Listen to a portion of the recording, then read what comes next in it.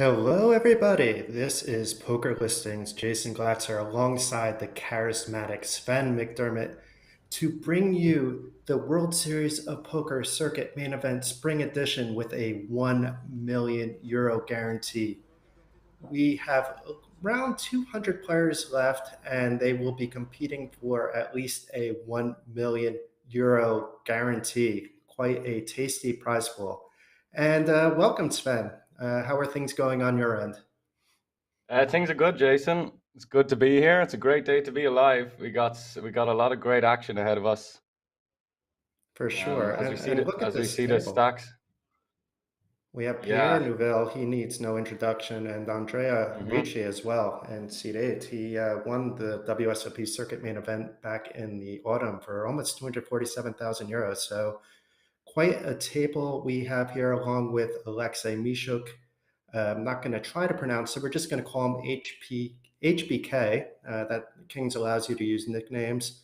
And we have Narcis Nedelcu and Paul Kovalciu, a couple of Romanians on the table, alongside Han Young-Hu in seat number 9, and various chip stacks as well, but nobody is too shallow. We'll see what blinds we pick up on, but it'll either be a 2,500 big blind or a 3K big blind. So we have some deep stacks on this table. Yeah, and a lot of diversity with the player profiles here on this table. You're going to get two different generations, maybe even three different generations of poker. A lot of different play styles. It's going to be great to watch it unfold.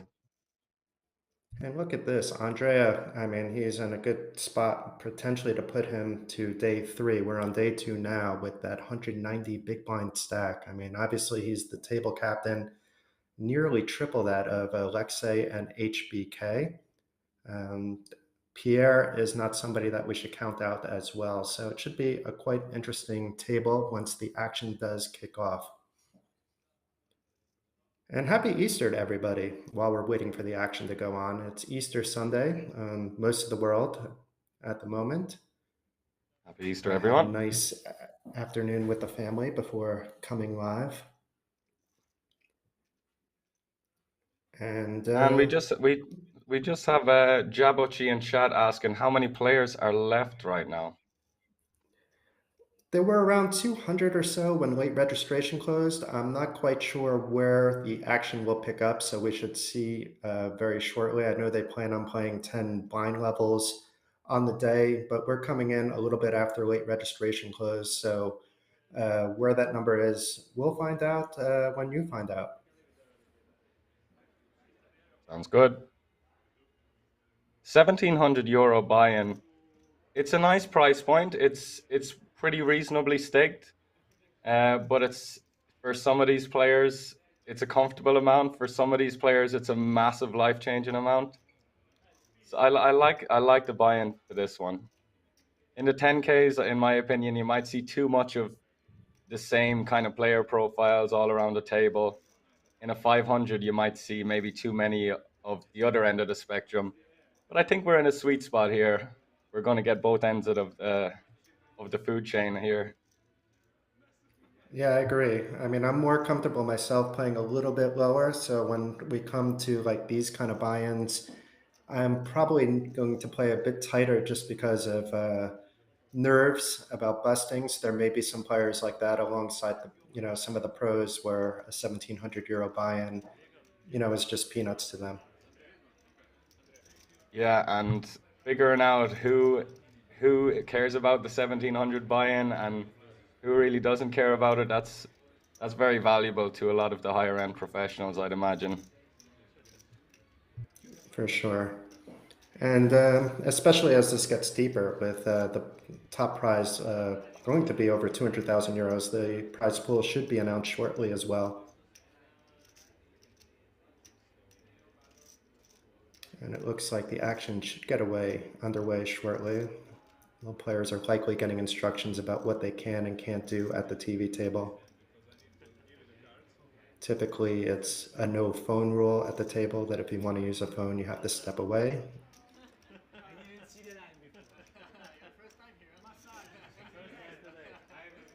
Pierre Neuville, it's been a while since I've seen him. I know he's an ultimate grinder, so maybe it's just down to me not watching enough coverage. But I'm curious to see what he's been up to in recent years. Maybe some of you guys at home have been keeping a close eye on him. Great player. Obviously, he has his own approach to things from the older generation, but he's shown some great reads over the years. And Andrea getting the snap massage on the table. Not You the love to see returning it. champ, but he won recently and has a big stack, so just chilling with that massage. Yeah, I like his style.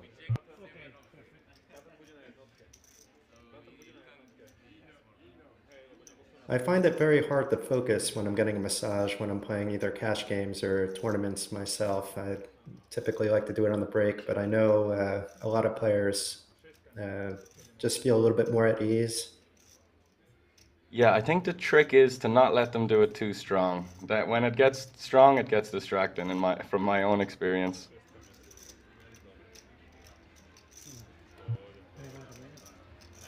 And Sven, correct me if I'm wrong, you're in Asia at the moment, correct? I am indeed. I'm in Cambodia right now. Yes. What is poker like in Cambodia? They have a resort here, Naga World. Decent action, mainly cash games. And yeah, mainly, as you know, I'm mainly an online player, but it's decent amount of action here in Phnom Penh, Cambodia. I'll have to check it out one day. I haven't been to any of the Asian casinos, and it's on my to-do list at some point. It's a character building experience. A lot of wild action for sure. I hope to see some wild I can action here imagine. today. Yeah, me I'm too. sure we will. Once we see people unravel a little bit, maybe lose their patience, we'll see the game start to open up.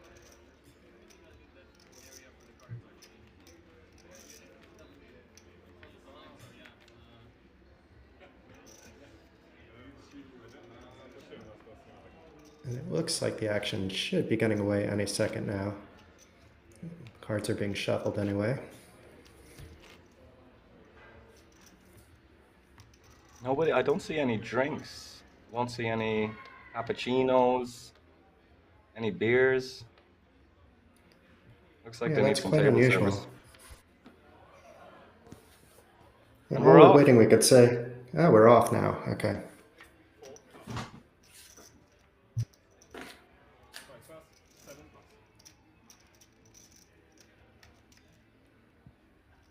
Some early folds, and we'll get an idea of Andrea right away, but even the 10-5 is too loose with his stack.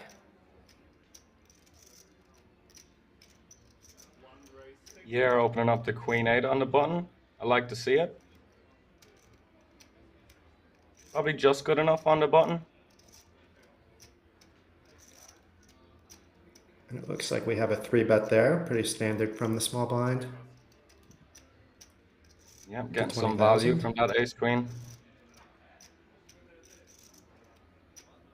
An easy fold for Pierre.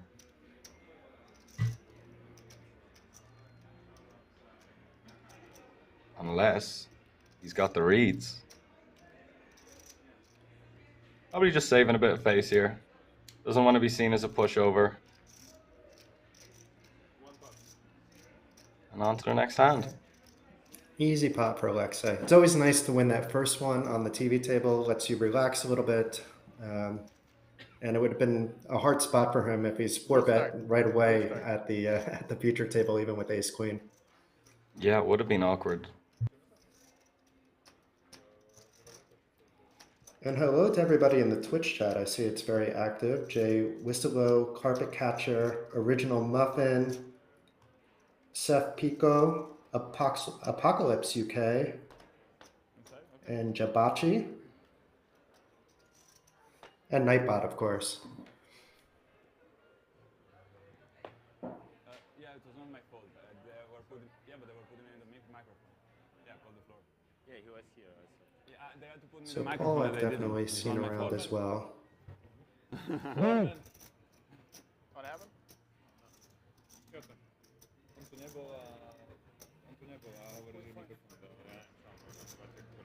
It was not my fault.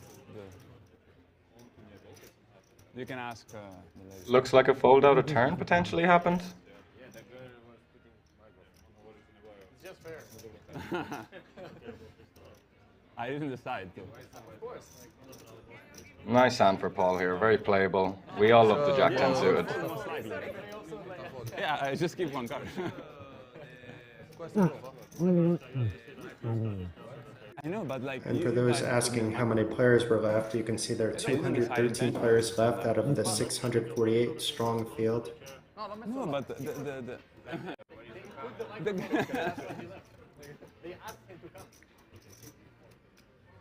it's just fair. I mean. Yeah.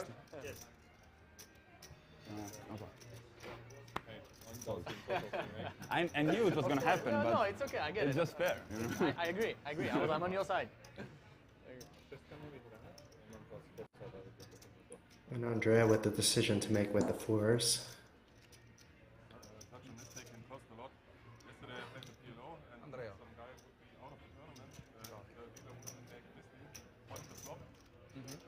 Being reminded it's his turn, but he knows it's his turn.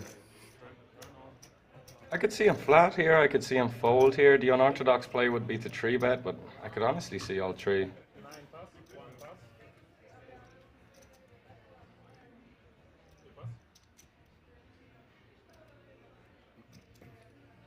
I think if he was in later position, we would have seen something other than a fold, but with the end of the gun open and so many more players to act after you, it Yeah. doesn't very often put you in a good spot. Yep.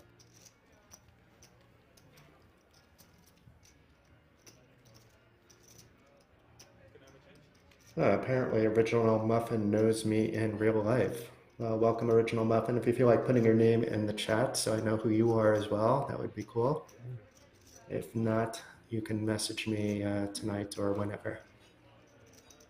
But always nice to have people we know in the chat as well, and to meet all the new people that are watching.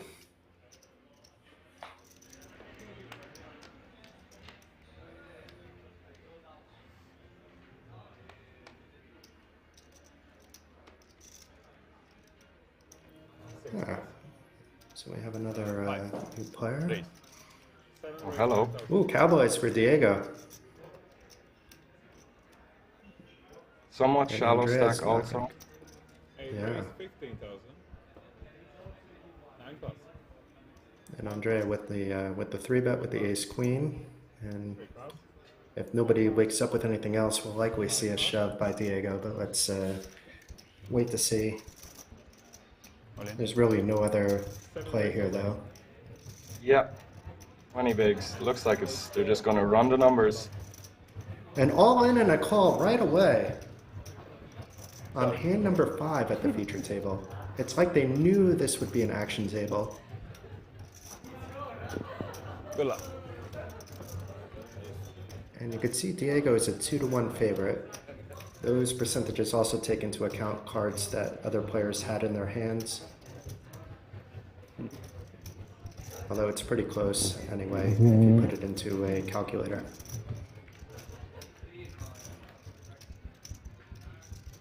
A diamond out of the window, 2 diamonds! Diego has a sweat to either double up or to hold. It's about a 50-50 shot now. Oh my! Oof. Se sai di più faccio solo colmi, sai. Wow. Not the easiest way to go with the Cowboys. Yeah, and we say goodbye to Diego. The rich get richer. Diego on the rail with the Cowboys. That hand Running basically hot. played itself though. Up to 531,000 with 212 big blinds. I mean, Very you can add, I dominant think, stack. the next 4 players combined, and that's about what Andrea has right now. We have some Andrea fans in the chat. Mr. Queens 007 cheering on Andrea. I would Hope say he's not a Andrea glory and hunter. Pierre. Yeah.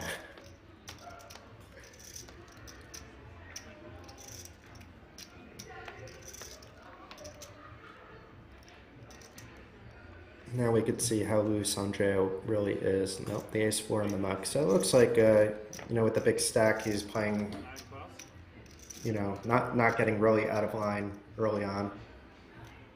One raise, 7,000. 2 pass, 3 pass, 4 pass. What do you think of the raising size here by Pierre to 7,000 from early position with ace-jack? Yeah, I like it. I think anything from 5 to 7.5 is pretty standard and reasonable.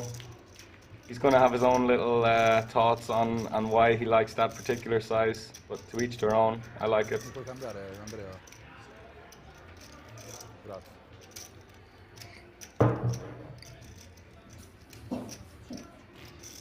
Something you want to remember is when your stack starts to get really shallow, probably a time to start min raising, as every chip is that bit more precious.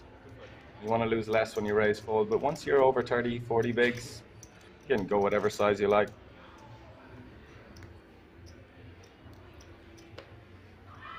Online, though, you don't typically see that big of a sizing. You see, you know, the smaller min raise to 2.3x, sometimes 2.5. Yeah. 9 pass. I'm usually putting notes on players that are raising higher and what kind of hands they might be doing that with as well.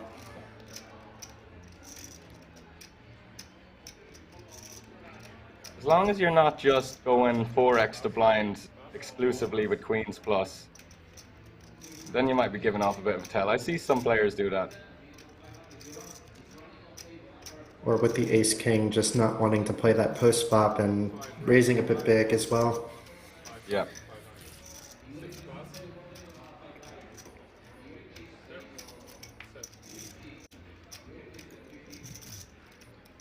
Looks like Paul's going to pick up an easy pot here. 8 pass.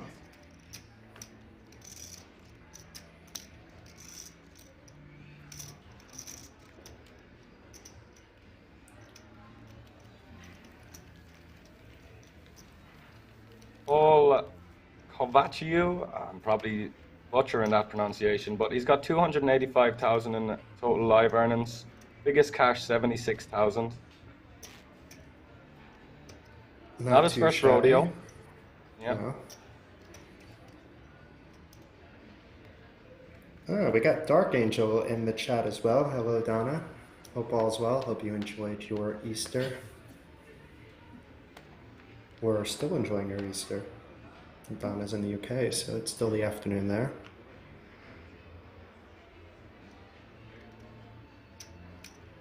Benoit51 wants to know how old Pierre Nouvel is. I'm sure he won't mind, but Google says he's 79. Very impressive. 2 raise, 5,500. My father just turned 80 today, so he's 1 year older than Pierre. 5 pass. Wow. 6 pass. We see the aces here. Quite an impressive disciplined fold by the king jack off there on the button. 8 pass. Decent read on the situation. He's open an early position. Is he going to show it? He shows. He shows. King jack's gonna feel good about that laydown. Yeah. Only nuts player. Only nuts player.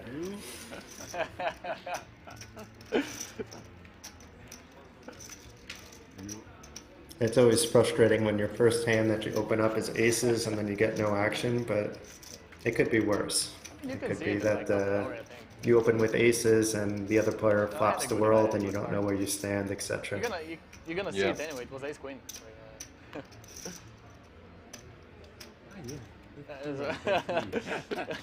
Not the time to lie. Yeah, like, it's ace queen. I have no reason to lie. No? They're just I like working to out see the the players. payouts right now. Sorry, go ahead. Yeah.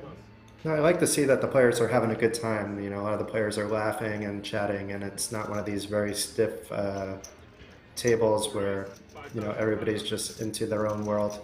5 pass. It doesn't they mean you settled in shouldn't play that quickly. way. 6 raise, Yeah. 15,000. I think it's a testament to the atmosphere in Rozvadov. Always seems a little more relaxed and fun. The cash games especially.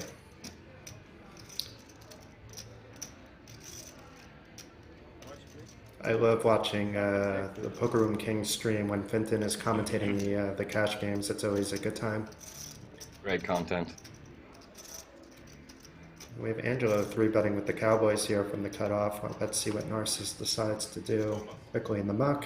Not much to really decide there.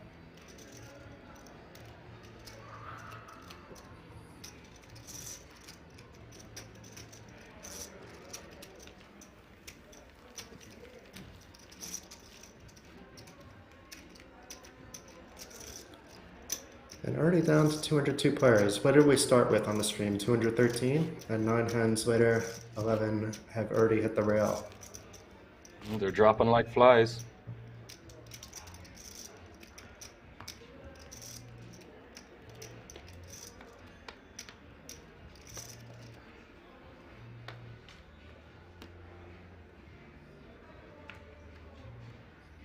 Three plus, 4 plus. 5 plus. 6 plus. Moving very fast pre-flop.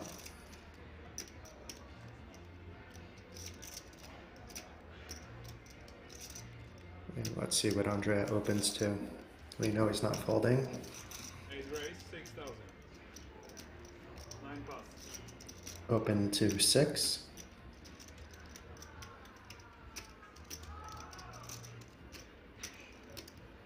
One. Plus.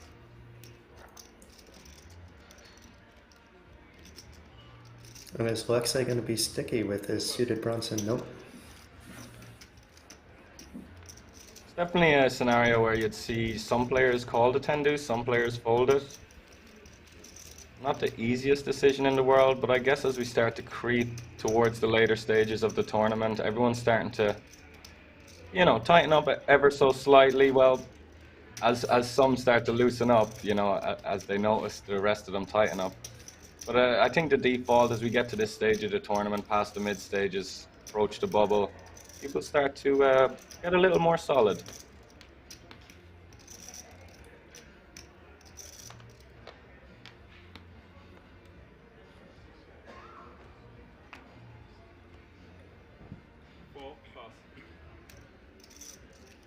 Okay, we should expect an open here by Paul. 5.5.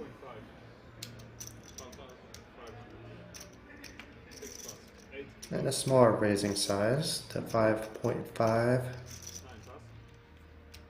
And gets the ace-6 suited to fold, but he's not going to get the suited big slick to fold by Pierre here. Pierre with the 3-bet to how much? We will find out shortly. To 17. Ooh! And the ladies for Mishuk. We could see some fireworks here. I don't know how we're not going to see fireworks here, in fact.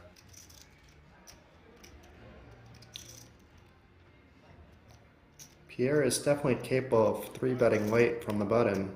So Alexei should be 4-betting. He indeed does.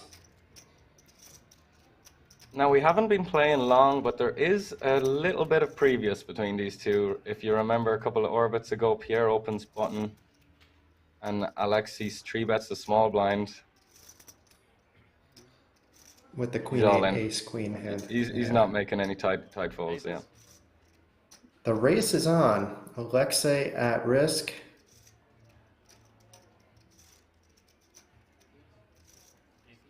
Although Alexei hasn't called yet, but he will. I don't see how you're folding queens here, but maybe we'll be surprised.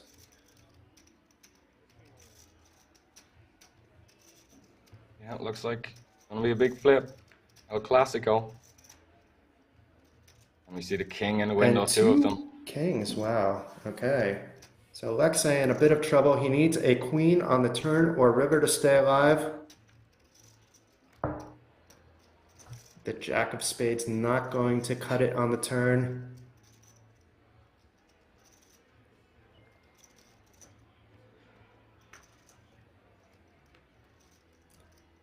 And Pierre improves to a full house in the river, takes out Alexei, and also adds some chips to his stack, is near 100 big blinds himself.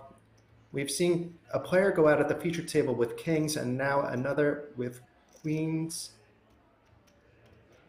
Yeah, Alexei down to 80K here. Yeah, maybe I have this Alexei may still be alive, you're right. I believe He's he not is, going yeah. anywhere anyway. Yeah. Thank you. Okay. Anyway, though, Pierre now has a monster stack near 100 big blinds. Alexei is now among the shorter stacks, but still has some playability as well. Another hand that really just played itself, though. Yeah. Exactly. As we see another handful of players drop out of the tournament. It's going fast. Yeah. Oh, it's always Part a of that nice might feeling when be- you're. I was Yeah, going to say part it's of that might always a be nice that- feeling. Excuse me, Jason. when Yeah, you're go ahead, when you're son. looking over at the clock and every time you peek over your shoulder, it's 10 players less, 10 players less. That's the feeling we live for. For sure. And there are going to be some short stacks at the other tables as well, because players were allowed to re-enter or enter for the first time on today's day 2, which always means that once late registration is closed, you're going to see a whole slew of eliminations. Typically, these players double Why up are we or waiting? hit the rail.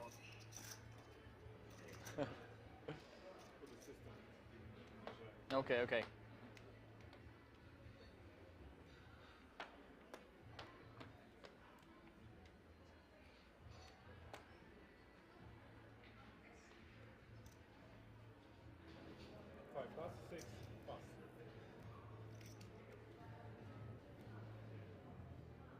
A new player at the table, Kobe, with the red Yankees cap.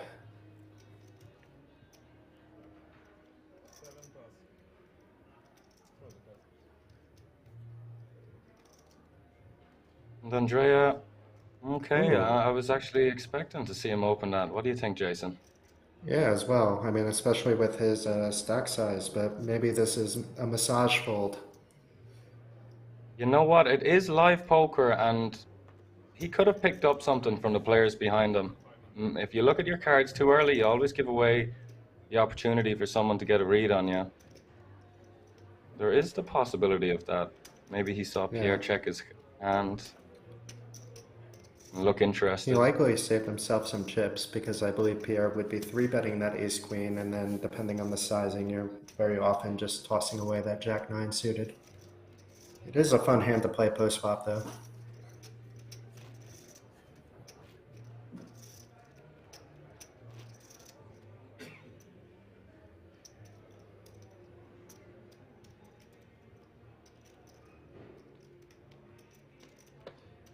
But we'll see if Pierre has been looking at his cards early. It seems like whenever the action comes around to him pre-flop, though, he is waiting a few seconds before deciding what to do. Yeah. Either as a timing tell or just making sure he thinks everything through.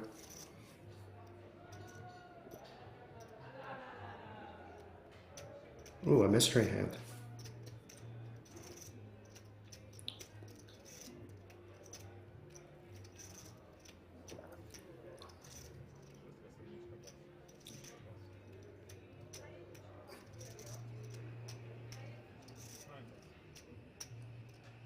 Folding around to Pierre, gets rid of the king 4. And Alexei with another king. We saw king jack also be folded earlier. Mm-hmm.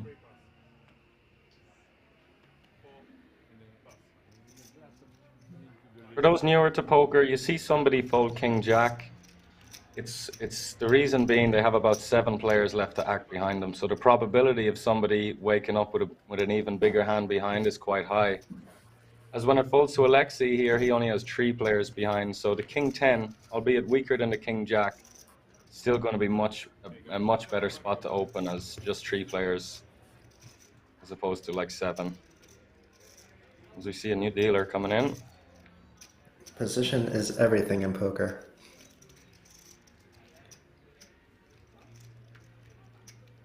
It really is. I've been playing the game 6 years, and sometimes I forget how powerful position really is.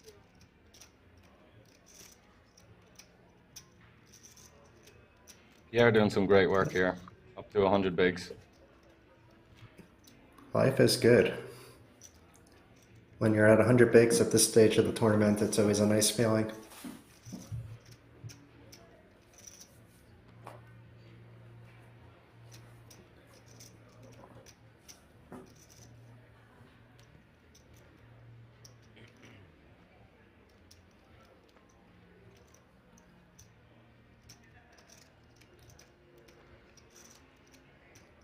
And it looks like Kobe is another one that may have trying to prevent some timing tells.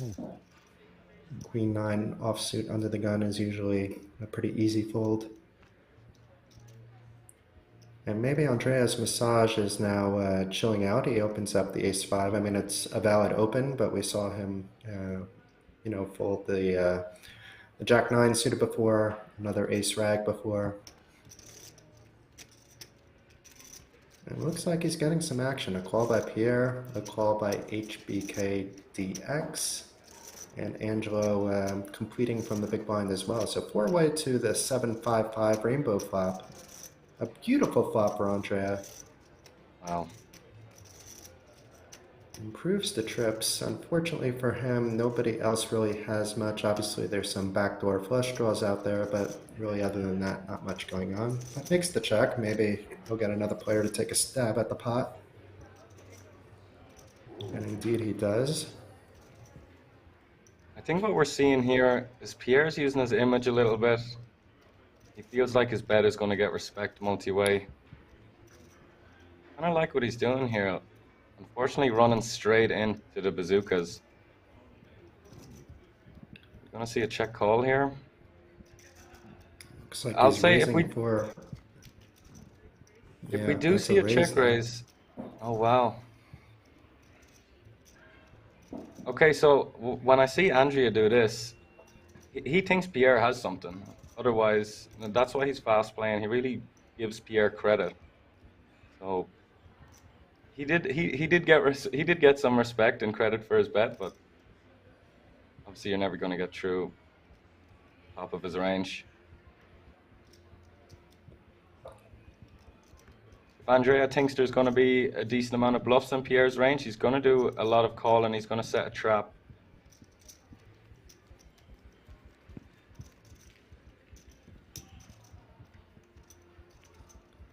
I wonder what Pierre would have done if he had a hand like an overpair like 8s or 9s in that spot with Andrea opening, but you know, Andrea, you know, isn't necessarily just opening 10s or better, obviously, and you know, a hand like ace-5 is obviously in his range as well, but it puts it, you know, Andrea could be easily bluffing there too, so hopefully we see something like that where we can see how both players play and that kind of spot, but in this case it was an easy fold by Pierre.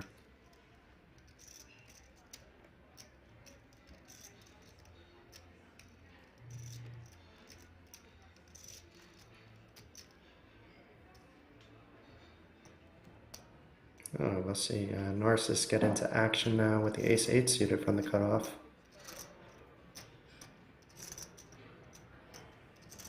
And maybe we'll see a defend here by Kobe with the jack-10. Or even a 3-bet, but I don't think he will be folding here. The fact that he is waiting doesn't mean anything though, because we saw him do that earlier with Queen 9 from under the gun. Does make the call.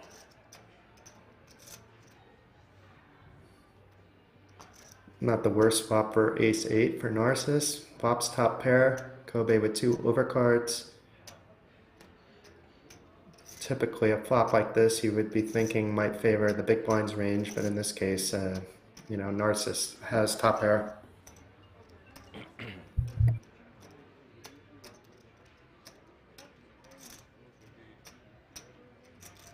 $700K in lifetime cashes this Narcissus.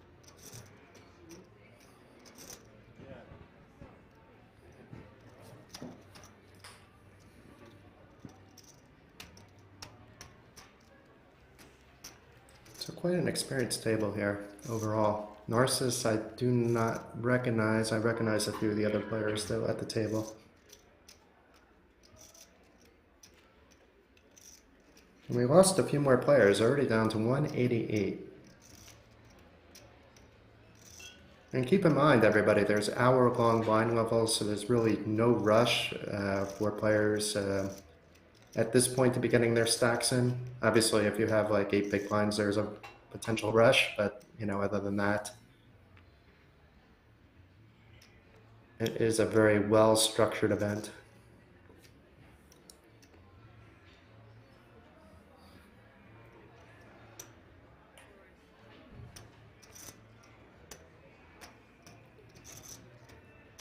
Narcissus with another ace, this time not suited, but ace 9. And what do you do in this spot, Sven, with the ace 10 in the small blind? Are you 3-betting, flatting, folding? I think flat or fold would be in that order. I'd probably flat here.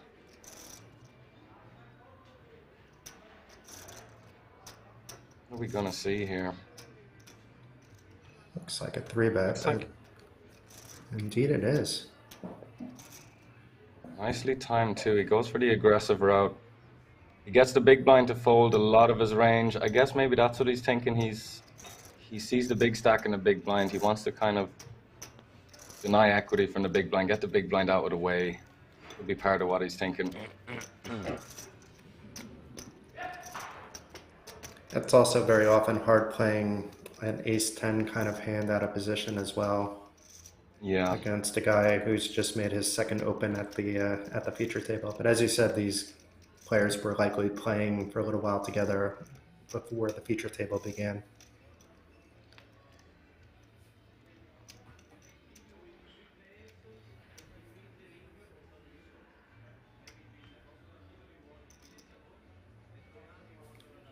Now it's Pierre with the ace 9.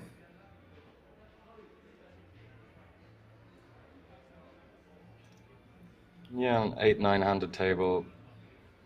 Definitely a reasonable fold.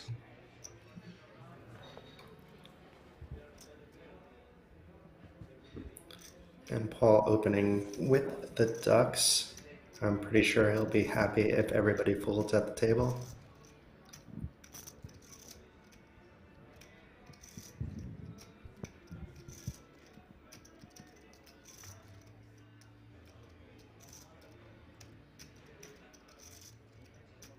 And we haven't seen Han play a hand yet, but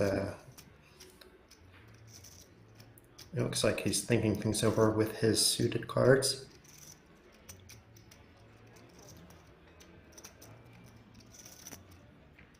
Just 14 big blinds for Han Yang here. Oh my. I mean, Paul obviously flops bottom set here, but is it really going to get much action unless Han got tricky, but he checked. And Paul continues, and I think that will be the end of it. I wonder, did he continue for the minimum? Not the exact minimum. Yeah, standard stuff. Nice hand, Paul. Probably a little bit sickened to not get any action, but could have been worse. Yeah, everybody could have folded. Like I said, would have been not upsetting to Paul.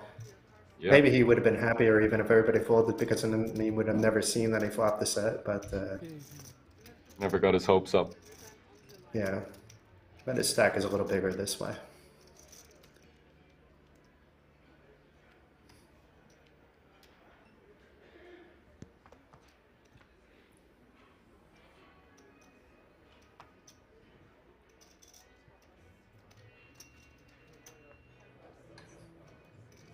I like how fast this table is moving. There's not even enough time to like say what everybody has. Very often you'll see players just sit back and chill out for like 20 seconds before deciding what to do pre-flop. And if every player at the table is doing that, then you know, it gets a little bit boring, especially at this stage. So it's good that we're going to see a lot of hands if this pace of play continues. Yeah, I'm a big believer in, if you're gonna fold a hand, you can do it immediately because you don't really have anything to protect.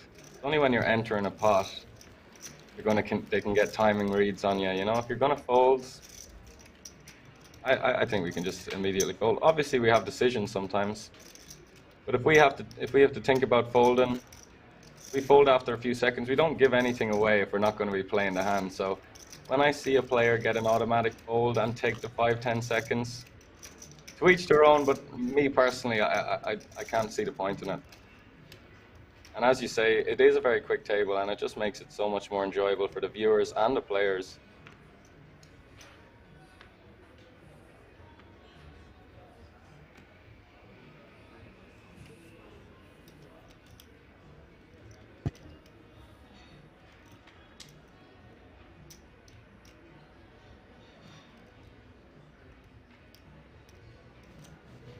And it might be even like a comfort thing, you know, just doing the same thing every hand pre-flop as well. Yeah, getting into a rhythm of some sorts, or yeah, like. Ooh, what was exposed there?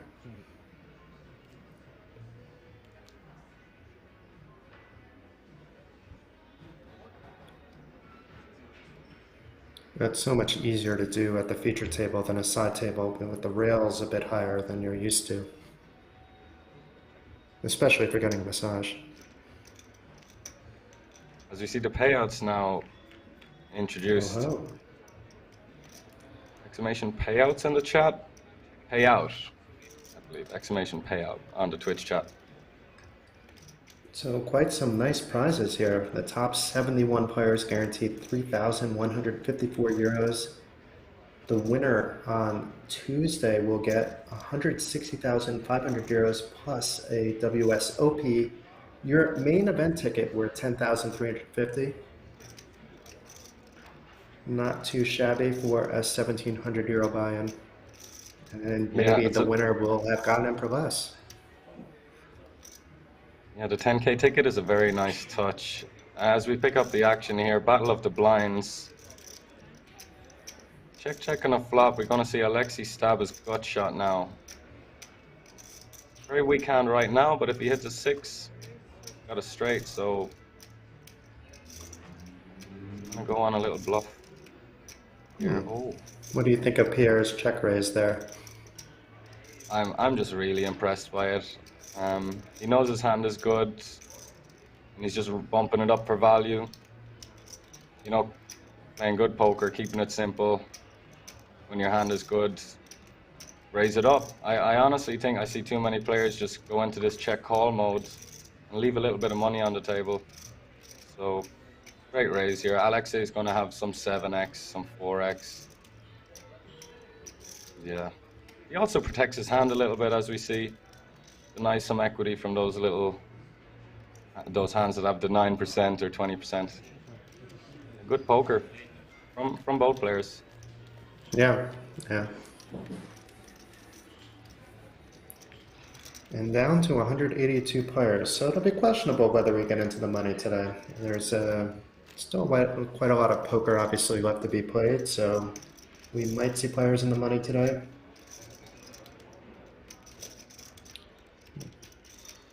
Doing a little math, I guess it seems like about 12% of the field got paid, or will get paid.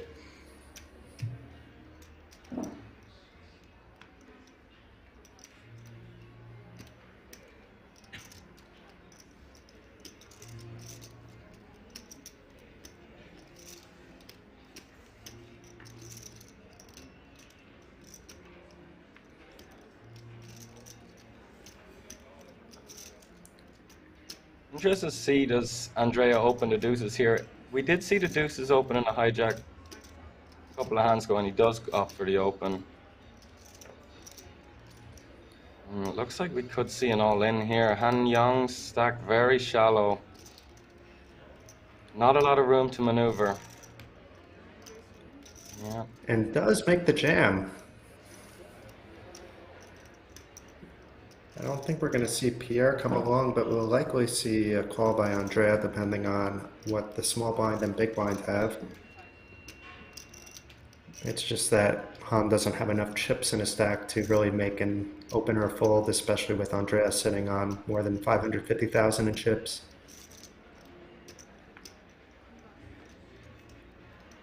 Pierre didn't seem too happy about folding his ace-8.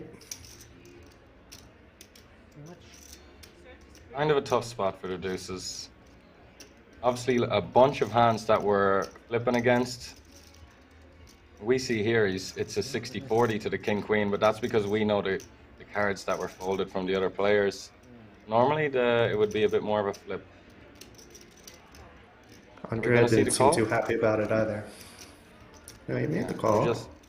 You're just toast if you're running into a bigger pair, obviously. I'm just praying that he's got an unpaired hand, and you should have 45% equity. Again, here, as we saw the discarded cards, it's going to be 61% for the king queen here. Han still needs some help. He has a backdoor flush draw. King and queen obviously help him as well. Board pair also. Okay. Ooh, and now a jack for Broadway.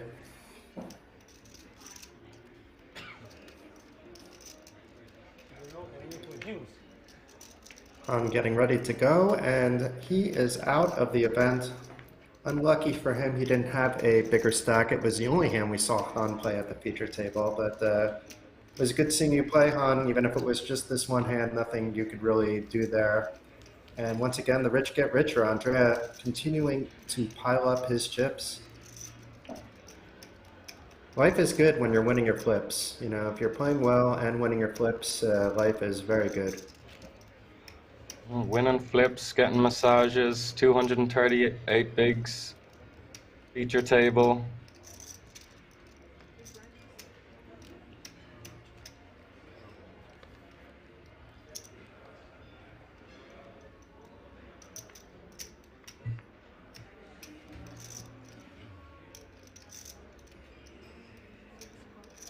I don't believe we've seen Angelo play a hand yet either, but he will be playing the nines. Just limping though.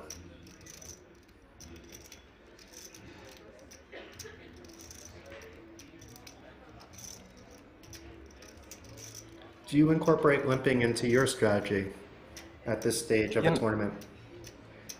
You know, I would do a bit of limping. It would depend on the table, but we can develop a limping strategy. It allows us to play a little bit more of our range when we're shallow, get in the mix a little bit more. It also allows us to limp jam if somebody wants to raise versus our limp, rather than if we just raise to 5k, 6k, we're probably going to get jammed on. It will just shift how the hand can play out a little bit.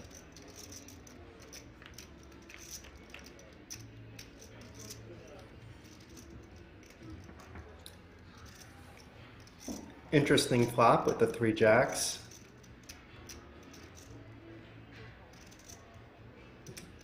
And a check call by Narcissus for 5,000. Each player with a full house. Obviously, Angelo's is a bit better. Narcissus now drawing dead. But can he steal this away? I don't think that's going to get it done. He goes for a tiny bet to get called by some ace highs, and Narcissus runs into the nines. Do you think that's a case where he's just setting his price so that he, you know, doesn't go check and then he's facing into a bet and that he can't call?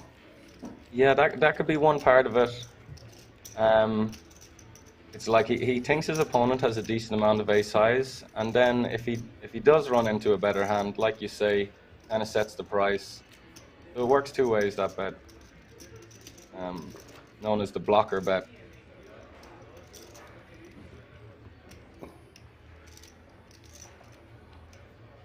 I was surprised to see the nines check back to turn. I would have probably thought he did have a lot of ace highs, ace kings, ace tens.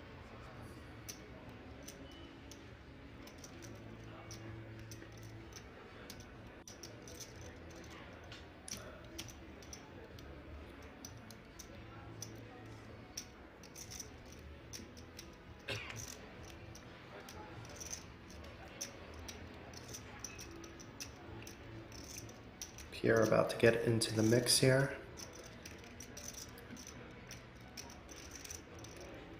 $6K, so he keeps varying it between 6 and 7,000. I don't know if there's any reason for the variance there, but maybe it's position, maybe it's hand holdings, maybe it's just random.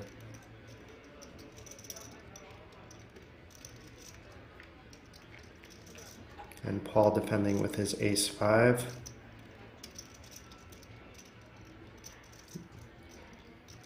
Paul flopping middle pair will likely call a c-bet if that's what Pierre opts to do. Pierre is reaching for chips.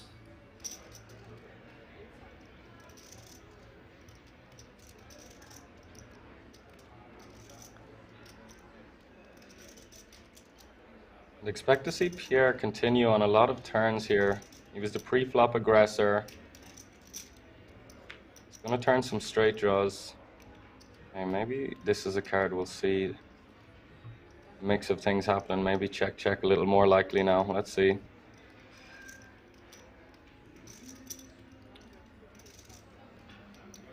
Looks like half pot. And even though we know Paul has the best hand, Pierre has a lot of hands that are beating him, not just obviously the jack for trips, but you know, hands like 10s, 9s, 8s, etc. Yeah. Queens, kings, aces. They could all definitely play this way. Go for another bet for value. Would be worried with the ace-5 here.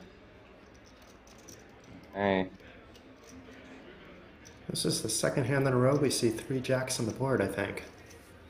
Yeah. Oh. Is this a 50k bet? Oh, wow. He is playing this like an overpair. He is saying, I have an overpair. Maybe even 10s, 9s will feel comfortable enough to bomb the river here. Great bluff by Pierre.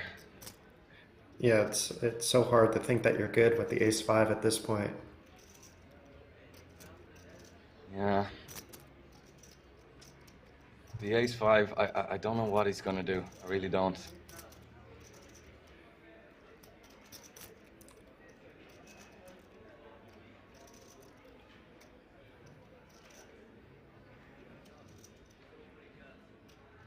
And I think this is the first spot where we see a player taking their time because they need to take the time, not because they're doing some timing tell or preventing a timing tell.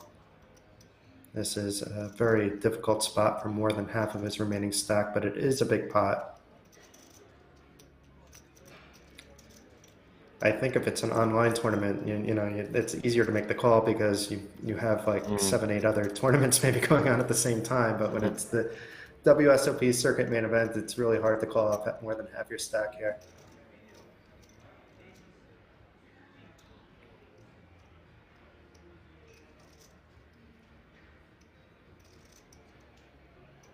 Oh, he gets it true.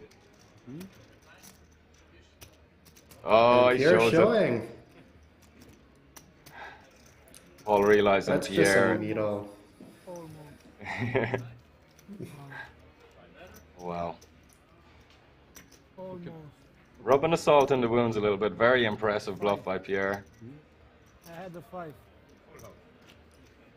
Selling his story very well.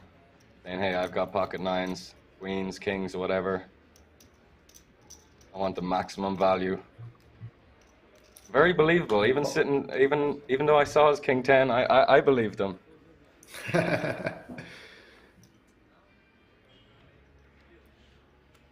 And I'm surprised Paul shared that he folded the 5. I mean, it's giving away some free information there on the other end. Yeah, I guess when Pierre shows, he's kind of returning the favor a little bit. I guess they're all going to get told stream updates eventually. Oh, but you mentioned a no phone rule. I'm not sure how that's going to play out, but on breaks they'll catch up with all the info. Yeah, and you can obviously have a friend to be watching the stream, and if you want to step away from the table, there's really nothing that can be done to prevent that. Yeah. And I don't think there's any rule against that either. I don't think it's fine. The phone on the table is more for the, let's say, RFID technology, I think, rather than... Plus, you don't really want players, you know, just watching the stream while they're on the feature table, obviously, but it's also... it could mess with the RFID type of stuff at times. No, I see. I didn't know that. You learn something new every day, Jason. I'm learning a lot by listening to you. Andrea looks like the massage has moved to the wrist, but He snaps the other one in with 5K with the big slick. Andrea just on a heater here.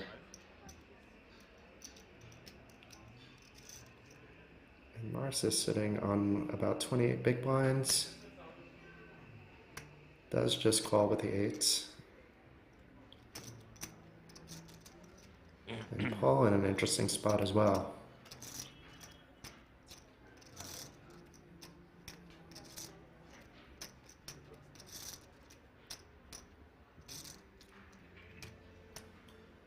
Ooh. Oh, wow. And Kobe.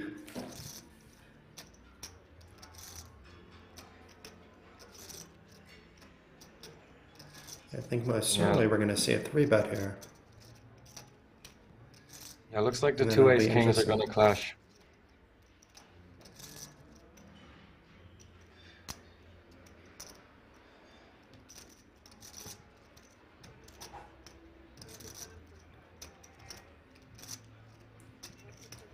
And Kobe could have just pumped his stack in here, 40 big blinds, 43 big blinds. He goes for the non-all-in squeeze. This allows him to have bluffs in his range. Also a little dicier if somebody wants to play in position against you, but And Andrea was under the gun too, but I think the only move here is an all-in, and it is.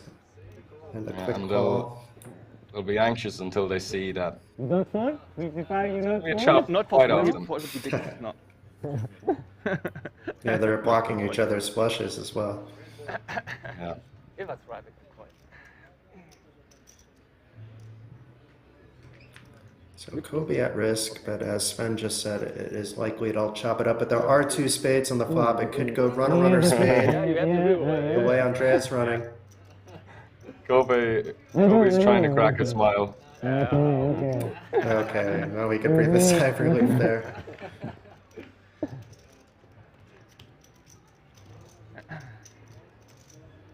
I hate to see that when I'm commentating, that you have the ace king versus ace king, and then one player just rolls out a flush. I remember Connor Drynan, a 1 million buy-in tournament a few years ago. He got aces in against Carrie Cat's aces and like basically bubbled the tournament or something, aces versus aces. I believe that's the worst bad beat I've ever seen.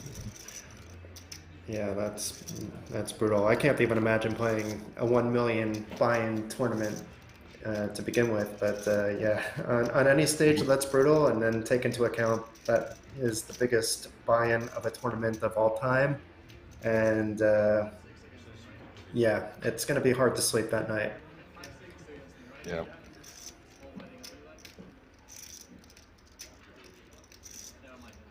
Well, again, Nightbot explaining what RFID is.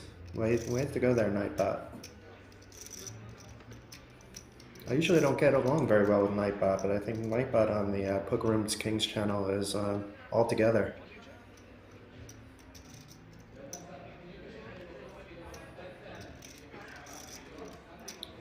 So Narcissus here with the King 7 suited. We haven't seen him, I mean, this is more than fine to open with, but we haven't seen him really play very many hands. Yeah, definitely getting close to the bottom of his opening range. Maybe starting to get a bit of feel for the table. Maybe this is just his default strategy. Andrea gonna jam on him, yeah.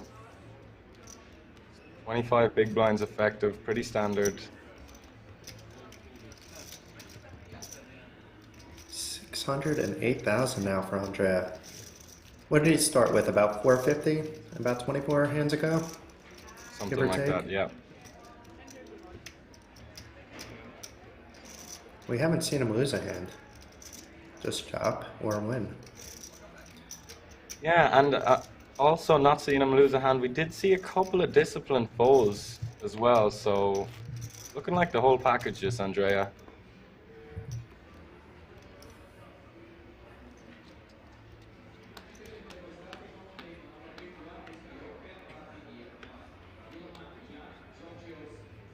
If we see him on day 3 and beyond, I think I will be silently rooting for him. I like the way he plays, but I also, it's nice to see somebody that won 2 circuit main events ago at Rozvadov.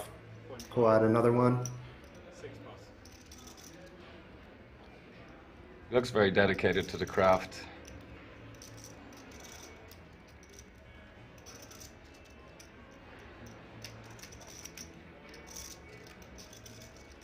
I wouldn't want to have to pay his masseuse bill, though. I mean, it's who knows how long this has been going on before the feature table began. 7 raise. 13 and a half. But I suppose if he ships the lot, that's the least of his concerns. 13,500. We are seeing some spicy stuff happening here. All opens to hijack queen 10 off. Definitely somewhat of a standard open Kobe. Free betting the king 9 suited. Interesting hand choice.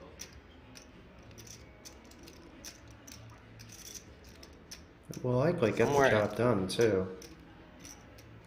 I mean, Yeah, Pierre, if he Pierre- just called or folded, Pierre would have came along. The whole hand would have been different, obviously. I can just never guess what Pierre is going to do. If he comes in for the cold 4 bet here. 1 call. 13, 5. Oh, he calls, okay.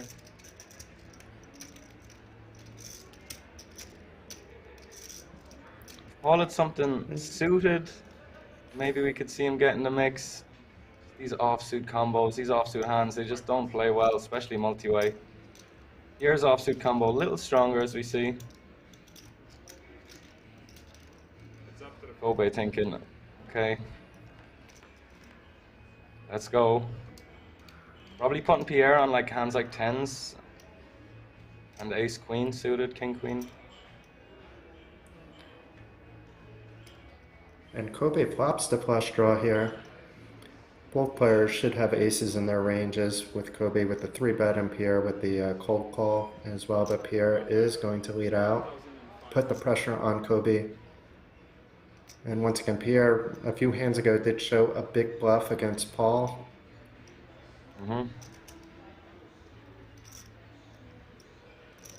Does add an interesting dynamic, the fact he's just showed quite a large bluff an orbit ago, but Kobe with the flush draw and position.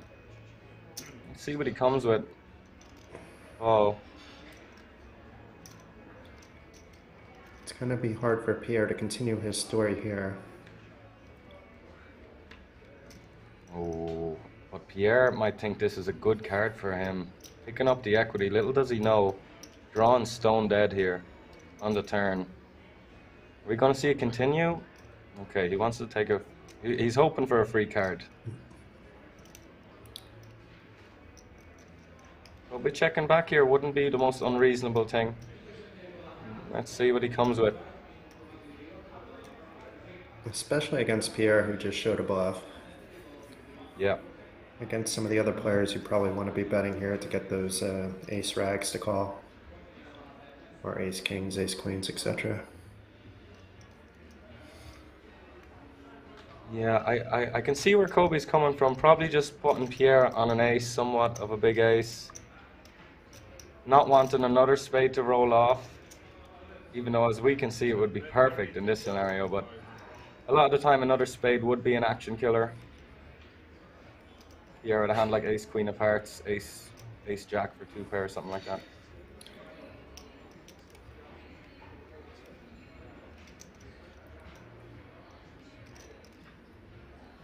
As you said, we don't have any idea what Pierre is going to do here. 32. He had a very good read with the bluff against Paul. Let's see if he makes an equally good read. Although he would be getting quite out of line check raising here. One thing I'll say is it's very rare that Pierre is drawn dead here. It's like, even if Kobe has top set of aces, you've got a decent chunk of equity. Yeah, very often that queen of spades is live, and then you have the Broadway draw as well. Yeah, totally. Tricky spot for Pierre. Thinking, what have I got myself into?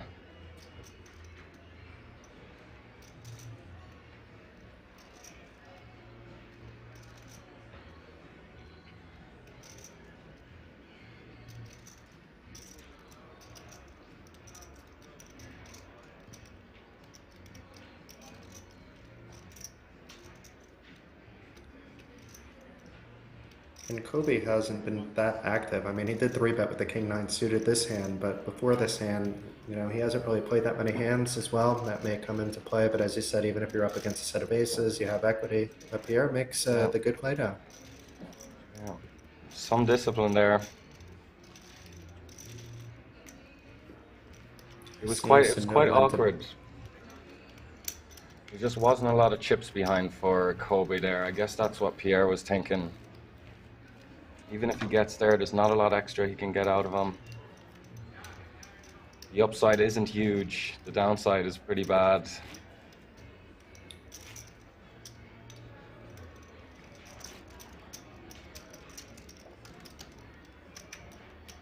And down to 172 players, so already 40 players, maybe 41 players out since the stream began 25 hands ago.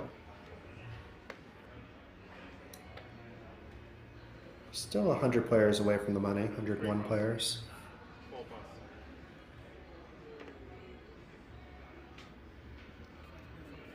5 raise, 5.5. 6 plus. We now know Kobe has it in his arsenal, has those light 3-bets. It's always trickier to play against an opponent like that. When they re-raise, you don't know if it's the aces or the Jack 9 suited. And just a call there, I thought he was reaching for a 3-bet there as well. Yeah, reasonable hand to just flat and play in position. As for Andrea on the button, 1 plus.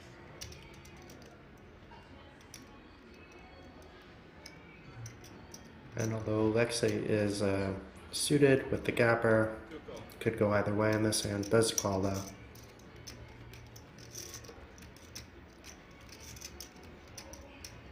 4 players to the flop.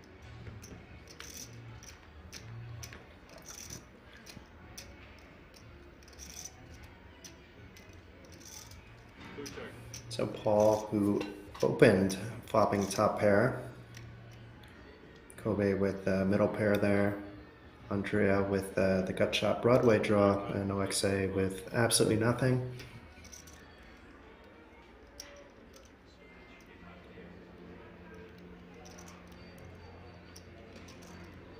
And this will likely just fold around, but let's see, maybe Andrea will decide to get into the mix. He seems more than content just getting his massage though. yeah, I think if Andrea was, if Paul had more chips and Andrea was deeper with him, then we could see more upside to hitting his gut shot, but 2 plus. the stacks are somewhat shallow. You see him lay it down. And Paul back up to 40 big blinds after making the 3,000. big fold earlier to lose a lot of his stack and not gain some of Pierre's chips as well.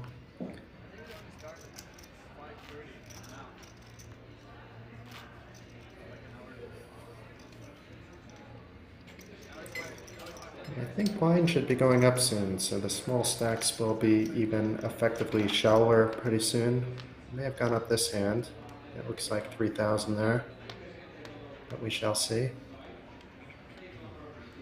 Yeah, indeed it did. So we're up to blinds at 1,500, 3,000 with a big blind ante of 3,000. 4 raise, 7,000. 5 plus. 6 plus. Yeah, It's interesting, the first 15, 20 hands or so, we saw everyone play this very solid, a lot of disciplined folds. The last couple of orbits, the game is really loosening up. See the 7-6 suited opening under the gun here, shallow. 3 plus. Maybe because one of the players had left the table momentarily.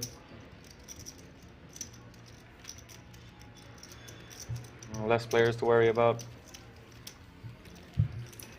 And the big stack, Andrea is not being overly active, and whenever he's in a hand and it's being shown, he has something in his hand as well, so that may also allow some of the medium and smaller stacks to feel like they can get away with a little bit more as well. Yeah, Andrea's showing he's not getting too out of line yet.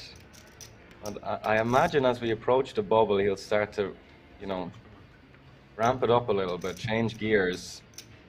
It's such a great strategy, you know, developing an image.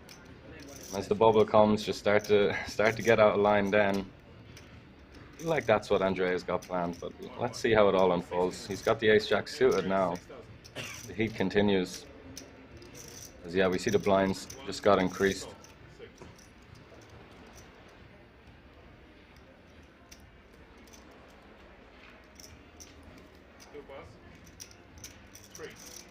It looks like we're going to see the two big stacks play a hand post flop with Pierre flatting from the cutoff with the king queen. Did Narcissus call as getting in well? the mix. Interesting.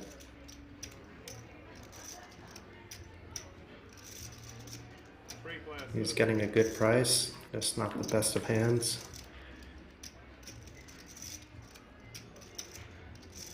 Certainly, Yeah, this I think- flop hits his range. Yeah, and I think like a hand like 8-4 is it's quite a weak hand, as we know, but against two players multi-way, against two mid-position players, you'd probably rather a hand like 8-4 than like a Jack-7 or even a Queen-8. Just going to be dominated a little bit less. Your cards will be a little bit more live. And it's Narcissus leading out with his gut shot.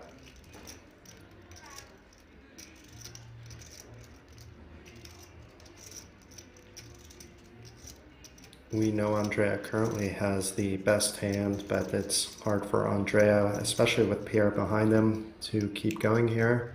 Unless this is the point now that his massage is over that he's going to start applying some pressure. Yeah, it's tricky. He's deep with Pierre, but the big blind is making it awkward.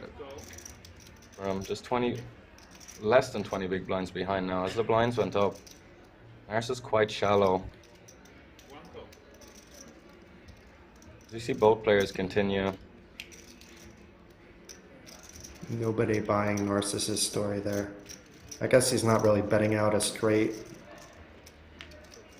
Yeah, and I guess what they're thinking, hey, if Narcissus has a pair of sixes, both the mid-position players have overcards.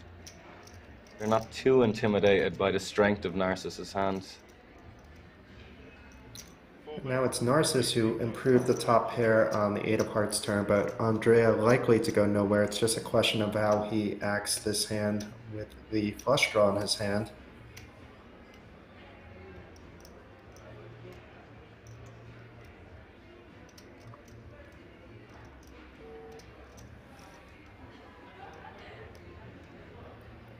I guess if we're Andrea, we just call, keep it simple, hope we get there, try and realize our equity. Very hard to say though.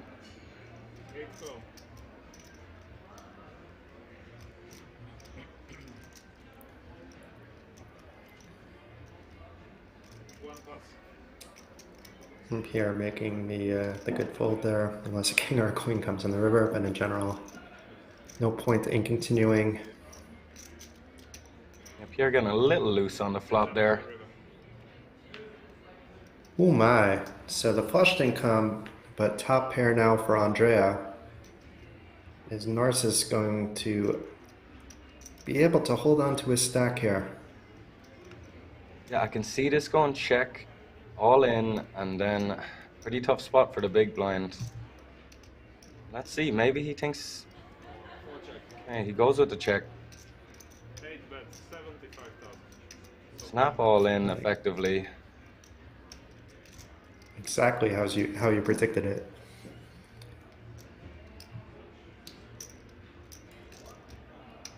And, you know, there will be, as we see Andrea picked up the hearts on the turn, there will be hands like that that the big blind now beats. Ace Queen of Hearts, King Queen of Hearts, King 10 of Hearts, a hand like Ace 5. There is hands that Andrea can call twice and bluff the river with that an 8 beats, so not an easy decision here.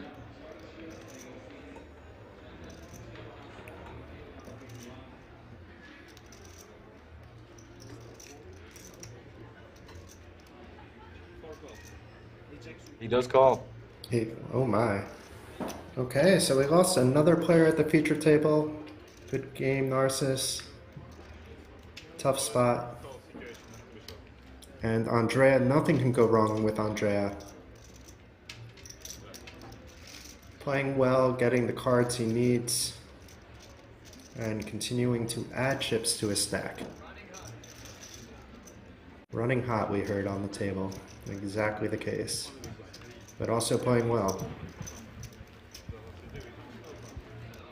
Yeah, very impressive player, very tough opponent. I don't envy his opponents. I don't want to be playing with any of these guys, to be honest. But particularly Pierre and Andrea. Tough opponents. Yeah, Kobe does not have the ideal seat there with both Pierre and Andrea having position on him.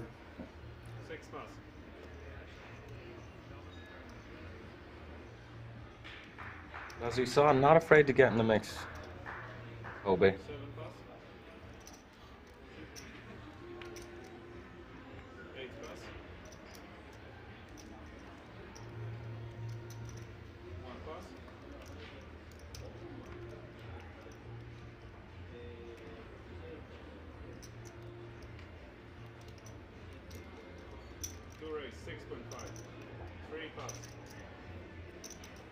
Let's see if anybody else shows up with a hand. Does not look like that's the case. Maybe Graphics Paul will just had a defend his slight king blip. deuce.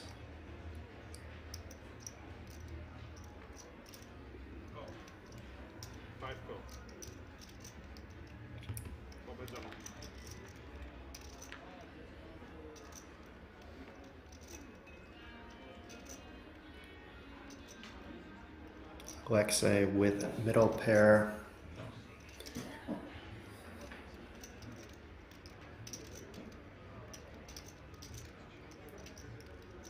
It looks like Paul's the one reaching for a bet. Very interesting.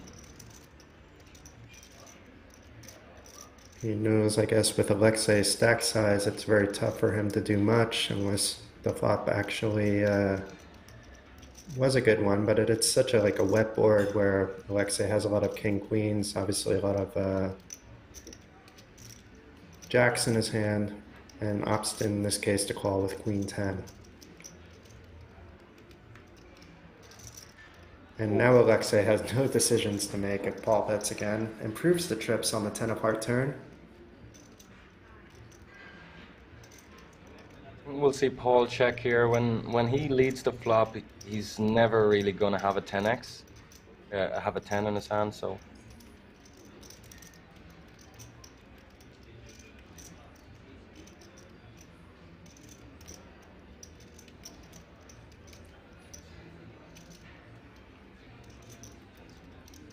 We should see a bet here by Alexei. There's no real reason to be slow playing at this point. It is still a wet board.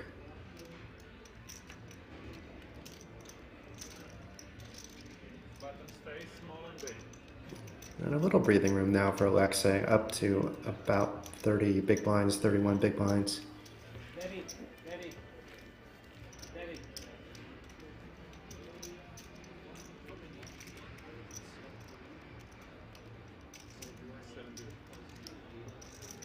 And seven-handed now at the feature table. That may also change things for players.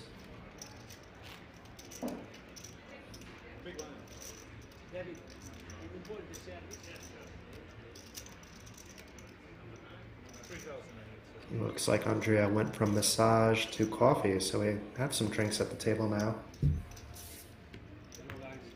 And some new blood as well.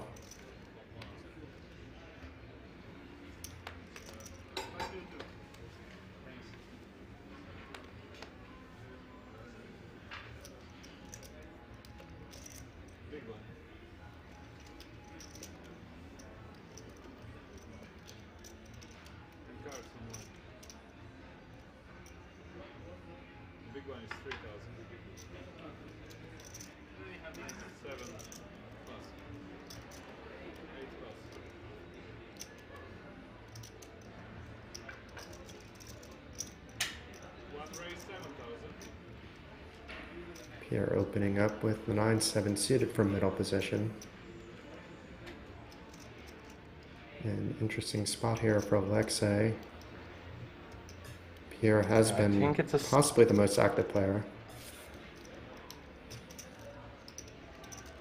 Looks like he's reaching for chips. If he, I would have expected a fold at this stack depth and maybe a flat with more chips. He does go for the flat here off the 25 big blinds.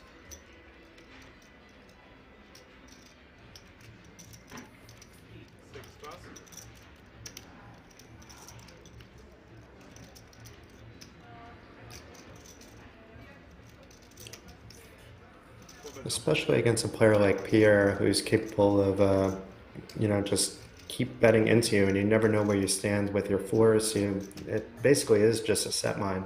And a double gutter here for Pierre. Quite a nice flop for Pierre indeed.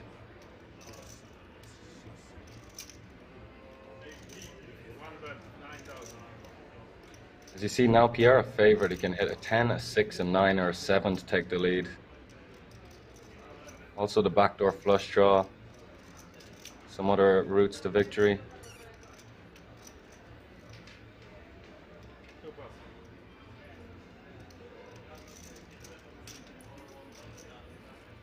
And Pierre probably more than happy to take down the pot right there and then.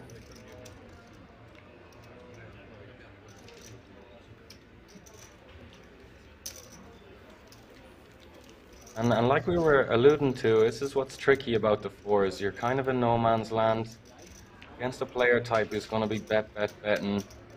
Very hard to continue and realize your equity and try and get the showdown.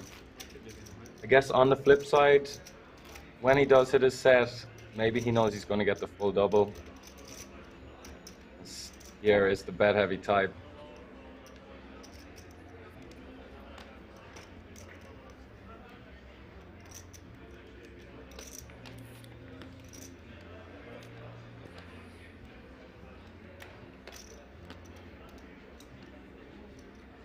And it looks like our new player here, Raul, came with a hefty load of chips as well.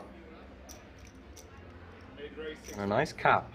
I like that thing he's rocking.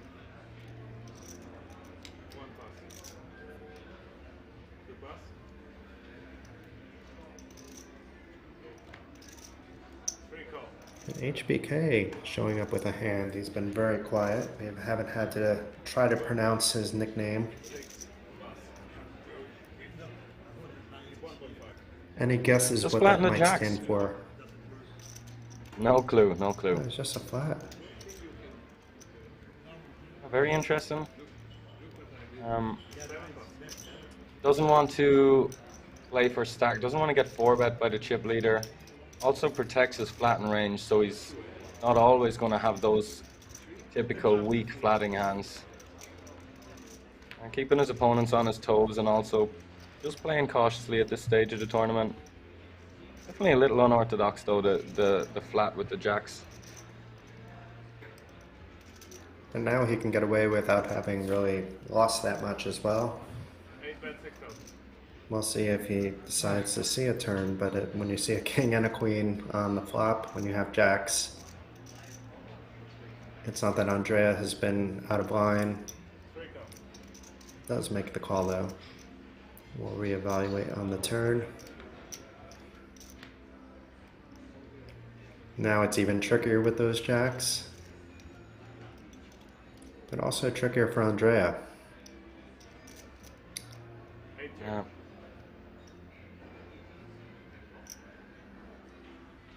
I mean, if I've got jacks here, I don't really feel like I have the best hand that often. You're just worried about the Queen X and King X of the world. Interesting to see how it plays out. Maybe we see Andrea block the river. Maybe we see check, check. Maybe we see Andrea check and the jacks turn its hand into a bluff, but no, maybe a small bet from Andrea. Around the quarter pot. Let's see. Reaching for more. Just trying to get some value from the Queen X's and setting his price in case he's beat. Yeah, targeting the queen X, the jacks, the tens. And Andrea over 700,000 now, just keeps winning pot after pot. Smooth sailing. Ooh, have we switched tables? Oh, we get to see some outer table action. Is that Martin Cabral? It is. You are tired, I know you. So what is happening You here? again with pocket fives? Yeah? You are such a banana still. I can't believe that. Best Serbian player in PLO. Martin is always talking at the tables. Top 600 in whole Serbia. King's Resort regular.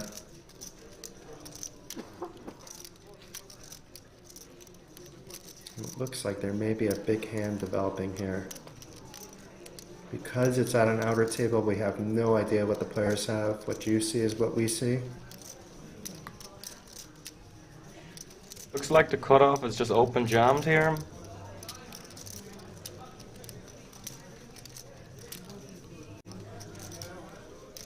Mister, please, mister. Somebody is smoking here. Please do something about that. Please. Oh. So you're not normal.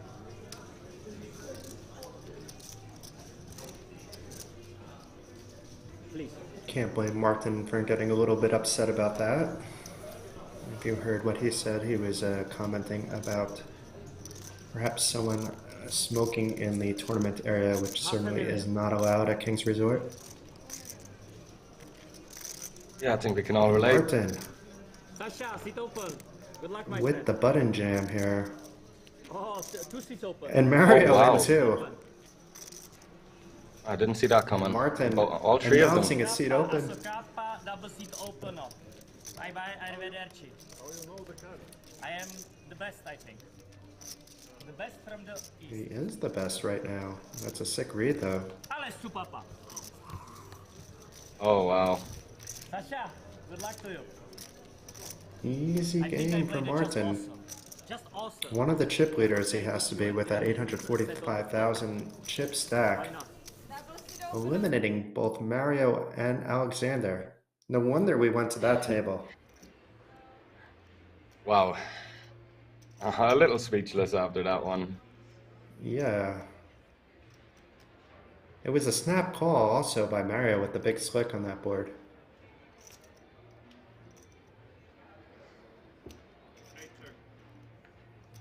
And Andrea once again with the best of it. And Pierre, once again, in a scenario where he's got to bluff if he wants to win at it.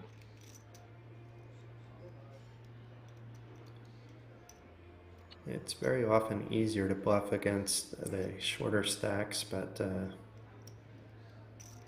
I guess Andrea has been playing pretty, I wouldn't say ABC, but you can get Andrea to fold hands like he has if he is raising.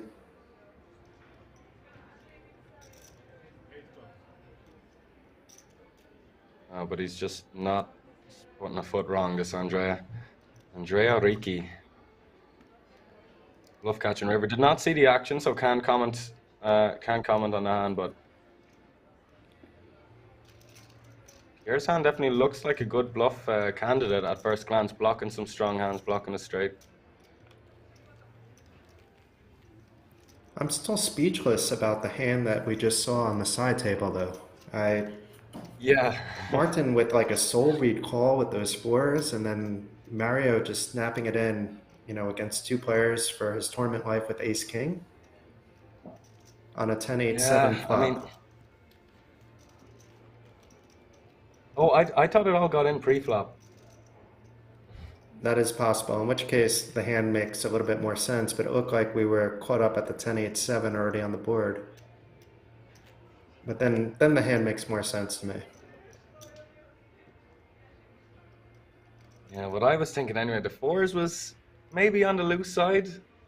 And when I see him be in good shape against the original opener, and then the guy behind rejams, and the fours are still good, and then he's just giving it all the speech, and he's saying goodbye, and he just holds. Oh, I would not like to be one of those ace-king holders. I'd take a break for a week, I think. Bet by If Martin. you've seen Martin play at any time before, it's always the exact same with the talking. He's nonstop talking. Whether that relaxes him, sometimes he can get under players' skin. Sometimes he's having a good time. Definitely entertaining to watch, though. Yeah.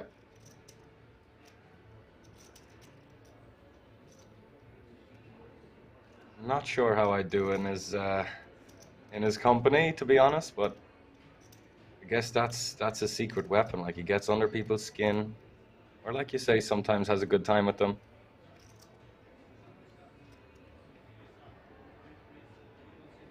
I'd love to see himself and William Kassouf on the same table. I think that's Although I keep happened. my I'm trying to distance. think back. Yeah.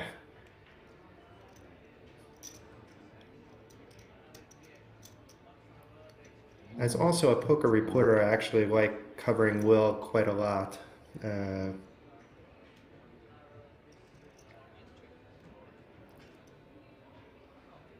believe Will is not at this event, though. I think I saw his Facebook earlier that he is over at the Irish Open. 12. So interesting hand here. Raul flopping the flush draw. HPK with top pair. No backdoors to the flush, but certainly won't be going anywhere anytime soon. Yeah, big flop He for might slow Raul. down, though. And it will be tricky to proceed on some turns out of position. That might help. Might make him think he's got some showdown in the big blind.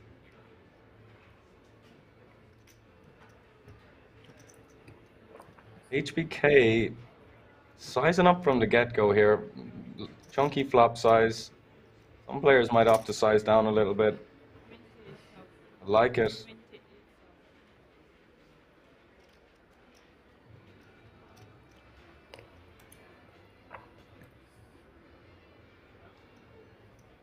A lot of the time, Raul gonna believe that if he hits a king or a 6, he's gonna be good as well. There's an extra 5 outs in his mind. He's also new to the table, so he doesn't realize how tight HBK has been, during the first 30 hands or so.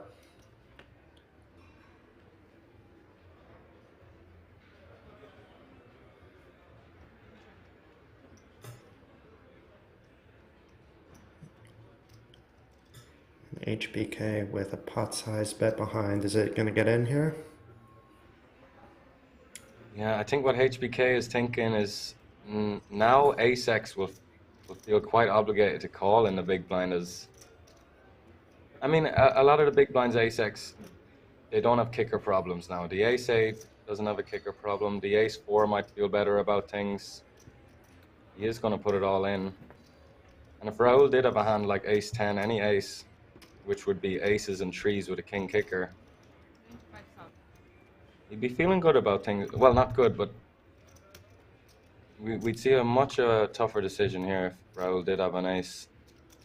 Still beating the queen, jack, jack 10s, queen 10s of the world. Another random bluffs. Let's see how he's feeling.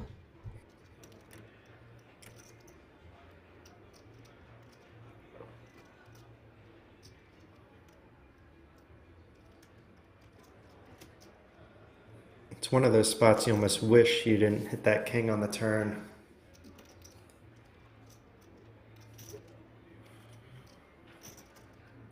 But as you said, it could have been worse. A 6 could have come on the river.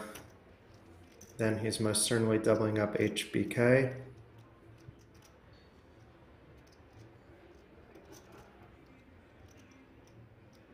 Definitely very suspicious here, Raul.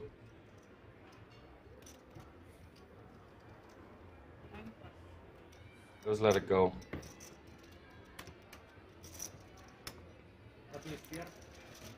Nice little pot there Nice by hand. HBK.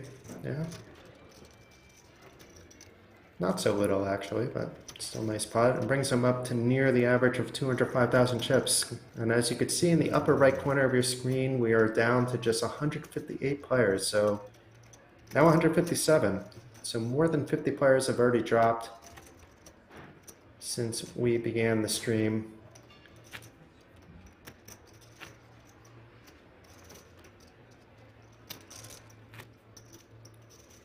And players are rather deep at the moment, close to a 70 big blind average.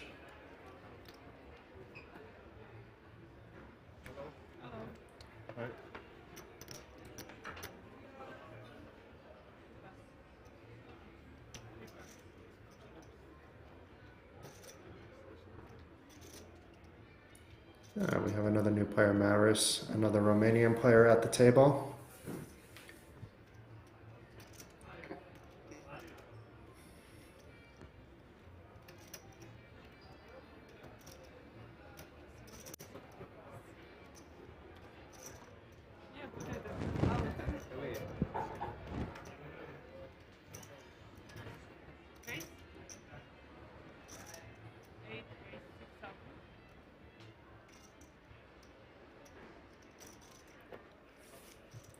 Let's see if Andrea gets any action here. Doesn't look like that'll be the case. Although maybe Pierre defends here because it was just min raise and he does.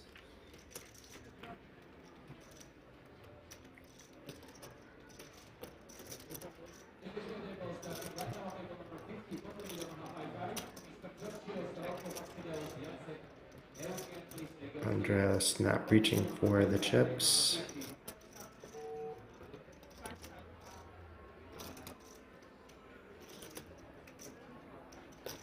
Not a big bet, but very often gets the job done. Most players, if they don't hit the flop, don't continue along, but Pierre is not one of those players and does make the call. Perhaps eyeing up to do something on the river if this goes check-check. Wow. And now may wish to just think he's good with the check on the king turn by both players. I can see 25,000 calling here. Oh, that's a big size. I'll take that back. Yeah.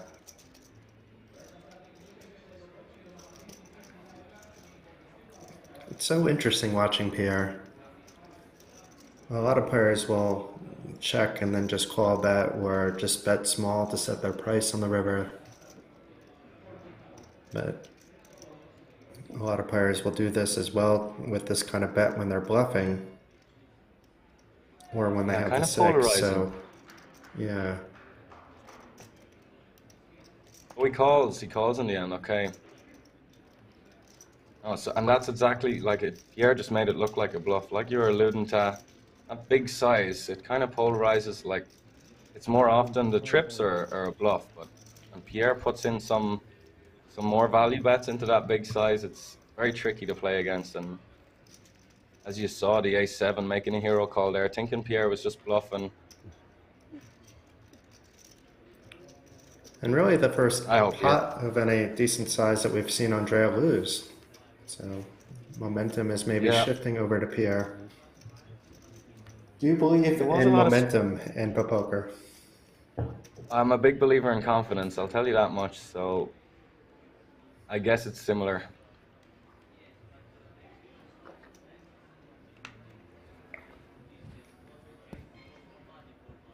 For those wondering why Andrea might have called such a weak hand there, Pierre check called the 6-6-4 flop. There's a lot of straight draws around the 6-6-4. I could have continued on the flop and then we're just nothing by the river. Are you ever able to call a bet of any size there? Like once it goes 6-6-4, if you're holding 10-5 in your hand, out of position? I wouldn't be continuing with the 10-5 unless I had some crazy reads. We have enough of the direct straight draws and maybe some backdoor flush draw hands.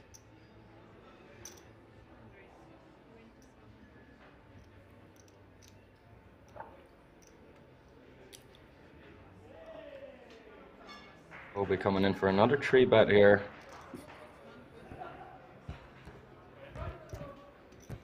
Sì, se la mano con 10-5 adesso. 20.5? Mondiale? Fai defendino fumi te? I'm interested to know how much history there is between these two guys. No idea.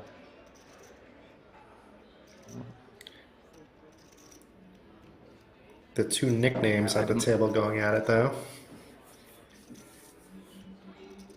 My gut's telling me there is a little bit of history. The way HBK was just very interested straight away. Oh, thanks for the advice. I didn't see it.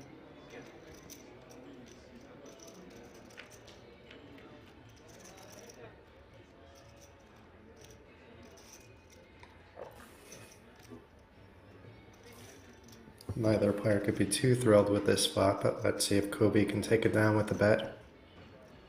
Very often we'll be continuing on a flop like this. Just won't be happy if he gets a call.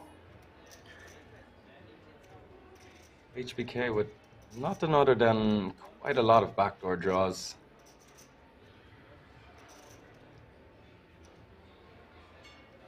No. Opts not to get cute this time.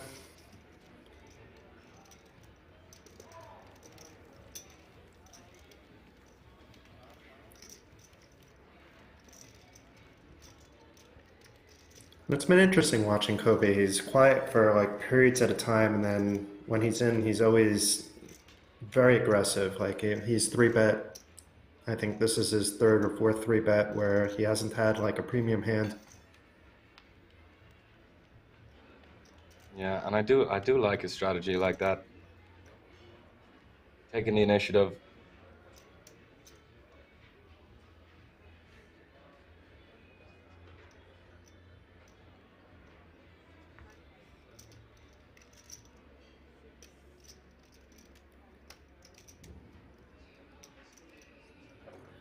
Angelo limping with the sevens. Was he the player that limped earlier too when I was asking about limping strategy? Yes. With the nines. And and I guess this is how he likes to proceed. He has a limp strategy. He likes to invest the minimum to try and win the max. Pierre not going anywhere with the 5-deuce suited on the button. Small hand but a big heart. I don't know what to say with his baby suited connector coming along from the small blind. And HBK not looking to make this pot any bigger with 4-deuce offsuit.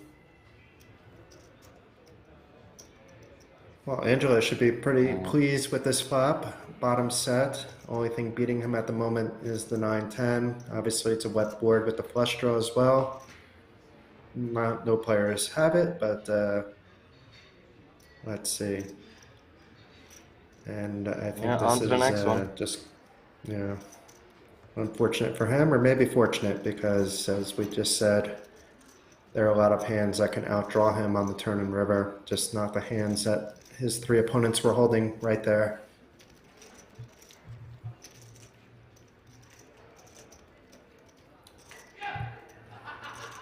Ooh, something happened somewhere. Yeah, Somebody's sounded like a happy on one of the spicy side river. tables.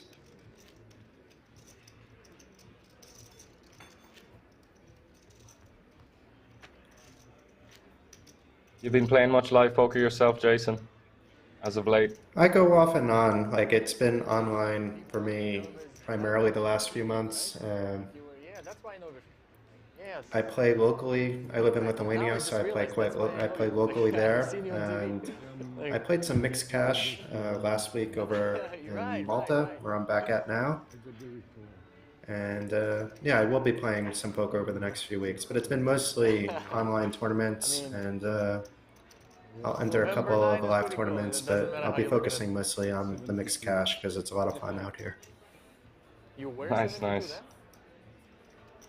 I grew up in New Jersey, so for me, it's like mixed. Anytime I see a mixed game in Europe, I'm all over it. I just love it. You know, it's like we didn't grow up. I'm a bit older than maybe I look, but we didn't grow up with Hold'em. We grew up with like dealer's choice games and step games and things like that. And now the dealer's choice Yeah. games are mostly pot limit games, which are a ton of fun. Yeah, starting to actually play a lot of mixed games myself. As we see HBK with the kings here in the small blind. Don't think he's gonna flat. I'll tell you that much. No. Fat Bob Records saying I heard Sven is a PLO8 crusher. Absolutely not.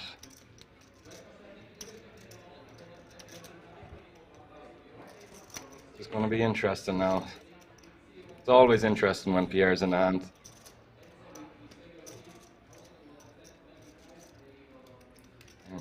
And he's just going to see a flop here in position. Try and hit that set of fours. Pierre was to hit a And four, does. and he does.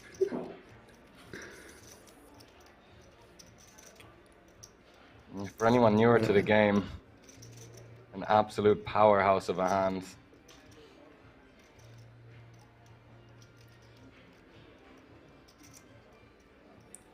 It seems like nothing could go wrong at the feature table with the big stacks, though.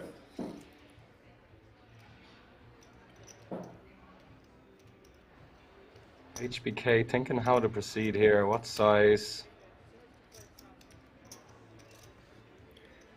Oh, Pierre. And I don't think Pierre is going to trap just because of how wet this board is, but Pierre plays how Pierre plays. He's a lot more successful than either one of us. Let's see what he does. Yeah, on point, Jason. So an all-in and a call here for a massive pot. HBK not looking too thrilled with things, obviously. Drawing to just 2 outs, no backdoors in his hand. Needs a king or only a king on the turn of the river to survive. 7, look. Ooh, but the 7 of spades. A 3 or an 8 now would be a chop pot. So About 3, 8% of or the a time king or they it chop. showers. And showers for HBK. Pierre up to 417,000. HBK does not look too thrilled about that. Nothing he could really do there.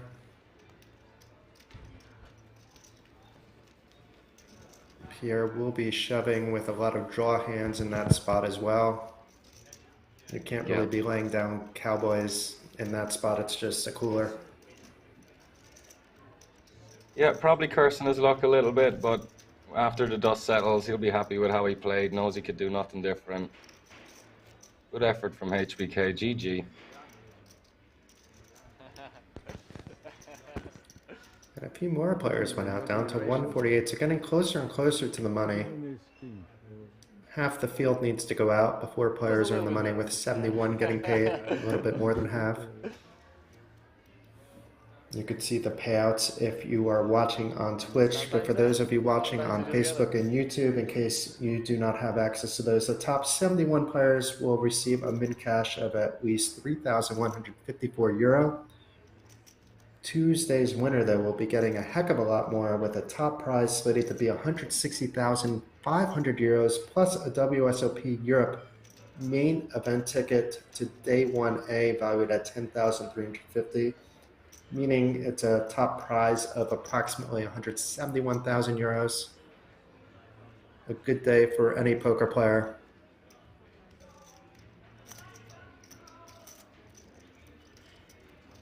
Plus, of course, that coveted WSOP Circuit Main Event ring.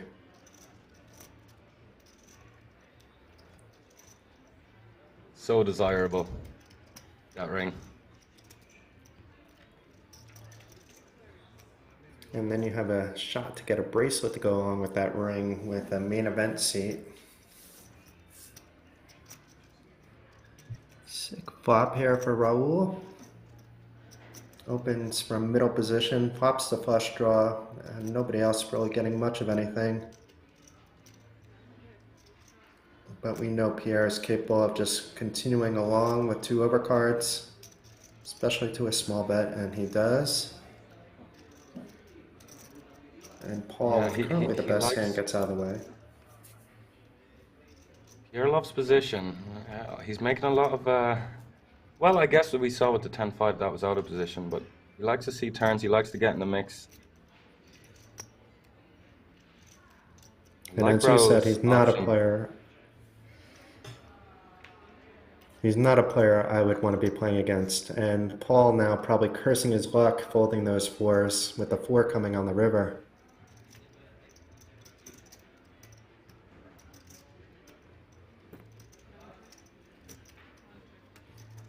And Pierre, not getting baited there. I think Raul was making a really nice check there. Let's see what they are saying on the table. Can't really hear, but you're going to have a lot of like 10-9, Queen 10, missed flush draws, even weaker hands like we saw, those floats, overcards. Raul checking it over to him, hoping to collect some money from a bluff, I believe. What a nice play. Pierre didn't bite though. Felt like he had enough showdown value with the King Queen.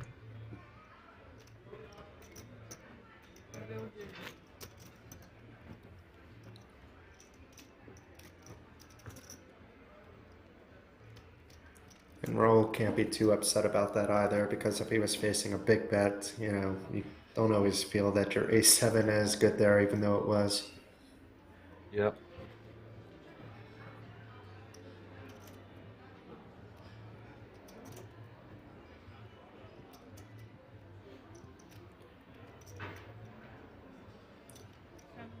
Looks like a raise to 7. Indeed it is.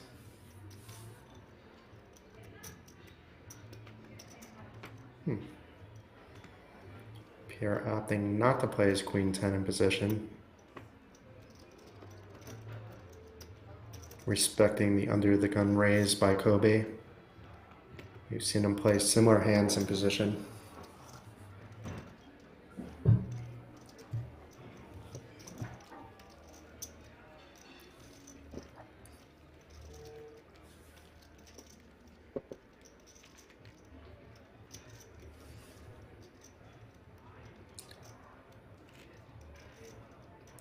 An updated look at the chip counts. Andreas still sitting north of 700,000. Nobody's super short.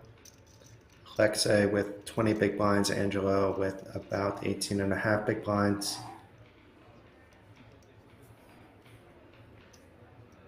But with 1 hour blind levels, that is still not super short.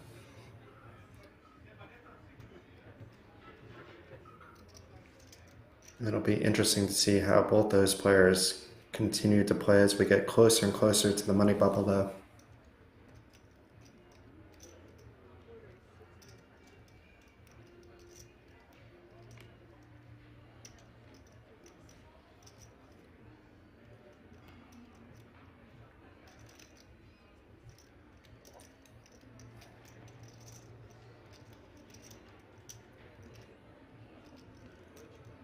And you could see Alexei can still open up hands like King 9 with his stack size. This is more than fine. Kobe likely to call, but we've seen him 3-bet, but usually that's in position. Does make the call.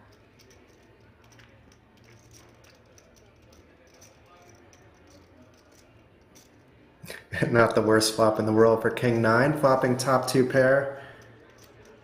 Kobe with a gutter. Yeah, Kobe not going to go anywhere here. Good shot to the nuts, and like you say, backdoor flush draw.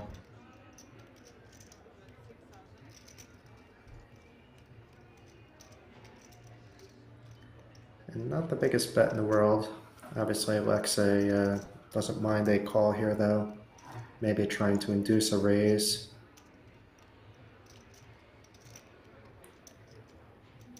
I mean, online, that's a pretty standard bet sizing on the flop as well. Oh my! Oh wow! Kobe improving to the straight there. Alexei still has 4 outs to the full house, but this could be game over for Alexei. It's very hard to get away from 2 pair. Alexei just hoping that Kobe has made a worse 2 pair. disaster strikes for Alexei here. This Kobe just drills the nuts on the turn. Interested to see now, does he check jam?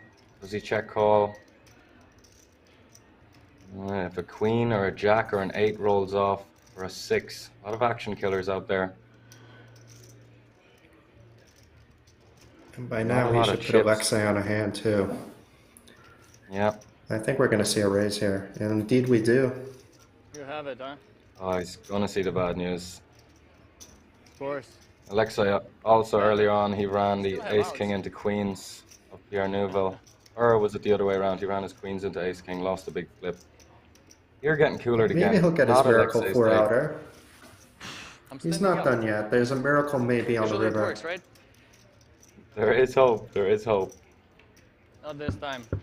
Oh. Unlucky Alexei, Yeah. nothing you can do. Maybe not opening the king 9, but I think that was fine as well. So just an unfortunate run out for you. Not my day, I guess. Yeah, like he says, Just not his summarized day. it well. And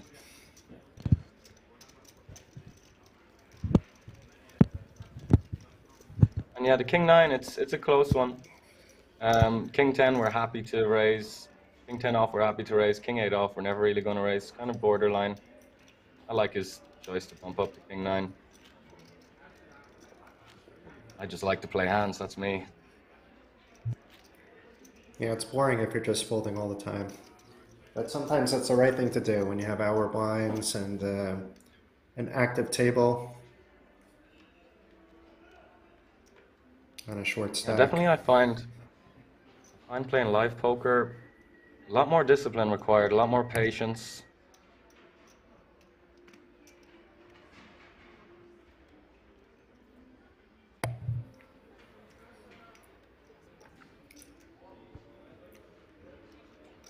Did we get our first walk? No, Kobe still has his cards.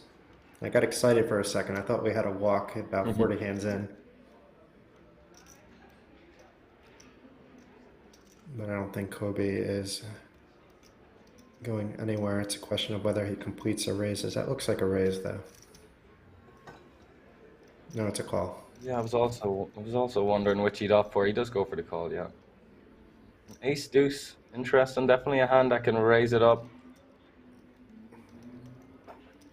About 12k, maybe bigger. I think Andrea can basically raise any 2 at that point too, and start putting the pressure on. But Yeah. especially against Kobe, who's been 3-betting quite a lot and raising when he has a hand. I know this is a blind on blind situation.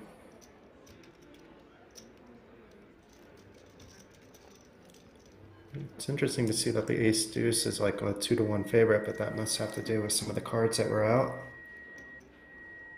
or not out. And Kobe with a nice flop, top pair, got shot straight draw. Yeah, I'm interested to see does Andrea check this one back, because like we see, it's a very good board for the limp caller and the small blind. Really hits that board. And not just on this occasion, but quite often. 8-9s, Jack 10s, all of that stuff. Andrea just knowing he's not going to generate a lot of folds on the flop.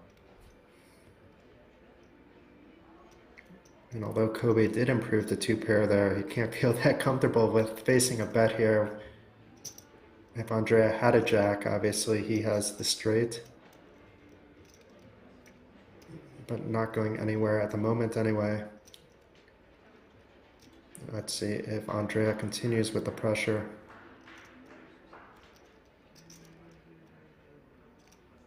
Tough spot for Andrea. And if he bets, it's going to be a very tough spot for Kobe.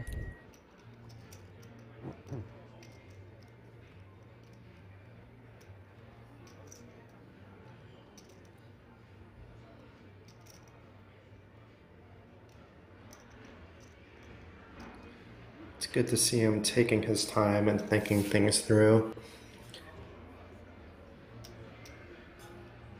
Yeah. I'm just super interested to see what he comes with.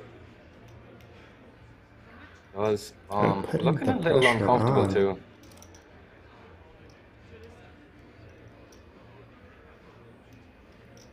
Really not liking Curious. this spot he's in, but feeling obligated to turn his hand into a bluff as it's just so weak at this point.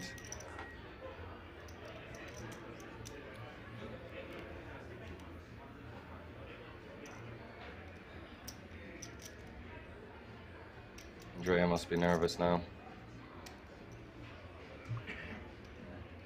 It's still a tough spot though for Kobe. It was a pot-sized bet, nearly a pot-sized bet. He only beats a bluff. He's got a bluff catcher. That's why it's so hard to play against top-level players who are going to find bluffs in these spots. They're going to turn the weakest parts of their weakest hands and they're going to bluff them. Not going to let their opponents show down easy. He does call. Ooh, what's going on here? Yeah, it's just a looks call. like a call. Okay, it just looked like a lot of chips. Yeah.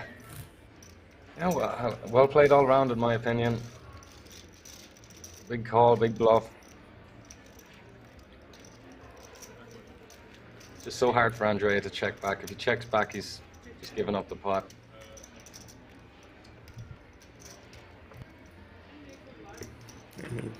Kobe, who's had a good poker face during the feature table, did let out a nice smile after he made the correct call there. Early on in the tournament, it's different than now, I would say, but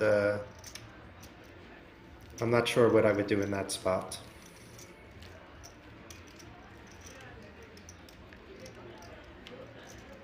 Perhaps even the bigger bet sizing polarizes it even more. You know, it puts, I think, even more towards a bluff at that point, but not necessarily against a player like Andrea. It could go either way, I don't know. I think it's very, like, opponent dependent. Yeah, for what it's worth, I honestly think I might have let the Queen 9 go there. It just felt so horrible. Like, you only beat a bluff. There's a bunch of straights out there. You need your opponent to have like exactly what he had, some sort of ace rag, king rag. Big call.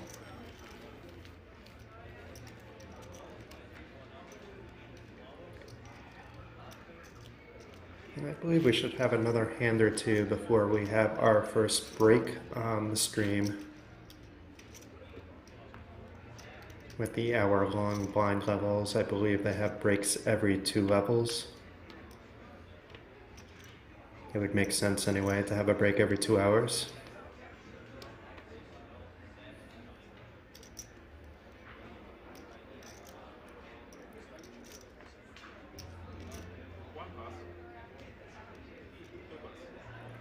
Another new player, Stanislav Petrov.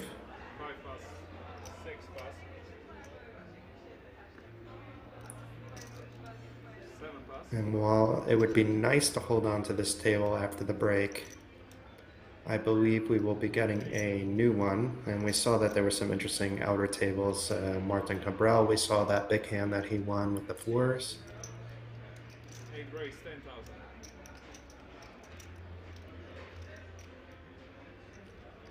But I feel like we've gotten to know these players a little bit, and it would be interesting to see how they change things up coming closer to the bubble. On the flip side, it's not really ideal for the players to remain on the feature table from their sake because they're giving away a lot of information about how they play. So that's why many big tournaments switch the feature table after every break where it's feasible. Yeah, makes sense. Keeping it fair for everyone.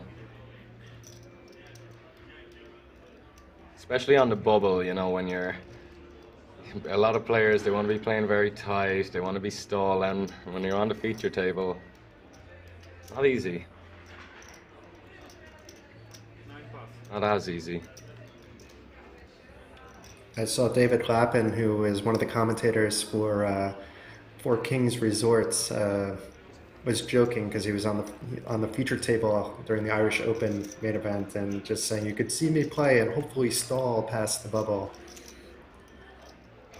Some players are not intimidated by the cameras and stick to their guns and not afraid to call a spade as well. Yeah, I respect that.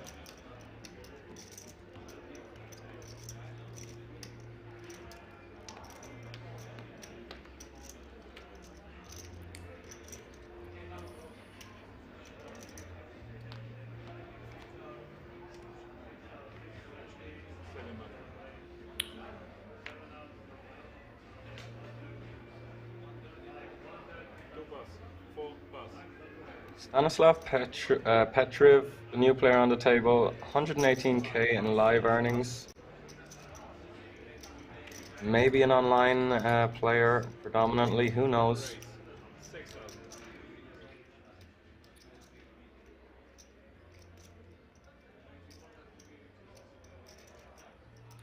Andrea with the mystery cards, opening up to firm min raise.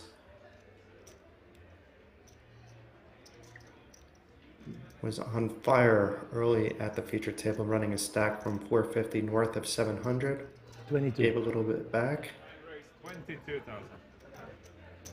22. 1,000. Yeah, this Right, I definitely like three-betting this here. 3-bet. This is yeah, this is nice to take the initiative. You deny it, you get the big blind to fold a lot of stuff. You get the button to fold a lot of stuff. The button has the big stack, going to be opening a lot of hands here. Picking up the 14k in the middle, not having to play out of position. Like the alternative is for Raul just to flatten the small blind here. You could end up playing out of position against two players.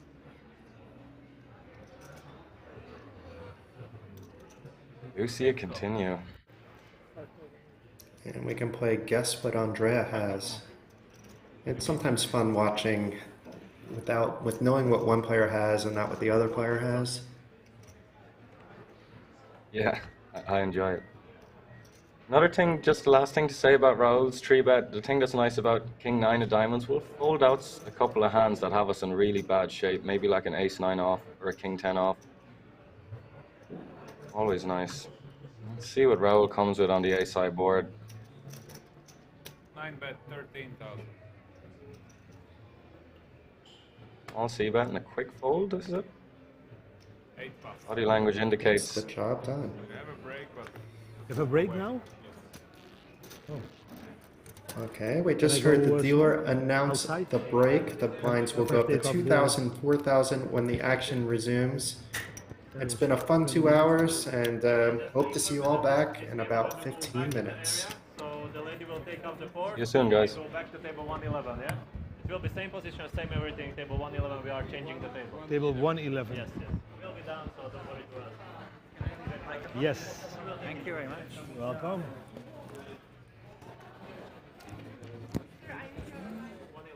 Is it 30-minute delay or 40? Delay is 1 hour. Oh, sorry.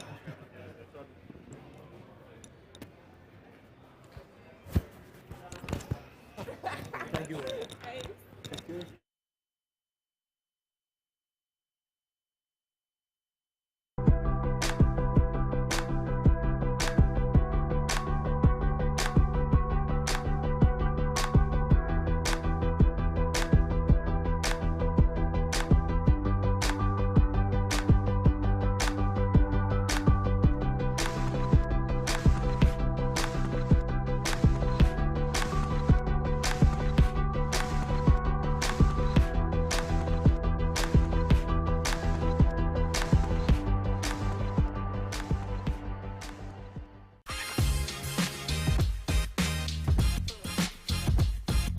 Race. Fold. Hero call. Hero call. All in. Beer. Coffee in the morning and beer during the day. Coffee. Coffee. I don't drink beer.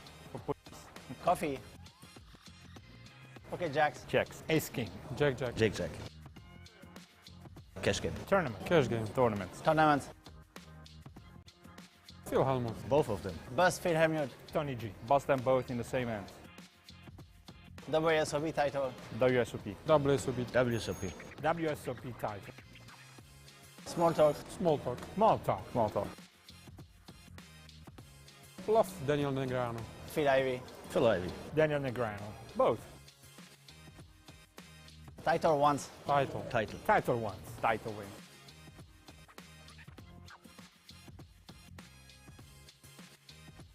To know the board cards to come. My opponent cards. To know the board pre-flop. To know my opponent's cards. I don't want any superpower. Being bullied. To be the bully. Being bullied. I don't like bullies, so I'm a gentleman. I don't like any of them.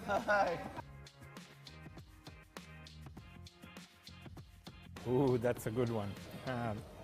Top manager. Top manager. Top manager. Top manager. Manager. Kings or kings? Kings. Kings or kings? Kings. Kings or kings? Red Kings. I guess both. Kings.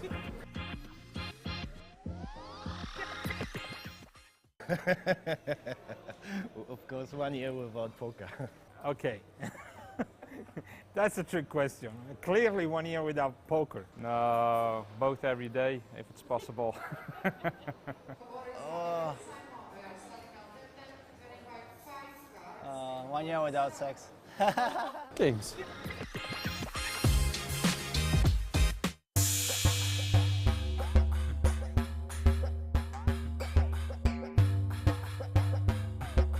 Side of the table, Leon, Pablo, and Dida. All these three in the hole for $500,000.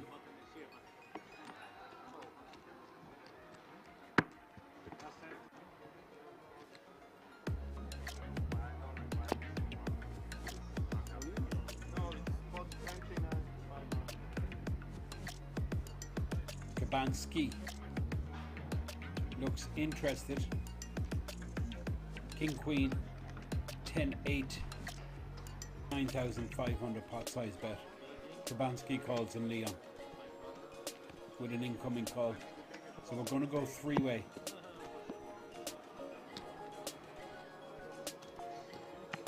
Leon flops the nuts. Has to go with this.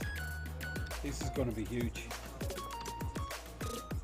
Absolutely huge.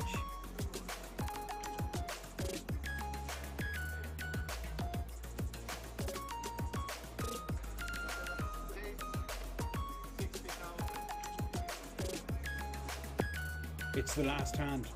Kabanski won't be putting Leon on King 4.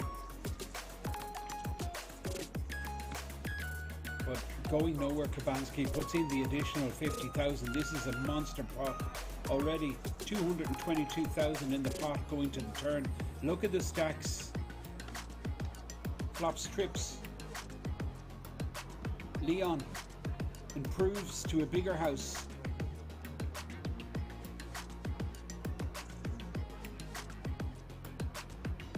Under 1,000. Well, it's more. It's about 125. This, I think he calls here.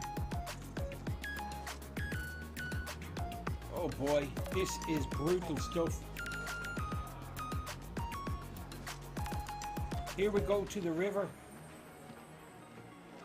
Well, the spade will help. Oh, good here. Does make a straight in the end, Pablo.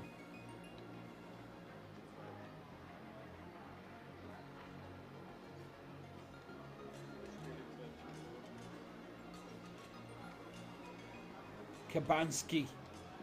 What a decision. There's going through Kabanski's mind. The fact it's Leon. That is really bothering him, but it looks like he's going to get away. Not yet, though. Encouraging players to quadruple. He says call. This is sick stuff. Unbelievable pot. $750,000. This is just phenomenal stuff. It really is brutal.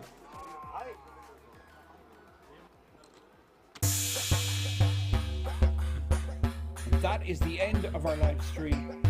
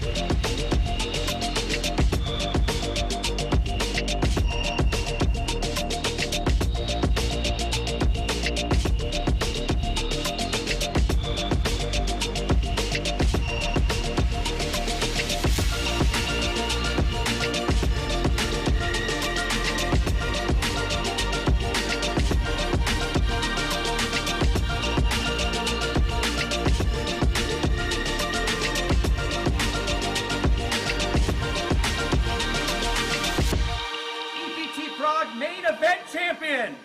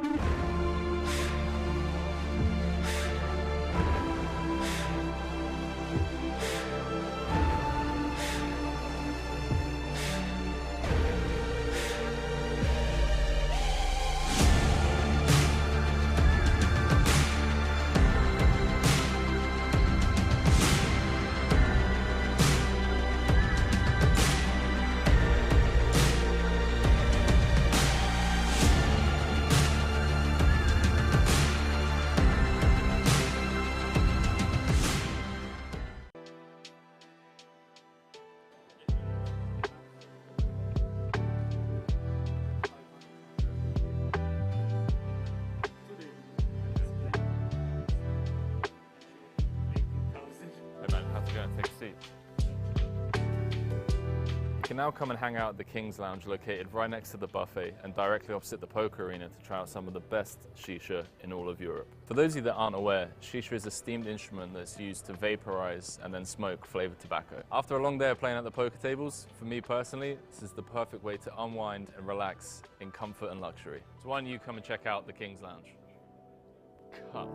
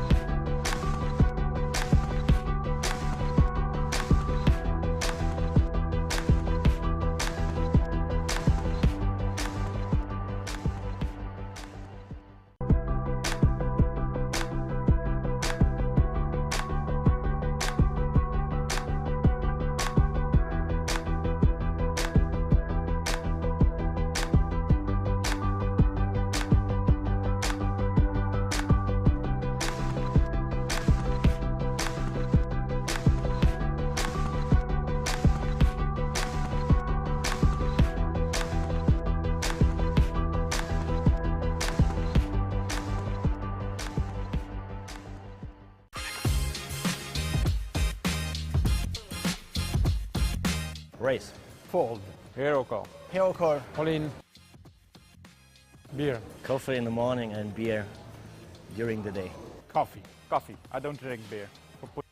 Coffee. Okay, jacks. Checks. Ace king. Jack jack. Jack jack. Cash game. Tournament. Cash game. Tournaments. Tournaments. Philharmonic. Both of them. Bust Philharmonic. Tony G. Bust them both in the same end. WSOP title. WSOP. WSOP. WSOP. WSOP title. Small talk. Small talk. Small talk. Small talk. Bluff. Daniel Negreanu. Phil Ivey. Phil Ivey. Daniel Negreanu. Both. Title once. Title. Title. Title once. Title win.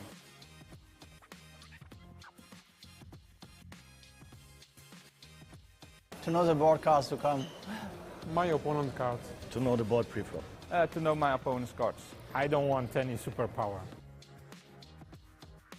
Being bullied. To be the bully. Being bullied. I don't like bullies, so I'm a gentleman. I don't like any of them.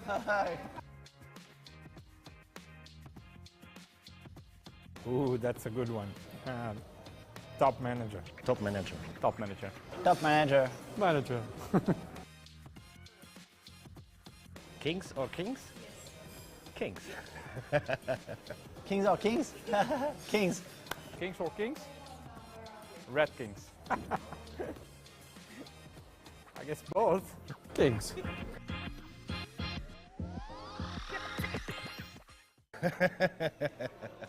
Of course, 1 year without poker.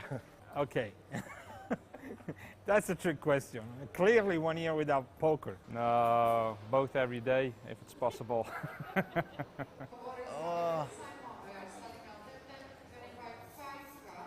1 year without sex. Kings.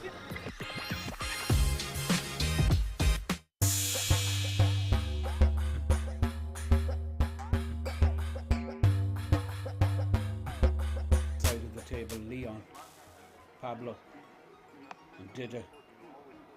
All these three in the hole for $500,000.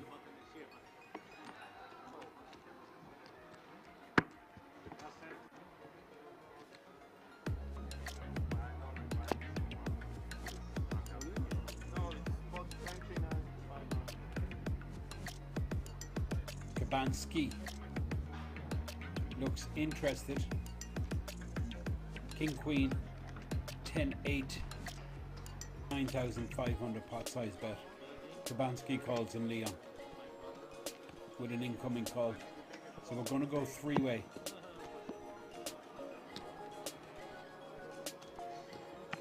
Leon flops the nuts. Has to go with this. This is going to be huge. Absolutely huge.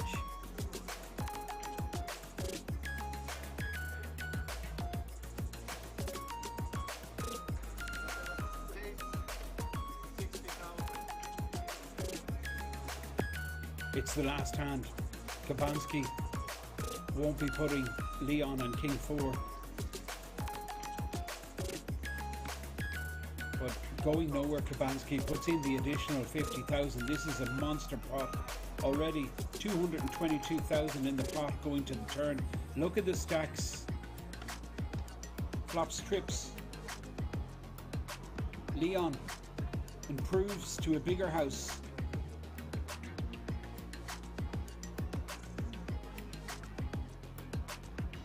Under 1,000, well, it's more. It's about 125. I think he calls here.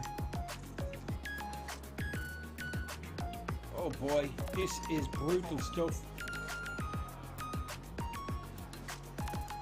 Here we go to the river. Well, the spade will help. Oh, good here. Does make a straight in the end, Pablo.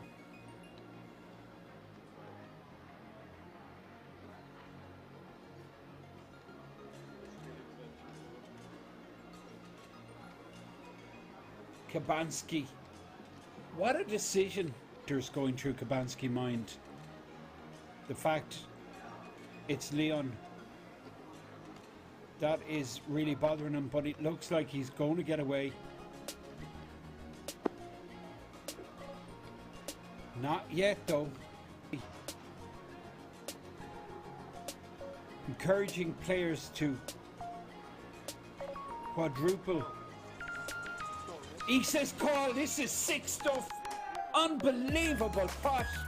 $750,000. This is just phenomenal stuff. It really is brutal.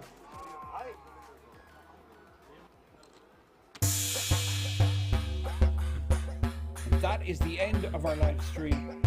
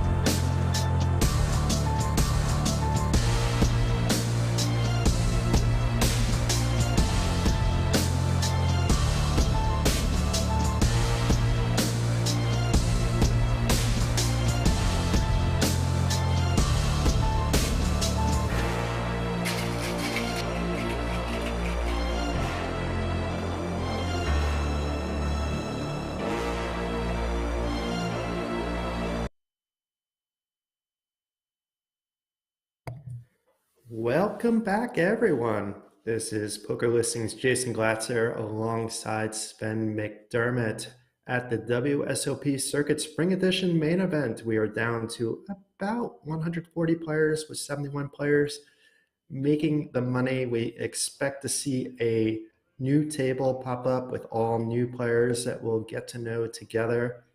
And I'm not sure, Sven, did you see that pot at the end of the stream that Leon won, that $750,000 PLO pot? With the King 6, yes. Yeah.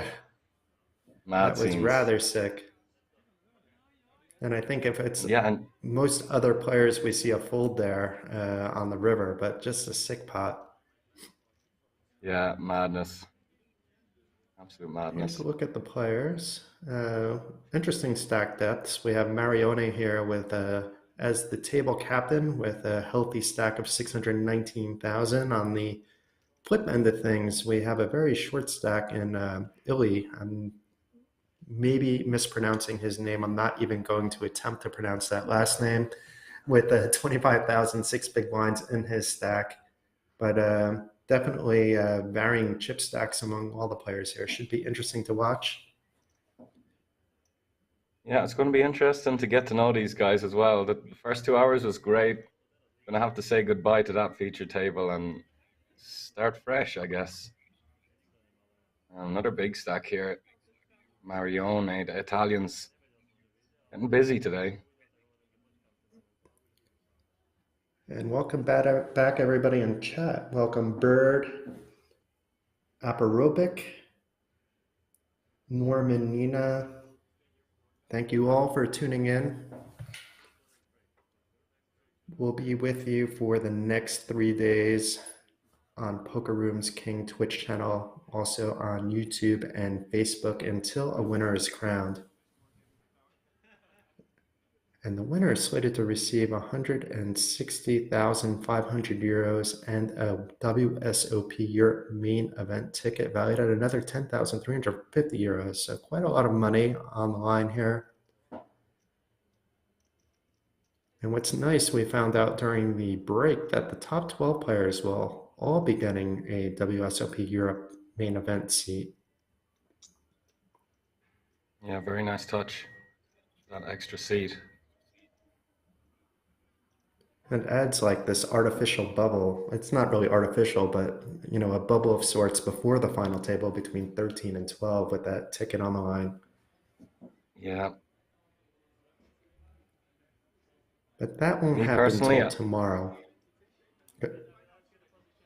Yeah, me personally, I love the opportunity to win a ticket like a 5K, 10K ticket. It's just a free shot, you know. It's not always easy to pony up the money yourself, but when you win that ticket, you can really just go for it and like play your heart out without the nerves. I just think it's a really nice touch. It's quite unique when you get to play such a big tournament via a ticket. For sure. That's an interesting hoodie there too. I like that hoodie. Yeah.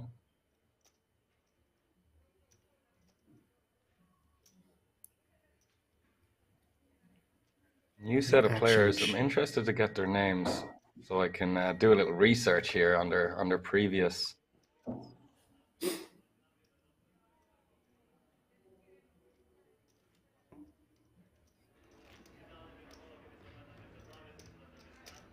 As we hear the table audio kicking in now. It seems like a little bit of a quieter table than what we had before in terms of players interacting with each other, but we'll see if that changes. But typically when you see 3 players with their hoodies up, it's all business. Socializing can come later. Yeah, let's see how they settle in. First few orbits, never easy. Under the lights and cameras.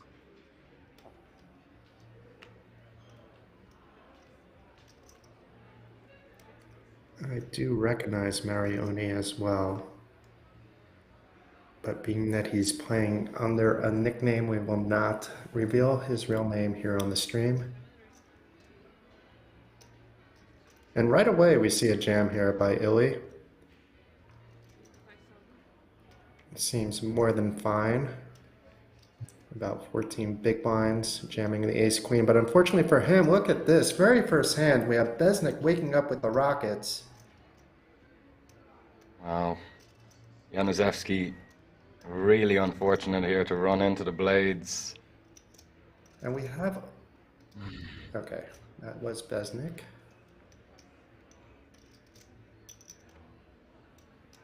He's going to need a miracle to get through this. Gonna see the bad news. Stats show about 6%. Miracles can happen though.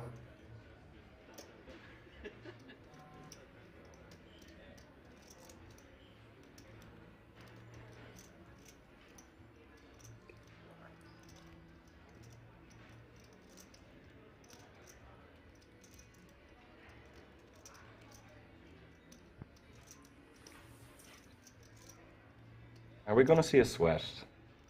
Let's see. I'm already sweating.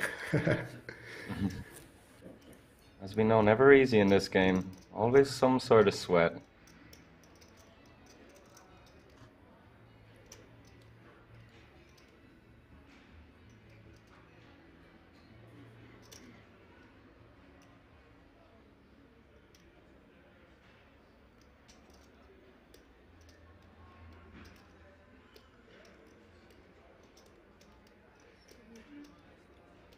And while we're waiting for the flop turn and river to be dealt, we see players just dropping out of the field. Down to 136. Once again, it's 71 players in the money. So getting closer and closer to bubble time. And here we go, 2 spades. So what happened? It was ace-10, not ace-queen. So that's been corrected. I see. Does change things a little bit. And we do see Backdoor. a backdoor flush. Oh! Oh my lord. Wow. Now he has Besnik drawing to 1 out. This is just sick. Went from being 6% to win the hand to 97% and a 6 of spades. Gets the double for Illy. Besnik stacked That didn't is take some too pure much of a joy. hit, but you can't blame him at all. I don't think I've seen a man happier all year. Besnik does not look like he's very happy though. Yeah. Besnik's biggest ever cash lifetime, $17,000.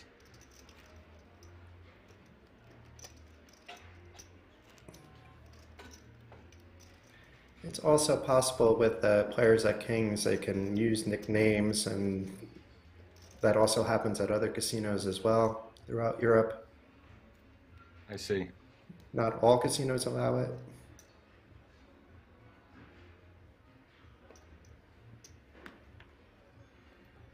Sir Svensson with a big stack, I see.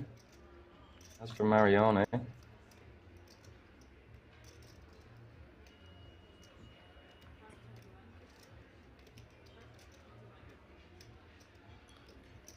Let's see if Erkan opens up with his ace-8 from middle position. Does not. That's fine with 19 big blinds.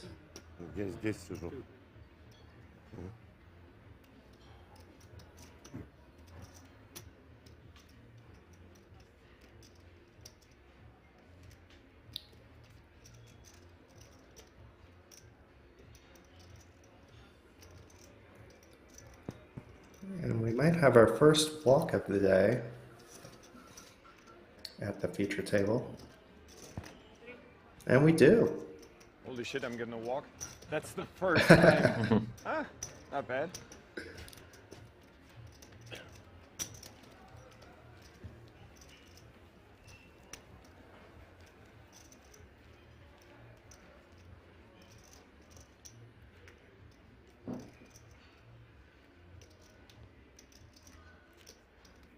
Just reading through the chat here.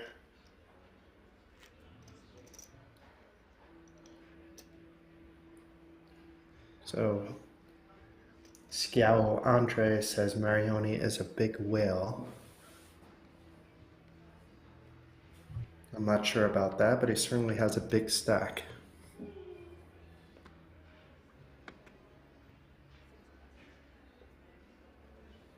How many chips do you have, Scow Andre?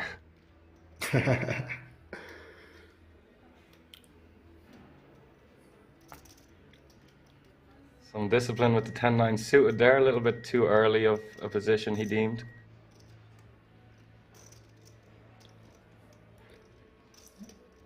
Looks Now, like things are starting. Yeah, starting up here forgive with me for Besnik. saying it. Is this a little bit of tilt we're seeing? I can't help to think. Awful bad beat with the aces now, opting for a very loose open in the hijack.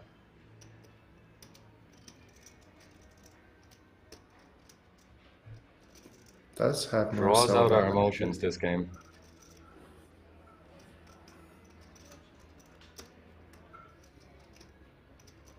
Interesting, from the small blind. Is it a call or a 3-bet here? We'll find out soon enough. It is a call. Well timed.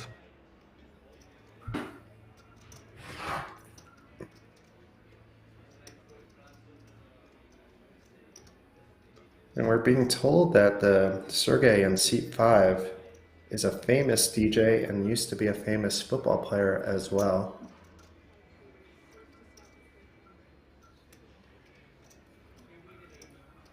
And now he's potentially going to be famous as a poker player. He has a nice stack. 3 bets to 30.5K. That should get the job done.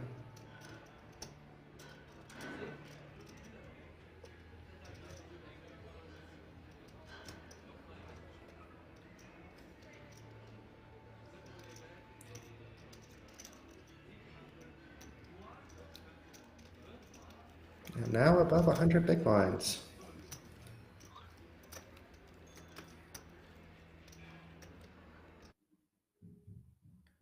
Ooh, we get some outer table fun again. Last time we went to the outer tables, it was a lot of fun. And the outer table was the old feature table. So we know these players. Love to see it. And it's Stanislav versus Pierre. Pierre has been playing strong at least the 2 hours we watched him. Stanislav came to the feature table near the tail end right before the break, so we don't know much about him. And being this is on an outer table, we do not know what either player has.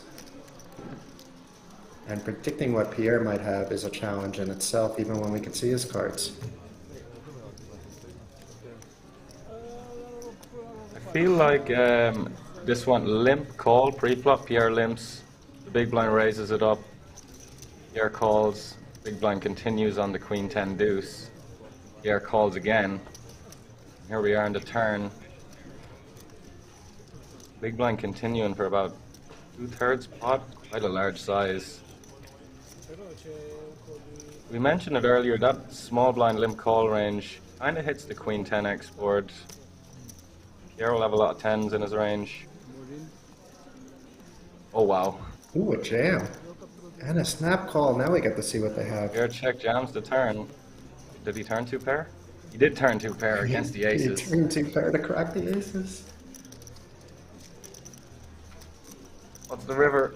Oh, it's not. Jack of clubs and showers for Stanislav. That's the second time we've seen a player go out with aces. Very unlucky. I'm not sure he can get away from that.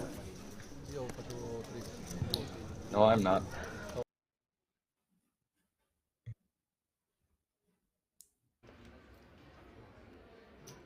It's cool that once in a while we get to see some outer table action. It keeps us on our toes too, because we can't see the cards. I appreciate the cameramen at work out there on the grind. And while Besnik is deciding how much to raise, he raised 8,500.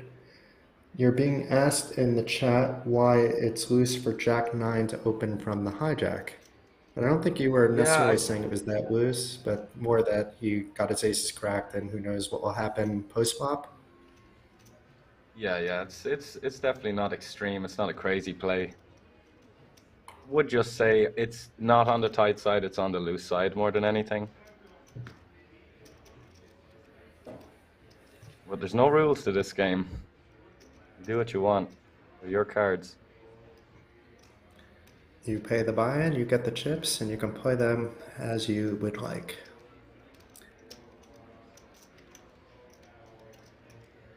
So Blanting in the nines Twitch against chat. eights.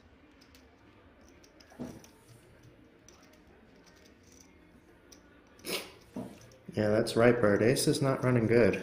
Not when we see them, anyway.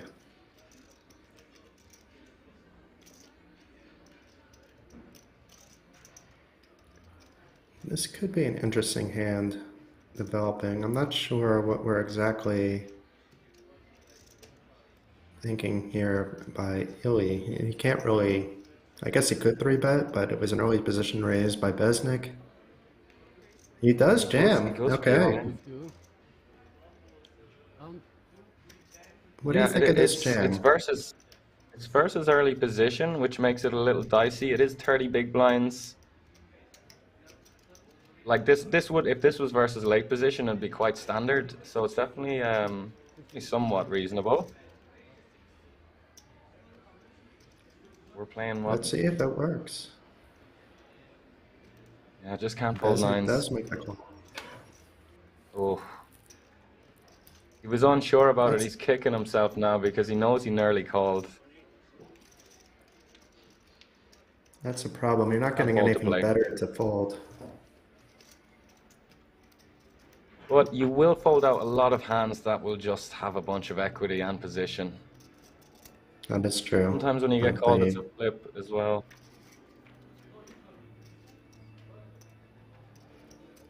Wow. And does flop the flush draw, so Illy looking to get lucky 2 times in a row. He did crack aces with that ace-10 to start things off at this feature table. Needs a diamond or an eight. Besnik's aces. That was Besnik's aces as well, right? Oh boy, yeah. The double back-to-back, bad beats? No way. Oh. Good game, Illy. Took it very well. Yeah, you always like to see that. It's very hard to do in real time now.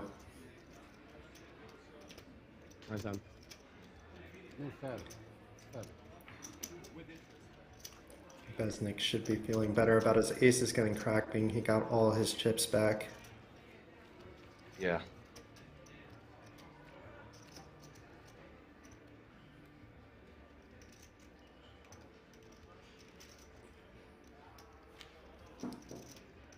I like Daste starting up some trivia here in the Twitch chat. We won't give away any spoilers, let you guys have some fun.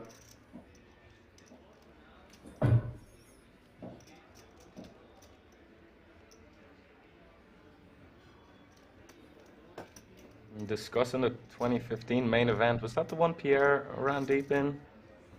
Pierre Nouvelle? Not sure.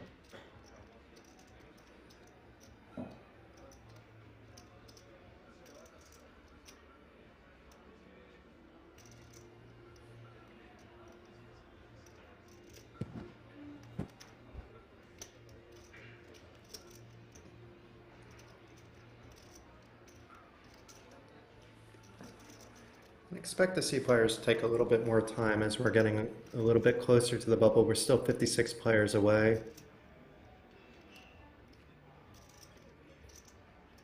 But in any live big tournament that's a multi-day event, it's always nice to get that min cash secured, especially if you have one of these middling and small stacks.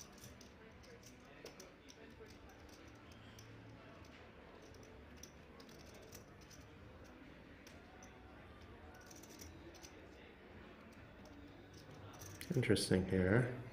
I mean, it's standard open with the 9-8 suited, and now Marione with the ducks. Let's see how he opts to play. Does call. Is getting the right pot odds to do so. Not pot odds, but typically you like to have 20 to 1, 12 to 1, you know, kind of odds to the stack. Yeah, implied odds. Implied odds was the word I was looking for, thank you. But no deuce on this flop. We'll see if Sergey continues with middle pair. He is repping that he even has better than that. Very often this goes bet fold.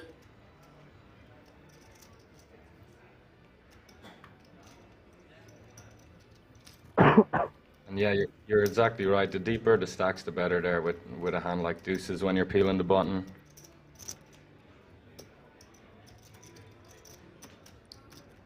As simple as that. The deeper the stack, the better a spot it is. The more upside, those implied odds that we mentioned.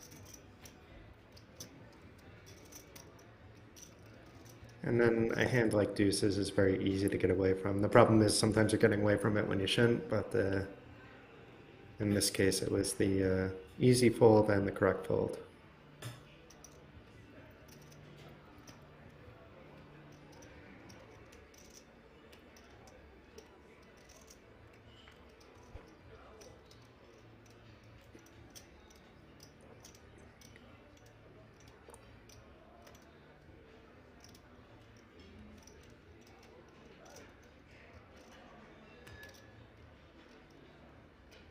Looks like Sergey is going to open once again.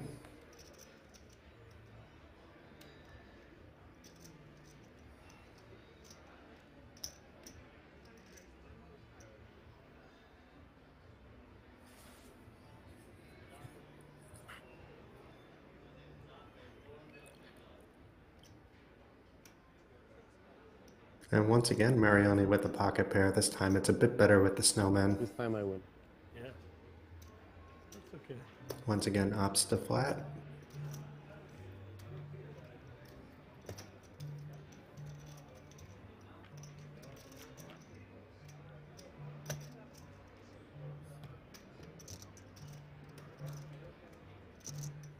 And this time Mariani wishes he had the ducks.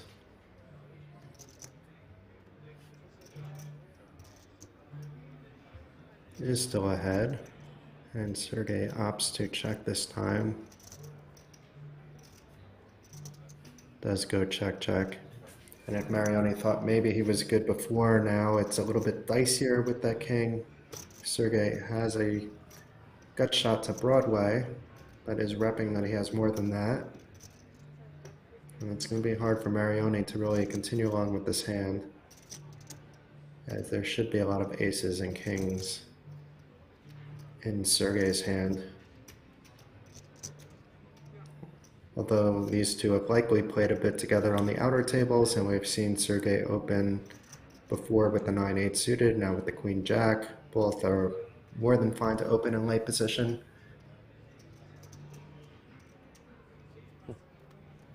Yeah, very nice play there. Hand, though.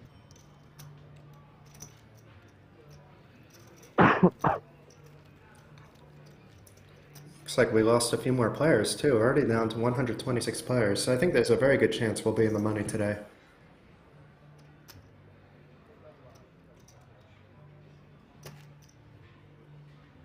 Yeah, Sergey with a very nice, what we'd call a delay bet, letting his opponent check back the flop, going for it on the turn after his opponent has showed weakness. Very nice play. And his opponent giving him credit, as we saw.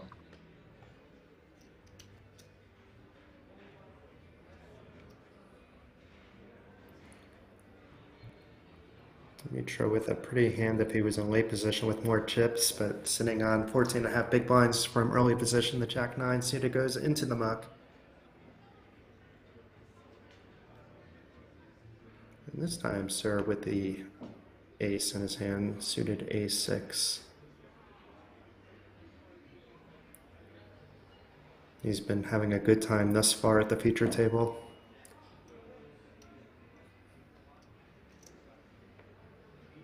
At least his chip stack has been having a good time.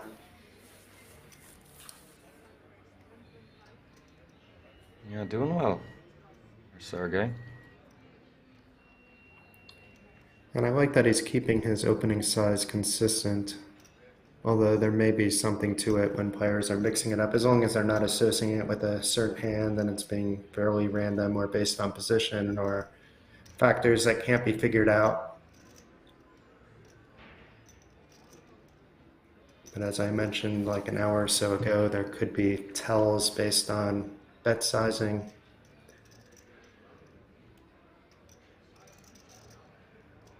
And neither player really hitting anything on this flop.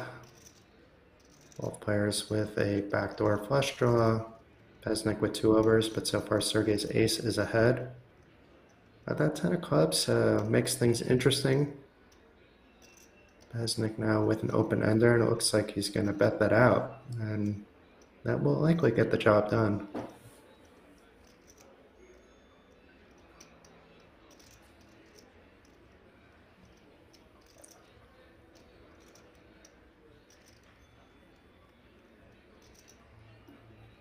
And it does. Besnik, after getting his aces cracked, won his chips back, and now just takes down another small pot to get over 300,000. Yeah, I good feel play. bad though for the. Now go ahead, Sven. Yeah, just gonna say good play there from the big blind. Seeing his opponent checking back, taking the pot away, pouncing on that weakness.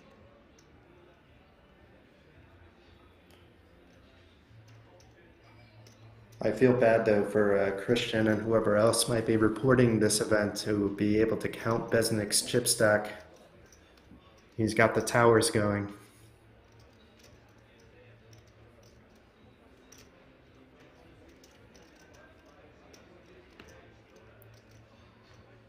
Marioni, on the other hand, has his chips nicely stacked in piles of 20 for the most part.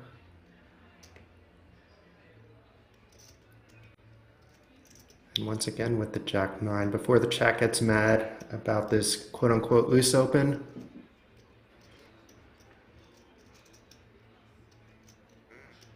And we see it again here. Jack-9 bumping it up in the hijack. looks like it should likely get a call. We haven't seen the Delco play a hand yet, but this is certainly worth defending. He's a bit dominated, but typically you want to be seeing a flop with your 10-9 from the big blind to a single raise. An interesting flop for both players. It's sort of like a good news, bad news situation for Nedelko.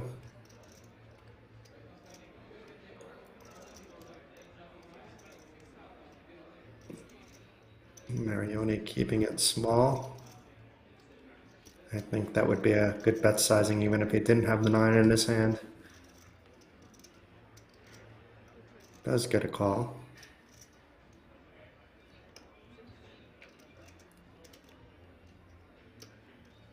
Oh my, so the Nedelko gets saved, does lead out here, and will likely get a call.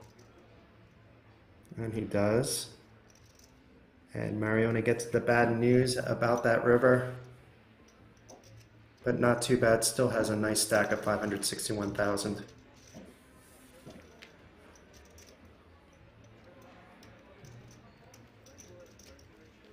Original Muffin saying that he or she has played cash with Sergey in seat 5.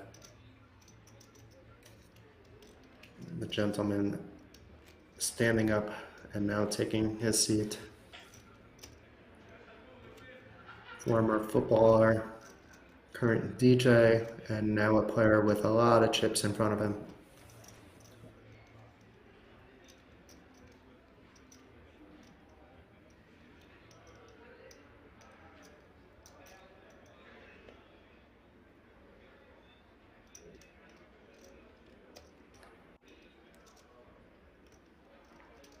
I could see why we got this table though. It's been quite a lot of fun action going on. Yeah, some interesting player types. Always nice to see that diversity.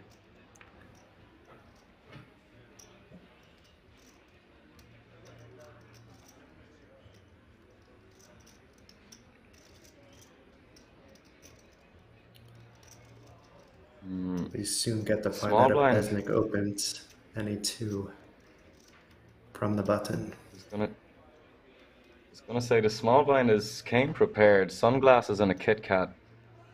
Don't want to mess with that guy. All smiles.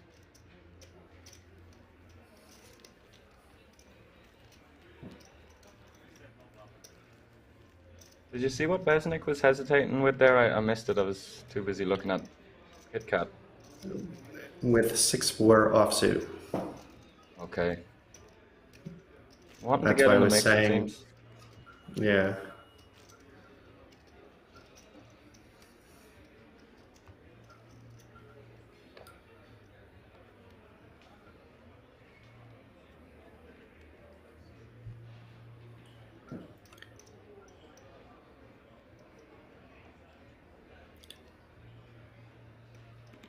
We won't be seeing Sergey get involved this time around, but maybe Marioni will get involved with his ace-7, does not.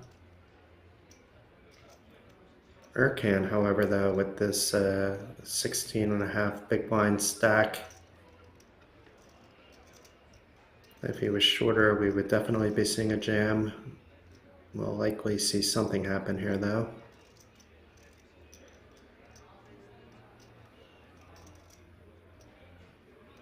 Raise to 10.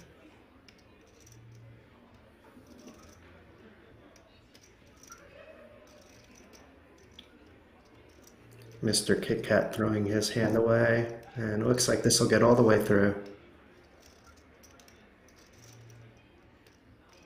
Although we did see Marcel peel the Jack-8 off from the small blind, I wouldn't have been shocked to see the Jack-4 off, but I'd fold also. You can't fault the fold.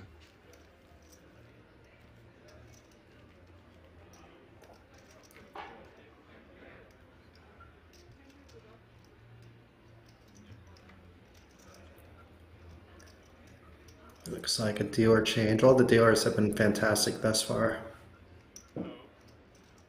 Yeah, very high standard of dealers. And even if you are a good dealer, the dealers are also under the lights and cameras. There's a bit more pressure on them, and they have a bit more to do because they have to say how much the bets and calls are into the microphone so the tracker can pick it up so that we get the correct information in our graphics.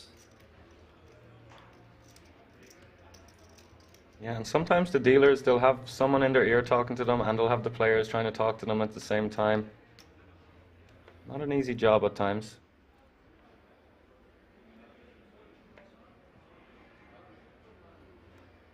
Definitely need to cut them some slack. For sure.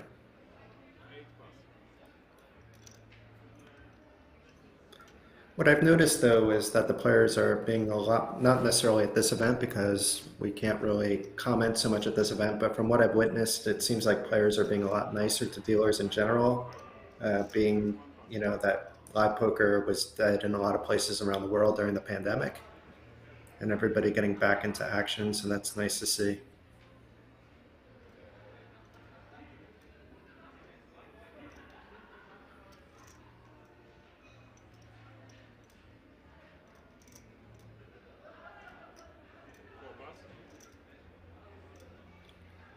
Looks like nothing to see here. We'll see if Sergey defends, but this could go either way.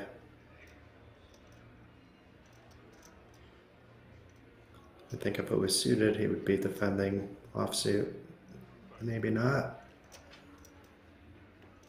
Does lay it down.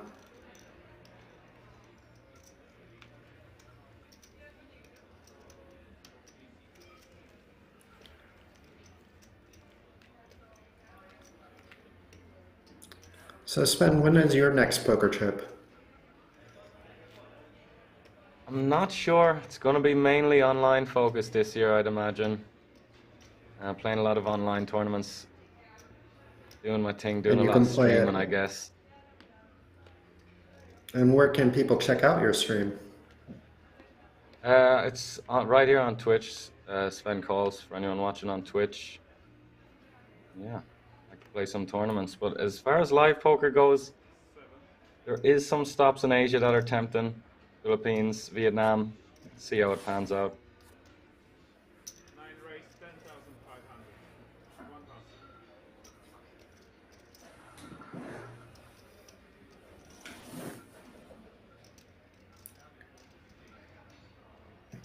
So an early position open by Alexei with the king queen, and we're going to see Sir Kit Kat do something here that looks like a 3-bet, but maybe it's a call. We'll find out in a second. It is a 3-bet to 26.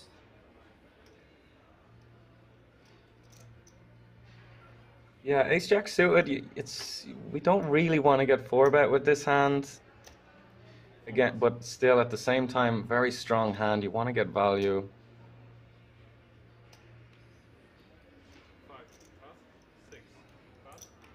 And he has a lot of chips too, which makes a difference. Yeah. He can get away from a 4-bet much easier than at different stack depths.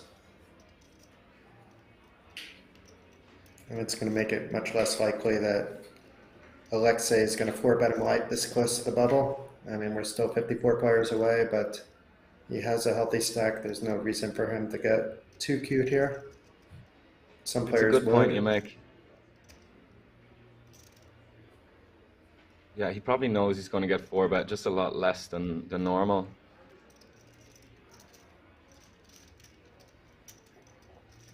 Which would allow him to kind of take that risk. Because I would say it is a risk having to hold so big of a hand as ace-jack suited in position. He knows what he's doing. Sven, you're being called out in the chat for not playing the Irish Open this year. Like a lot of the other Irish colleagues and poker players around the globe. Yeah, I would have loved to have been there and seeing all the Instagram stories and posts. Yeah, I'm jealous of you guys. So as for the events here in Rozvadov, bit of FOMO. But, yeah, out here in Asia right now, focusing on the online thing. Good luck to y'all out there in the Irish Open.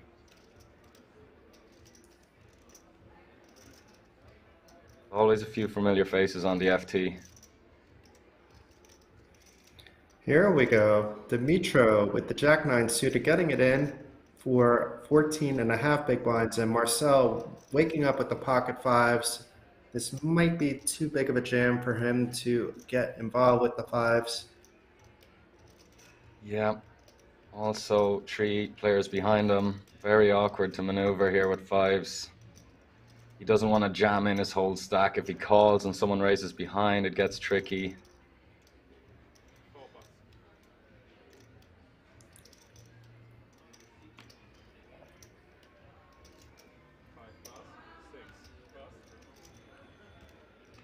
And does get the Jack-9 through. Nice pickup, 10,000 chips.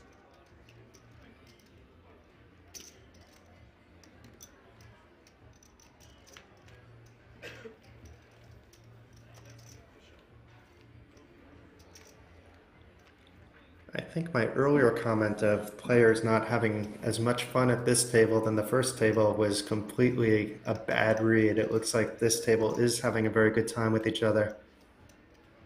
It may have just been those opening moments at the feature table. People tend to need to find their comfort zone first, but yeah, my read was completely off. Yeah, just a case of them settling in, like you say.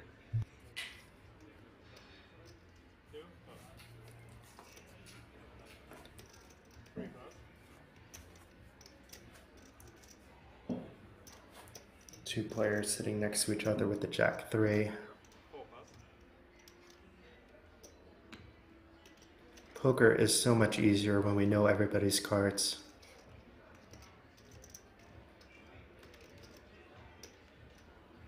I feel like a super user right now, seeing everybody's hands.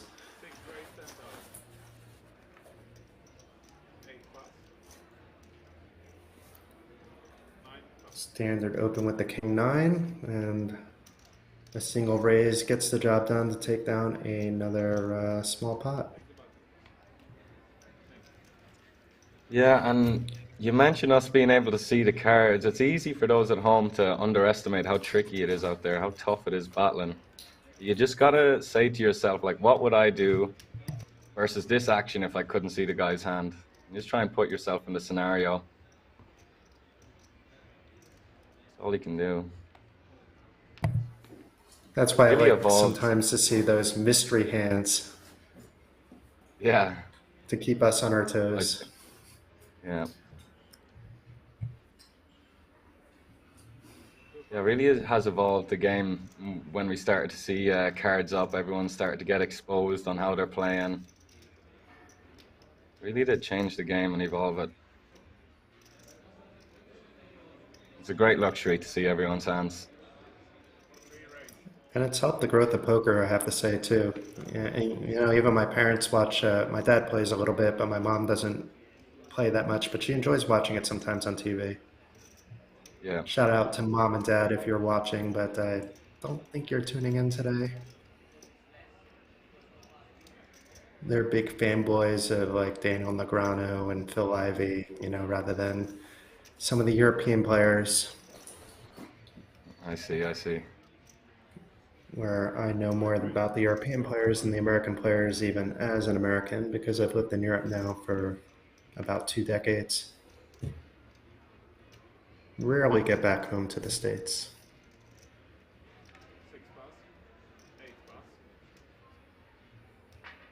And somewhat unorthodox 3-bet here from Sergey, but definitely a hand he wants to play and taking the initiative with a 3-bet. Very admirable. Very vulnerable hand, those sevens. Holding out over cards is a big win.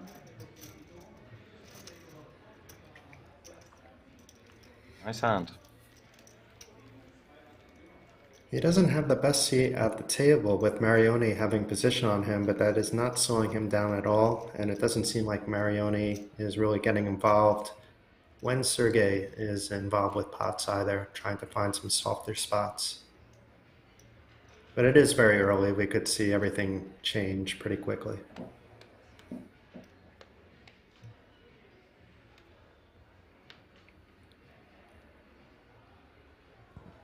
I always find that annoying when you have like a big stack and you get moved to a new table and a bigger stack has position on you, even though you might have one of the top 10 stacks in the room. Yeah, it just seems to always happen. And it's always like the best player left in the tournament as well.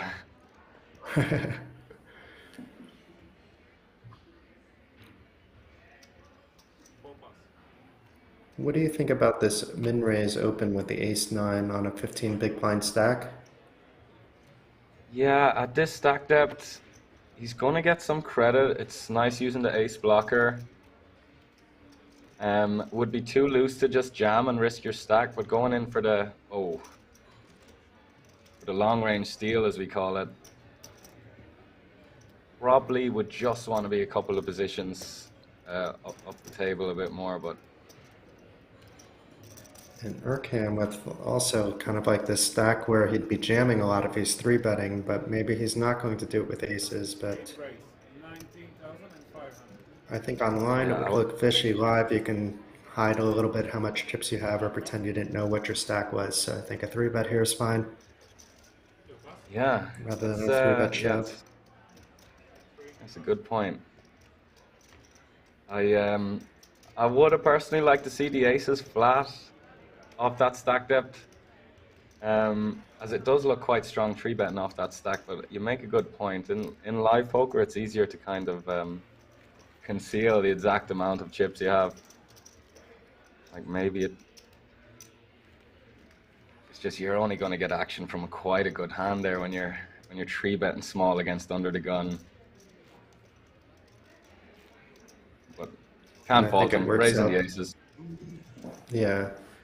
I think I would have liked to see a 3-bet jam rather than that, because basically whatever he's getting involved with a normal 3-bet, although you are inducing some 4-bets if they don't understand how many chips they have or how many you have, but based on both players' stack sizes, I think if you're going to 3-bet, you should jam there, but it would have worked out the same in this instance. Unless they did what you recommended, which was just a flat with the aces. But maybe he saved himself some chips rather than cost himself some. Yeah, the thing is, when you flat there, there's going to be like 35k, 30k in the middle. You're going to be already getting close to like near a pot size bet. It was never too hard to get stacks in.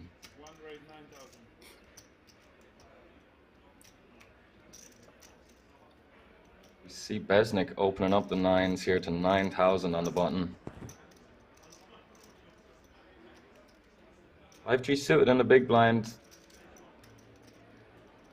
Wide shallow. Yeah.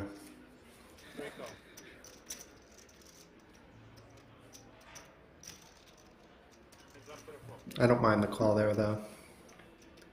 Yeah, I can't fault him. Great price.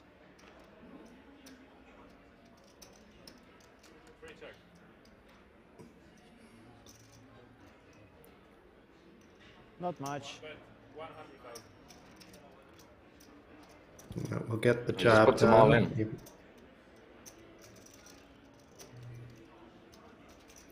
That's interesting. Because it's not like the Mitro is going to play back necessarily. Maybe he's afraid of that. I don't know. But it's... I mean, he's snapping off any ace, any jack.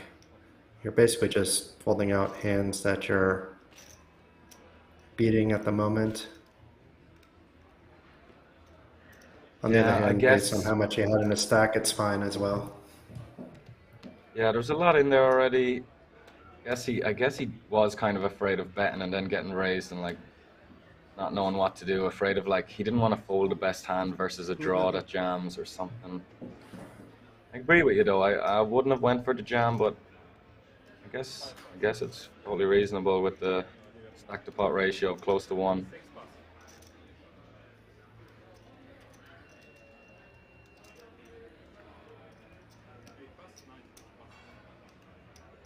You'd fold out a hand like Queen 10. You'd fold out 2 overs in a straight draw sometimes, potentially. With the jam, it's the only good thing I can say about it, I guess. Well, this could be showers for Dimitro. He does 3-bet jam the ace-10. Besnik, waking up with Cowboys, had 9s the last hand, also against Dimitro. As soon as Marcel decides to fold his hand, Besnik will make the snap call. Dimitro does have some hope. He is only a 2-1 underdog. Besnik did have his aces cracked earlier. Will his kings hold against ace-10?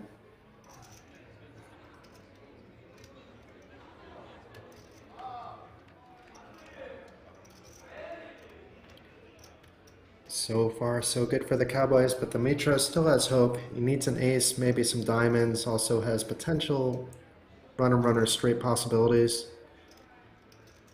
A lot of very spicy turns. Let's see if we get one. That is not one. It is showers for Dimitro. Doesn't even need to see that the 10 came on the river, just as a small needle, although an ace would have been a bigger needle. Not much you can do there. You have to get your ace-10 in against a late position open when you only have 9 big blinds. Apocalypse says, least spicy turn possible. Yeah.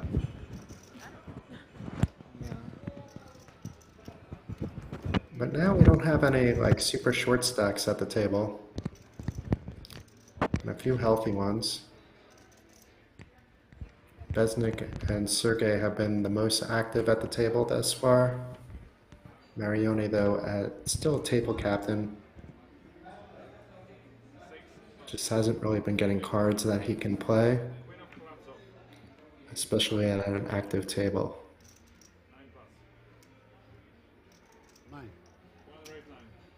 Besnik now, after the 9s and the kings, showing that he doesn't need those kind of cards to open up. He has 8-3 offsuit, showing a lot of heart with the open. We have got ourselves a feature table right here.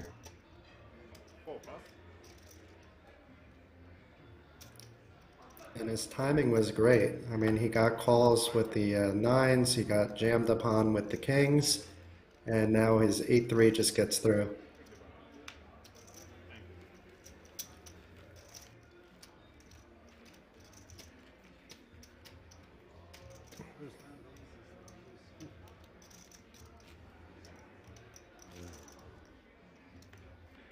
I'm already just hoping this feature table lasts forever. I don't want to see it break now. 8-3 offsuit. That's some heart right there. Showing that he doesn't need cards. Showing that he likes to play the man.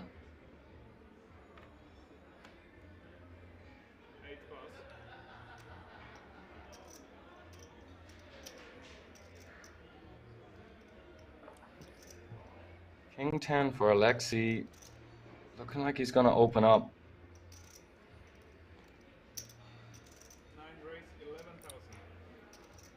11. 12.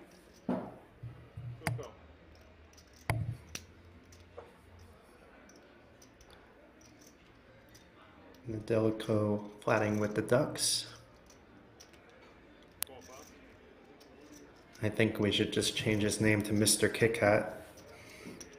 I'm not sure he would approve of that though. And Marioni, he's already given himself a nickname. Getting a nice price with his 10-8 suited. And does opt to come along from the big blind. Yeah, nice spot to just peel, see a flop, good price.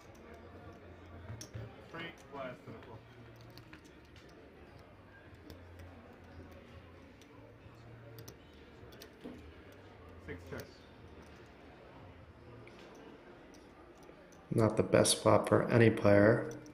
Nedeljko, though, does have the lead in the hand, but it's hard to believe when you have those deuces that you're actually ahead. But maybe Alexei with both narrowly- players checking, he'll try to take it. Nope.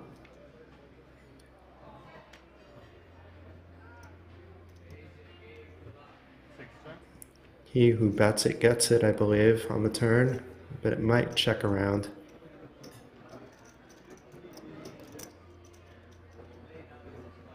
Is Alexei gonna stab here on the turn?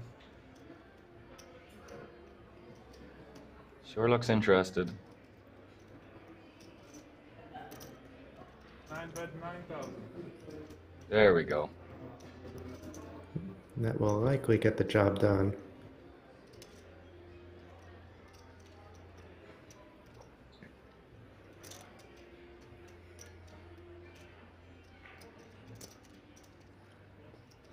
Although Nedeljko not going away instantly, it does get away now.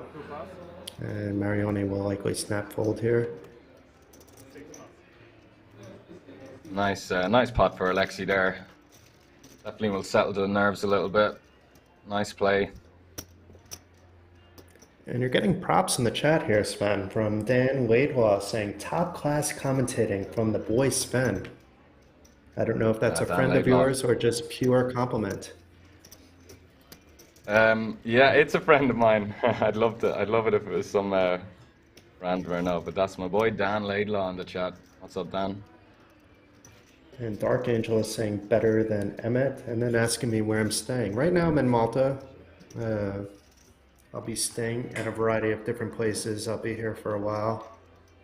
Enjoying a little sunshine, a little poker, a little commentating, a little bit of everything. Got to spend the afternoon with my family for Easter. And now get to be with all of you throughout the evening. And getting to know Sven too. This is a good time.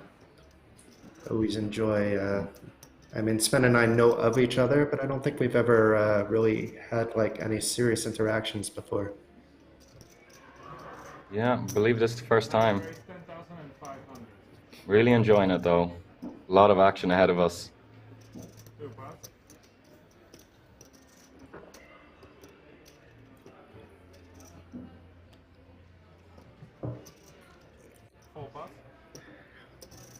So far, this does not look like one of the hands that we will be seeing a lot of action on, but maybe the players in the blinds will wake up with something. Marione folding his ace-7. He folded that before in early position. This time he's folding it from the small blind.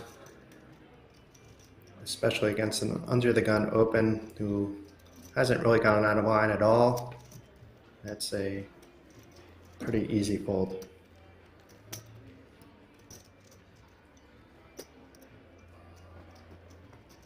You're like Alexei with a bit of pep in his step now. Settling in nicely. Winning a couple of pots. I did notice he was a little stiff coming in, so always nice to see someone just find their rhythm.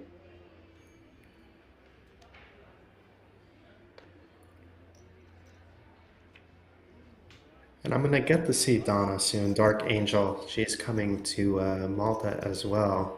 I'm rather excited about that. It's been a while. I saw Donna right before the pandemic began in Madrid.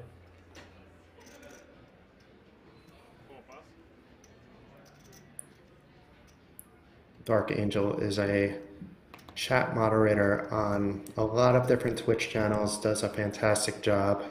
Also very active on social media, very active with women's poker initiatives, really cares about the game, the players.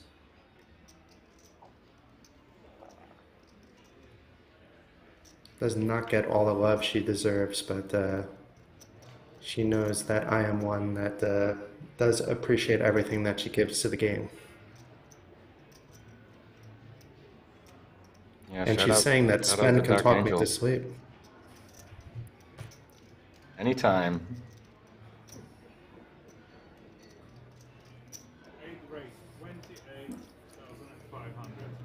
What are we seeing here? Marione opening up the button with 5-3 suited. Small blind going for a non-all-in 3-bet. I say non-all-in. That looks so strong. It's, yeah, very shallow stack. It's similar to the hand with the aces before.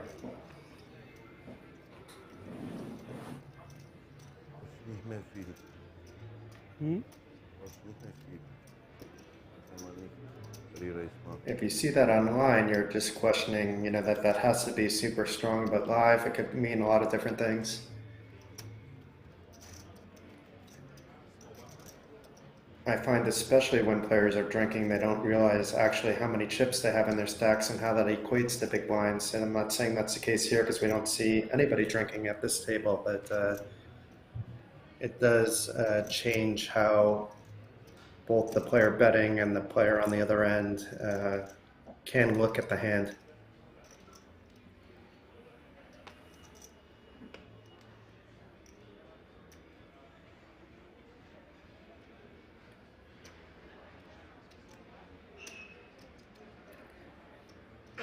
And the Kit Kat may have gone away. Oh no, I see the Kit Kat now.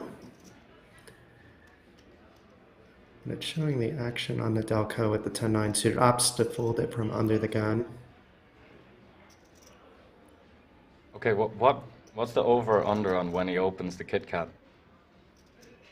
That's a good question. The Kit Kat may just be a good luck charm at this point. Yeah. I think it wouldn't make sense to save it. You're gonna save it all the way till the next break? I don't think so.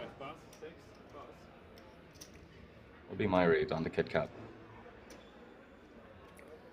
It's definitely good advertising for Kit Kats. I'm feeling like getting one on the break. I wasn't thinking about Kit Kats earlier.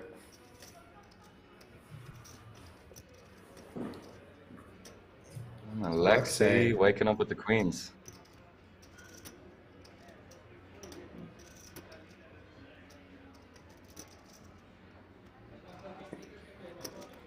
Choosing his size.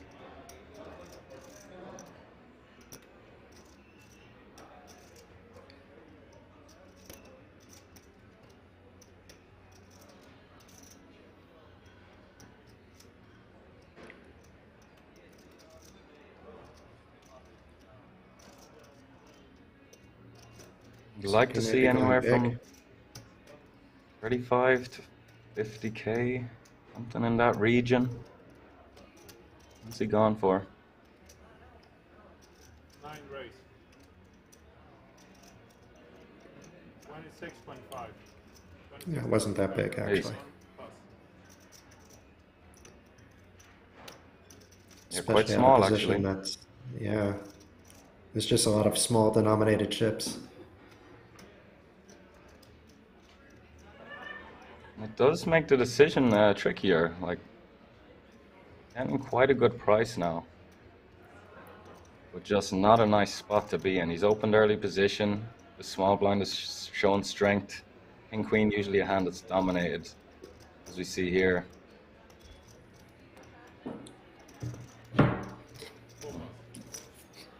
Does make the discipline fold.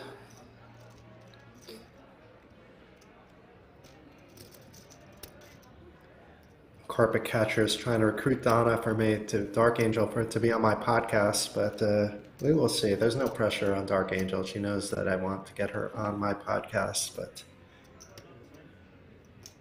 I just think people would love to hear what she has to say about grassroots poker and how they can contribute to different poker initiatives, how to get involved.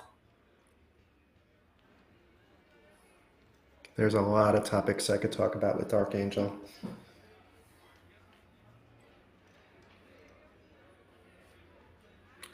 Marioni still on top despite not being very active. He came to the table though with a lot of chips and still has pretty much all of them in his stack. And none of the 7 players are super short. We'll see if we get a new player soon. I imagine there'll be some table balancing at some point in the near future as players continue to drop on the outer tables.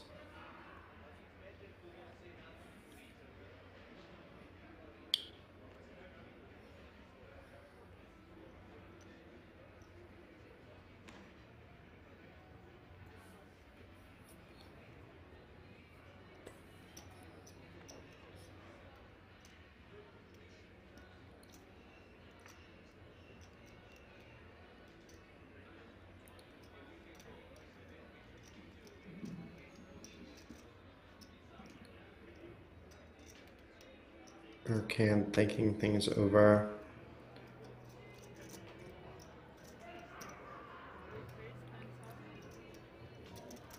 Looks like a raise of 10, indeed it is. And Alexei, what is he going to do here? Very often we would see a 3-bet from the button here with ace-queen against a cutoff open. However, Urkan's stack is not necessarily that big. I won't be surprised to see a 3-bet, won't be surprised to see a flat. The only thing that would shock me is a fold. I would like to see a 3-bet though. Ooh, that might be big. Looks similar to the last one, is it?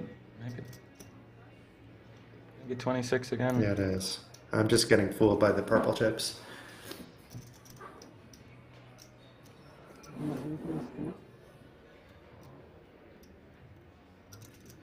I think this has actually worked out really nice.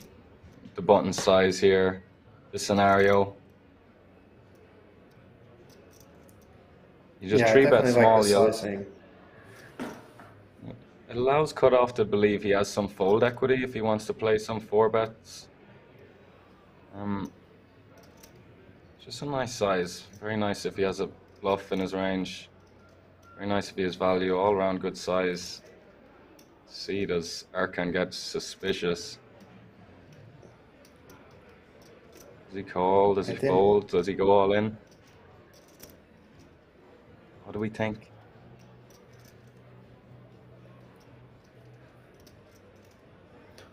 I mean, they're near the bubble, but they're not that near the bubble, so anything can really happen here. But it's interesting that Alexei did this twice in a row. I liked it. I mean, he obviously had hands both times. I like the sizing better from the button than from the small blind. Yeah.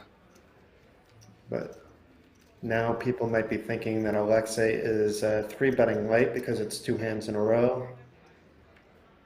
We know that he wasn't liked either time.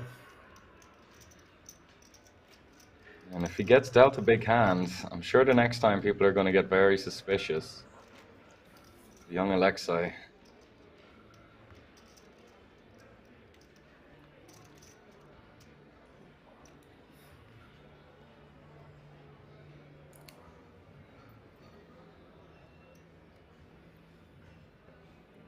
Blinds have gone up to 2.5, 5,000 with 116 players remaining.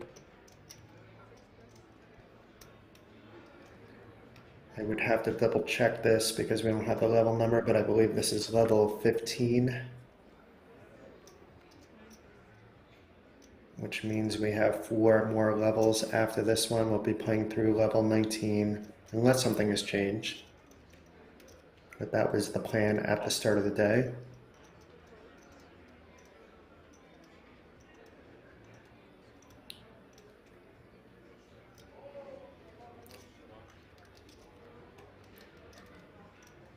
Besnik opening up with the snowman.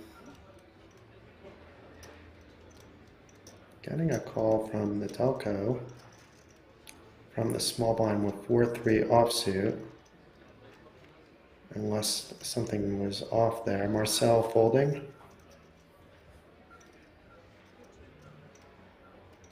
Yeah, I'm just waiting to see, did the graphics get it wrong or is this correct? I think it's Marcel didn't small fold, blind it flat. doesn't look like. Yeah. It's interesting though, because yeah, he did flat with the 4-3 offsuit.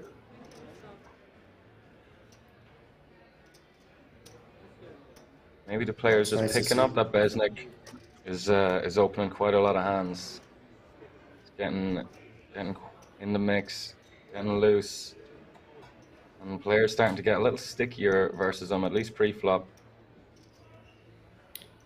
I think 4-3 offsuit is a little bit too sticky from the small blind, but I'm not the one at the table with that big stack.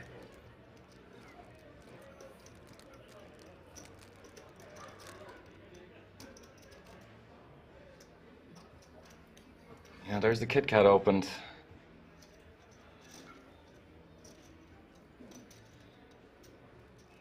So if you bet that the Kit Kat would be opened at the beginning of this blind level, you would have won a nice prop bet. No action booked, unfortunately. Ooh, outer table. We know there's going to be something spicy and juicy here.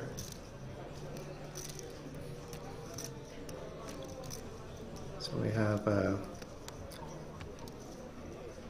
couple of interesting players here. We have Andrea back again, so is Andrea still at the same table? Yes. So you can see some of the same players. We see Raul over there.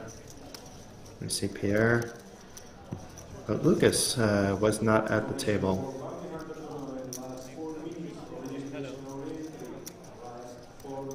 I'm wondering if there's a hand here or we're just getting to see the different players around the room.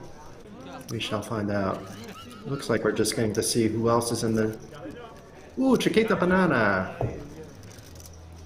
I always like seeing him whenever I'm in Rozvadov. Very nice guy. It's WSOP Europa. No, Circuit Europa.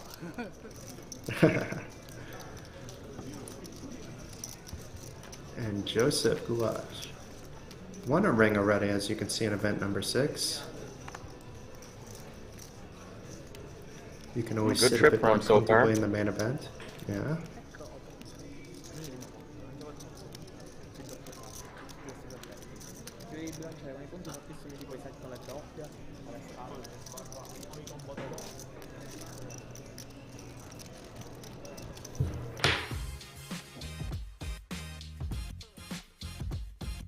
Race. Fold. Hero call. Hero call. All in. Okay, I'm Coffee not in the sure morning what's and beer happening during the day. with this. Coffee. I don't drink beer. Coffee. Okay, jacks. Checks. Ace king. Jack jack. Jake Jack. Cash game. Tournament. Cash game. Tournaments. Tournament. Still Halmos. Both of them. Bus Philharmonic. Tony G. Bust them both in the same hand. WSOP title. WSOP. WSOP. WSOP. WSOP title. Small talk. Small talk. Small talk. Small talk. Bluff. Daniel Negreanu. Phil Ivey. Phil Ivey. Daniel Negreanu. Both. Title once. Title. Title. Title once. Title wins.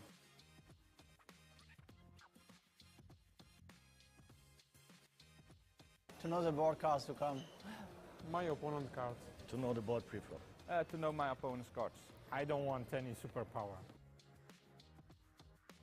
Being bullied. To be the bully. Being bullied. I don't like bullies, so I'm a gentleman. I don't like any of them.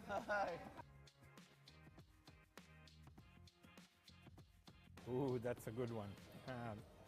Top manager. Top manager. Top manager. Top manager. Manager. Kings or kings? Kings. Kings or kings? Kings. Kings or kings? Red kings. I guess both. Kings.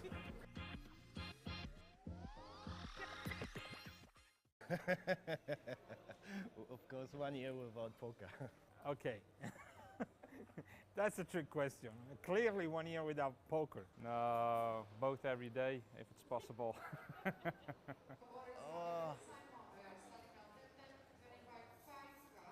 1 year without sex. Kings.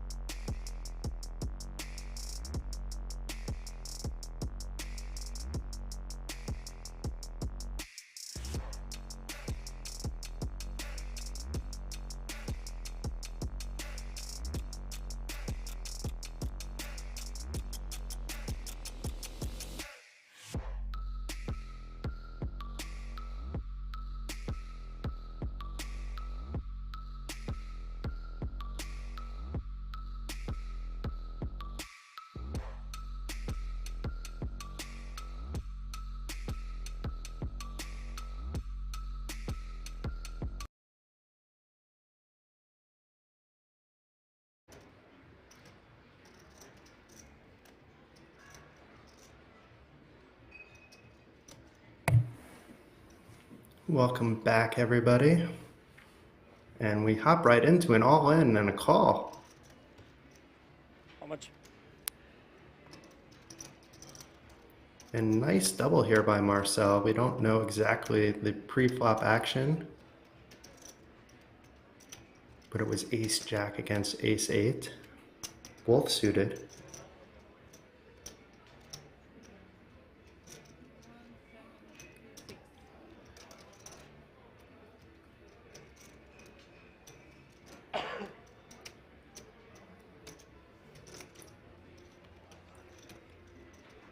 But it was nice to see the different players around the room in the main event.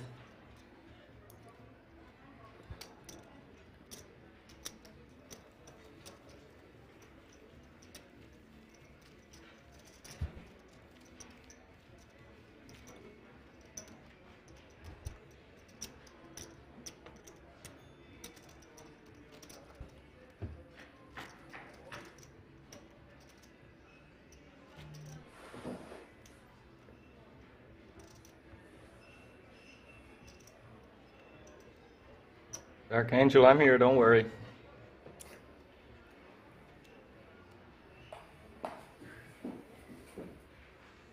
Unkill Otto, new blood on the table.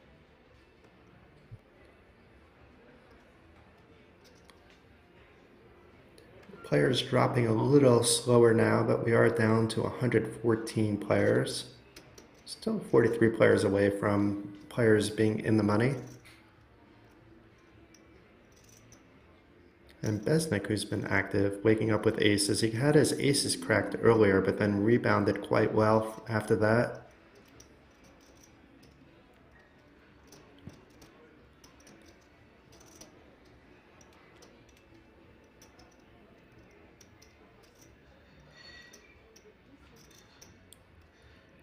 Let's see what Sergey does with this queen nine into the muck, and Marioni with the 7-deuce, easy fold.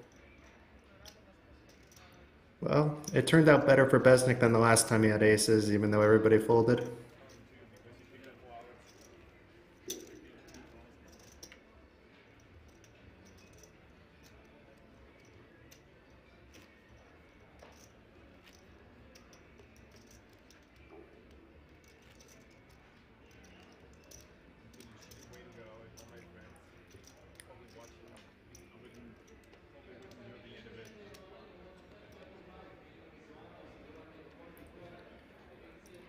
Anybody watching the stream that's also grinding online? Anybody having any deep runs tonight? Yeah, good luck out there on the grind, everyone. It's gonna be the first Sunday I've missed in about 80, I think.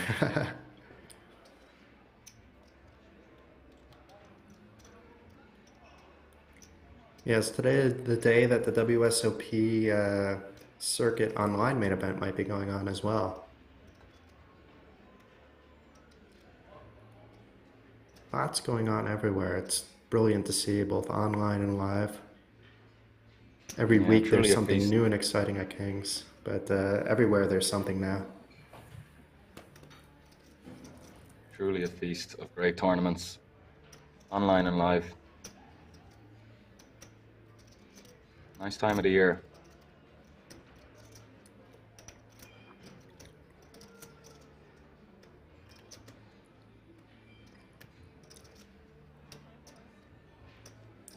No spice from Sergey.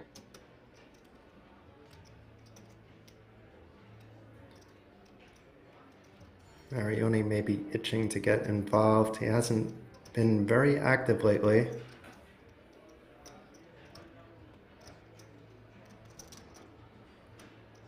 I believe he's just thinking about 3-bet or call, but let's see.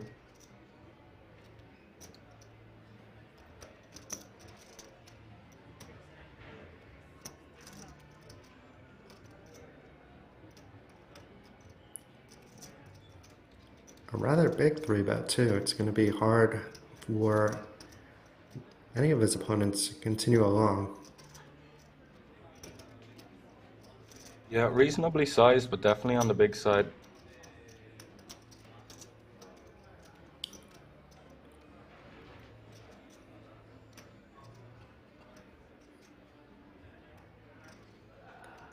I'm not sure if Marioni already has the info that Besnik opened the A3 offsuit earlier, but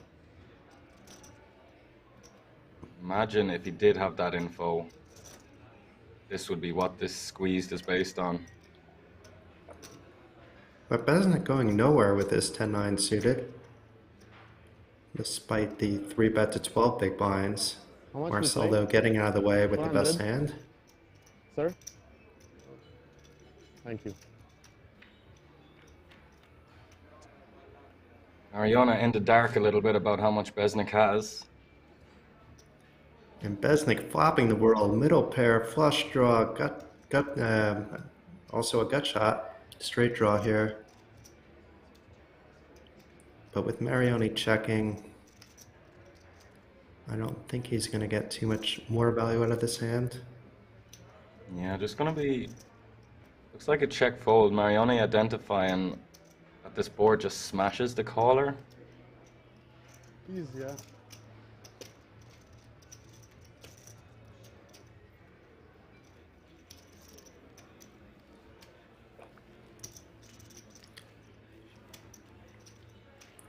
What a flop for the 10-9 suited. Time.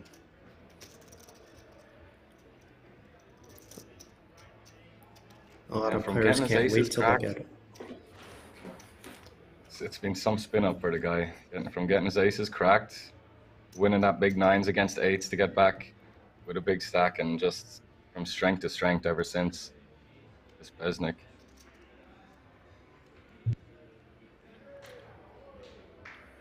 Making the most of his feature table time for sure.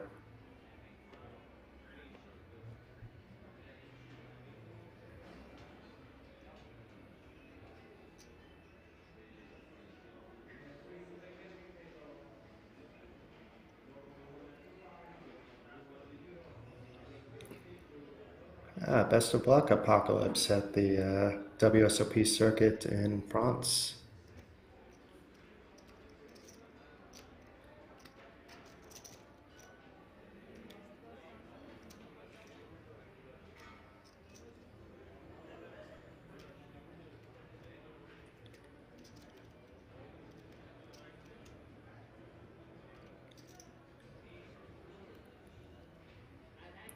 Seems like a little bit of a loose open with the ace-3 suited from under the gun, but it looks like so far it's working out.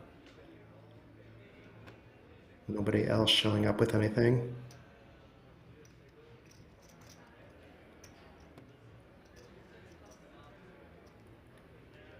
Until now. We'll likely see a jam here by Uncle, but it wasn't under the gun open, so it's either a jam or a fold. He is new to the table as well, so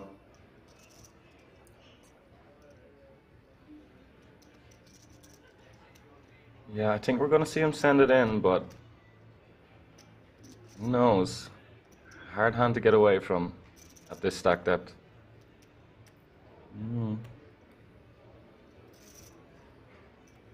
And very often he's dominated. Only we know that he actually dominates Alexei.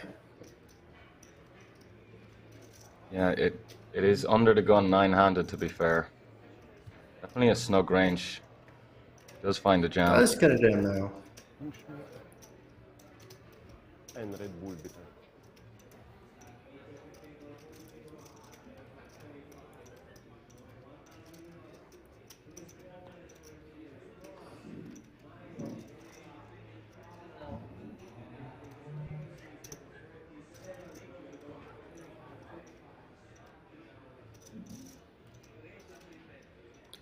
Alexei thinking things over, or just at least wants to show that he's stronger than he is. I think it's too big of a jam for him to call with ace-3 suited, and he agrees with that and lays down his hand. And I'm sure Uncle is not this. Yeah, go ahead. Apologies, Jason. Not even a million miles away, though. As we see, he was 46k into a pot of 80. Probably needing about 37, 38% equity with those pot odds. As we saw with the 33%, not even that far away. Is a testament that it shows that sometimes we're priced in this game, and we might have to go with some marginal hands. A little bit too marginal at that time, though.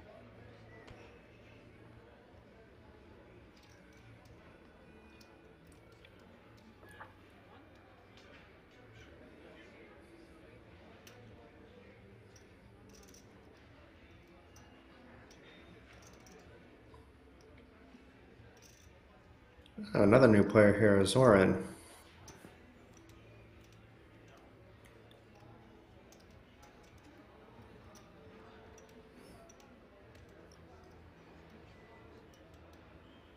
Players seem to be busting quite swiftly. Seen a lot of new faces across the tables around the room.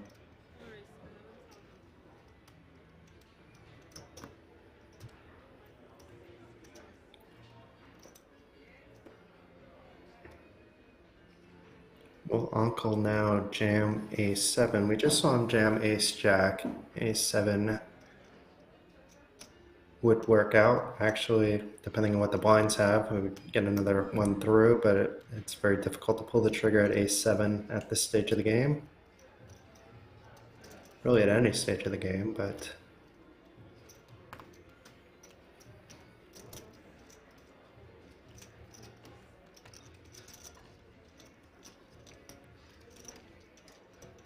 And Marcel picking up another pot after doubling up earlier with that ace-jack against the ace-8.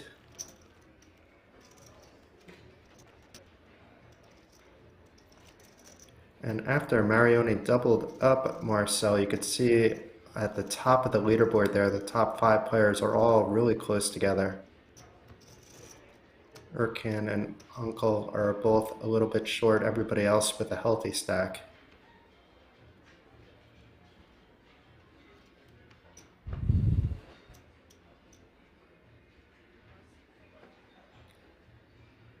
It's nice to see some deep stack poker though. It's a 291,000 average at 5K big blind, so about 60 big blinds.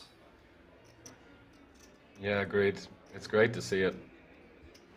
Great structured event here.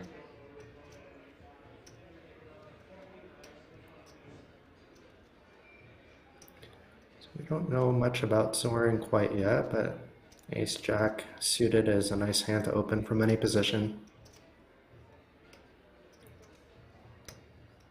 Guys, for those watching on Twitch, exclamation payouts. You want to know what these gentlemen are playing for right now. Approaching the money.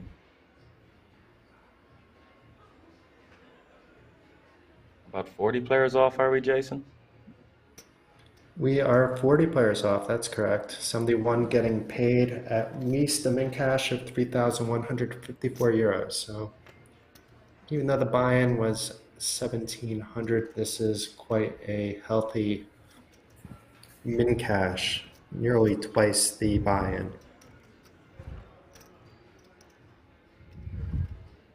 And 160,000 euros for the winner. Anyone wondering? Plus that 10K ticket for the main event. We pick up the action here. Early position open from the ace-jack suited. King-queen calls mid position. Erkin shallow with the king-10 suited on the button. Can't imagine he's got a lot of fold equity. Like, will he get a jam through that often here? I would say no. Like, if it was me, I'd call here on the button. Let's see, a fold wouldn't be unreasonable also. As we can see, he's going to be dominated a lot. All in. Let's go for the jam. He jammed before with ace-jack and now with the king-10 suited. I don't think it's going to get through this time though. How much?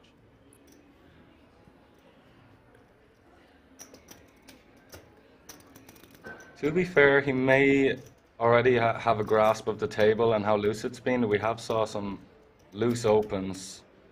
And it's just such an amazing pickup if you do get this king-10 suited through, but very hard to get it through. But as we see the ace-jack suited, thinking about folding, it's not it the seems. easiest one. Yeah, because there's still Sergey behind.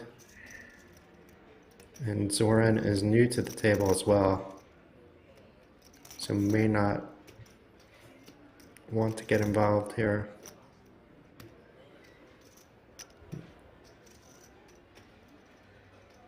Or he's thinking about whether he wants to call or 4-bet, but he does call.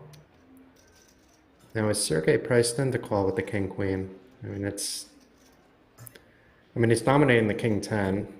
We know what the cards are, but it's not the prettiest of spots to get it in here with the king-queen either. You're very often just bleeding chips, even though you're getting a nice price. Yeah, you have to be worried about particular hands like ace-queen, ace-king, you know. And then all the powerhouses, queens plus.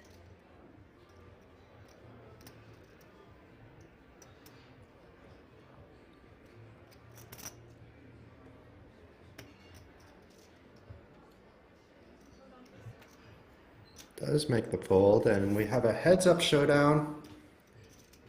It's showing that Erkin's a 3-1 underdog, but that's because some of the kings were out. We saw that Sergey had that king-queen that he folded. Otherwise, it would be more like a 2-1 in a vacuum.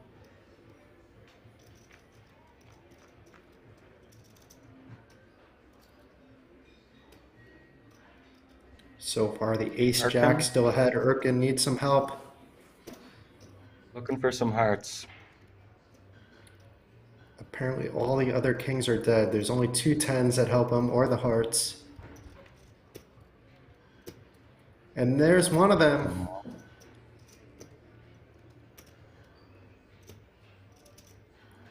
All of a sudden, he's up to 9 outs from the 2 that he had earlier. Will he get a heart or a king? Well, there is no king, a heart or a 10 on the river. No, it's the 2 of clubs. Good game, Erkan. Nice hand, Zoran. We're down to 110 players.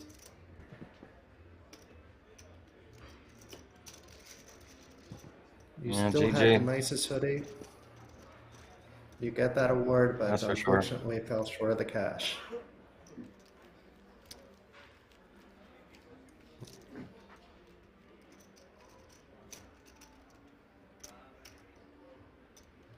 It's such a tease when you get that heart on the turn, and then because you're on the feature table and all that, you know, the river gets dealt so slow, you feel like you have some hope that everything's on your side, and then a blank hits the river. Yeah, far from ideal. Got a feel for him. I'd like to know, for the viewers at home, like, which would you prefer to see? The percentages of the hand's chances to win, including the discarded cards, or just the standard percentages to win, like without the discarded cards taken into account? Maybe most of you don't care. I'd like to know. Know what my preference is. What's your preference? Or you don't want to share quite yet? Well, yeah, to be honest, I would like it so that the discarded cards aren't counted, but that's just me personally. I could definitely see the other side of the argument. Would it be confusing to see both, you think? Good question. I think a little bit, yeah. I think a little bit too much for both. It's just, it's good to know what's the equity when you get in here. Like, you know, when 2 hands get in, it's nice to know, like, what is the equity, so we can all get used to these different scenarios. It's definitely today I've seen some we kind of misleading know numbers. what that would be, but in like Omaha, for example, it gets really confusing when, you know, the discarded cards are counted in the percentage mix to figure out the percentages in a vacuum without the discarded cards. Yeah. But at least in Hold'em, we generally have a good idea without having that, but I can see both ways.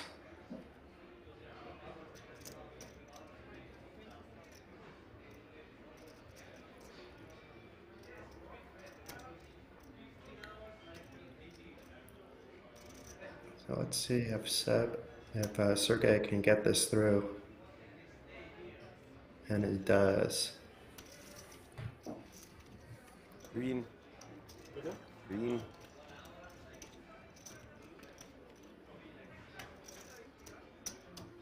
Alexei looks a little frustrated after losing a couple small pots.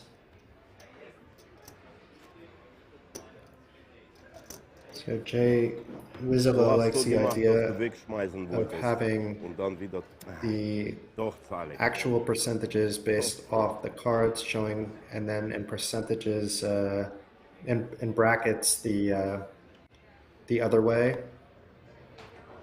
And he has shown both. It would be nice now that you mention it.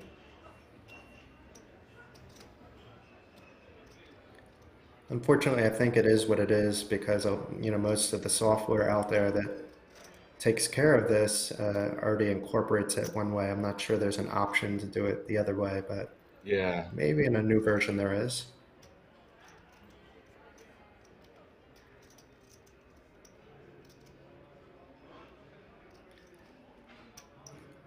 I'll very often see a player jam with big slick from the hijack with 16 big blinds facing a raise.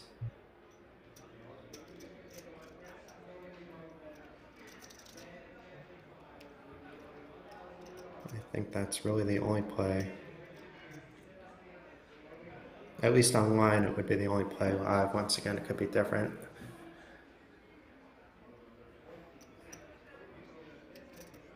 All in.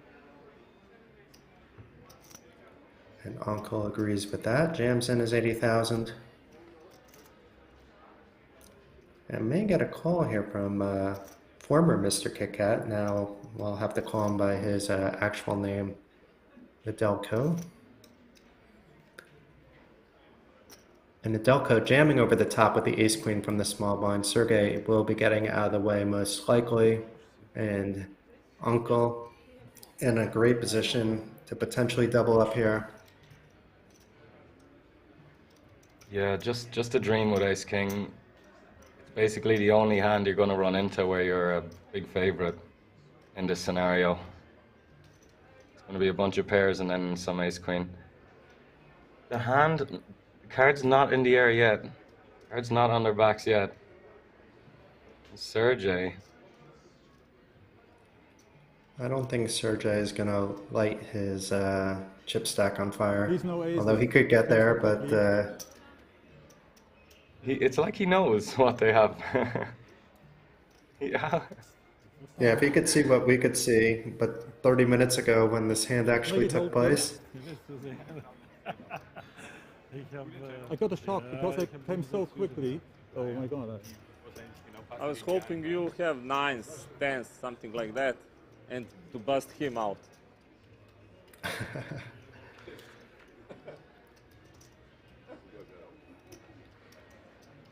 So far, so good for Uncle to double. If an 8 hits the board now, we could be looking at a chop pot as well, but the ace-king taking a nice advantage here. Yeah, you never want to see the paired board when you're like nines, huh? when you've got the ace-king and you're in that dominant position. As if the board runs out 2 pair, these will chop it up. 2 pair with an ace kicker.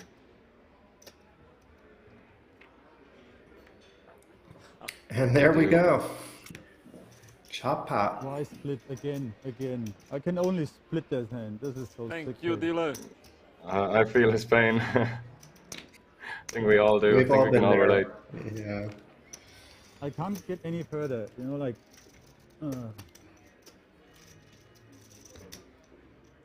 He feels there's a ceiling to his stack today. It's the third time I have to split that hand, right?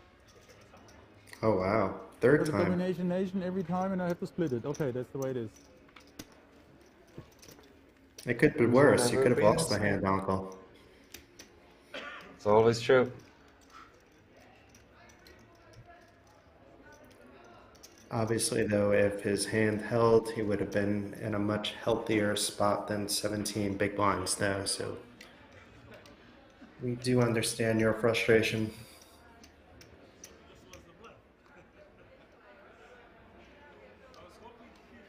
Archangel saying, to be honest, if you look at tilting affects your thinking. If you look at it, tilting affects your thinking. So tilting is really bad, of course. The higher our emotions get, the lower our logic gets, basically. Emotions will really cloud our judgment. So it's best to take a breather, calm down, grab a cappuccino, a Kit Kat, a Snickers. But you would have busted me, huh? You would have busted me? You would have called. You can tell I comfort eat a lot when I play. Yeah, of course. Yeah. I'm still in the game. That's good, eh? Thanks for the save, buddy. Compromise, you know. Yeah, you didn't no, win, I mean, but you didn't lose. I rather split than seeing a queen on a river, right? Uncle appears to be in better spirits now.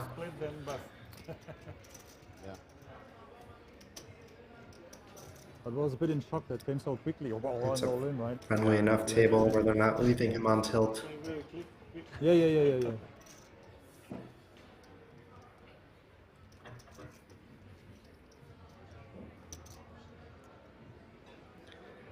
So Besnik once again showing that he doesn't need just aces and kings like he's had a few times already to opening with the Jack-8, which is fine from the cutoff. Marcel, the defending with the queen nine, actually ahead, but probably does not realize that at this point. Yeah, and a great example of the power of position, being the pre-flop aggressor. You're the pre-flop raiser, you're the one who's got all the good hands in your range. When the big blind just defends, he's got all the weak stuff mainly, and there's just nothing he can do with so much of his range. On these dry boards, in position player just has so much power.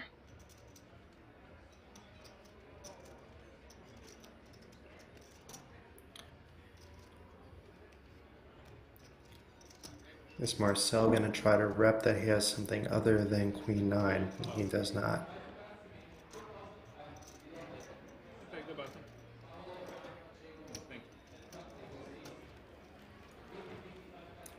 Quite a big bet also, like very difficult for the big blind to continue there. Very true. Just putting them in the cage. We had a player though on the first table that would have likely just opted to donk bet that flop. I think it was Paul earlier. And on these kind of flops, he was just leading out.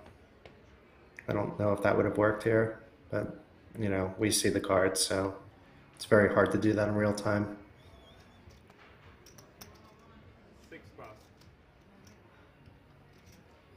We're being informed by Jay Wizzlow that during the upcoming break, the 500 purple chips will go away, much to my delight. So when someone tosses out a big pile of purples, I don't get excited anymore. 7 raise, 11,000. 9 pass. 1 pass. Ooh. Nadelko waking up at the 10s from the cutoff.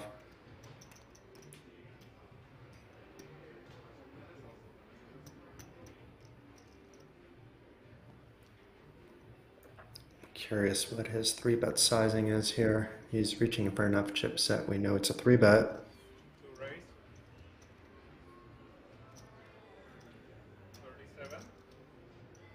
3. The, 7.5 bigs. I was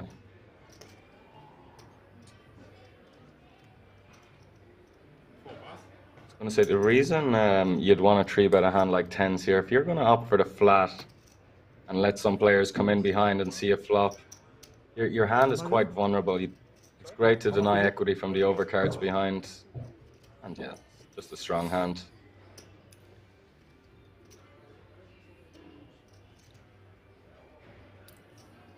And Uncle must know he has no fold equity at this point. Does fold. Yeah. You can definitely come in with a 4-bet if you think you have a fold equity, and the player 3-betting can be 3-betting light.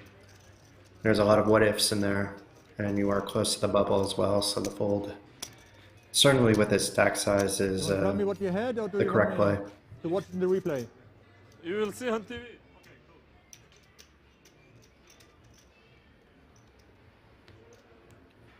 When you see on TV, you'll be happy with your fold there.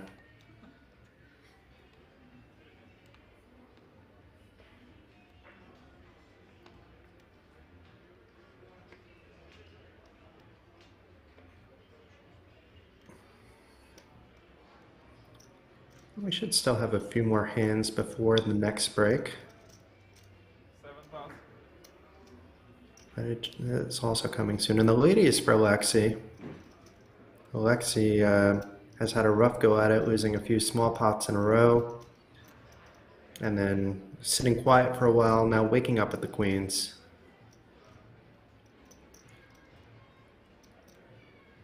Let's see if Lady Luck is on his side.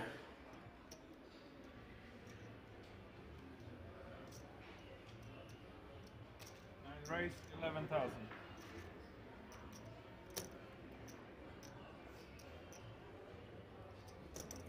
Perhaps it is Nadelko with the 8s. Opting just a call. That's the difference between the 8s and the 10s.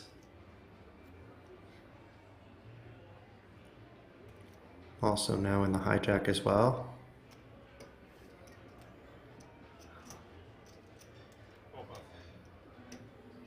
Ooh, Sergey with the ace-10 may come along as well, may even 3-bet.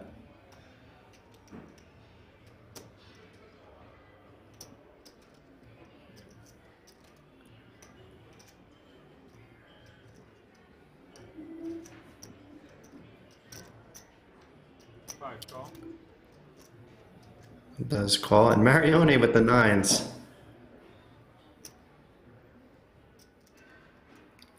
You can't be too thrilled when you open with queens and you get 3 players to call. Yeah, always tricky to navigate. Not always. Not if he flops a queen here. That is not the case though, and he's still ahead with his queens. And should be happy with this kind of flop.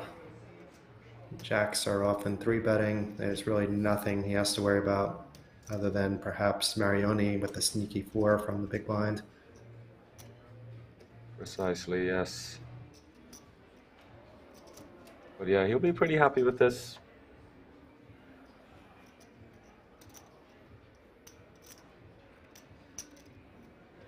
Definitely wants to seek value, deny some equity. He's likely to get at least 1 call as well.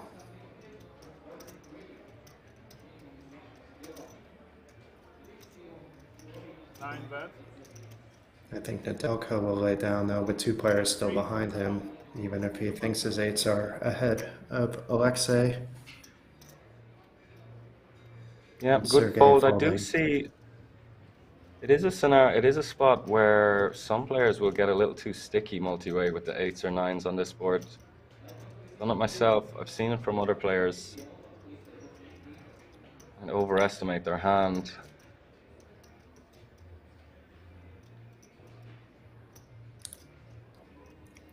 Sergey taking a little more time than I think he would with this ace-10. Maybe he's thinking about making a move. He can also potentially have a 4 in his range and from the small blind.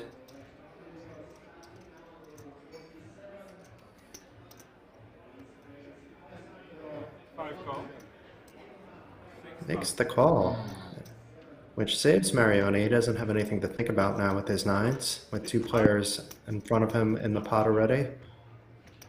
Yep. Ooh, this may slow Alexei down and may actually change things around. Yeah, this could Sergey get is calling interesting. with Jack in his hand, if he had one. 5-2. So yeah, I imagine we could see it go check here if Alexei wants to slow down on the jack. It wouldn't fault him if he did bet, but if he does go for the check back, opens the door for Sergey to just bomb the river, represent that he has jacks full. But the hand will play very differently if Alexei bets, I imagine. Sergey may think his ace is good on the double paired board as well. Even if Alexei bets, he may call again. I don't think so because it was an early position open, but that, you know, at best he's maybe chopping. It's not that Alexei's been getting out of line at all. Yeah, he could opt to show down the ace. The 2 pair. Oh. Full house now for Alexei. He's not getting bluffed out of this pot anymore. It's a dream river after checking back as Sergey is reaching for chips. 52,000. Wow. Okay. He is praying that Slightly Sergey north of has a half jack pot. in his hand. So Alexei should be jamming here based on the fact that his stack is a little bit less than the pot. And if Just Sergey absolutely actually, loving life. yeah, but if Sergey had a jack in his hand, he'd be loving it a bit more.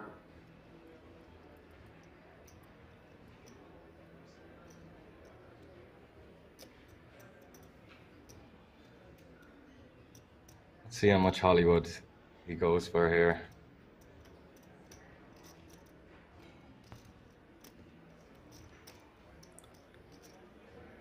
Do you think Hollywooding here makes you look stronger or weaker, actually? Like, I think a quicker action makes you look weaker, but maybe I have it backwards. Well, I would say that given too much of an academy performance would just look super strong, and it's easy to do. It's easy to get a little bit. But he doesn't overdo anything. He just takes his time, puts his chips in. And now a little hot If he wooden rolled, by Sergey. if Alexei rolled his eyes and sighed and then jammed, I would have said that would be a bit too much Hollywood. You know. And Ilmatic saying, "Please do not have a jack. Please do not have a jack. Please have a jack." That's exactly right.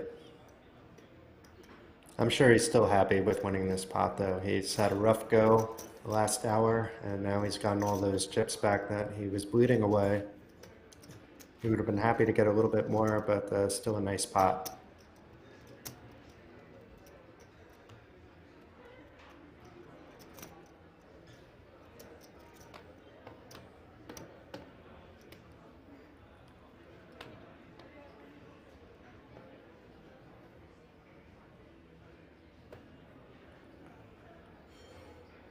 And Alexei again with a nice hand.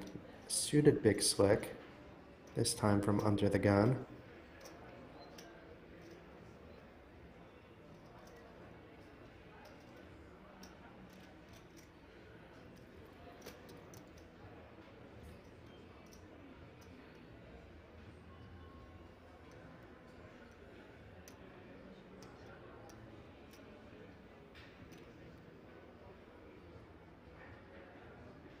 Taking his time. I'm guessing that's 12,000, 13,000.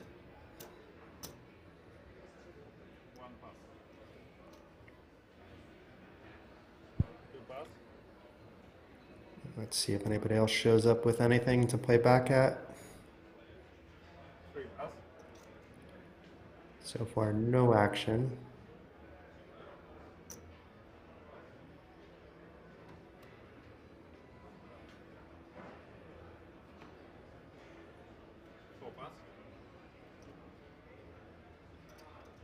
Let's see what Sergey decides to do with the ace-4 from the button.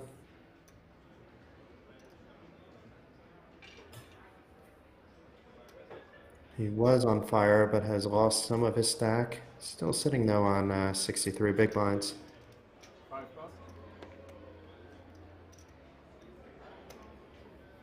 Marioni may opt to come in here. These suited connectors look pretty.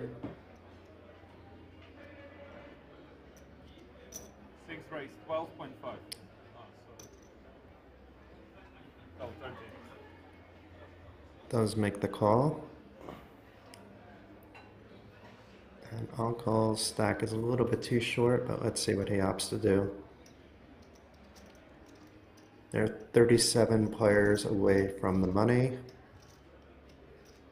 I believe the blinds, there will be a break soon, and then the blinds will go up to 3-6, which makes the stack even shorter.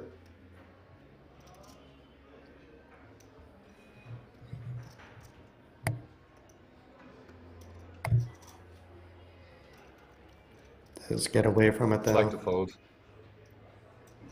Yeah, I think not just being results biased now, but I think he will be dominated a decent amount there by the king queens, ace kings, king jacks, king tens.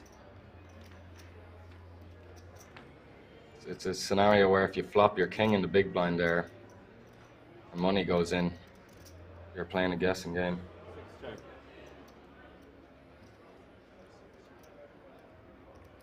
Let's see if Alexei makes a stab at this. It should work if he does.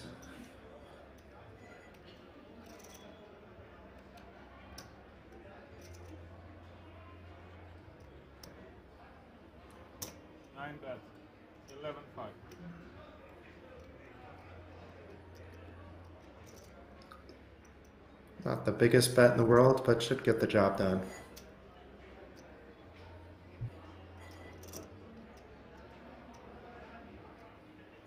Yeah, always nice to have a strategy that includes some small sizes here and there. You see, they can be very efficient and effective sometimes. Oh, this time. Marione may be sniffing something out. Raise 28.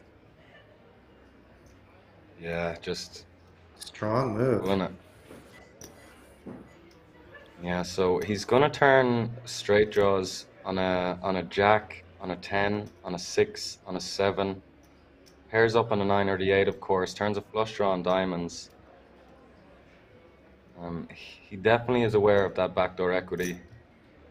So he chooses a hand like this, and a sticky, somewhat sticky continue from Ace King. Great read on the situation. 1.5 more. So it was a very small size. Marione not finished yet, I imagine. Setting up some big plays. Such an ugly turn for the 9-8 of diamonds. Not what he was looking for. And now in no man's land, as we see.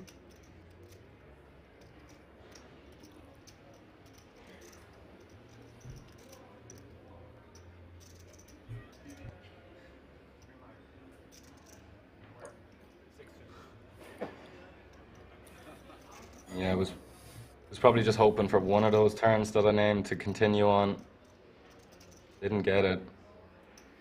See, does Alexei just think his ace king is good, try to show down, or maybe try and take it away right here with a bet?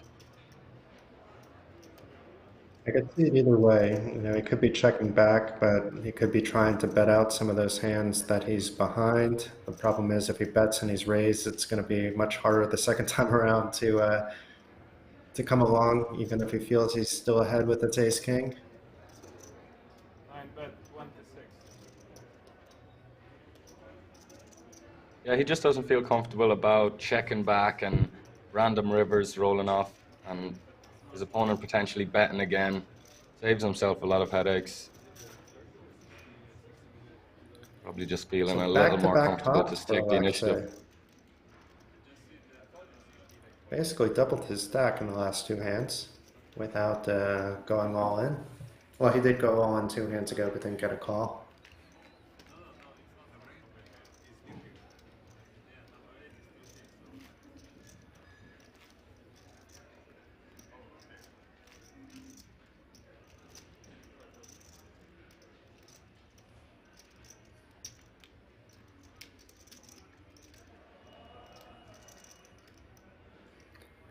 You could see all the cameramen hard at work. There's at least 4 of them out there, giving us all the different angles, along with the cameras that are elsewhere on top of the table as well.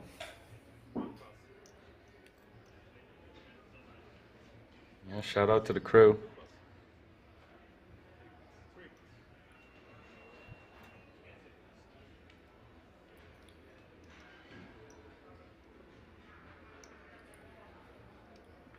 Ooh, another new player. But first it's Marcel with the ace-queen from the hijack. That will be an open. 11,000.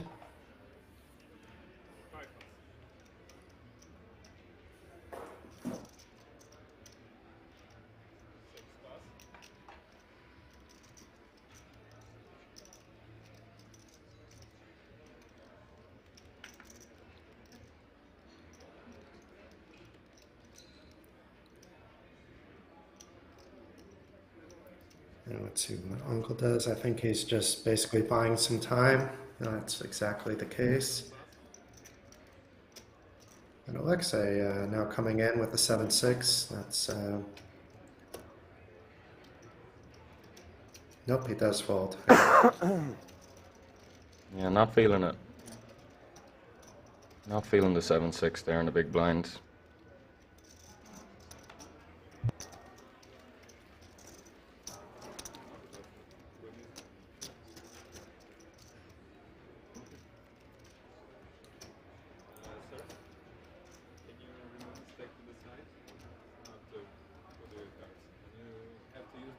Our new player looks like it came in with a lot of chips.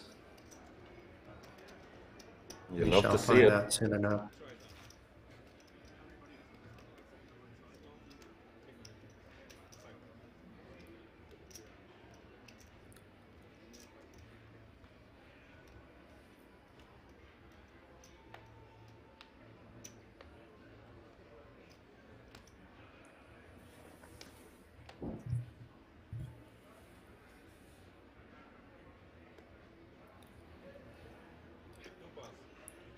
The Delco can't get much going after he ate his Kit Kat. He should get another Kit Kat on the break. I think from now on I'm bringing a Kit Kat with me to the table, but not to eat, just as like a good luck charm. Until somebody steals it because they're hungry.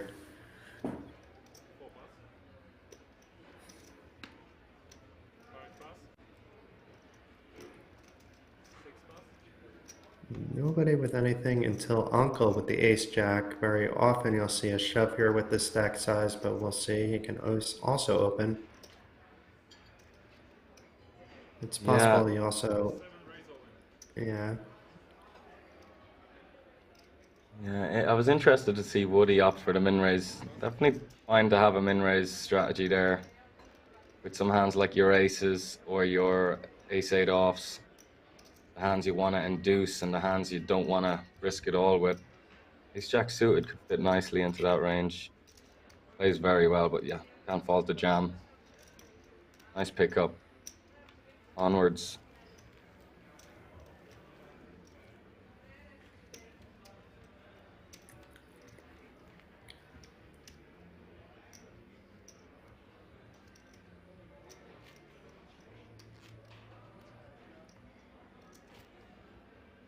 I love that we can even hear the dealer shuffling the cards. The sound is amazing right now.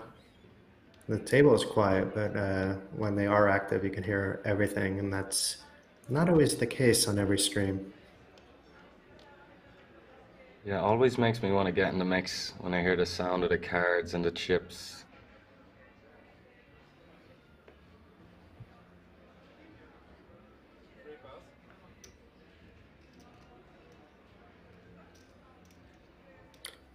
It's a lot of ace Marcel jacks now on with this the ace table. jack. Yeah. The hand of the day, or the hand of the hour anyway.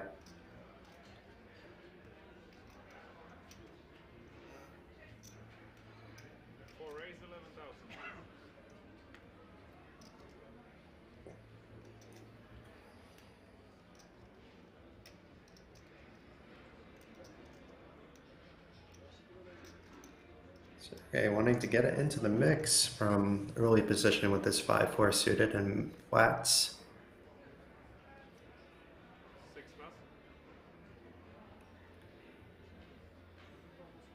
Yeah, he's already shown he's not afraid to get in the mix. Sergey's no fear. Also knows it's nice to have a deceptive hand. His opponents aren't going to put him on a small suited connector in this position. So if he does manage to hit big, will be very disguised.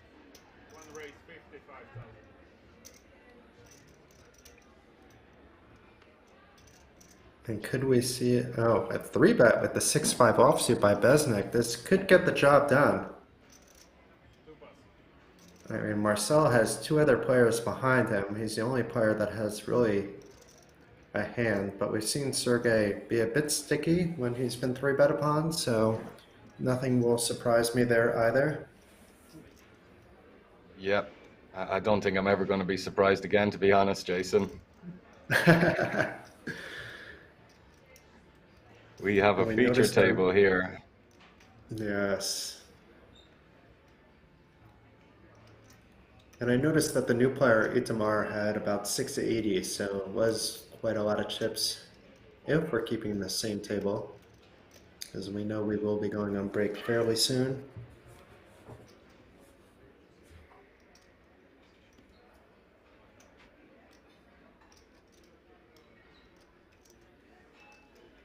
As a neutral, I want to see Sergey continue. I want to see them clash. This could be an amazing hand of poker if Sergey does continue with the 5-4 suited. The battle of the wits between 6-5 and 5-4, and maybe 10-9 as well, with only ace-jack getting out of the way.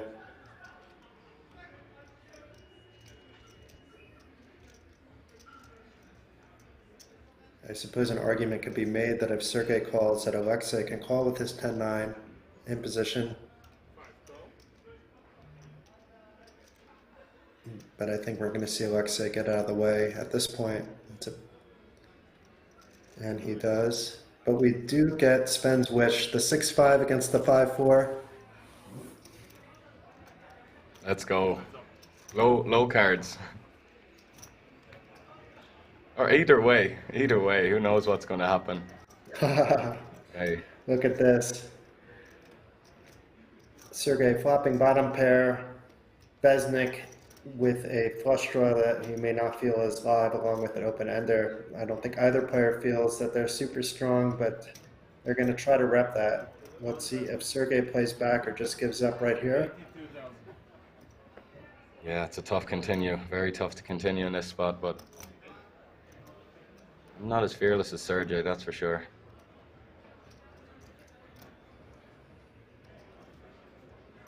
Not in a 1,700 euro buy-in. Yeah. I mean, I'd love to see a jam just to see what Besnik does with his open ender. He may not even feel his flush draws live, or may feel he's drawing dead at that point, but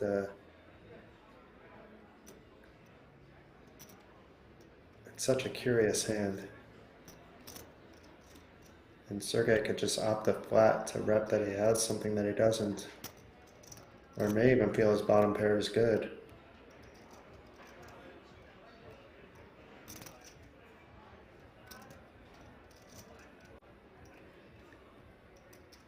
It's for a third of his stack, though.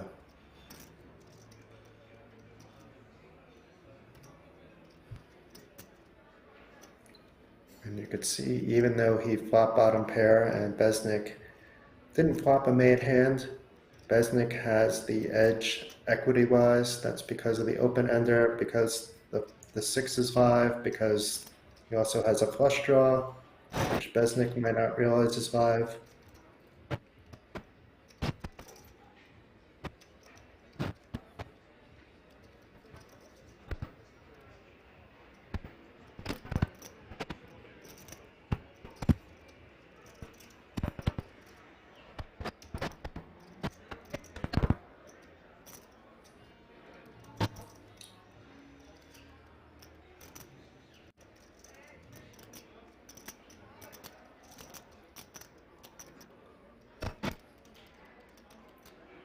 Sergey may actually have a read here because he's taking a lot of time to think, almost accidentally throwing a chip into the pot.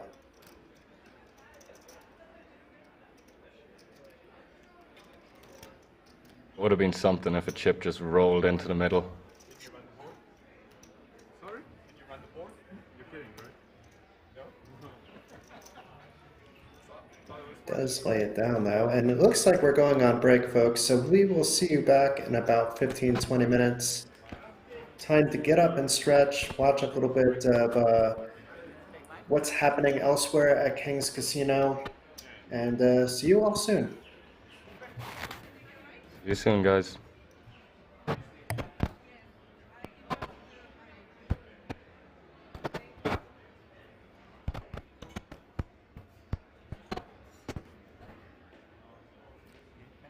Hello, Martin. Congratulations on the Entropic success in the EU Masters. Thank you. I hope they win it next time. So my first question would be how you're running today at the WSOPC Main Event. Yeah, I had pretty good run from the start of the day. I'm pretty tired, so playing like almost ABC, sometimes mixing some jack free, but all good. And I think close to chip lead, so I hope I survive last 4 levels and go to sleep. Nice. So you always become chip leaders at King's, as we can see. What is your strategy? How do you do it? Yeah, I don't like to waste my time for poker, so either I'm chip leader or I'm out of the tournament. So in that possibilities where I'm out of the tournament, we don't do the interview, and when I am kind of deep in the tournament, I'm trying to have like all the chips, so that's my strategy. Perfect strategy. So since you have become the villain of poker recently, what is your 3 tips to tilt people? I'm not aware I'm the villain. I think I'm a pretty nice guy, and so I can't share any tips, so yeah, no. Okay. And how do you prepare before your poker sessions? Yeah, it's funny. Yeah, normally it's like for me, especially because I'm not super young anymore, so it's really need to to be resting well, which I didn't today. But yeah, it's like for me, this is just like fun tournament at Kings, so I'm happy to be here. Obviously, when I win the title, but yeah, normally I like rest and like be calm and like yeah, do the stuff. And whom would you like to play heads up against in the WSOP circuit now? Yeah, I would like to play against like probably the least experienced player in the field, just to make it easy. I don't want to name who is it, but I actually I don't care too much. Okay, thank you very much for the interview and good luck in the tournament. Tournament. Phil Hellmuth. Both of them. Buzz Phil Hellmuth. Tony G. Bust them both in the same end. WSOP title. WSOP. WSOP. WSOP. WSOP title. Small talk. Small talk. Small talk. Small talk. Bluff. Daniel Negreanu. Phil Ivey. Phil Ivey. Daniel Negreanu. Both. Title once. Title. Title. Title once. Title win.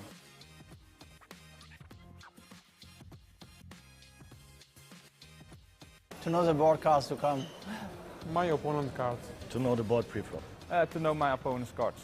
I don't want any superpower. Being bullied. To be the bully. Being bullied. I don't like bullies, so I'm a gentleman. I don't like any of them.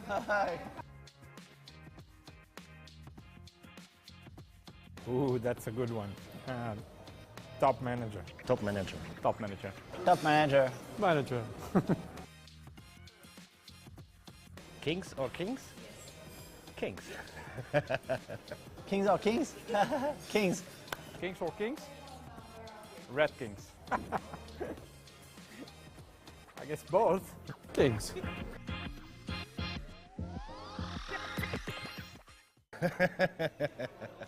Of course, 1 year without poker.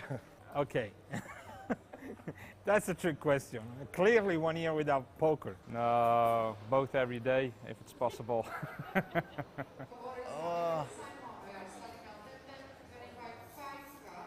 1 year without sex. Kings.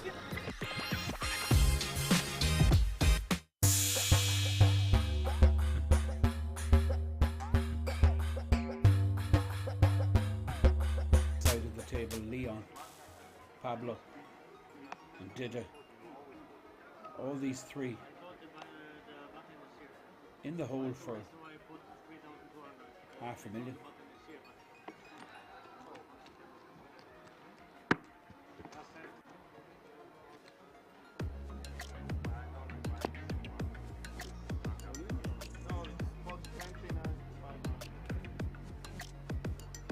Kabanski looks interested. King Queen 10-8, 9,500 pot size bet. Kabanski calls in Leon with an incoming call. So we're going to go three-way.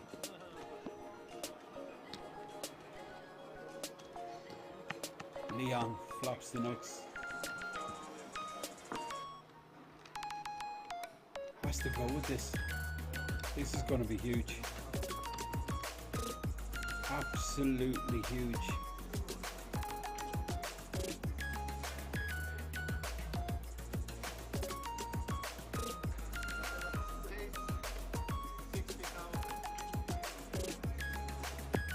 It's the last hand. Kabanski won't be putting Leon on King 4. But going nowhere, Kabanski puts in the additional 50,000. This is a monster pot already. 222,000 in the pot going to the turn. Look at the stacks. Flops trips. Leon improves to a bigger house.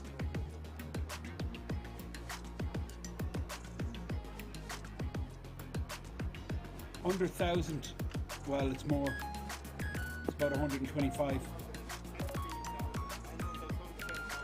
This, I think he calls here. Oh boy, this is brutal stuff. Here we go to the river. Well, the spade will help Good here. Does make a straight in the end, Pablo.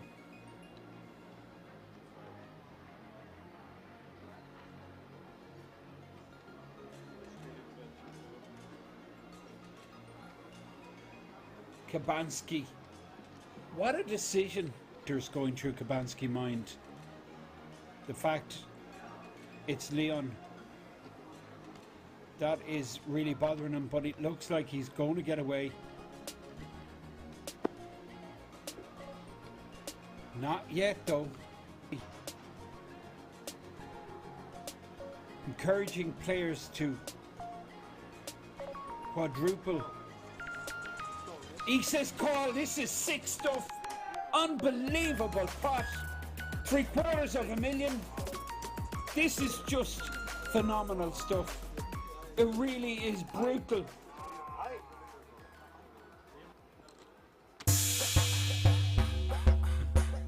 That is the end of our live stream.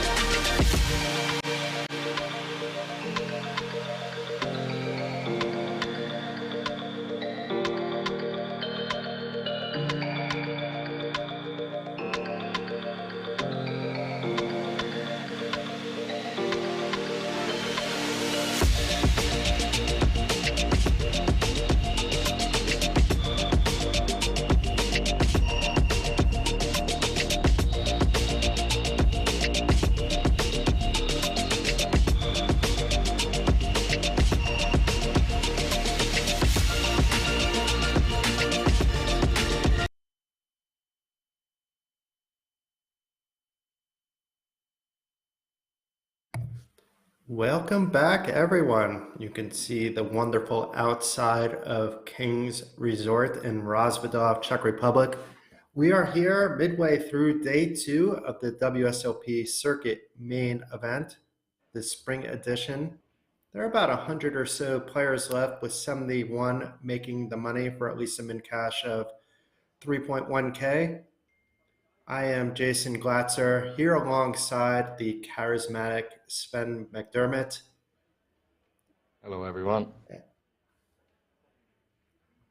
And it looks like we have the same table. So we haven't seen Itamar yet, but he is the table captain. Otherwise, we're well familiar with the rest of the players at the table. Yeah. Uncle is going to have to get something going, but maybe he's going to try to squeak into the money with the short stack as well. A long way to go.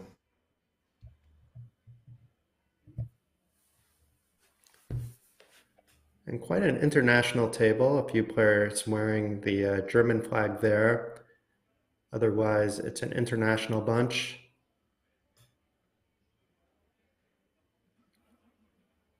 And I, for one, am delighted that we're keeping this feature table. We've seen some very spicy plays so far, and I hope to see many more.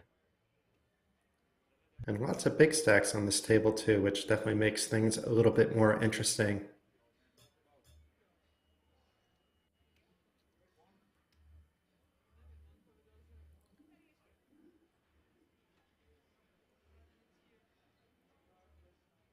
We're being asked how many chips does Martin Cabral have, but Martin hasn't been on the feature table. We do not have access to that information. I do know that Poker News is live reporting this, so you can maybe get an idea of his chip stack over there. We do not have access to the chip counts though at the outer tables here at the in the commentating booth, or virtual commentating booth. We're quite international as well. Sven, I believe, is Irish, living in Cambodia. I am American, been living in Lithuania for many, many years, and I'm actually in Malta at the moment.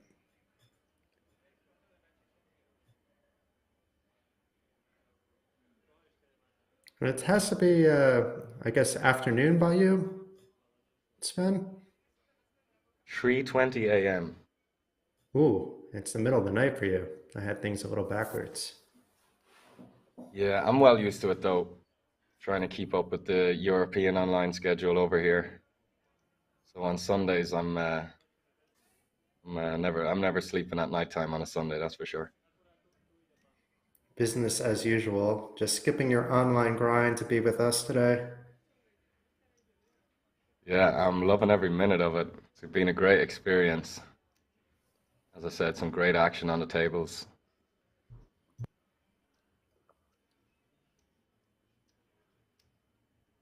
Apocalypse UK is asking, how long are you over there, or do you live there? I've been over here since pre-pandemic. It was the pandemic that kind of, I wouldn't say trapped me here because it was very enjoyable. And lockdown wasn't as extreme over here also. So, but yeah, when all that was happening, I was over here and just settled in. It was hard to go anywhere. Is there a grind house over there as well? Not that I'm a part of. I'm on my own over here. There are some guys in a different city. I might pay a visit sometime. Group of online regs in a grindhouse down there.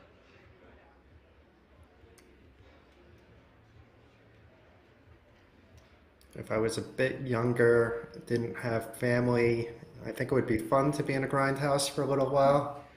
I'm not sure my wife would approve of that though.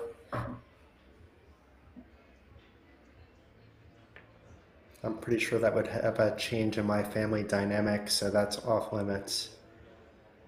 So blinds have gone up to 3,000, 6,000. You could see there's 107 players remaining. The average stack still at a healthy 50 big blinds. So quite some deep play, not only at the feature table, but also at the outer tables as well. And Marioni, who has been fairly quiet lately, waking up with a hand. Big slick from early position, opens for 2.5 big blinds. And Itamar, who we haven't seen much of yet, with ace queen from the hijack. I wouldn't be surprised to see a 3-bet. Yeah, definitely a nice hand to 3-bet, take the initiative. Play in position heads up rather than go multi-way with a bunch of other players. Obviously we see now he's running into a premium. But yeah, I like his choice to 3-bet.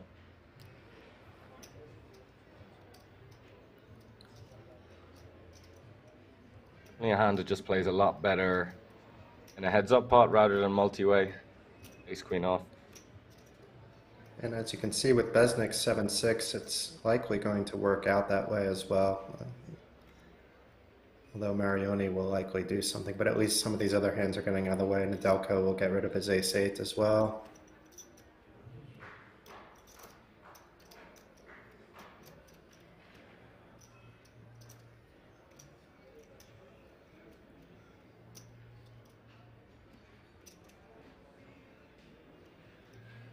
It'll be interesting to see if Marioni opts to 4-bet or flat here as well.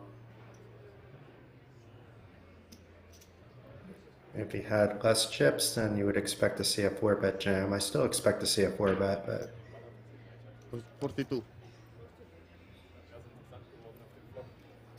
Yeah, so what are we talking here? 65 big blinds behind. Something like that. He could 4-bet jam, he could make it like 100, 110k. See what he opts for.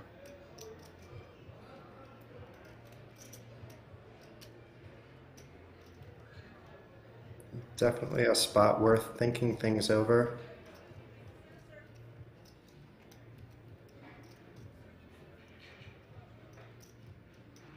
When you're approaching the money and the guy covers you, hard not to be tempted to just rip it in. But he goes for the call here.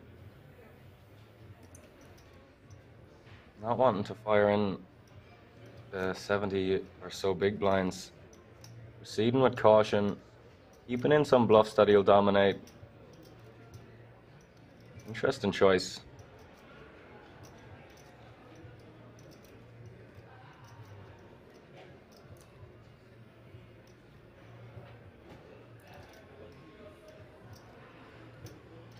Could see 1/3 or half pot here. Half pot being more aggressive. Go even smaller. Let's see.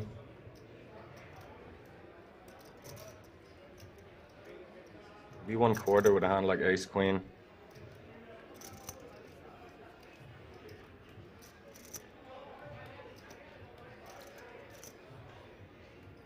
Okay, he does go for the aggressive choice. And it's going to be hard for Marioni to keep in the hand, even though he's ahead. But he opts to stay in the hand. Yeah, it's like, it's not a very strong hand, but it's like the ultimate bluff catcher. He's not going to like to see the jack roll off Marioni. But yeah, he beats all bluffs, and he also blocks the aces and kings. Makes it ever so less likely that his opponent is holding hands of that nature. It'll be interesting how it plays out. You'd have to imagine another bet on the turn here of even half pot would get the job done, but he does check it back. Have to be a little worried when your opponent check calls a half pot bet on that flop. When I have a lot of hands like pocket nines, pocket tens, even jacks. As you see, it's ace king. Yeah. If Itamar was able to keep the pressure going on the turn, then he would have likely have taken it down then. But instead, the pot goes to Marioni, who used to have a pretty big stack and now got quite a few of those chips back into his stack. A couple hours ago, he was sitting on around 600,000 though.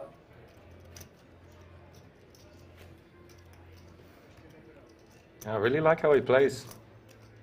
Picks his spots. Not always the ABC choice. Yeah, does his thing, makes it work.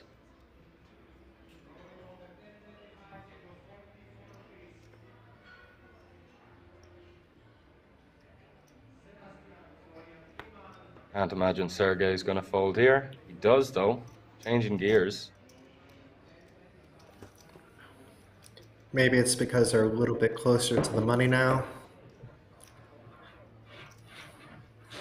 Yeah, I think it's 35 players away though.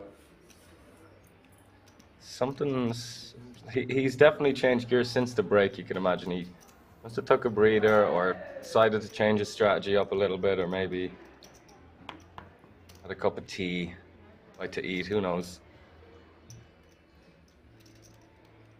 A lot can happen in a break.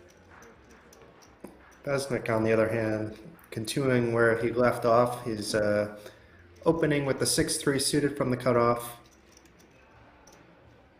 Let's see if Marcel opts to defend with the king deuce. Probably would if it was suited. Let's see if he does it with the offsuit king deuce.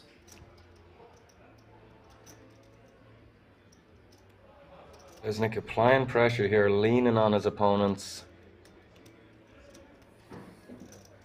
Making life tough for them as they approach the money bubble.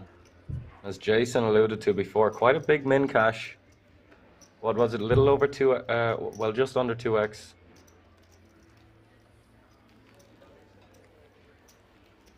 €3,000 for everyone who gets in the money. At And they were least. running lots of satellites also at Kings, so it's possible that some of these players got in for much, much less. I believe there were also satellites running at Club GG, who we see advertised in the on the table itself. Yeah, good point. It's actually a massive money bubble for some of these guys, if that's the case, if they've satellited in.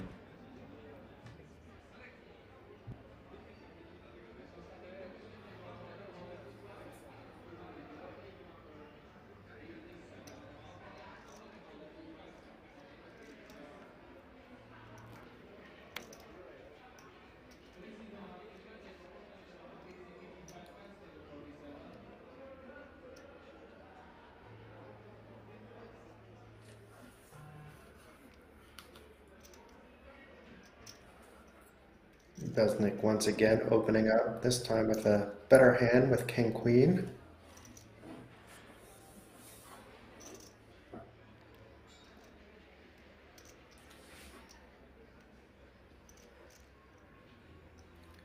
And so far, nobody's showing up with anything to 3-bet or call with. Expect Marcel to toss this away.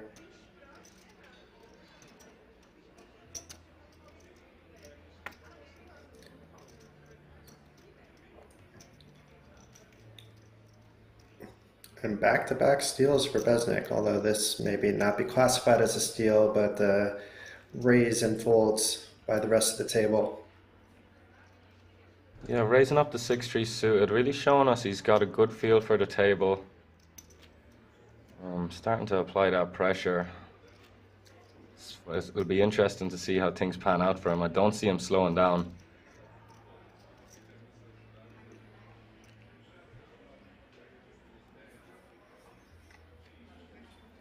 And while we're waiting for the next hand, I want to give a shout out to the moderators in the chat. So thank you a lot, Jay Wizzolo, Dark Angel, as always. Nightbot, you've even been friendly. Usually I have some issues with Nightbot, but Nightbot doing a automated good job as well. Thank you, mods.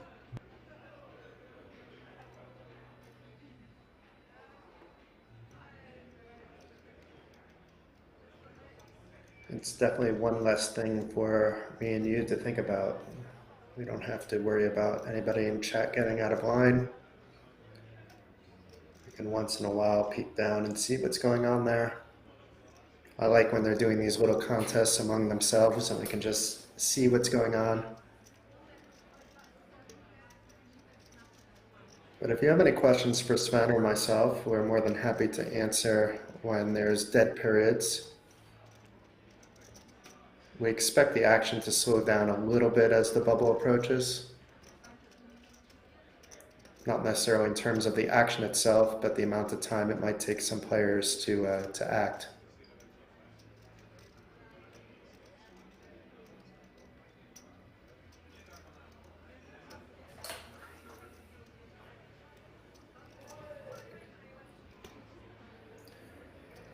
So Stratos, to answer your question, we will be live for 4 more blind levels, so at least 4 more hours. So for those of you just tuning in, there's plenty more action to come. We expect the bubble to break today. And then tomorrow's action will play down to a final table, which will be broadcast on Tuesday until a winner is crowned.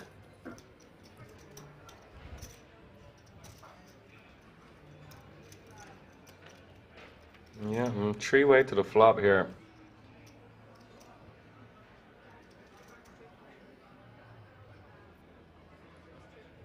little something for the blinds. Original razor brick and checks back. And Sergey turning top 2. Imagine he's gonna lead out. But very unpredictable player, but I just don't want a 4-card straight rolling off a king, a queen, an 8 or a 7. Huge action killers, of course. He's placing those kind of hands in now. Oh yeah, he does go for a very small size. This is a good point. And the double gutter here from Sittner does continue, and bricks. Yeah, that was a small turn size. Didn't even notice.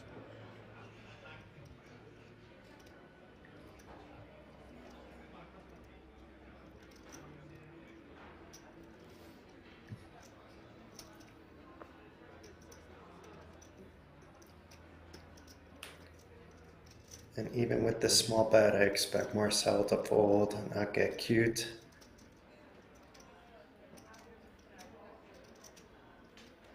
And in the spot, it probably won't work anyway. Sergey going small twice. Identifies that both his opponents didn't have much. So on point there to some extent with the sizing. Gotta give him props.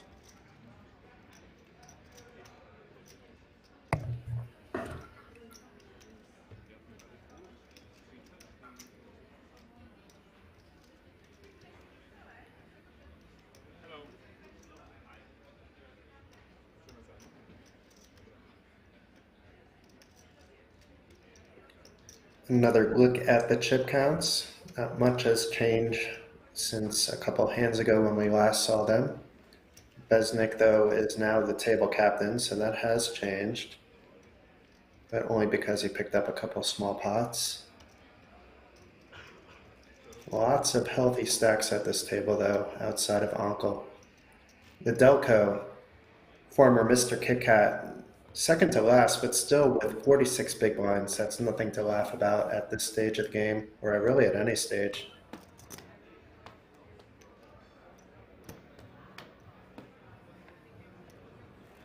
I love how all the players have their own unique style. You know, a lot of different player types here.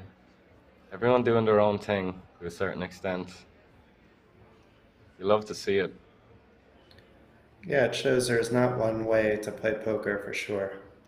Obviously, there's the GTO way. So if you prescribe the GTO, for sure there's one way to play, but then you have to assume that the other players are playing GTO as well. We're adjusting your ranges for that, so it gets a bit tricky even with GTO. Yeah, even the most hardcore GTO guys, even the most hardcore GTO guys will like disagree on how much they should deviate based on like how people are playing. So it's nothing's ever black and white in this game.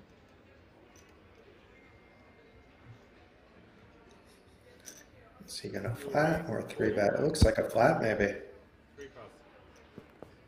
No, it is a 3-bet. There were some more chips I didn't see. Oh my! Oh, look at Lord. this. Sergey with the Cowboys. It looks like we have to wait for Marcel to pull this Jack-9 before we see what Sergey will do, but I don't think we're gonna see a flat here. Oh my God. He is loving it with the kings. Little does he know. Could be the end of the road. What a disaster for Sergey here. Because even if he puts Nedelko on a tight range, you know, he still has these ace-queen, ace-king, jacks, queens, tens. You shouldn't be too scared by that 3-bet when you have the second best hand.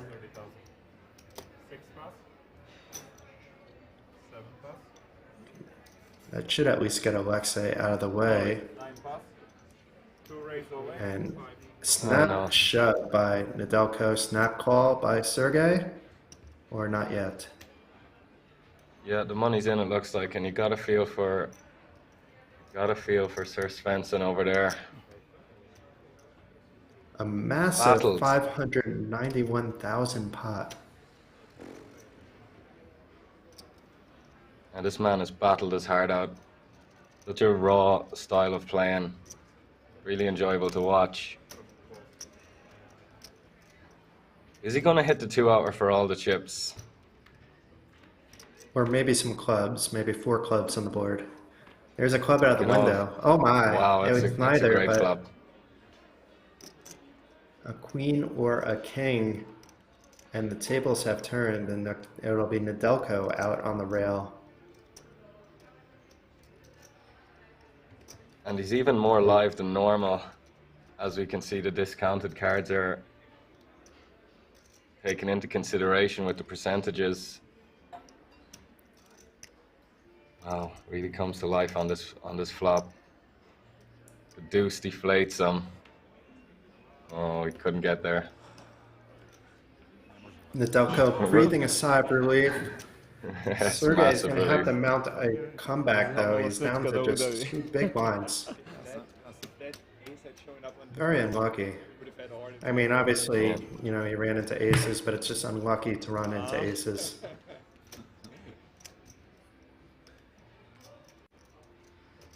It's such a rough feeling when you have those kings into aces. The only thing that can be rougher is when you have the aces and they don't hold against a hand like kings or queens or ace-king.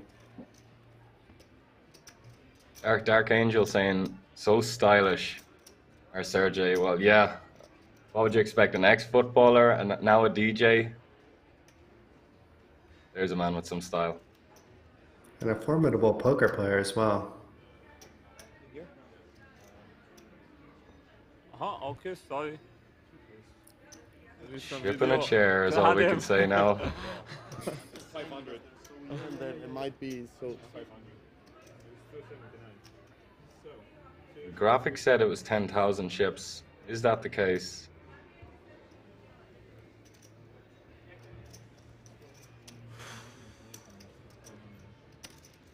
Lakše se diše. Bronhi.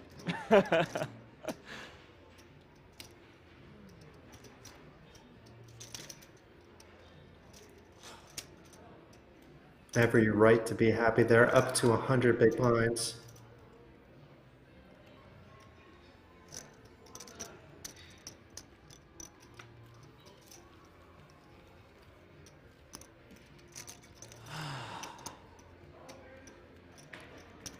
Sergey with just 11,000 remaining in the stack. Uncle also short with 11 big blinds.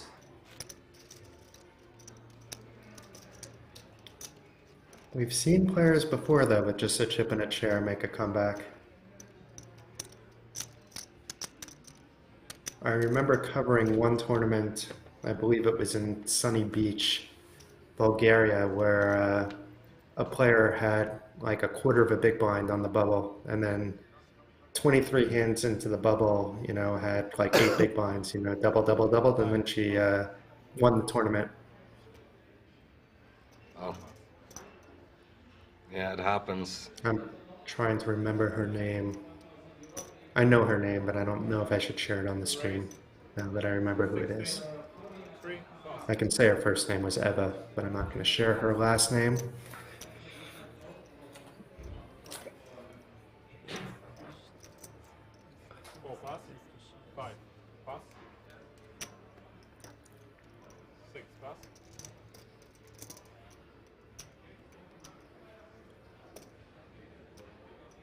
And now Nedelko with the 6s, so another pocket pair for him. I think if we weren't down to 104 players,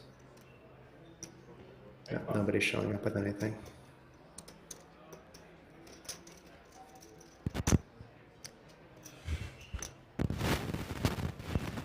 So it seems momentum, if you believe in momentum, has shifted over to Nedelko.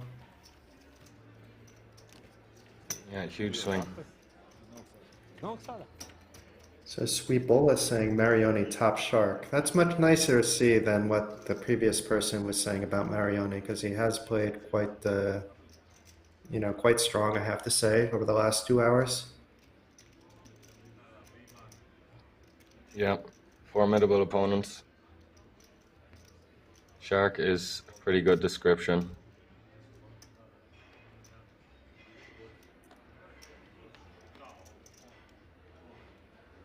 As you see, Sergey stacked there. Just over a big blind. I mean, all he needs, winning one all in would have him up 5 big blinds more, something like that. Maybe less, 4.5. I think we'd both like to see him mount this comeback. For sure.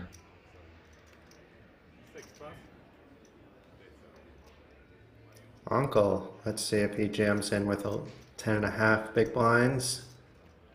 He's on the button. I think Sven would like to see a raise. I wouldn't mind seeing a jam. Exactly right, yeah. I guess so. Getting closer to the money, you definitely want to do less of the fancy kind of min-raisey inducing stuff. Yeah, and this ace-8 suited is, I mean, it's a call in you know, if you were to ask a lot of professionals, they're probably going to say they're going to call in this spot. Be a very impressive fold. He'd have to be identifying that the button is just jamming way tighter than he should. If you did want to get away. Yeah, just a cooler. 10 bigs on the button. You're going to be ahead of a lot of stuff. Ace-8 of diamonds. Very hard to get away from. Uncle, a 3-1 favorite to double up here with this ace-queen suited. He does not want to see any diamonds out of the window. Does not want to see an 8. And there's a diamond straight out the window. Oh wow, and this was the guy who was complaining that he keeps chopping these pots, and there we see a paired board. You think it's going to happen again? You think we're going to see a turn of a 3? I think it's or 7-7. Maybe a diamond for a sweat? Oh! Okay. Oh wow. You shouldn't have been complaining about the chops, Uncle. Thank you. But he Oh, can he's still going to hit flip a the queen. table. He's going to flip the table over. He is going to be fuming. What can I do? Okay, good luck, What boys. can you do? Exactly right. Unfortunate, Uncle. I like the shove. You know, even if you raise there, it's probably turning out to be the same. Okay, is he going to throw a chair? Can do there. No, handling himself quite well. No tantrums. I think only Phil Hellmuth can do things like throw a chair and not get in trouble for it. Great. I think even though a lot of people can relate, if Uncle was throwing a chair, I don't think King's Resort would approve of that type of activity. They certainly wouldn't approve of flipping over the TV table. That's for sure.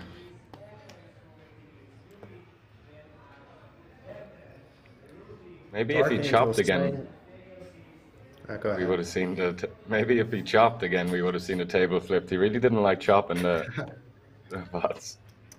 Yeah, he seemed to take losing the hand slightly better than chopping.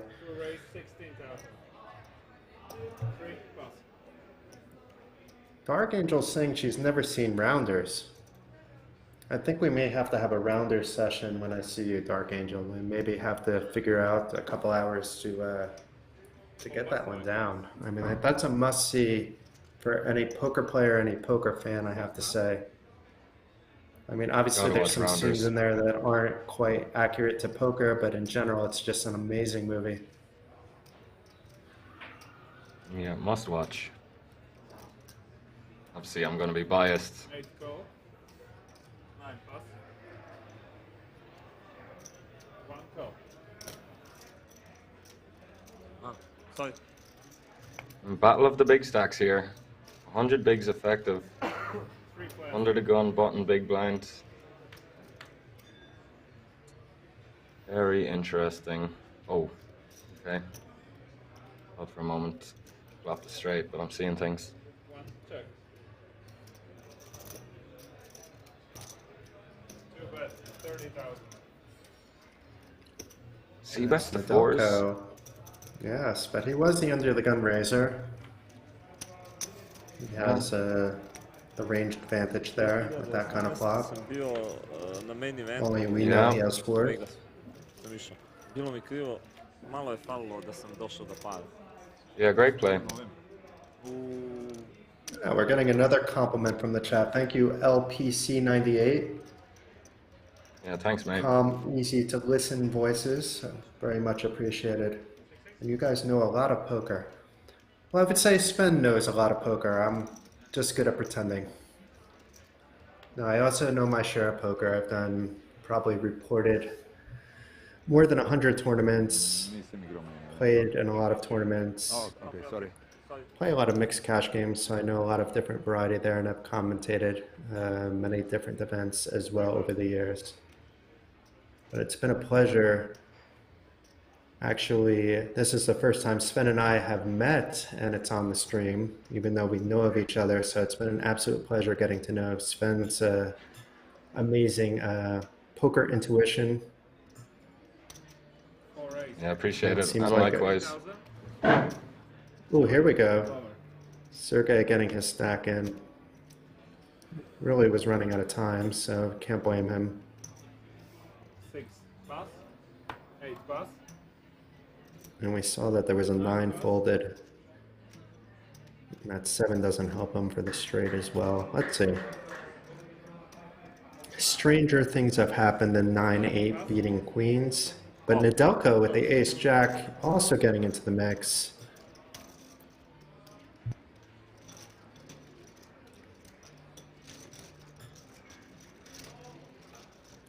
So if Sergey does get there, he's looking at a triple up.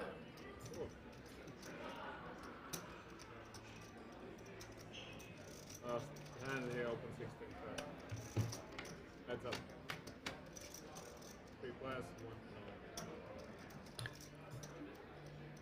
no. Interesting flop. We'll see if Nedelko opts to bet here, even though there's not much of a side pot to speak of. He opts to check though, and Marcel checking behind with that overcard. And there's your 9. Now all you need is another 9 or an 8, Sergey. One time. Assuming it's not a heart. That is not it, but the ace-jack does get there.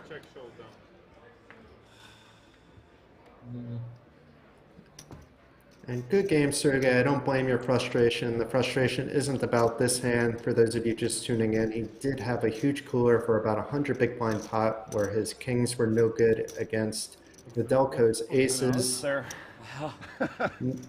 Nothing he can do. And the man that just won the pot now, Nedelko, he is the one that had the aces that hand.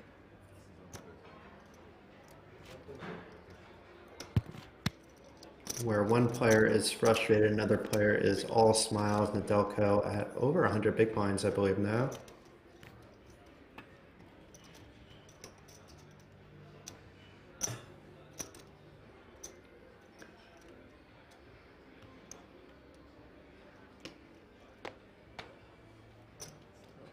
And back to 7-handed action. Short-handed always encourages some looser play.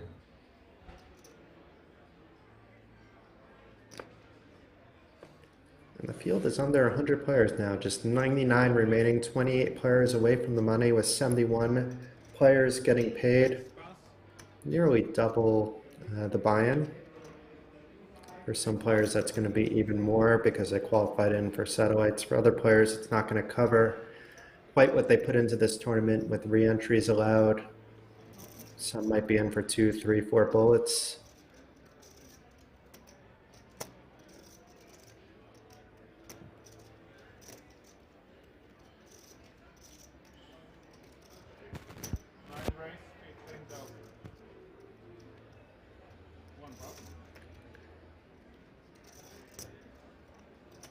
I would ask you what's the most amount of bullets that you fired into an event, but I don't want to answer that question myself, so I'm not going to ask. Yeah, let's move on from that topic.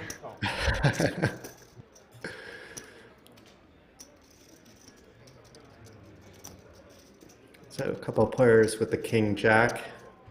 And Nedelko once again with a hand with the 8s.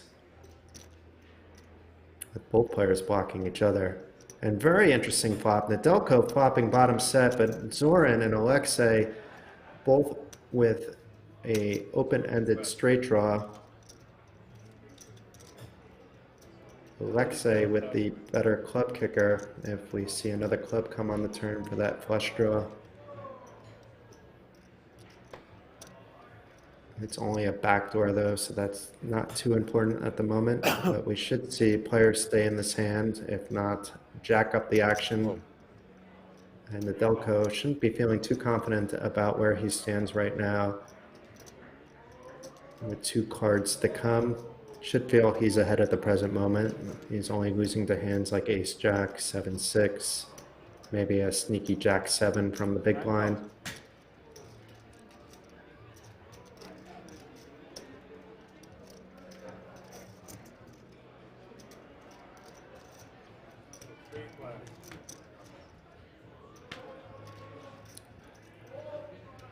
And now Nedelko can feel a little better about himself. He's losing to like 10-9. He shouldn't be worried about a 9-8. And very often a player will have like an Ace-9 or a Jack-9 that he can get value from. But he does opt to check with the full house, hoping somebody else fires something in, I believe. I don't think he believes he's behind. Yeah, the money card for Nedelko.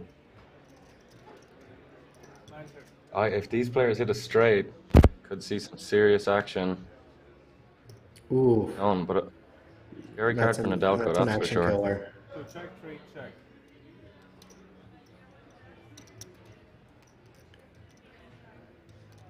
Lexi. Nedelko still has the best hand, but if someone bets big, is he going to be able to call here?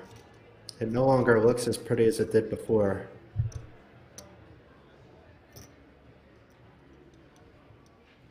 Oh, okay. Ovo je neko bolji.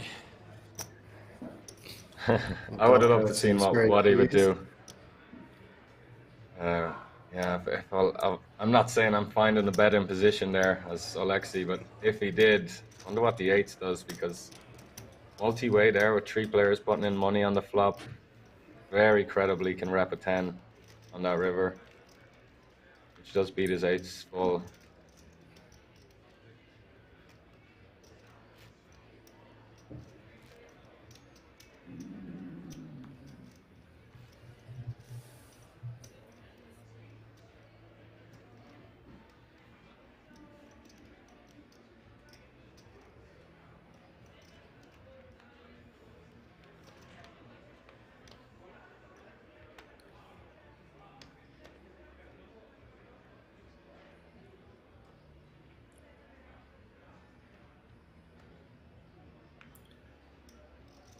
It looks like we just lost another 6 players, down to 93 players.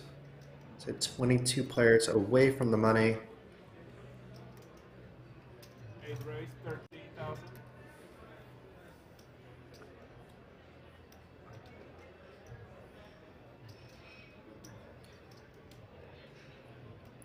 Itamar opening up with the trays from early position. King 10 suited, a very cool hand to mix into a 3-bet. Does go for the call, proceeds with caution.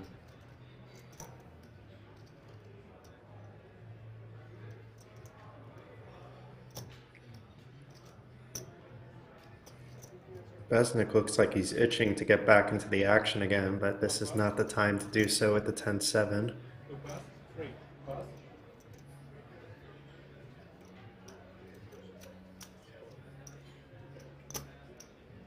And we could see it defend here by Marcel. Yeah, I'm thinking, yeah, well, players are changing their tune a little bit as we approach the money bubble, getting quite close now. Gotta be said. 20 players off, 22 or something. It's up to the floor. Everyone's stiffening up a little bit. Except for the big stacks, who are doing quite the opposite.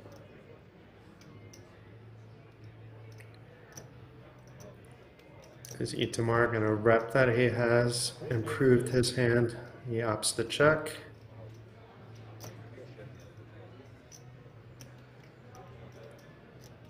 Is Alexei going to check back, or is he going to bet? The problem with betting is you're basically chasing out the hands that really you're not getting called by worse, and chasing out the hands.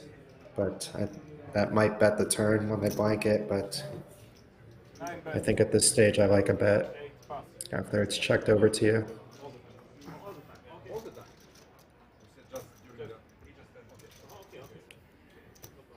Itamar opting not to do a cheeky check raise and put the pressure on Alexei, and nice easy pot for Alexei.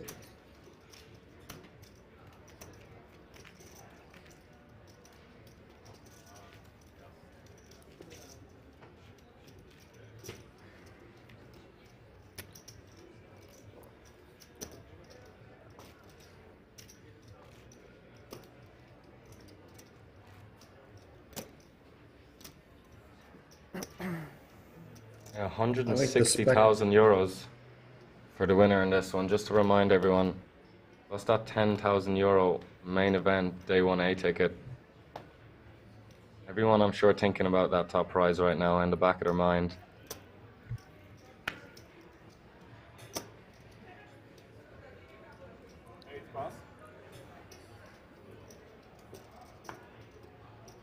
I like the spectator areas they have set up for this as well. It looks like those chairs are awfully comfy that they have going on there. Yeah, really nice chairs. I like that. You don't see that often enough, just a setup for the spectators. I see a lot of people standing up and that. One time. Show the bluff. Yeah. You know, I'm so good I didn't even have to look at the cards. Thank you. Thank you, dealer. Thank you.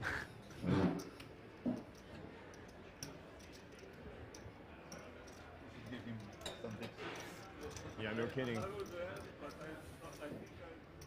allowed.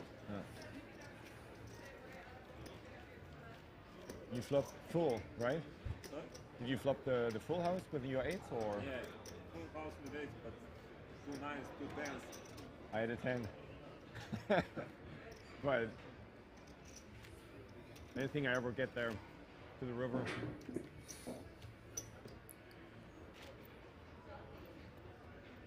It's nice to hear the players still having fun despite getting close to the money bubble. Poker is meant to be a social game, I believe. I'm a very firm believer of that, but I can understand with a lot of money on the line, if you don't want to be social, that's your call, it's your money.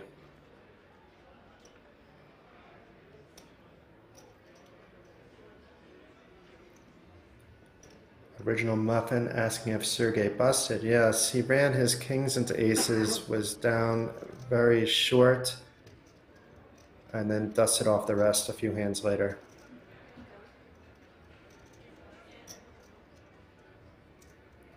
Sergey, a bit of a legend though. It was a joy to watch. That's for sure.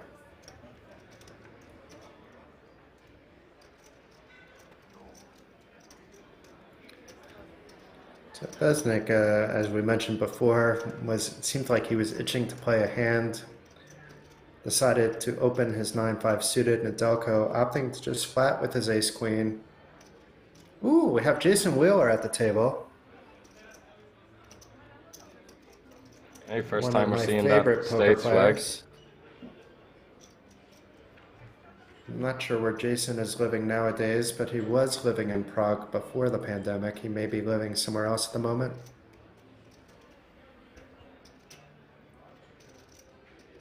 And it's not just because he has the name Jason that I'm rooting for him. He happens to be one of the nicest guys around. Also a very strong player. But with this stack size, you know, he needs to double before we can see him get making his moves. And he may opt to play it close to the vest now that we're getting close to the money. And Besnick, who opened with the 9-5 suited, getting the job done, despite a king 8-7 of spades flop.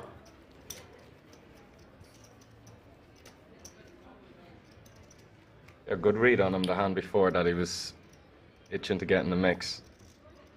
See him bulldoze through his opponents in that hand.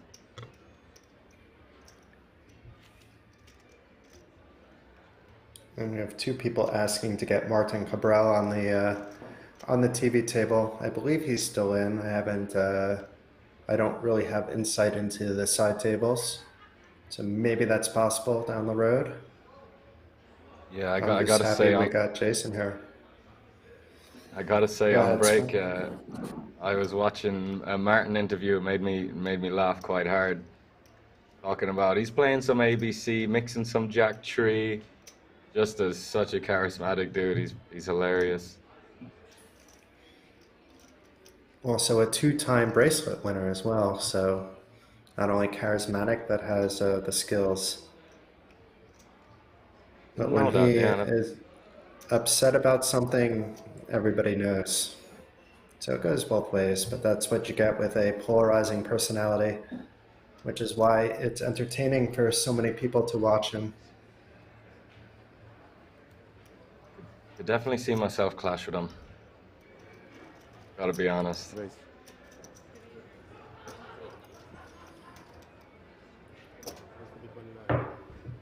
Never easy to get needled after a hand. Like, consistently.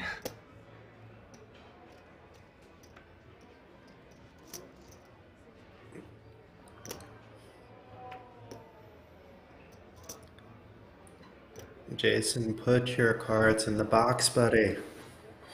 We want to know what you have. I guess it doesn't matter if you're folding.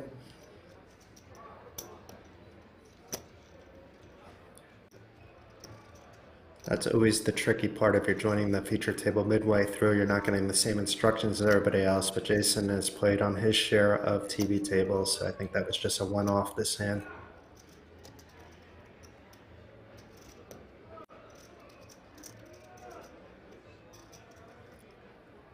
And quite a nice 3-bet choice from the Serbian. Definitely a nice candidate to use as a bluff. A hand that can make some good hands, but isn't going to play super well multi-way. A lot of people even like to 4-bet this kind of hand, you know, as their one bluff hand for 4-betting. Yep.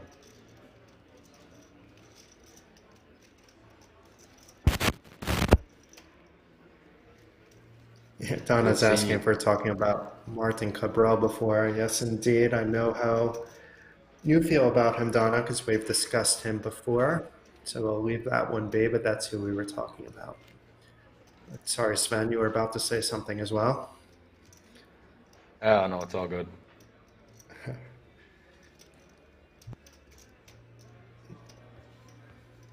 Commend is asking if you have origins from a Balkan country. I don't believe that's the case, Sven, but I'll let you answer that. No, I'm half German. And the German side of my family chose the name Sven. So quite unique to be an Irishman named Sven, but yeah, that's how I am. Balkan, I don't even know what region that is. Sorry to be an airhead.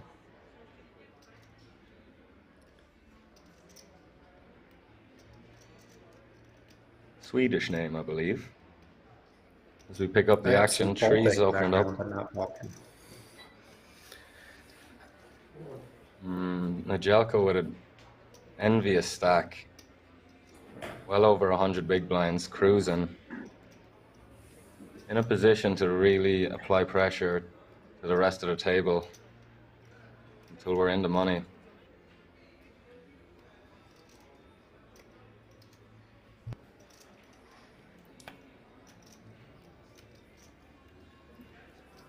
Jason folding his ace-3 and Itamar folding ace-9. Everybody respecting Nedelko's early position open.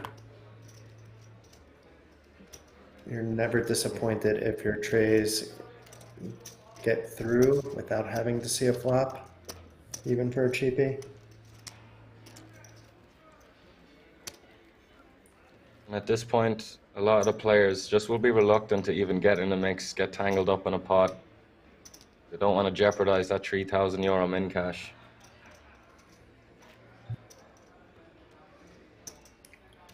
Bird asking how long will it go? I see Jay Winslow already answered, but for those of you watching on other channels, today we'll play about 3.5 more blind levels, and then tomorrow we'll play down to a final table, and then on Tuesday, the final table will be played down to the winner.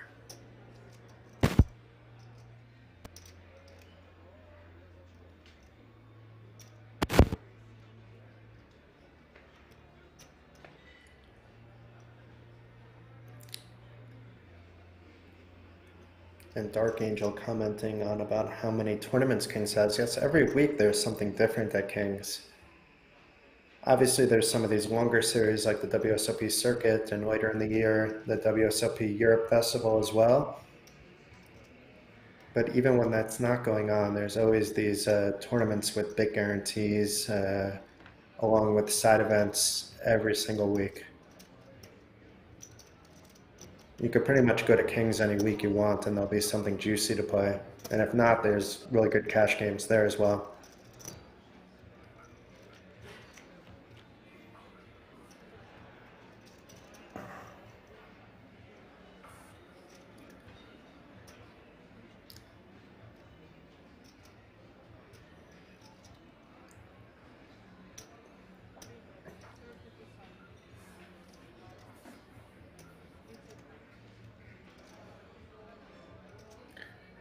Besnick looks a little disappointed he's going to have to fold his 9-2 suited. Maybe he's not going to fold it, but that would be the likely case. He's not in the best of shape if he calls. Not only is he behind, Zoran has a flush draw, gut shot, straight draw. But little do I know, Besnick either called or raised there. He raises, putting the pressure on Zoran, who shouldn't be going anywhere, and doesn't, and now improves to the flush. Uh-oh.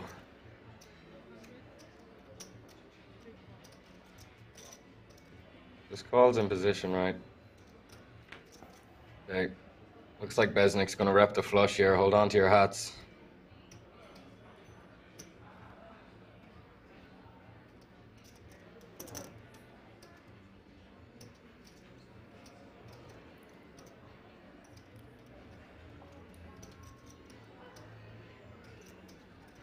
He's looking down at his chips. I mean, he's showing a lot of heart. The timing is just off. Yeah, I mean, he looks very strong. When he takes this line, he check raises the flop, bets turn. He does opt to bet rivered again. It does look very strong. It's a very credible bluff, but he has ran into the goods and will dust off every chip he puts into that pot. For his own sake, let's just hope he doesn't jam.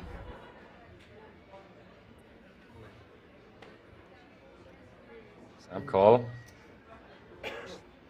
150, so not a Snap jam, all in. but still 3/4 of the pot.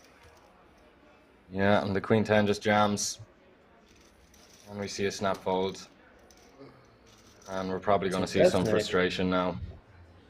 Who had all the momentum going his way, loses about half his stack there, and Zoran nearing 900,000 in chips. And as Sven just alluded to, you could see the frustration just dripping off of his face.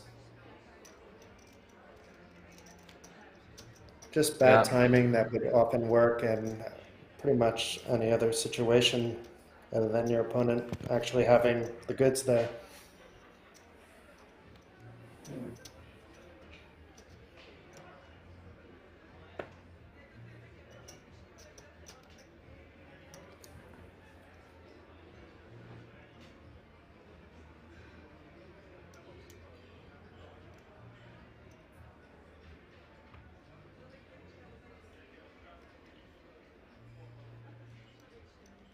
Probably also leveraging the fact that we're approaching the money, trying to apply the pressure, put someone to the test for their stack, or at least most of their stack. Showing a lot of heart, Resnic. Just as we know, ill-timed. And Marioni, who I would say is playing fairly tight, has the queens, is certainly going to be opening up there.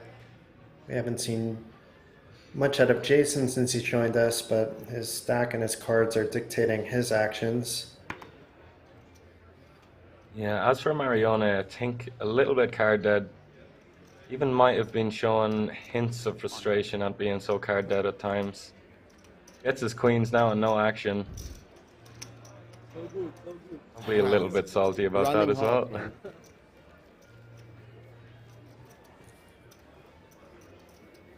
A little sarcasm like there, who knows? Third spot I won since I sat down here, and I've been here 4 hours.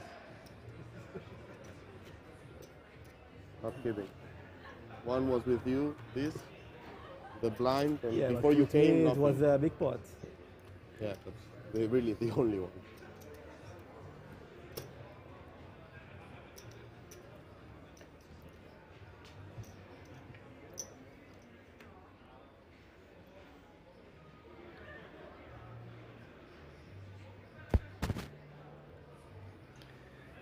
Hey now chat, let's not make fun of people that maybe have a little bit less hair than others. Not that I can relate. Well, yeah, I can. Bald is beautiful.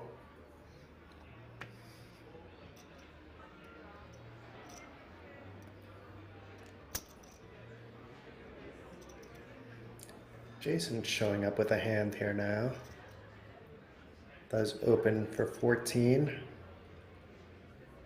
Isn't going to like what he sees if Alexei opts to 3-bet his tens.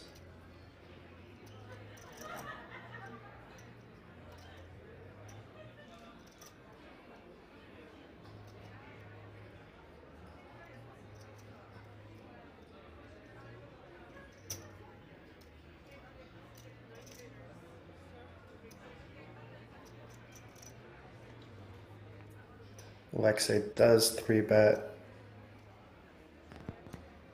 And I think Jason's going to have to lay down his hand.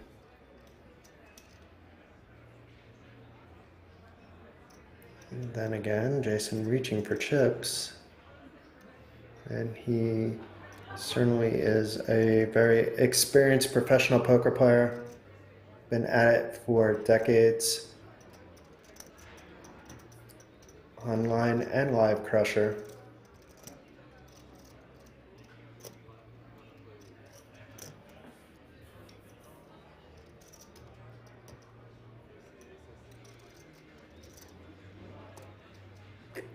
Seems like a man who likes the live reads also.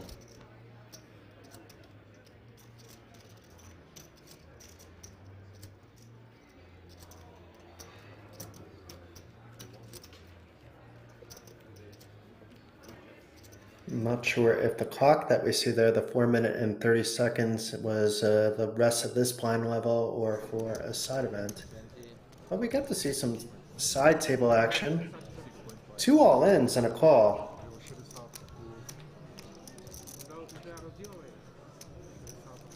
Massive pot here too, 438,000. 127, yes.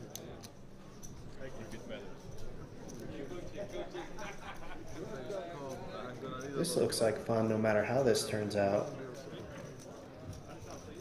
Yep, three-way all in, here we go. For the players that lose. But fun for us.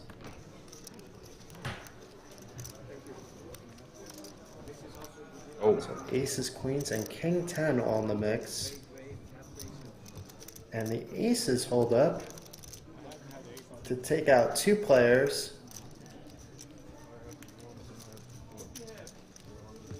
Yeah, it looks like King 10 open rip the cutoff for 21 bigs. Aces all on the button and the queens wake up in a big blind. Call it off.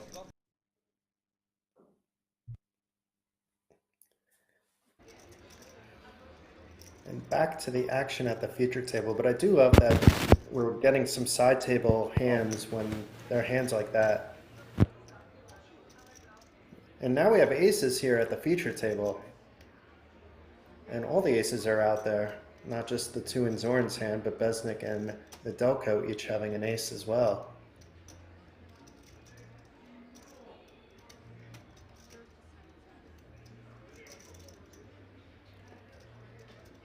And not a big 3-bet, so that may get one or more callers here.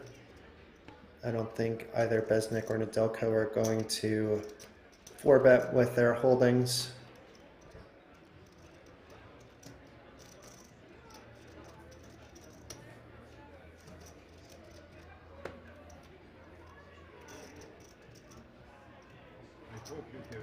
Besnik opting to fold.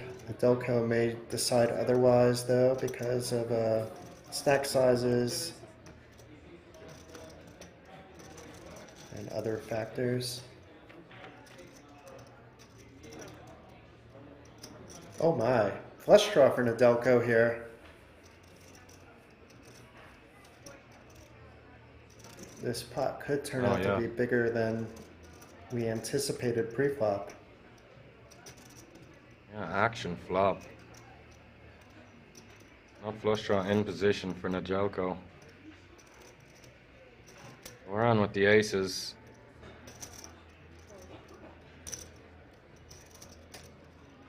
Three-quarters pot on a snap call. Oh my. Nedeljko just running absolutely pure the last hour or so.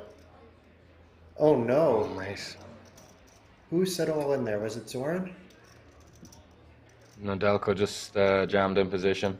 Okay, okay. So Zoran should be able to get away from this.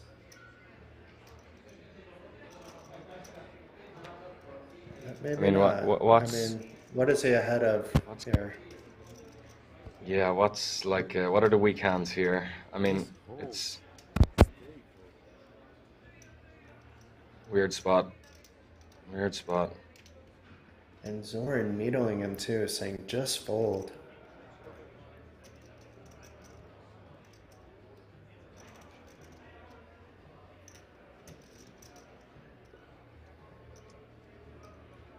Look at the size of this pot though, 1 million chips.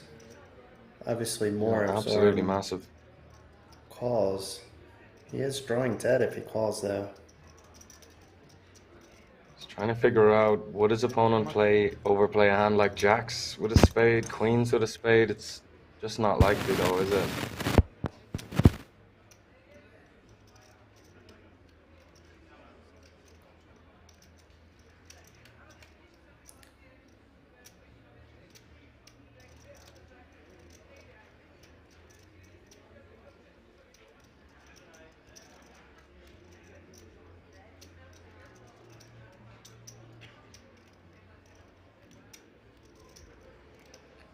What do you think of the jam here, by the way?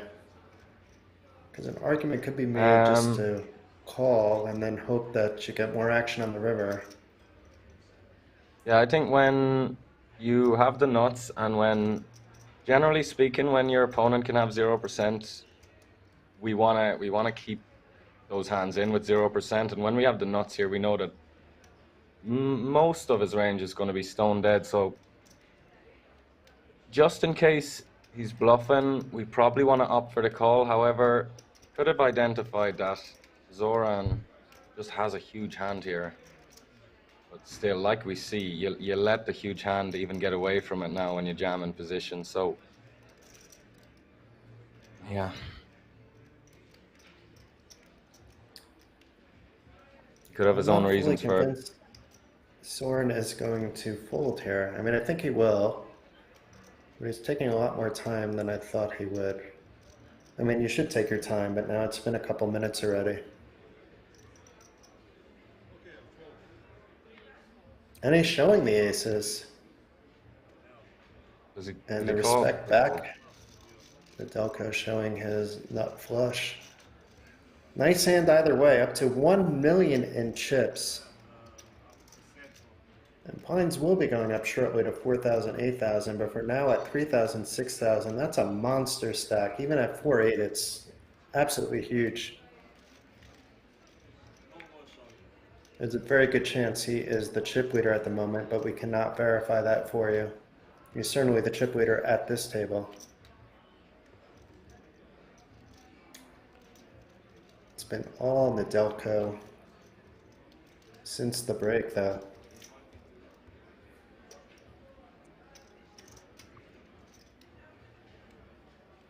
And a nice fold by Zoran. It may look easy for us, but when you're under the lights and cameras, sometimes that's not so easy to do. I'd like to think I can fold there, but I'm pretty sure that not always that is the case. And we did go up to 4,000, 8,000.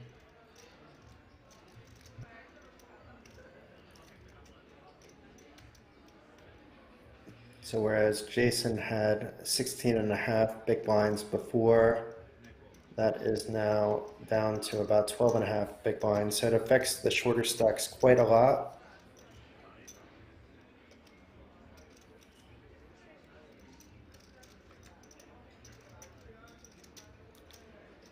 And I like Nedelko mixing it up with some limps now. He's allowing himself to stay in the hand even with a raise. The one thing I'd say that I don't like... Go ahead. One thing that I wouldn't like about the limp is just the fact that he's covering everyone now comfortably, and it's a stage of the tournament where you're just going to have the most fold equity. But here, he allows himself to play a smaller pot in position rather than investing more. If he did open, he would have got 3-bet. Here he limp calls. Always some merits to the limp. Just as the big stack, I'd probably opt for the raise, apply that pressure. That's a good point. I'm being too results oriented with the fact that he's up against queens.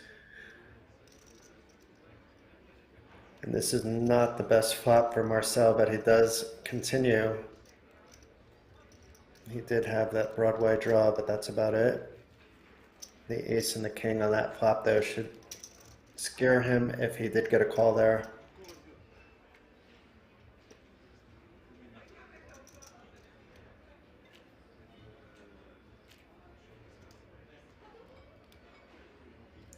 Donna is saying, being at a TV table feels scary AF. Hated it. It goes both ways. There's a lot of players that enjoy it. After like 1 or 2 hands, I mean, I've played a lot of cash games on the other end of being on the table with my time at the Cash Game Festival, more recently at the festival series, and I quite enjoy it because the games loosen up quite a lot. Typically, at least the cash games do, and you just typically forget that the cameras are on and just have a lot of fun. I mean, in the back of the mind, you know that the cameras are on, but you don't think about it. But I can understand that the other way around, and I think in a tournament situation is a bit different than a cash game situation as well. I've definitely had some embarrassing moments as well, misplaying cash game hands on stream. One in a rather large pot as well. I think an issue for a lot of people is just caring what other people think too much when they're on the feature table and not just doing what they want.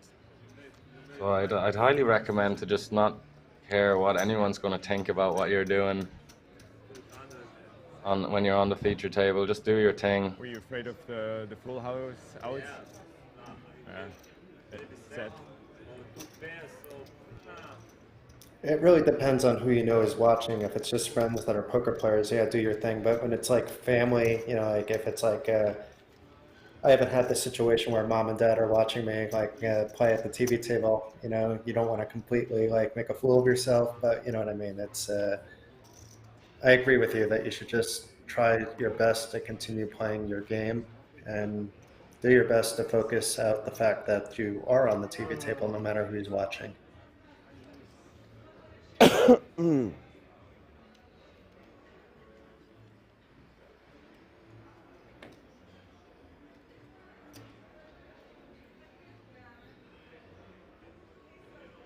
There's definitely been a few streams where I've just opted not to rewatch, and there's been plenty that I'm just cracking up when I'm rewatching it.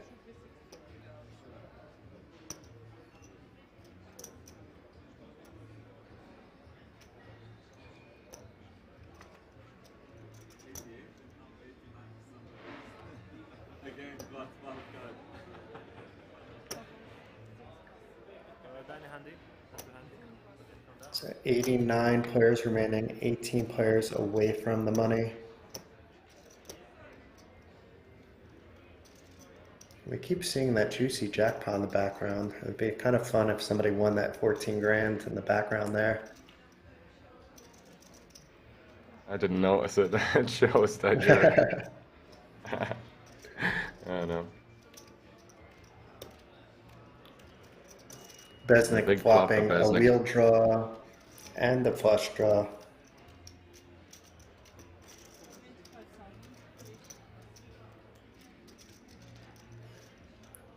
And slowly getting his chips back. He was at around 600,000 before an ill-timed bluff about 20 minutes ago. Seems he's cooled down, and seems he's got himself composed. Good to see. It's probably easier for the players to snap out of some minor tilt when that money bubble is approaching. They can just tell themselves, look, it's go time now. This is what counts.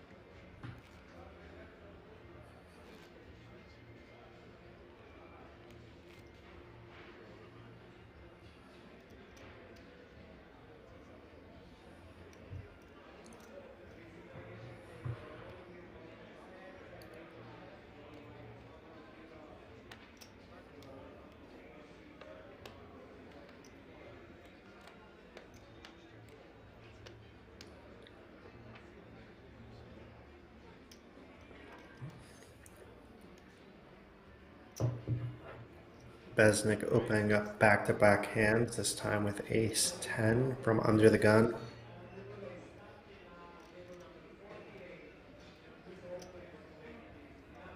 Yeah, would be very cool to see Nedelko throw a 3-bet out here. But easier said than done. That's for sure. Especially from early position. I do believe, however, at this stage, we can really, we can start to get out of line as the chip leader, and even versus the tighter ranges, we still just will start applying massive pressure to like basically any hand. Any hand that isn't Queens plus or Ace King.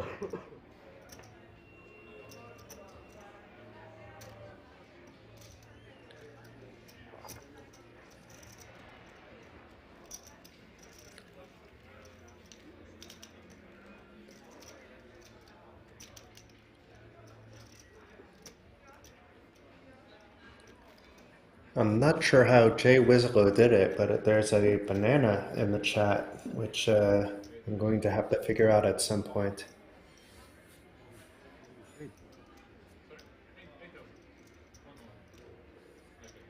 I don't think I've ever seen a banana in the chat before. It makes me want a banana. Before I wanted a Kit Kat for some reason, and now I'm not sure I want a banana. A little bit of potassium.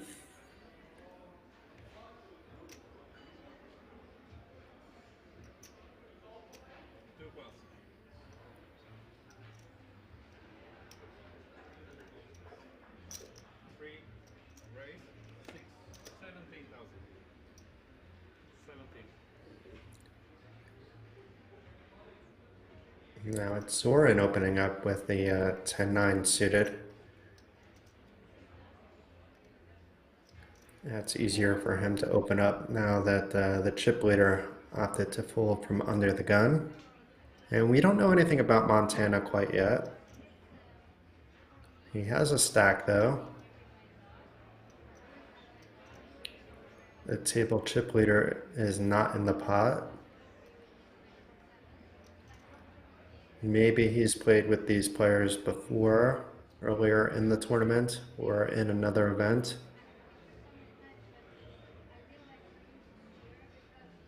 I think we're going to get to know him pretty quickly if he goes for the 3-bet.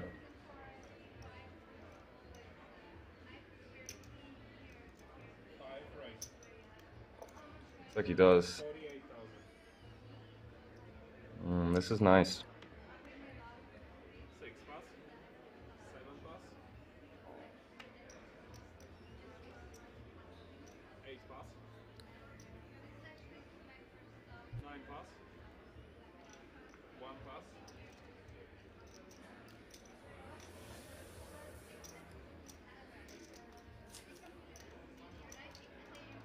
Is Zoran going to opt to play his suited connectors out of position?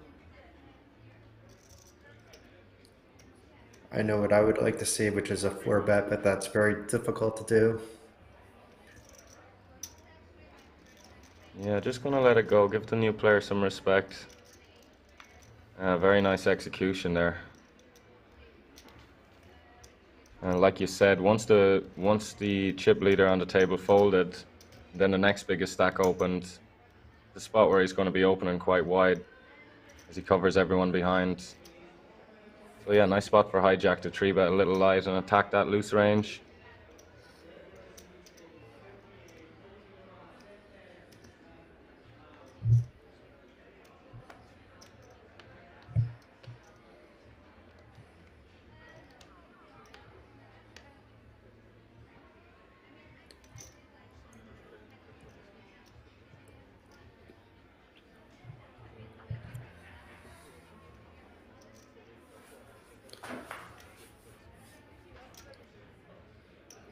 The pace of play is still rather quick. I'm happy with that as well. Very often at this stage, you'll see even the feature table slow down when you're so close to the money.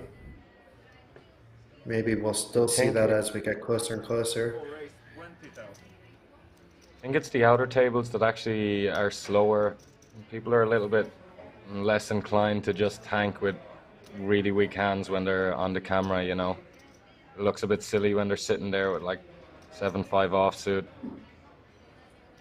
Which is why we mix around the feature table and break it and get a new table on the feature table just so it's fair for all the players.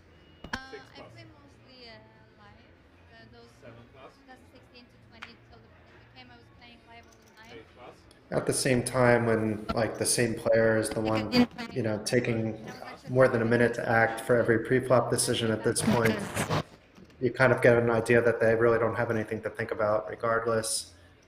And then when they get on the feature table, they shouldn't really care at that point, because even though we could see their cards, the other players can't. They'll see them later, obviously.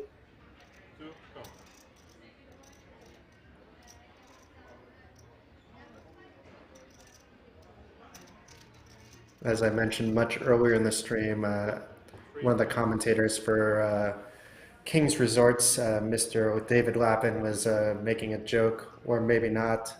Well, hold on, let's get back into that shortly here, because look at this. We have a, I mean, I don't think Montana is going to get much value out of this hand, but he has middle pair and the nut flush draw. Yeah, absolutely massive flop for Montana. Interesting to see, does he just check it back now? Because he doesn't have much to be afraid of. He can also keep in some hands that he dominates and get more value from his hand that way. So, see what he opts for.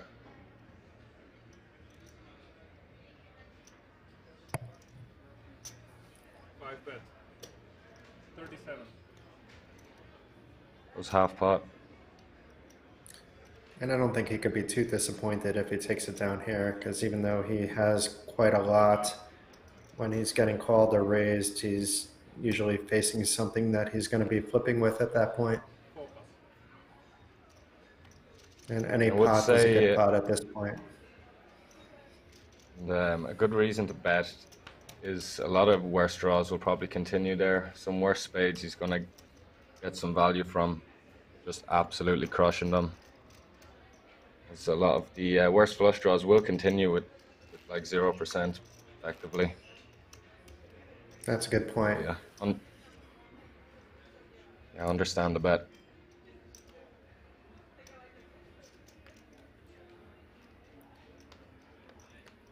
So David was like making a joke on social media. Maybe it wasn't a joke that tune into the stream. I'm on feature table and get ready for some stalling because I have a short stack. Yeah, at least he's honest about it. He has it down to an art, though. I've covered a bunch of tournaments that he's been in where he's had like one of these stacks where you're happy to make the money before, you know, trying to find your spot. And I've seen some very creative stalling techniques. Mr. Wheeler jamming 10 big blinds.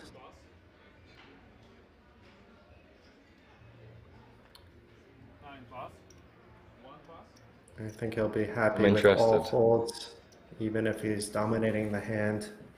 You're just 13 players away from the money. Yeah. Even a hand like 6-5 is almost flipping when it's suited.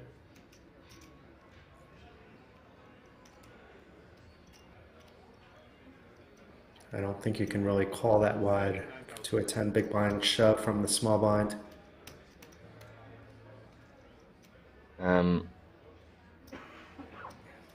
It would not be standard. But is he feeling the 6-5 suited?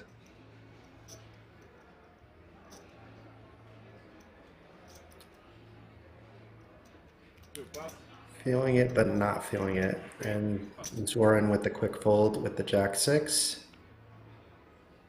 I can't tell whether Jason is happy or disappointed. The emotions are inside and not visible.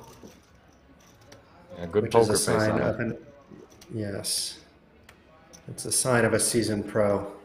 Although you see a lot of seasoned pros constantly showing their emotions, like Negranu and Helmuth, but that makes for good TV as well. And yeah, I think Jason will be. I think he'll be happy with that. He doesn't want to like flip against sevens at this stage or anything like that. So there'll be no complaints from Jason.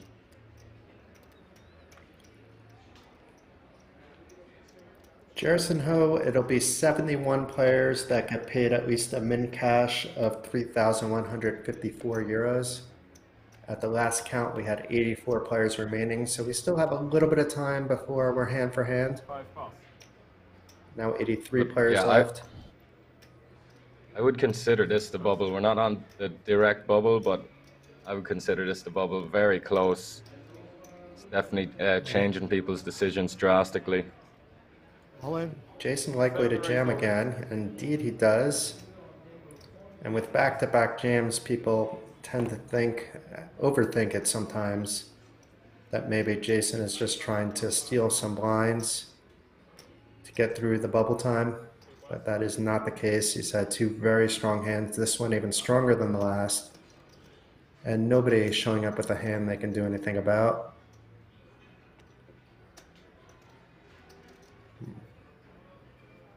Marcel taking his time, but those cards will likely go in the muck. I can't see him calling.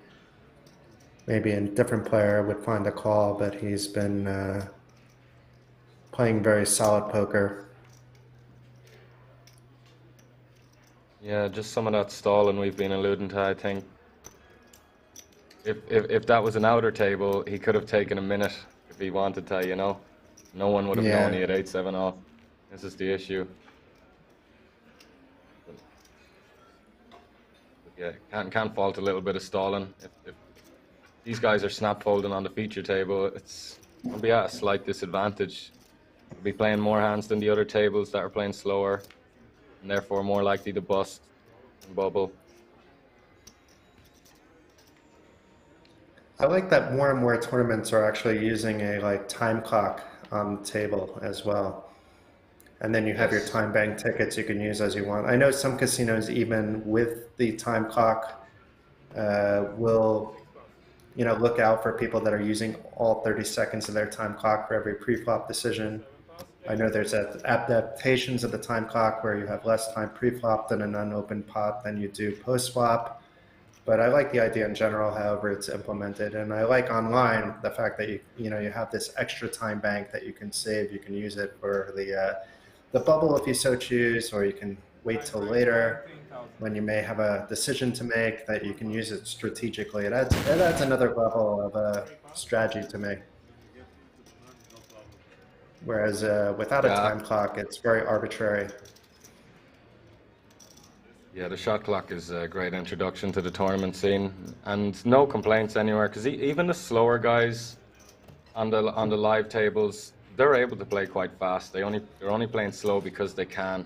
There's a lot of these guys are just really striving to be perfectionists, and say it again, they're just taking their time because they can. And shot clock just really allows everyone to play this swift game, much more enjoyable for the viewers and the players. Definitely, should be everywhere, the shot clock, really. Like, where do we need tournaments without it? That's true. Maybe some more of the very recreational oriented tournaments, the bigger ones where you don't want people being rushed if it's a big buy-in for them, On the other hand, that's where you see the most egregious advantage being taken. It's like, because of those high rollers and super high rollers, that we actually have the time clock or shot clock, because you'll see a lot of like the nosebleed players really, a hand can take 10 minutes and it won't be out of the ordinary. Yeah. Whereas typically the more recreational players, it may be like that a little bit towards the bubble, but they're in the high rollers, they're doing it all tournament long for some reason.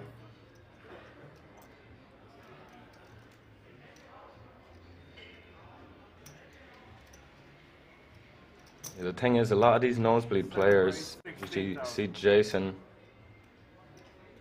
I like this. Interesting. 8 go. And just a flat by Itamar, respecting Jason's range here for a min raise. Also an early position, so that's probably another consideration with the sevens. Might be different if he was on the button.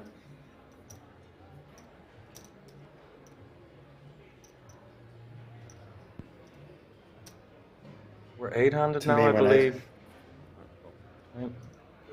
When I see a player min raising with such a short stack from under the gun, I'm just thinking something like aces all the time for some reason. I know that's wrong thinking, but when you're 11 away from the bubble with the short stack and you see him min raise from under the gun. Yeah, I totally get where you're coming from. I was gonna say, even with the sevens, I'm probably just folding them for that reason.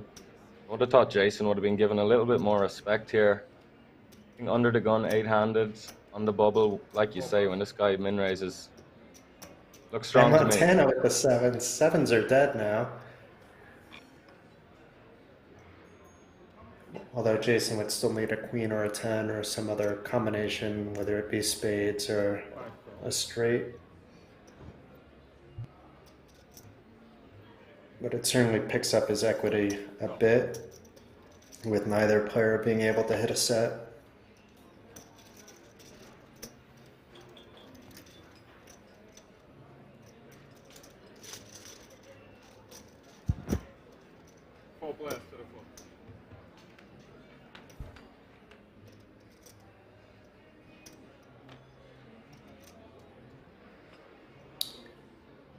And if Jason's able to find a bet here, it should do the job.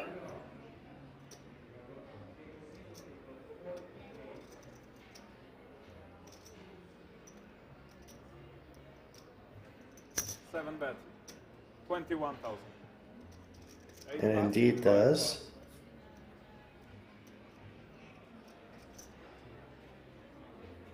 even though Jason is a huge underdog, despite his Broadway gut shot draw, backdoor flush draw, his queen and 10 are still alive. It's going to be very hard for Marioni to continue here, but that being said, here we go. What do you think of the call here by Marioni?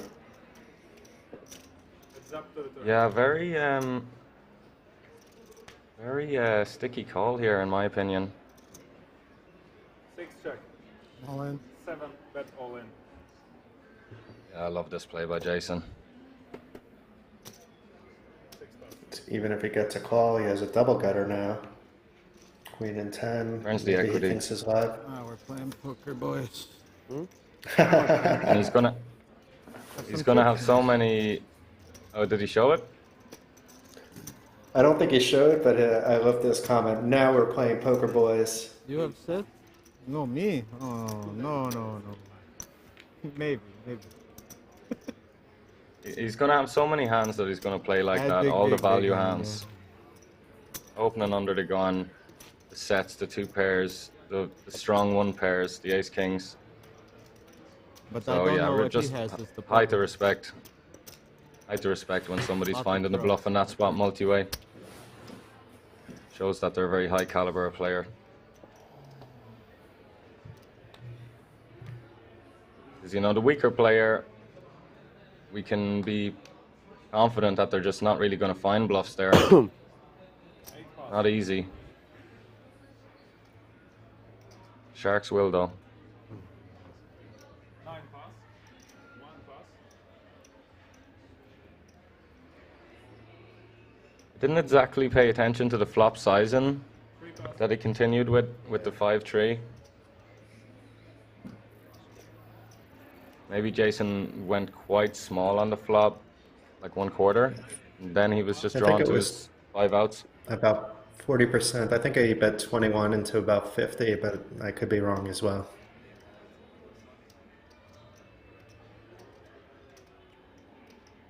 That's against such a strong range. 5 raise, 7. 5-3. Probably wants to fold, but who knows? 6 pass.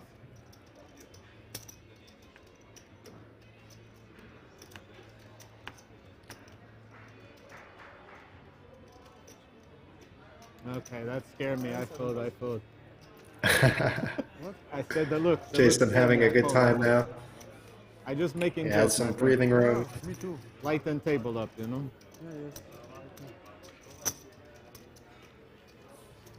Came to the table and was very quiet until winning that last hand, and now he's having fun. But Jason has a good sense of humor, on top of being a very strong tournament player. You think if seat 4 and seat 5 switch seats, anyone would notice? That's a good question. I'm not sure we would notice.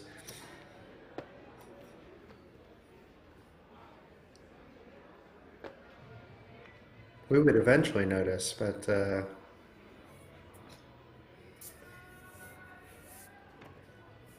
not when the cameras are a little bit distant.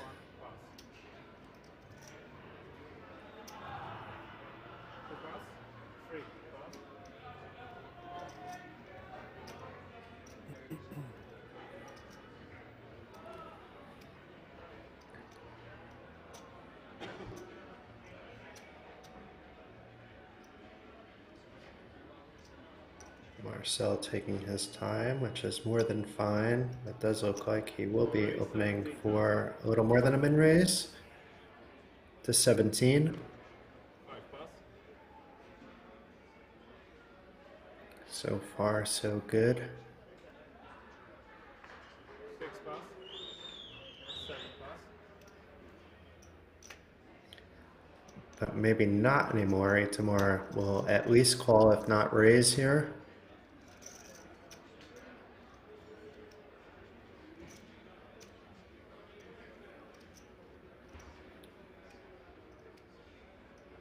A little bit too much to jam. He could, though, apply some pressure with a 3-bet. He does He jam. does jam. Yeah, what are we Maybe looking at had a here? read. 30, 37 bigs effective, something like that. 4K, 8K. Does he have 285 total or behind? 4 plus. I Yeah, think under 40 total. bigs, big blind versus hijack. No, it's behind. Hijack's gonna open a bunch of hands that just are auto folds. And there's gonna be a bunch of good hands that you're gonna make fold. Times you get snapped by ace king, of course you're flipping. Just denying equity, getting a bunch of folds, applying the pressure. You gotta think the hijack's opening a lot of stuff there, like what's he gonna do with king 9 suited, king jack offsuit, ace 9 suited.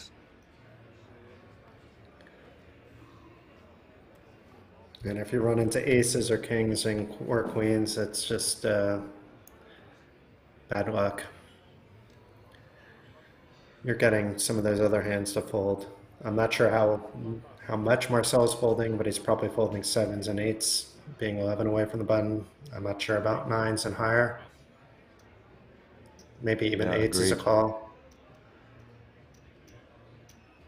Even 8s is tough. 4 plus.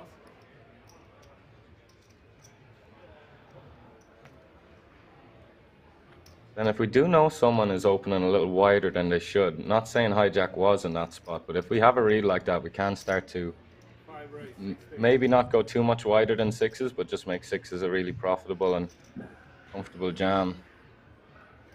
Somebody's going to raise fold a little bit too much.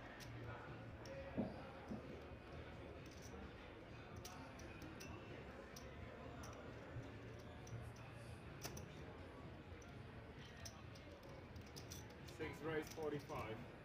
7 plus. And Marioni putting the pressure on now.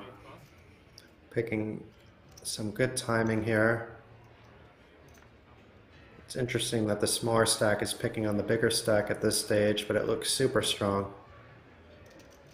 Yeah, very street. Packing that loose big stacks range. Showing some strength with a very weak hand.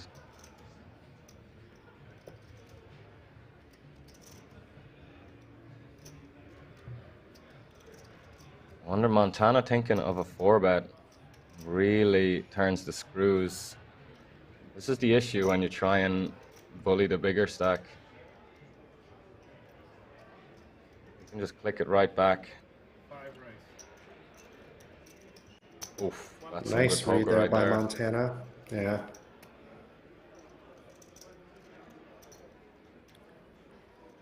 ¿Qué pasa?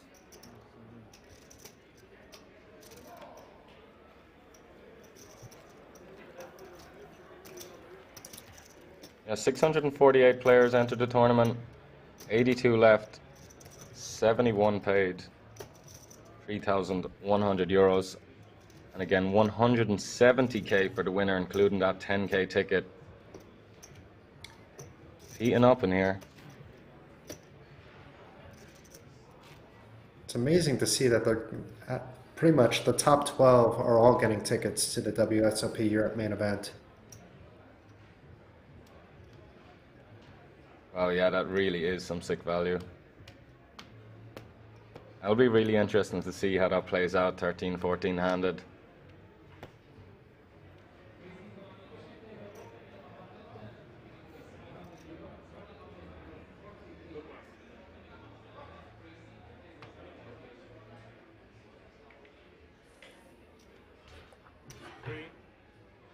Raise. 18.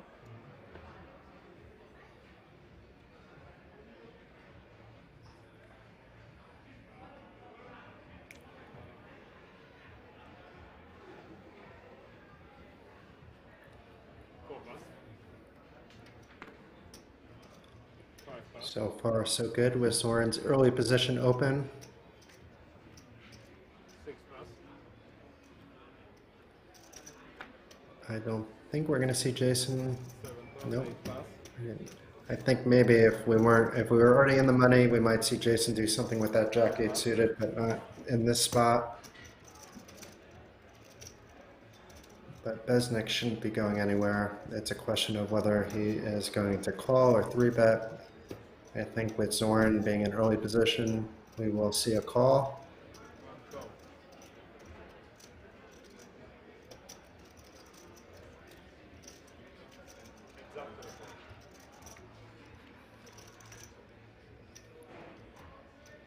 And a king out of the window, along with the jack, 2-pair for Zorn. Besnik with the gut shot Broadway draw, backdoor flush draw. Might believe his ace is live too. Yeah, both players hitting the flop. Checking back to top 2. Ooh, this could Very get sneaky. dangerous for Besnik now. After going check, check. A nice check from Besnik on the turn. I like his option to just check it over to the original raiser. Let him take the lead.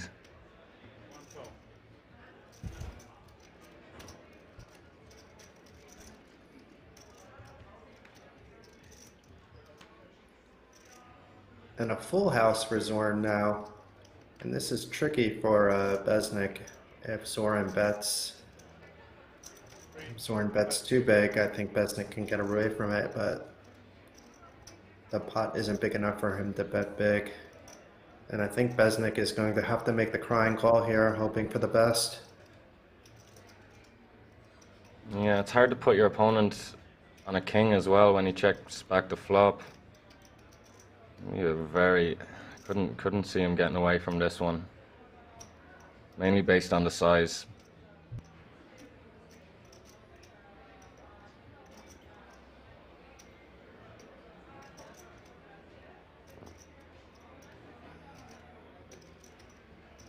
His intuition is good though. He doesn't feel great about it, but makes the crying call, as you say. Sees the bad news. Maybe thinks, meh, could have been worse.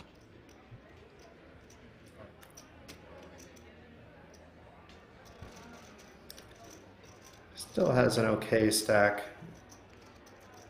More than 20 bigs, 9 away from the money. We're probably near the tail end of this level though, in which case that becomes a shallower stack, but still around 18 bigs. There's probably some very short stacks on the outer tables somewhere.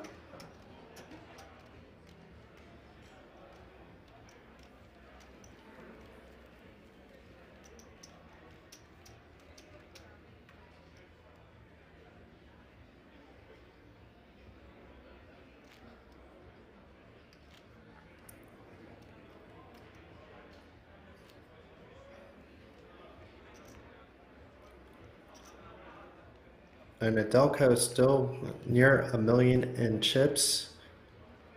Has not been super active near the money bubble,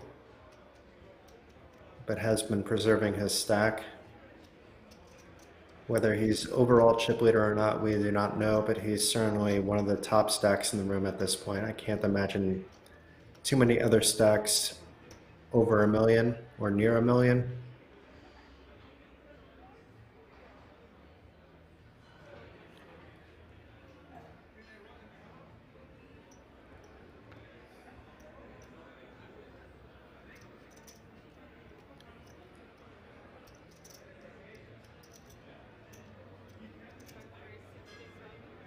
It's like a min raise by Montana.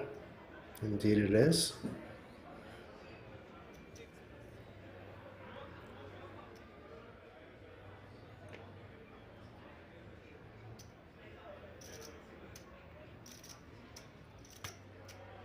Ace deuce not good enough for Jason at this point.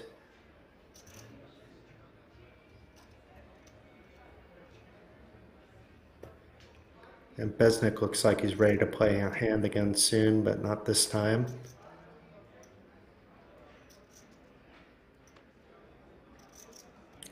And Adelco making the fold.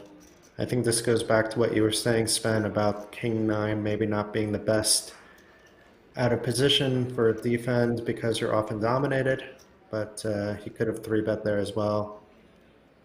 and taking it Yeah, from there.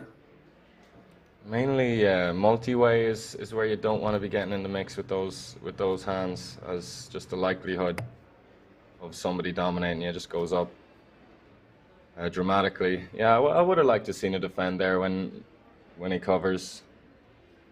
But respecting the raise. Just chilling, as you can see.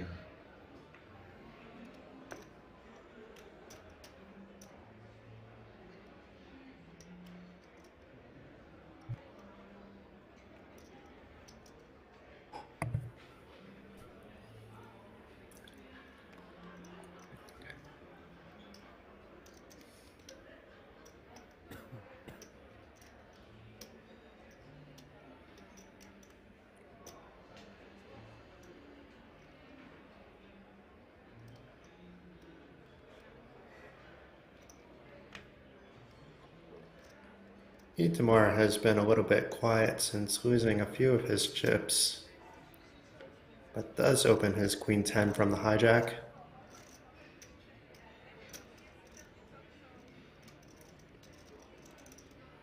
Yeah, I like it.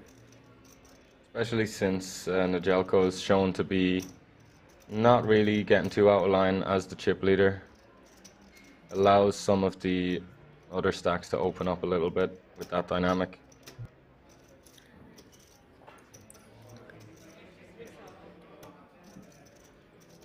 I don't know what Zorn 3-bet 2 to 53. It's going to be hard for Itamar to keep going. Quite nice play there, getting some value from his hand, also protecting his hand. Like we say, 10's one of those prime examples of a very strong hand, but very vulnerable. And when you take the initiative out of position, you really negate the power of position from your opponent. And yeah, just some nice solid poker there from the big blind. I'm impressed how high the average stack is. I know I mentioned this about an hour ago, but we're at 52 big blinds, 7 away from the money bubble. It's not every day that you see players this deep at the money bubble on average. Yeah, personally, I love it. Absolutely love it. I know there's mixed opinions. Some people want quick tournaments. Some people want slow tournaments. Some people want in between. But for something like the World Series of Poker Circuit Main Event, it's great that it is a deep event. Our blind levels on day 2 is just amazing. Yeah, you just see more people. And you just see more people clashing post-flop, playing these big pots. You just love to see it. With 20 big blind stacks everywhere, 10 and 15 big blind stacks everywhere. The action is a lot of raise, someone jams, someone folds, raise, someone jams, someone calls, you're all in. Next hand, like, I like to see the players battle. I like to see deep stack action. I think we all should. It's why we love the game.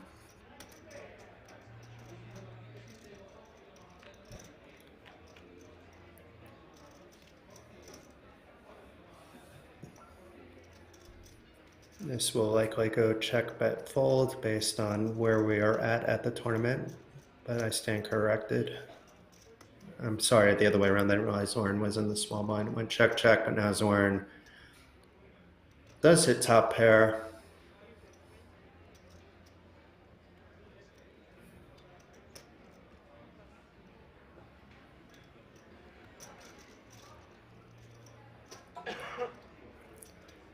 There's a lot of prize pool talk in the Twitch chat at the moment, and the one thing to take into account with that is that all tournaments played in the Czech Republic, and I believe in Slovakia as well, there's a 5% governmental tax that comes out of the prize pool. So this is nothing new. Players are aware of this before they enter as well. It's been like that for many, many, many years.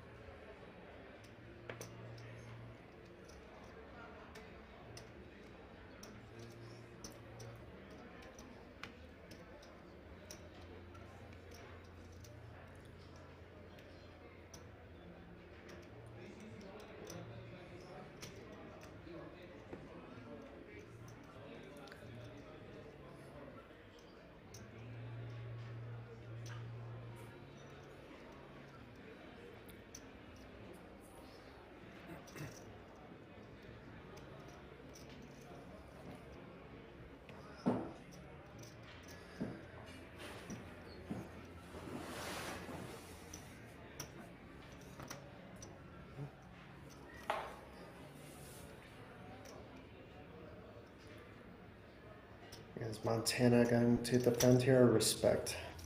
Does give Besnick some respect there. Would have been dominated by the Jack 10 to his 10-7 if he called. Yeah. And this is the thing about a hand, like, you just don't want to have any, you don't want to share any cards. It's one thing having a junky hand, but it's a junky hand that's going to be dominated by your opponent a lot. Just bad news. Maybe a hand like 6-4 offsuit is still junky, but not going to share the cards as your opponent. Definitely a hand that we might see defended more.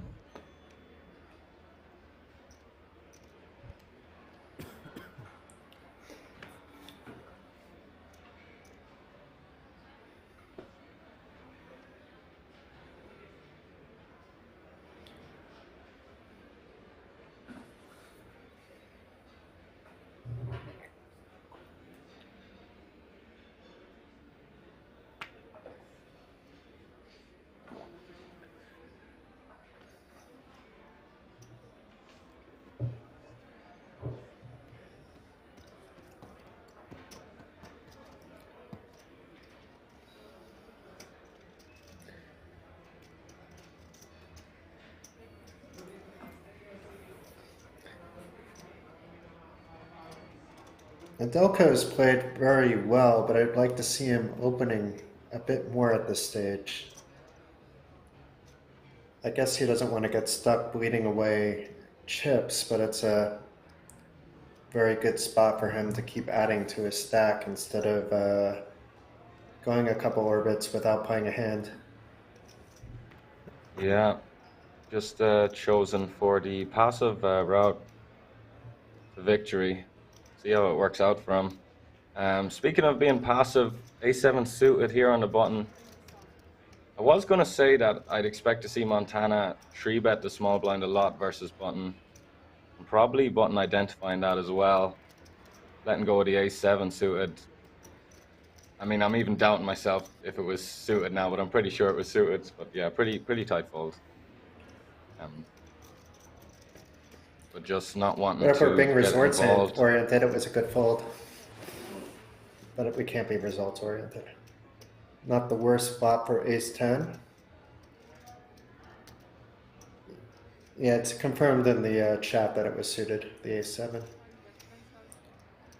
Yeah.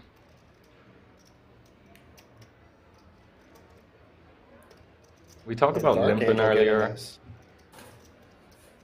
Just on the A7 suited fold, limping could be an option. There you kind of negate the power of the big stack. You can limp call. Oof. Yeah, we do see Mariana getting impatient. Hasn't enjoyed being card dead, and just was playing such a good game earlier. But patience so important in this game. You let it creep in a little bit. If you let impatience creep in a little bit, Mine? Yeah, I didn't know. tear your game apart, make you unravel.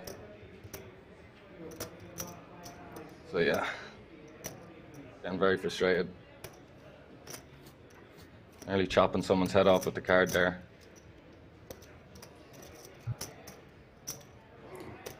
Jason, once again, the short stack, but not too short. There's definitely shorter stacks, 7 away from the money bubble. And Dark Angel giving us another compliment. Thank you, Dark Angel, saying we complement each other well. Enjoying our commentating. I'll pretend that I'm knowledgeable. Thank you, Dark Angel. Sven, on the other hand, is very knowledgeable.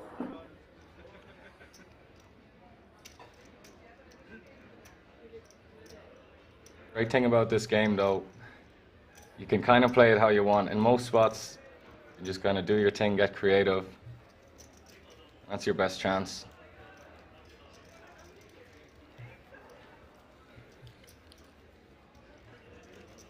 And we're getting a hello to Finton, but Finton is not here. Finton is off doing some shenanigans in Dublin at the moment.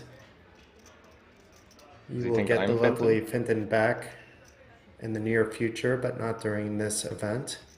But Finton was kind enough to invite Sven and I to enjoy your company, enjoy some amazing poker action here at the WSOP Circuit Main Event. Finton, if you're listening in, we appreciate the opportunity to be able to enjoy this. Yeah, absolute legend.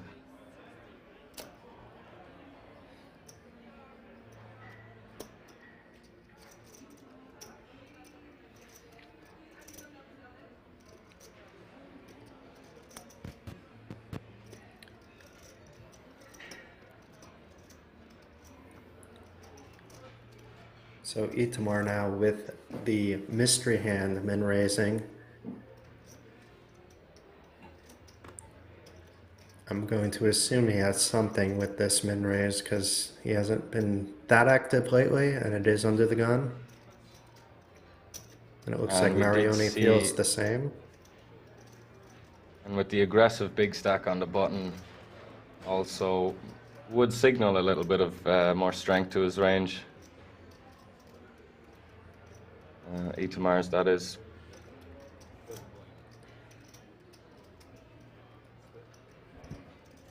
Jason thinking things through before folding. Yeah, it makes a lot of Still got sense. 20 big blinds, yeah. Very close to the money now.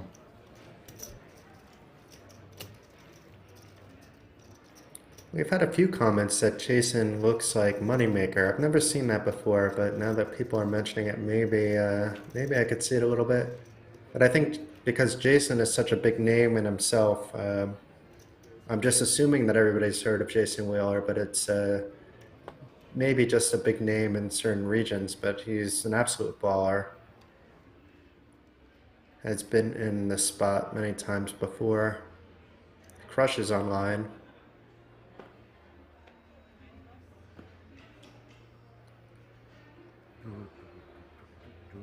But maybe there's some moneymaker in him.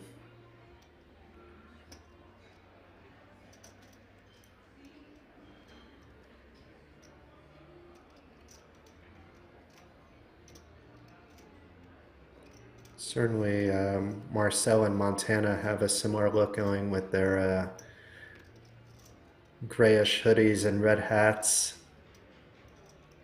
especially when their heads are down.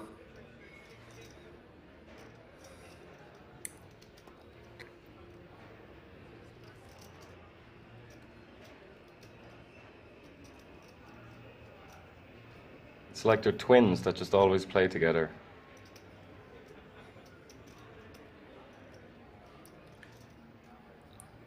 They were able to foresee ahead that they were going to be sitting next to each other at the TV table, called each other up. Let's confuse everybody. Red hats, identical color of hoodie.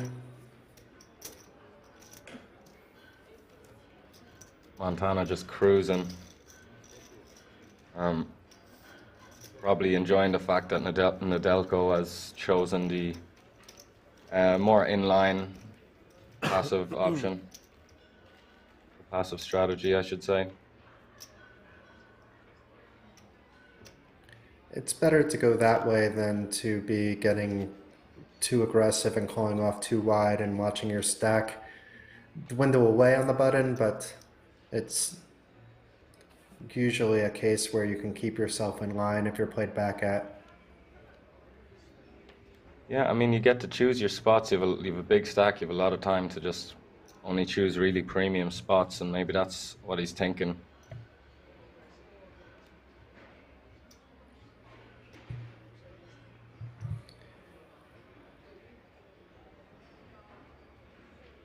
Lays down the king 10. I know it's early position, but still.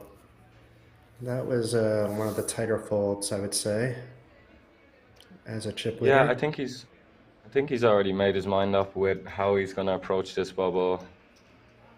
Whether he knows it or not, subconsciously, his mind is made up. He's just going to nurse that stack, try and just enter premium spots only, and just try and preserve and run deeper and deeper. Can't blame him. Definitely less stress with that option as well. And I gotta say, he looks very stress-free right now.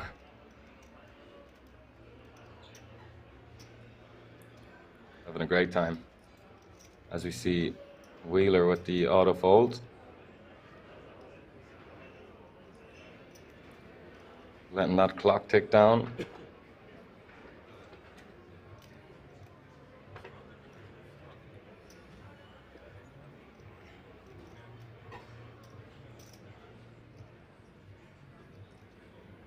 Maybe a little bit, not annoyed, but maybe just identifying that the feature table is playing quicker than other tables.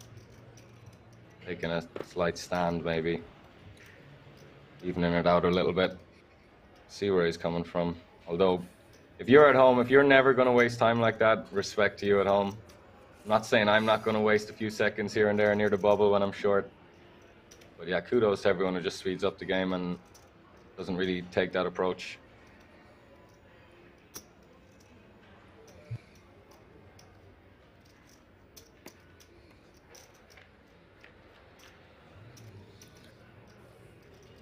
Alexi flopping top pair, Marioni with middle pair. Neither player can feel that confident about what they have, but let's see how this plays out. I would expect a check-check, especially at this stage of the tournament.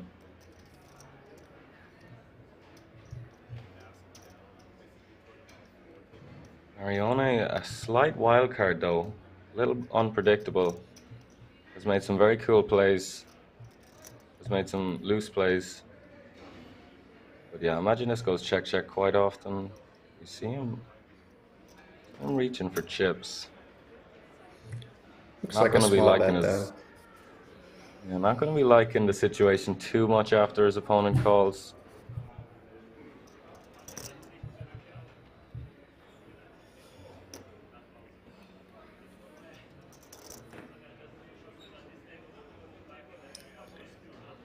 While we are waiting, I want to say goodnight to Apocalypse, who has been with us since the beginning of the stream. Hope to see you again tomorrow.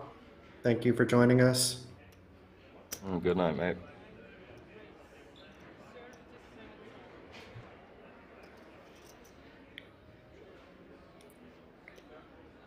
Oh wow, so quite unorthodox play, kind of old school, maybe seeing where he's at. Really doesn't want to proceed out of position, not knowing what's going on. Marioni going nowhere. We are seeing some unorthodox poker here.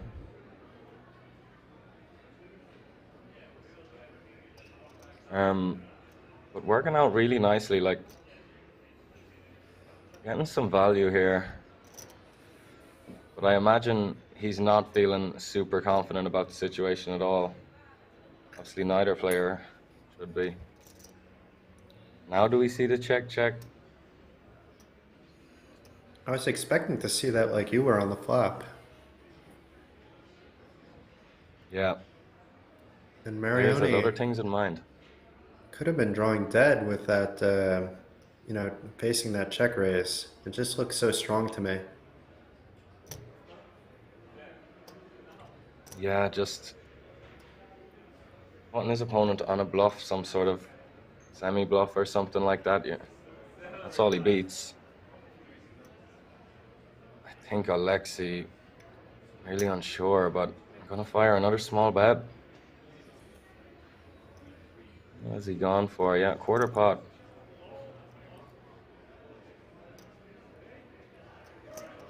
I feel like definitely in his locker to turn this hand into a bluff at some point. Wouldn't be shocked. All in. Could go either way. Oh wow! And he does. He just pounces on that small size. One of the few players Really Marioni sick. still has covered. I mean, pretty much Alexei, if he's concerned about the bubble, can only call with King Jack. I mean, obviously Ace Queen or, you know, another two pair would be thinking a bit harder, but Ace with a very maybe. bad kicker. It's going to be very hard for him to call. Yeah, I don't see it. I don't see him making a call. So Marioni had a plan the entire way. Maybe had a read of some sorts that Alexei was not nutted there. It just seems so strong to do the check raise this close to the money bubble on these stack depths. I think it's very true about the flop check raise being so strong. I think on the turn when he goes 1/4, that strength starts to fade away a little bit. A little bit of a weak sizing on the turn. It's a double flush draw board. Gotta expect the king jacks of the world and the two pairs are going to be sizing up out of position. I mean, I imagine that's what Mariano's thinking to a certain extent. But yeah, I can't call. Power poker. And the leveling war is over. Marioni wins. Back to 463. The 6 of spades would have been a brutal card to show. Yeah. And it looks like we're going on break because I don't see any players besides Marioni on the table. I'm not sure quite yet whether we're going to have the same table or not, but we will be near the money bubble when the action resumes in 15 minutes. Blinds will be 5,000, 10,000 before going up to 6,000, 12,000. After the 6,000, 12,000 level, players will be bagging and tagging their stacks. We should be in the money before the end of the day. Stay tuned.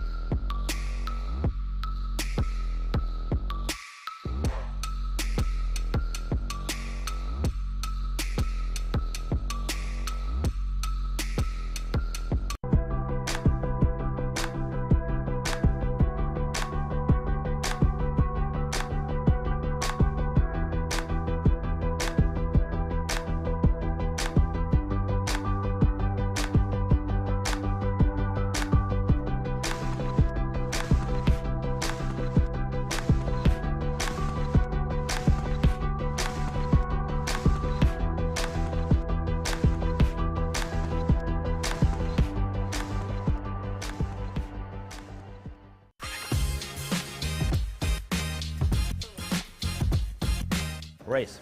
Fold. Hero call. Hero call. All in. Beer. Coffee in the morning and beer during the day.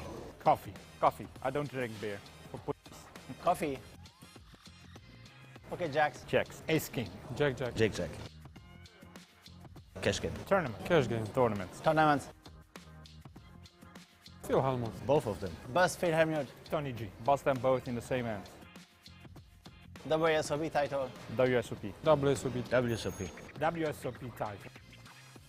Small talk. Small talk. Small talk. Small talk. Bluff. Daniel Negreanu. Phil Ivey. Phil Ivey. Daniel Negreanu. Both. Title once. Title. Title. Title once. Title win.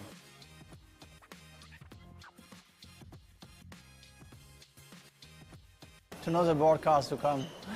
My opponent cards. To know the board pre-flop. To know my opponent's cards. I don't want any superpower. Being bullied. To be the bully. Being bullied. I don't like bullies, so I'm a gentleman. I don't like any of them.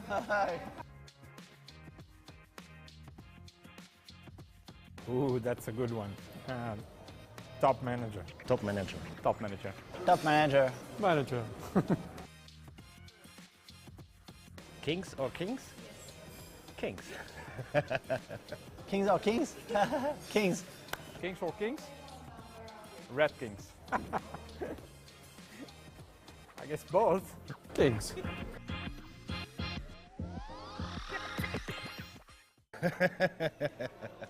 Of course, 1 year without poker. Okay. That's a trick question. Clearly 1 year without poker. No, both every day, if it's possible.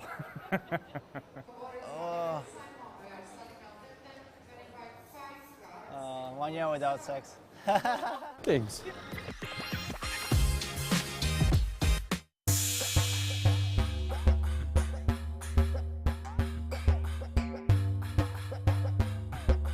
Side of the table, Leon, Pablo, and Dida. All these three in the hole for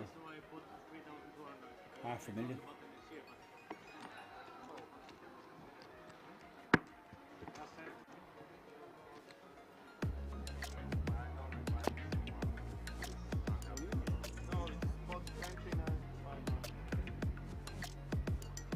Kabanski looks interested.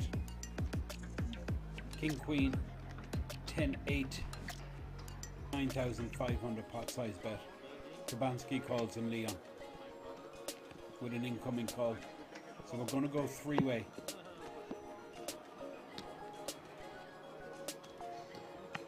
Leon flops the nuts. Has to go with this. This is going to be huge. Absolutely huge.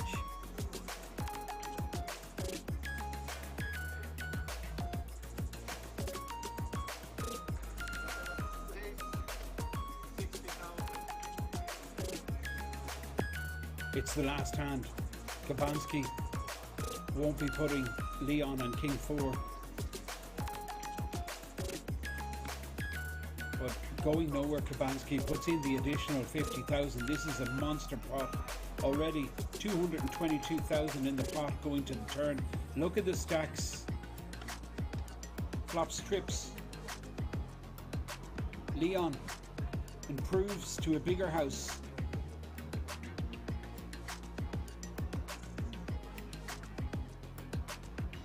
$100,000. Well, it's more. It's about 125. I think he calls here. Oh boy, this is brutal stuff. Here we go to the river. Well, the spade will help. Oh, good here. Does make a straight in the end, Pablo.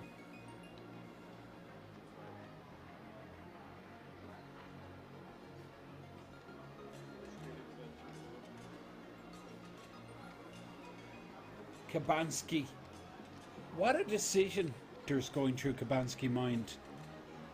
The fact it's Leon. That is really bothering him, but it looks like he's going to get away.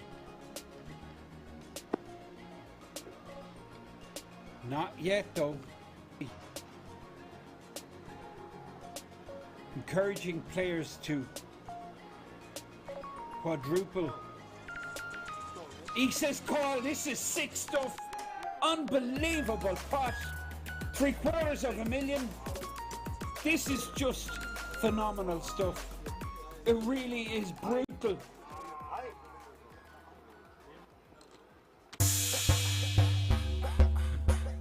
That is the end of our live stream.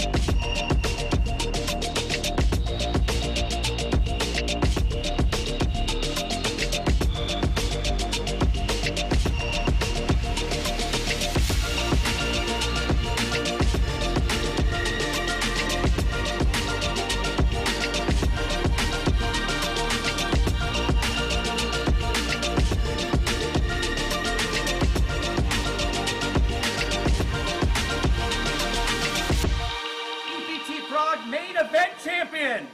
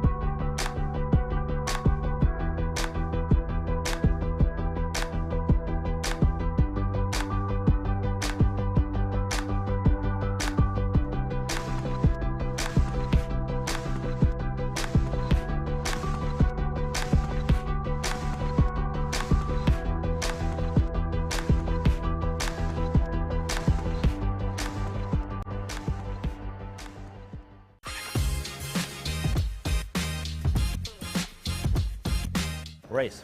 Fold. Hero call. Hero call. All in. Beer. Coffee in the morning and beer during the day. Coffee. Coffee. I don't drink beer. Coffee. Okay, jacks. Checks. Ace king. Jack jack. Jack jack. Cash game. Tournament. Cash game. Tournaments. Tournaments. Philharmonic. Both of them. Bus Philharmonic. Tony G. Bust them both in the same hand. WSOP title. WSOP. WSOP. WSOP. WSOP title. Small talk. Small talk. Small talk. Small talk. Bluff. Daniel Negreanu. Phil Ivey. Phil Ivey. Daniel Negreanu. Both.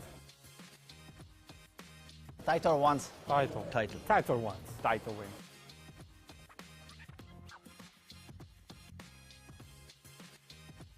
To know the board cards to come. My opponent cards. To know the board pre-flop. To know my opponent's cards. I don't want any superpower. Being bullied. To be the bully. Being bullied. I don't like bullies, so I'm a gentleman. I don't like any of them.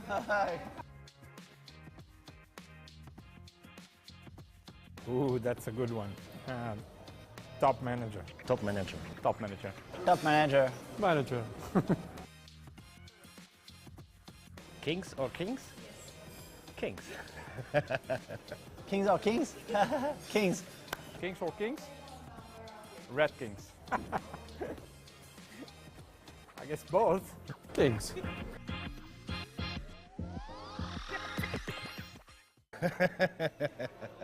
Of course, 1 year without poker. Okay. That's a trick question. Clearly 1 year without poker. No, both every day, if it's possible.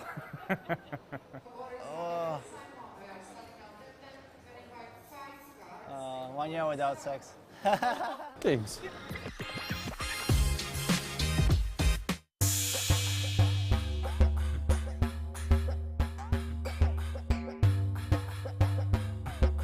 Side of the table, Leon, Pablo, and Dida. All these three in the hole for $500,000.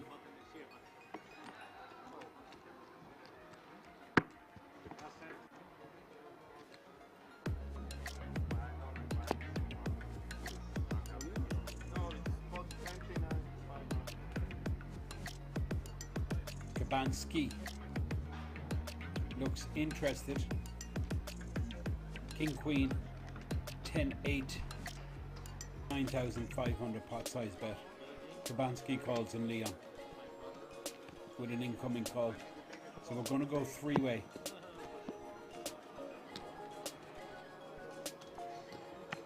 Leon flops the nuts. Has to go with this. This is going to be huge. Absolutely huge.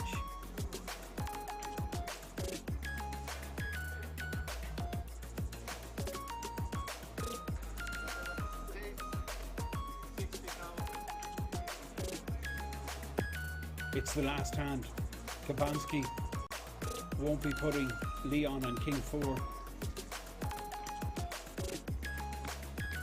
But going nowhere, Kabanski puts in the additional 50,000. This is a monster pot. Already 222,000 in the pot going to the turn.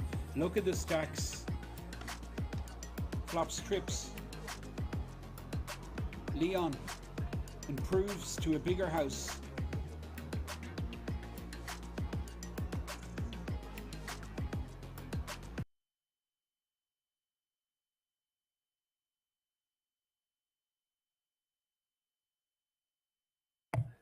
Welcome back, everyone. This is Jason Glatzer from Poker Listings here live at King's Resort for the WSOP event with none other than Sven McDermott. It's been an absolute pleasure commentating with Sven.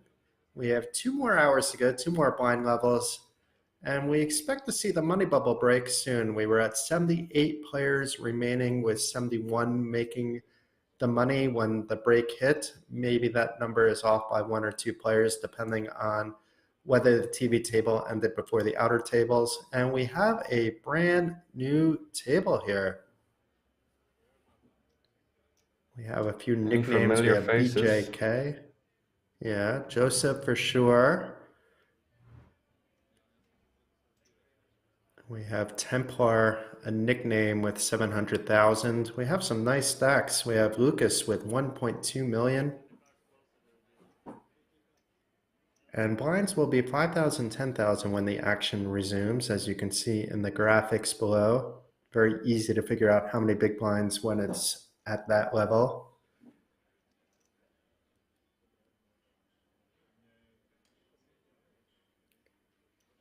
And we have We'll the see how chat asking for the other Martin Cabral, but he is not at this table.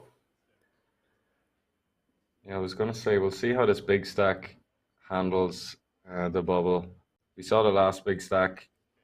Fold a decent amount, keep it locked, play quite solid. Let's see if this chip leader opts for the aggressive line.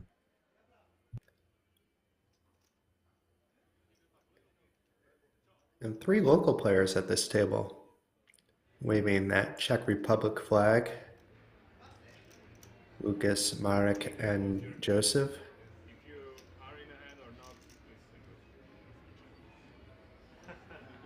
Might make the table a little bit more lively as well. Maybe it'll be more of a relaxed atmosphere with a few of the locals if they've played together before.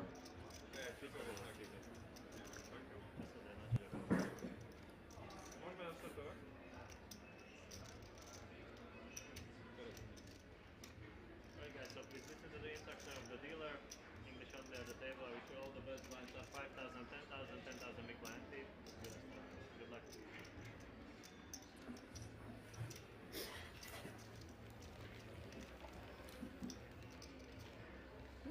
Let's see if we're still at 78 players remaining.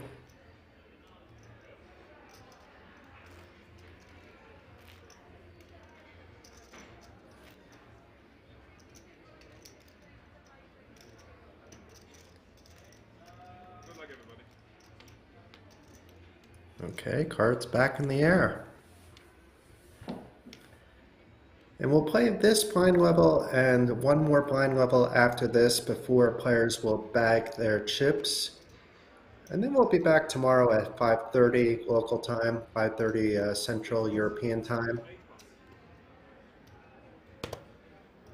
11:30 a.m. for those of you on the East Coast of the United States.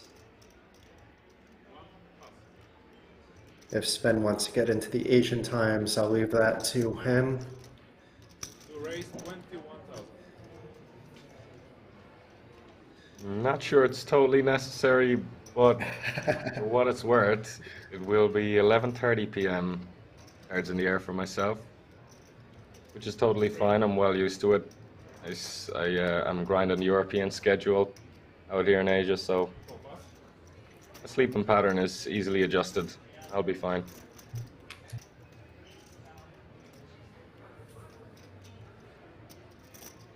And right away we see some action. We see Marek opening with the queen jack off, Martin flatting with the 4s. And it looks like Stephanie coming along as well, but maybe not. And she does with the 5-3 off.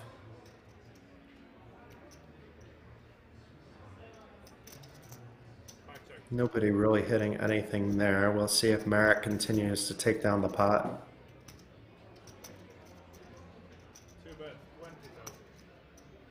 That might be enough to get the job done.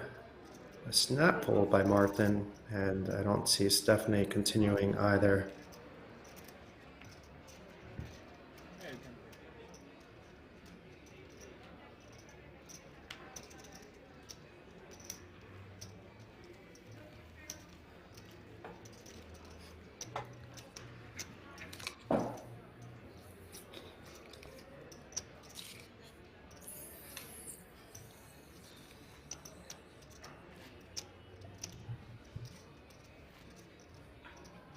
I want to know how hardcore you really are, Sven. Are you going to actually try to get a small Sunday grind in before you go to bed tonight, or when this is over, you're over as well? It has to be super late by you at the moment.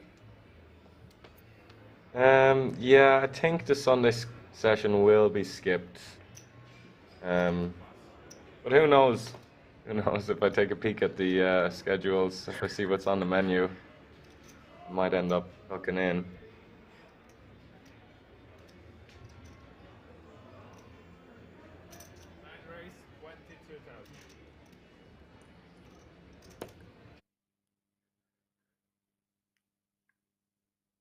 Oh, an interview. Hello, Ilar. Welcome to Kings. We're very happy that you're back.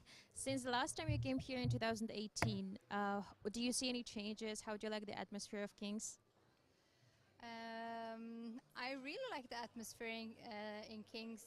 I think it's, for me, especially before I came here with my dog, I always had my dog with me everywhere I was traveling because she didn't want to be alone. She just wanted to be with me 24/7. So I brought her with me everywhere for 4 years playing poker. And this is one of my favorite places to go. I haven't been here so many times, but I really like coming here because it's in the middle of nowhere. I mean, it's on the border, but it's in the forest. It's quiet. It's peaceful. It's. I prefer being here compared to being in many places where you have so much going on outside the casino. So for me, it was like a perfect place to come with my dog, especially. But it's. I know it's not allowed anymore to bring dogs here. So and she just recently just passed away also. So. So this is actually my first stop, poker stop without my dog. So I came here to literally think about something else. So, but except the sad news, it's really nice being here. And I think that they improved, the casino even improved. It got better since last time I was here. A lot of new things here now. Yeah, I really like it. Yeah. Thank you very much. And how was your run in the WSOP Circuit main event? This is actually my first time playing the circuit. I did pretty well in the day 1A.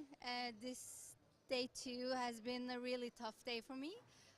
Literally carded all day and spotted, and when I finally see a good hand, you know, and get it in with the 4-bit jam with queens, I meet ace queen and the typical ace on the river. So yeah, it's like the standard. It's yeah, I telling bad bits, but that was the story. Life today, so. You cannot do anything about this. So since you have background in acting, does it help? Does your acting skills help in poker? No, not really. No, I don't think so.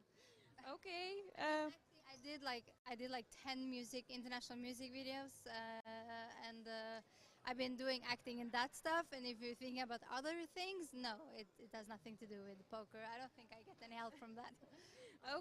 Okay. So do you consider poker as your full-time job or just a recreational player? I played a lot since 2016 till the pandemic came. I played like literally all the time, but I still feel I have so much to learn, and I don't consider myself as good enough to say I'm a professional poker player, but I consider myself as a regular. So I don't know. I feel I'm a regular player, and I did my livings from poker those 4 years, but I'm not at the level that I want to be yet. So let me work on it. Ask me in a few years. Okay, and do you play more online or live? How is your poker? I play mostly live. Those 2016 to 20 till the pandemic came, I was playing live all the time.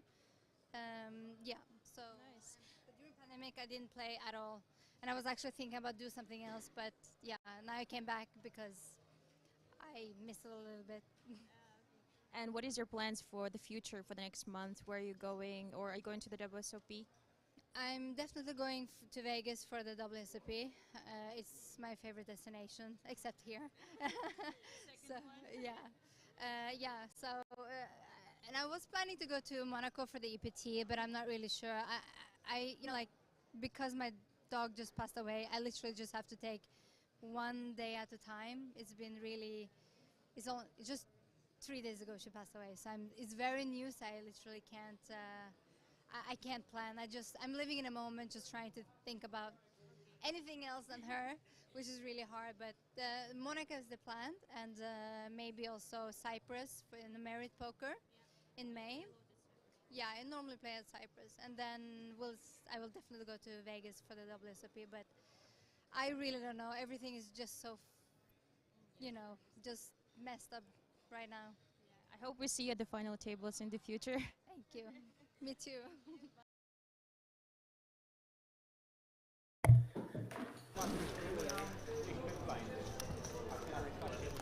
That was a cool interview, and it looks like we're back to Chiquita Banana on an outer table, so we're going to get some outer table action during the bubble time. At least see some of the faces that are still in the field if we don't see the actual hands. Everyone dialed in right now.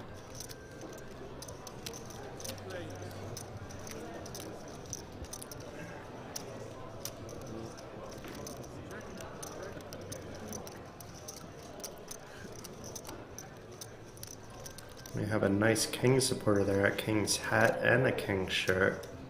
Double dipping.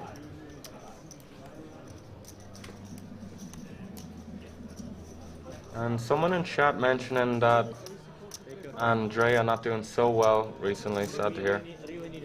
Andrea Ricci, that Look is. at this guy, C1. He has 2 blinds and thinking like 7 minutes out ahead. Here he is.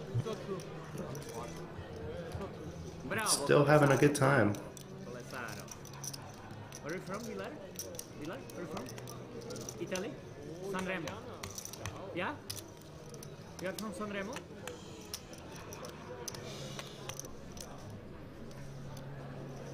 The floor man getting a bit agitated there, maybe growing impatient. It wouldn't be the first Constant. time. Yeah.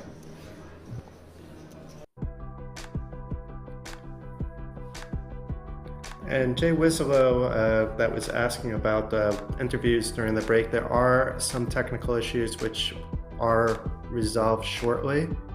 So just bear with us and enjoy the commercials. I see Tarkan there doing some shish in the background.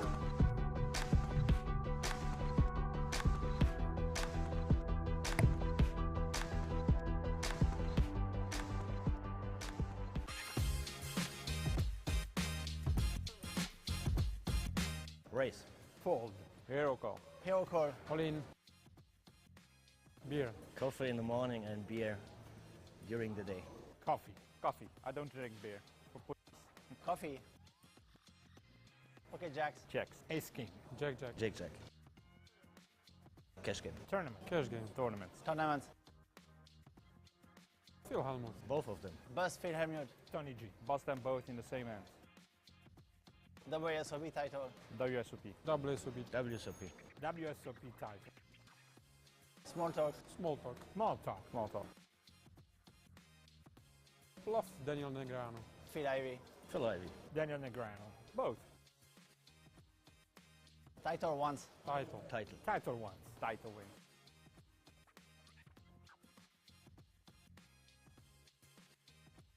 To know the board cards to come. My opponent cards. To know the board pre-flop. To know my opponent's cards. I don't want any superpower. Being bullied. To be the bully. Being bullied. I don't like bullies, so I'm a gentleman. I don't like any of them.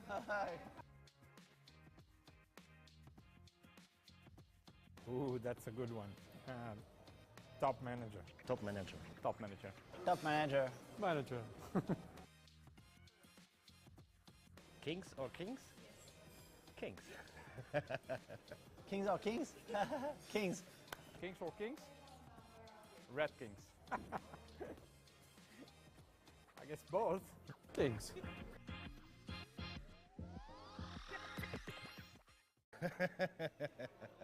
Of course, 1 year without poker. Okay. That's a trick question. Clearly 1 year without poker. No, both every day, if it's possible.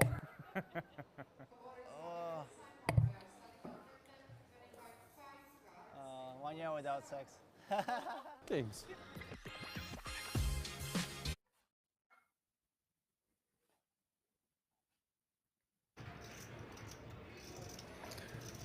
Welcome back, everyone. There were some small technical issues, but they appear to be resolved now, so we're back in action midway through a hand between two of the local players. It looks like it was a limp pot pre-flop. And Lucas betting out his middle pair and taking down the pot. Although it says he picked up 2.6 million, so that is off.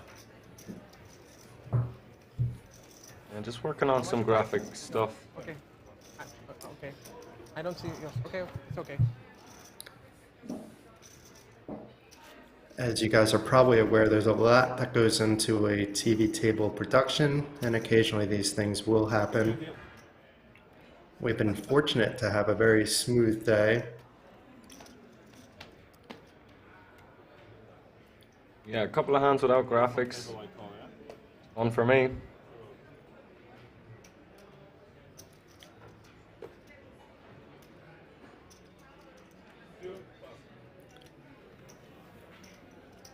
Let's see the chat pros now, when you can't see the cards.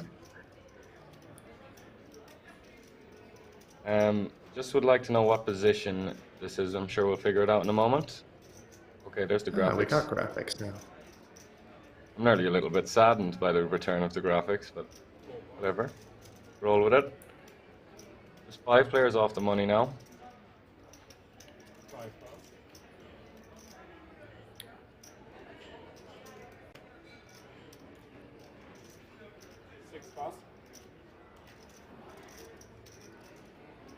And I'm not sure how accurate the chip counts are at this table. I mean, it's certainly possible that Lucas picked up a lot of chips, but 3.6 million seems like awfully a lot that he picked up, unless we missed something rather big. Yeah, I'd say we just ignore the stack sizes for the moment, as they are likely to be a little off. But who knows? Yeah, they're a little off. For the moment. Although Lucas would like to have 5.2 million in his stack, that's for sure.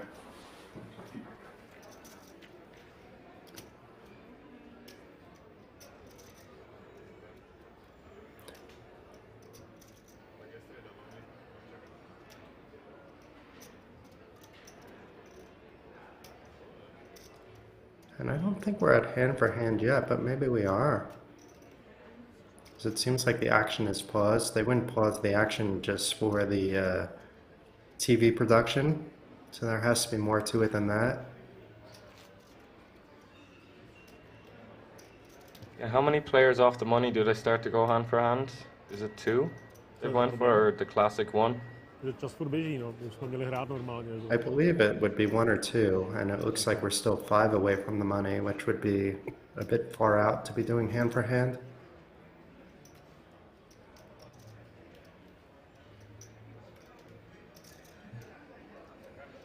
Unless there's some really slow play going on at the outer tables, in which case maybe they'll decide to do it earlier.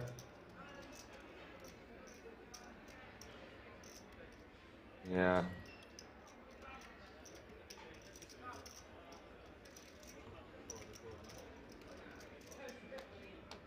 The cards are back in the air now.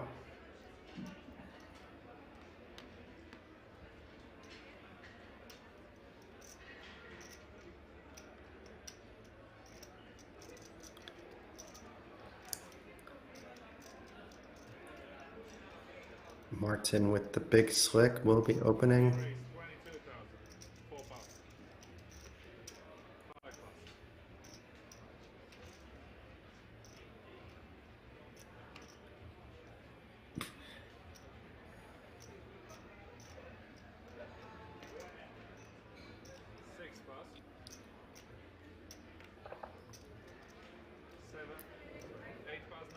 Nobody opting to play back. Well, now Templar with the jacks. Expect to see a 3-bet here. Yeah, depending on the stack depth of the big blind, you could even just see a straight jam if the big blind had below 30 bigs. But also making it 70k, very standard. Something like that.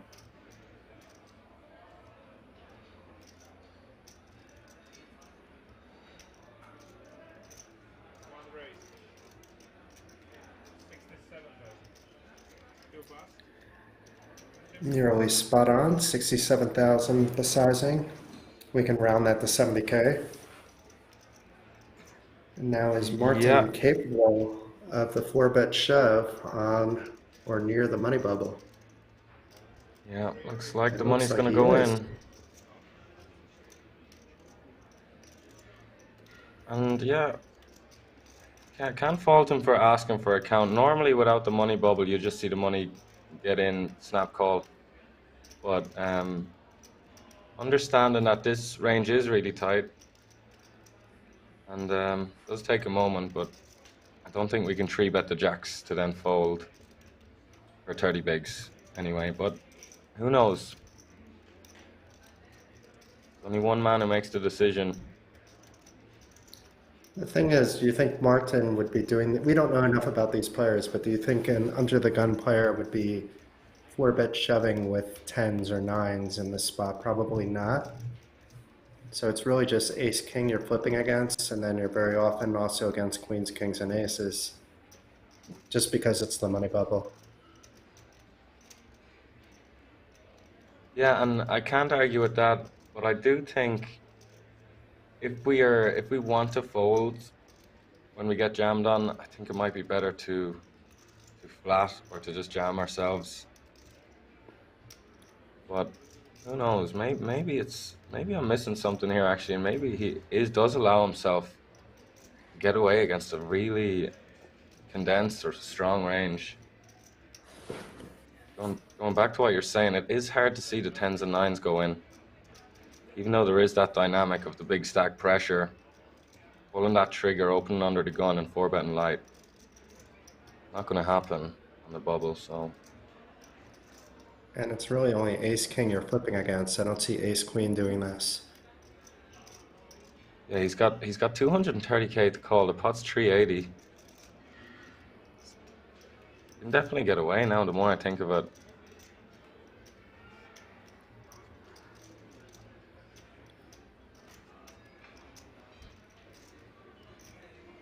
That being said, because it's ace king, it would be the correct call.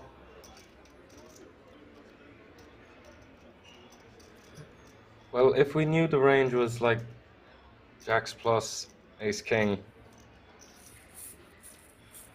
definitely might be a fold. And he does fold. Those chip counts once again went up and down, a little bit strange, but folded with about 60 big blinds behind.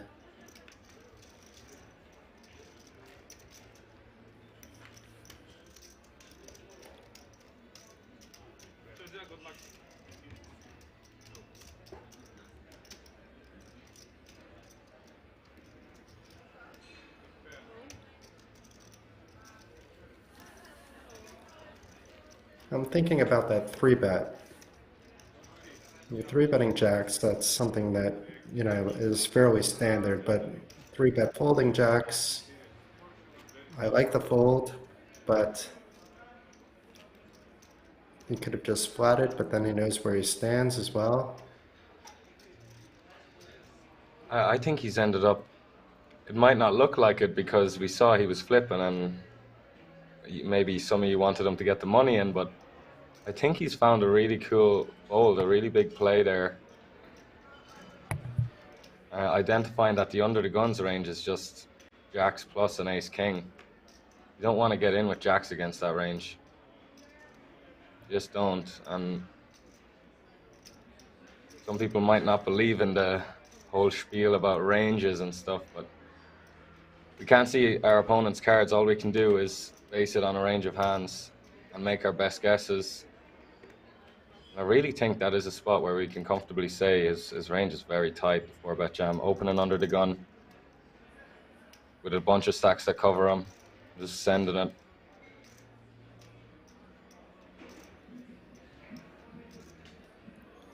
He looks like a genius if it's kings or aces, right?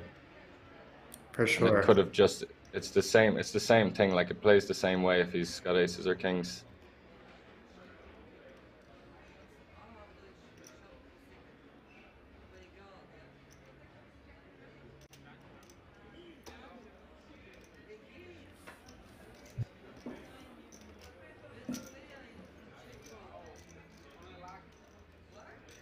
And as we can see with the king-queen just calling here, that he isn't really getting out of line with anything.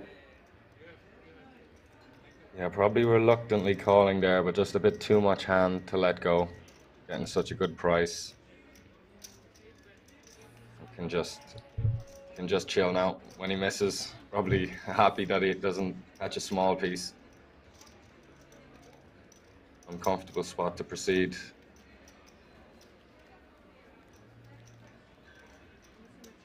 When you're guaranteed nothing, and in 2 positions you're going to be guaranteed 3,100 euros. Now that affects people. For sure.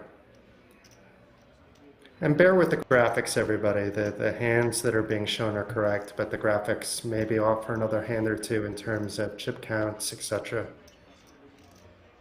We know Martin wasn't eliminated after he folded there, but the technical issues, we told, will be resolved shortly.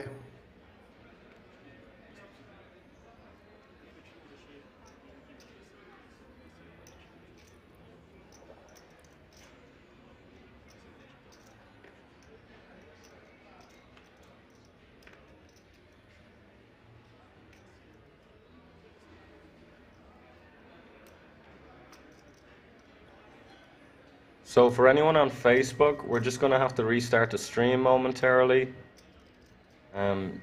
So do stand by.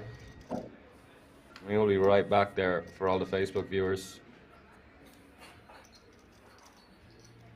It's only to the Facebook stream.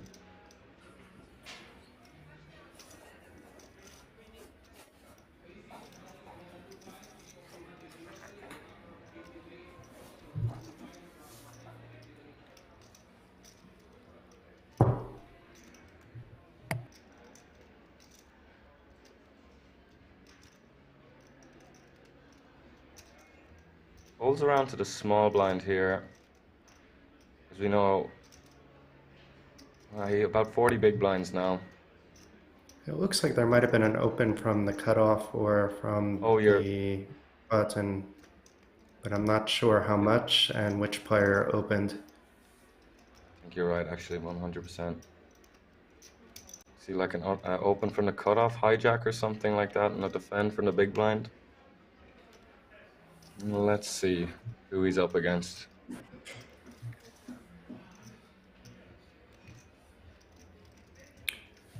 This is certainly the type of flop that we would expect a late position opener to continue on and take it down more often than not.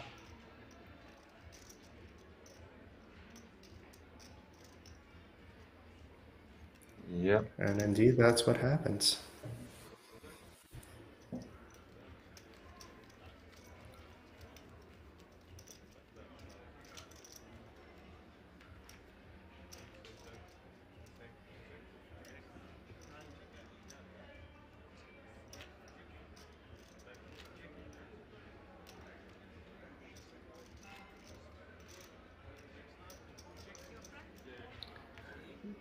Yeah, Zoom player, just bear with us for a little bit. The graphics will be back with us shortly.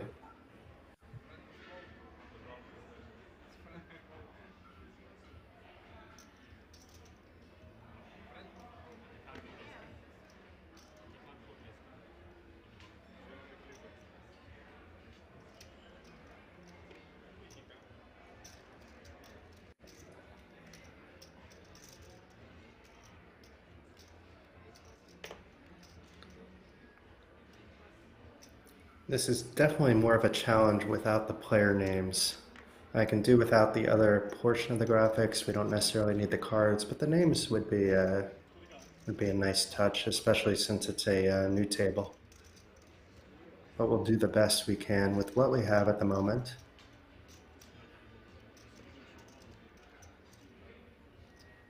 Folds around to the button. Playing about 40 big blinds. Definitely doesn't want to get too out of line, as we know. And while we're waiting for the action, let's say goodnight to Dark Angel. Thank you for all your help this evening and your support. Good night, Dark Angel. As we see a limp from the small blind.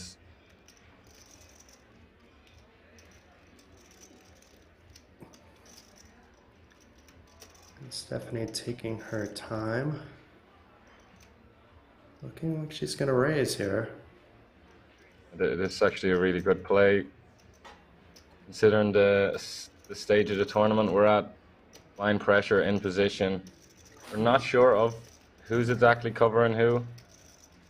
The blue chips are 25k. The small blind seems to have a lot more of the blue chips.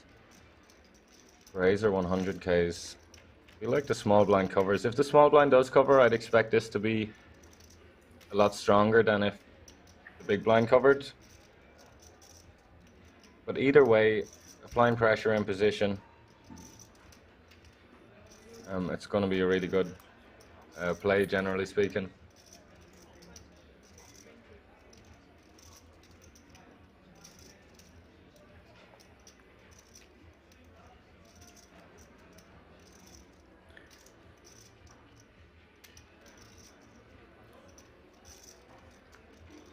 Yeah, and as we see, very hard for out of position to navigate there versus to continue.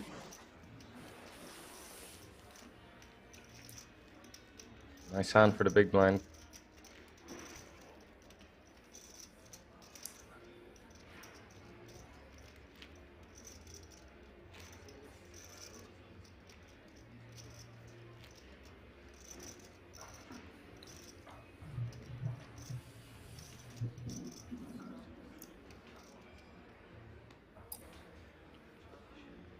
And it looks like hand for hand will be on the pure money bubble. The last time the graphic showed it was 73 players remaining, with 71 making the money.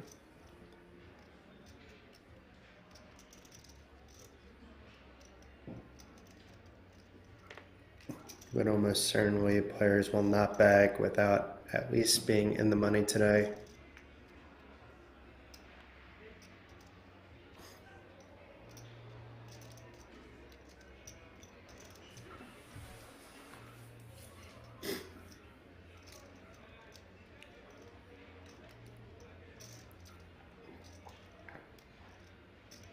Would expect the cutoff to be pretty snug here, not opening too wide. Does lay it down.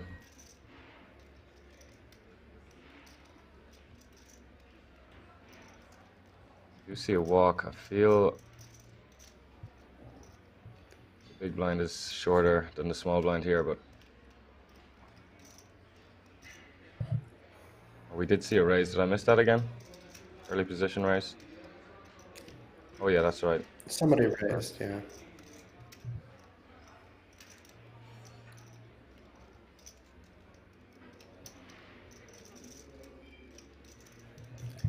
And I'm not sure if that is a call or a three, but it looks like a call though.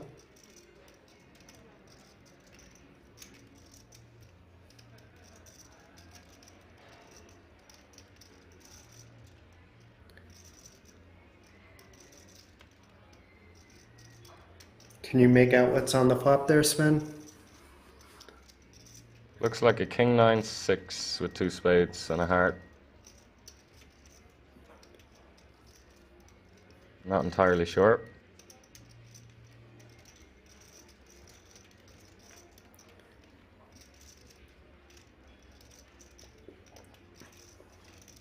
Big blind versus under the gun. We know this much, right? 9-6. Continue on the flop. A check call on the flop from the big blind.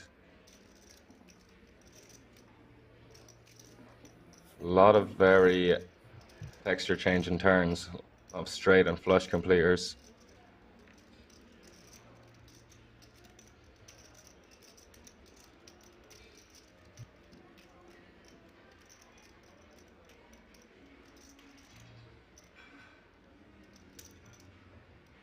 Maybe it was a flush or a straight completer, and that's why we see the big blind lead.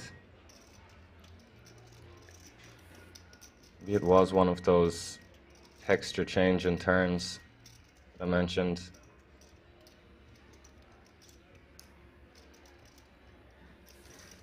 Yeah, it's tough to say what's going on here without seeing the board. We can live without, you know, stacks and whatnot, but Safe to say if the flop went check call and now he leads, that something has completed a decent amount of the time. Unless flop went check check. I believe it went check call. yeah, it looked like it was a check call.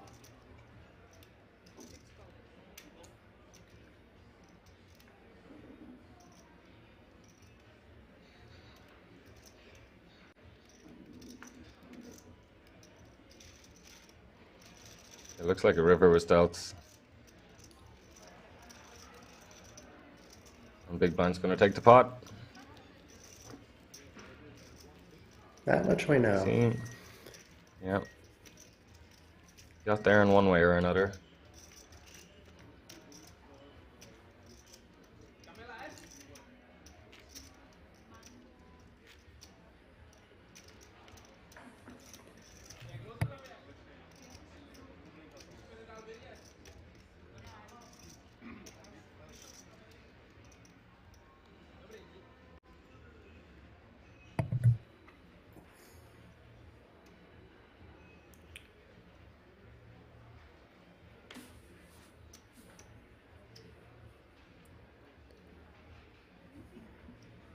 Oh, we got cards back. Player names back. Life is good. Yeah, as we see under the gun take a interesting open here.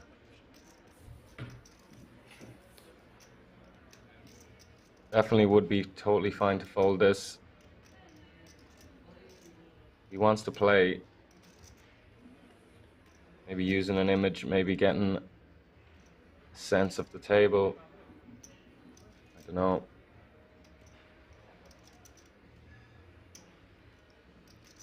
Definitely dicey.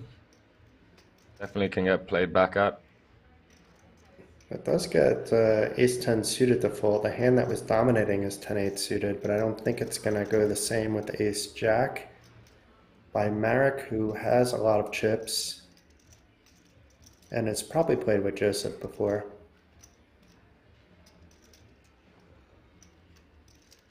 But yeah, the 10-8 suited raise did get a lot of credit there. The ace-10 suited, quite a big fold. Just saying, when he folds ace-10 suited there, he's saying that, okay, I think this guy covered by a lot of the table opening on the bubble here is just going to be very, very tight. And it may have saved Normally him would some be the chips. case. Yeah. With Marek waking up with the ace-jack, although if he 3-bets the ace-10 from under the gun +1, it's very difficult for Marek to think his ace-jack is any good. This is a tricky spot with sevens from the button. You can't really set mine in this spot. You're on the bubble. I think fold is the right play there. You have to put both of these players on much stronger hands than your sevens.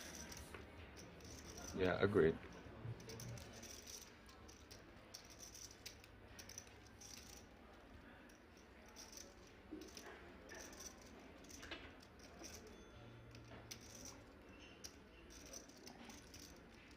I think Joseph Sr. is still in the field too, but I'm not sure about that. Joseph Jr. though opting to fold.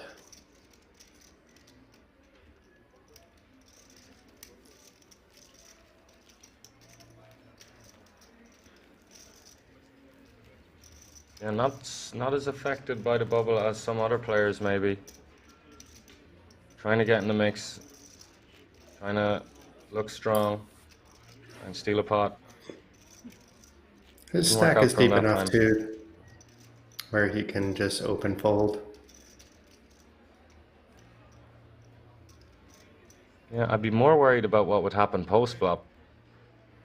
Yeah. When you're getting in the mix, you know, it's. This is why you see a lot of players, they'll fold their big blind, even though they're getting a good price. It's prospect of getting involved, getting your chips in by the river is what they're all trying to avoid. Once you engage in the pot, catch a piece, one thing leads to another. We've all been there. Usually nipping it in the bud is the way.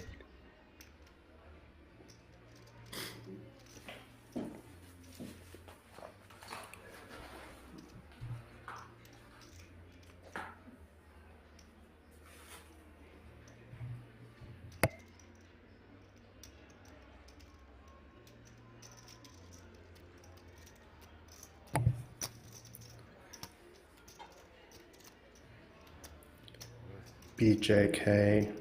Yeah, he will open. I thought he was just waiting for another player to potentially bust.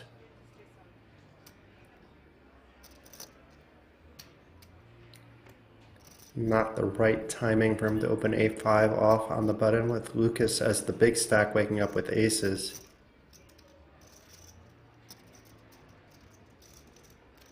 Yeah, just taking somewhat of an opportunistic steal spot here on the button.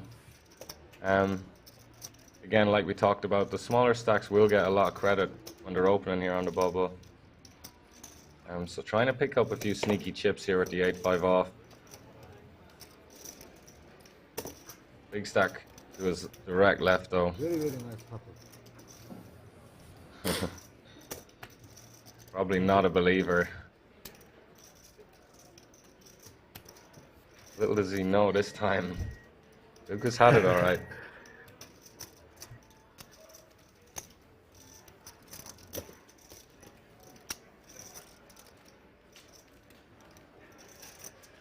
I see some familiar faces on the rail there.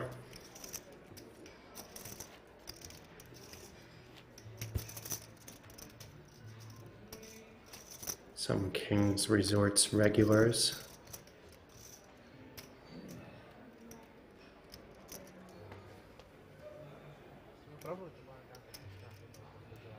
Jo, že se hraje normálně, no.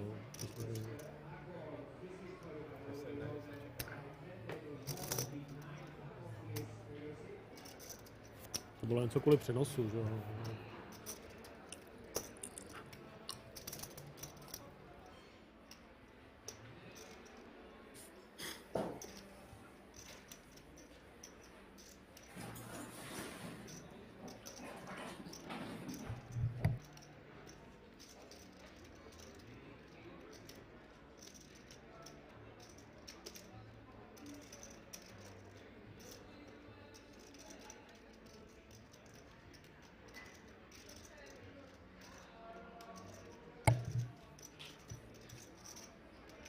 Definitely opting to fold.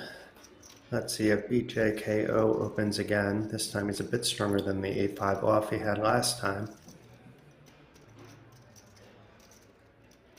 Yeah, interesting to see does he go for it right after getting 3-bet by the chip leader on the table. Yeah, he's going again. Leg 2.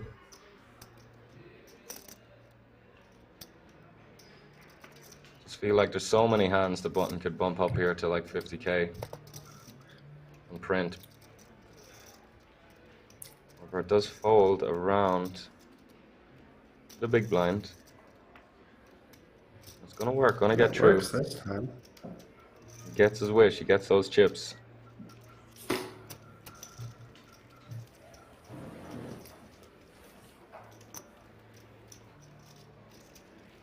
Basically got back the chips he gave away the previous hand and a little bit more.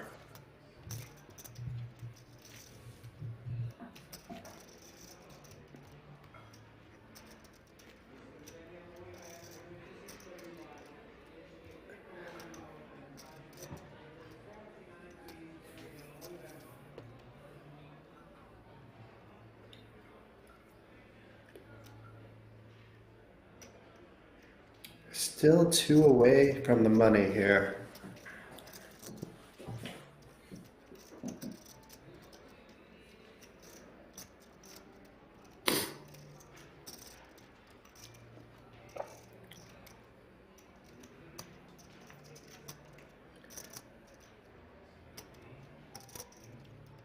We are going to see the ace-4 suited open it up here.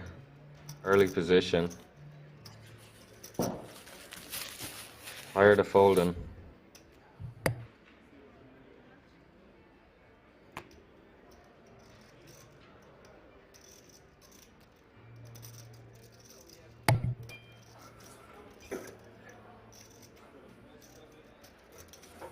BJKO can't certainly be thinking about getting involved here. I think just understanding that it's 2 away from the bubble does fold. Good sportsmanship, should we call it.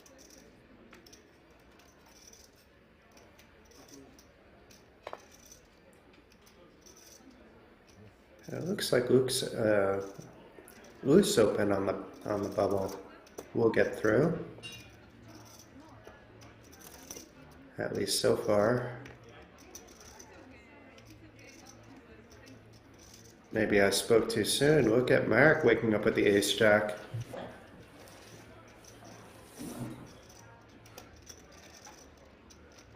Yeah, just defense versus early position makes sense. It's gonna work out for him. Just defending in the big blind.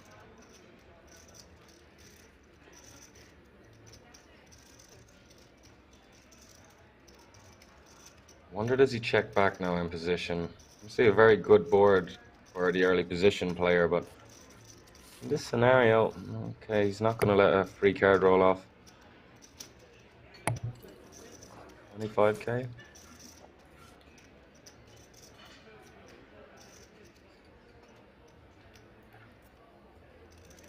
And yeah, Marek with pretty standard check call. A little bit Having too that dicey ace to of start spades check as raising. well. Yeah.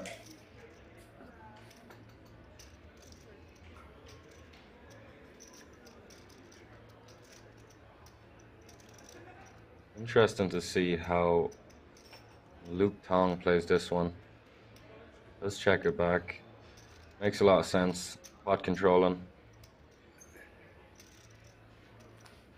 Now Marek with the choice. Does he bet for value after rivering a very strong hand?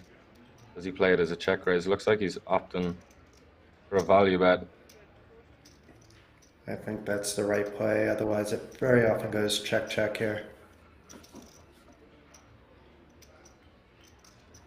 And Luke can't really be bluffing with a raise here. So if he does get played back on, Marek can think that his two pair might not be good, but I don't think he would be getting away from it anyway. A nice little pot there for Marek on the bubble, and a player was eliminated on the outer tables. We can see the graphic says 72 players remaining, so the hands will go slower for a little while. I do not know how long the money bubble will be, but it will break on the stream.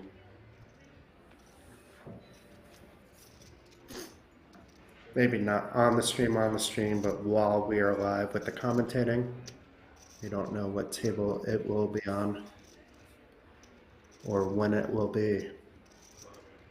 We just know they're not going to end the day one away from the money. That'd be very cruel.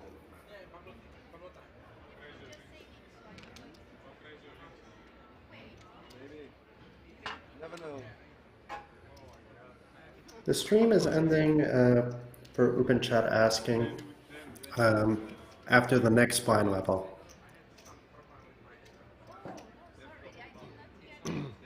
So after level 19, we're currently at level 18.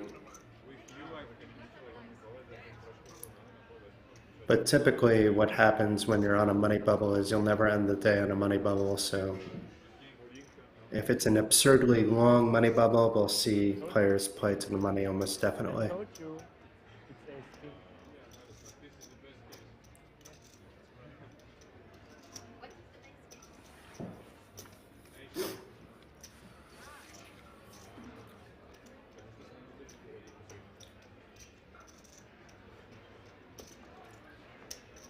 Looks like players are enjoying some tasty beverages while they're waiting for the outer tables to complete their action.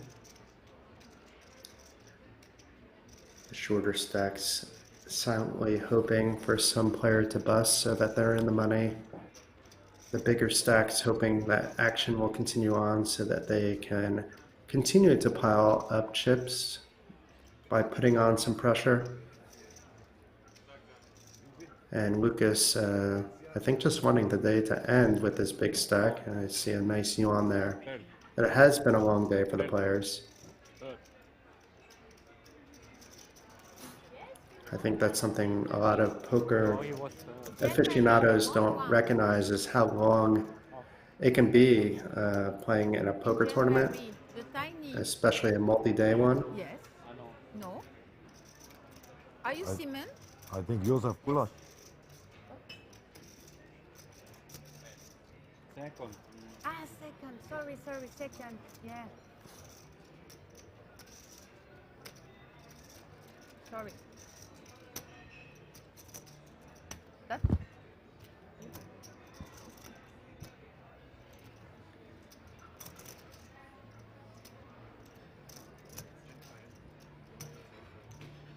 They run the clock for 2 minutes always. Then they pause it, and the next hand also counts for 2 minutes. Always Okay, we got some information about how they handle the bubble. It sounds like there will be a 2-minute runoff each hand. Even if the hand takes longer or shorter than 2 minutes, they stop the clock.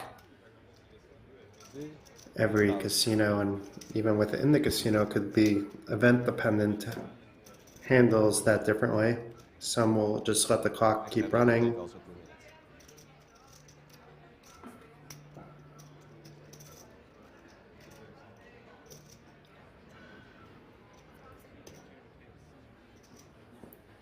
Normally not,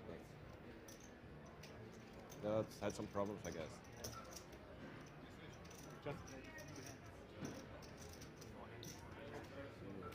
Hmm? No, I was only time banking a bit because of the banking.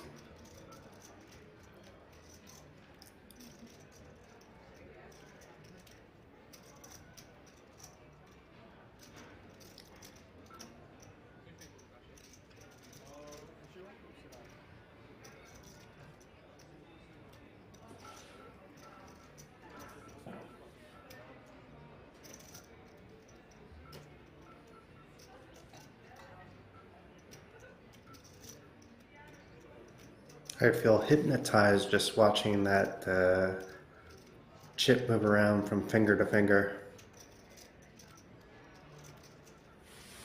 Yeah, some nice chip skills there. Never could quite pull that one off. I've always had a go every now and then on the table.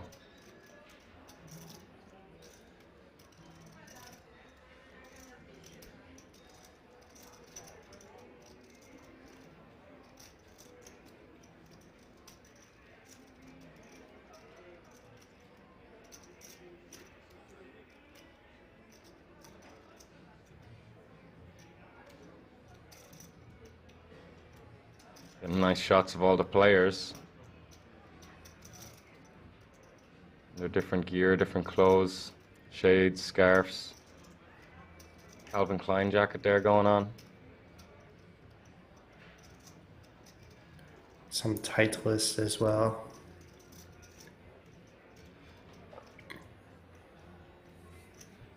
It's been a long time since I played around the golf. Something tells me I won't be waking up early tomorrow to get a round in, but I should find out if there are any courses Even where I when am right leading. now. Oh no, you lose.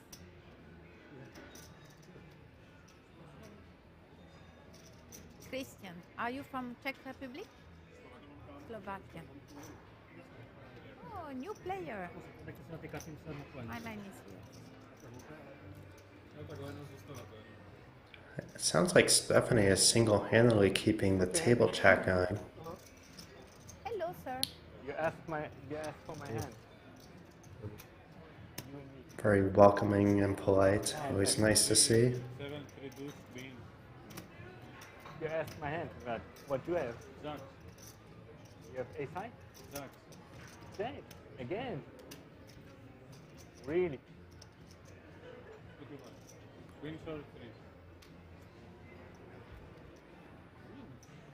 Queen short 3. Why should I raise you?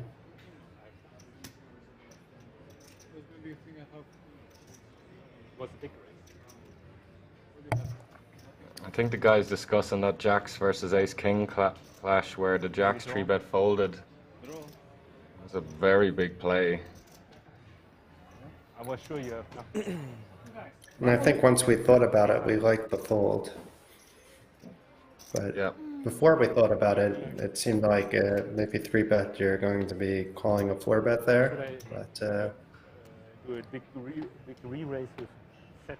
Yeah, I was making a mistake of thinking that some spots in poker are just kind of black and white, and you can't 3-bet fold Jacks here. But when I thought about it a little further, Hey, it's okay. Definitely makes sense. Double Bottom line is the range is tight enough where we can fold there. We didn't have an insanely good price. It was like 240k into about 400. I'm not sure exactly, but far from priced in. Yeah, really cool play. Definitely opening up the ace-4 early position here, using that ace blocker. You're going for a steal. Best advice to have an ace in your hand. I'm not only blocking a lot of the good hands, but just blocking hands that can play back at you, hands that can 3-bet bluff you. Therefore, more fold equity. Uh-oh.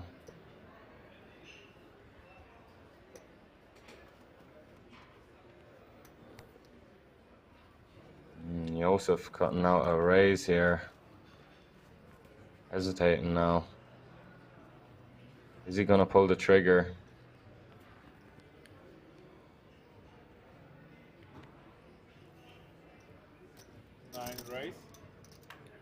He must have sensed something, because Stephanie has him covered.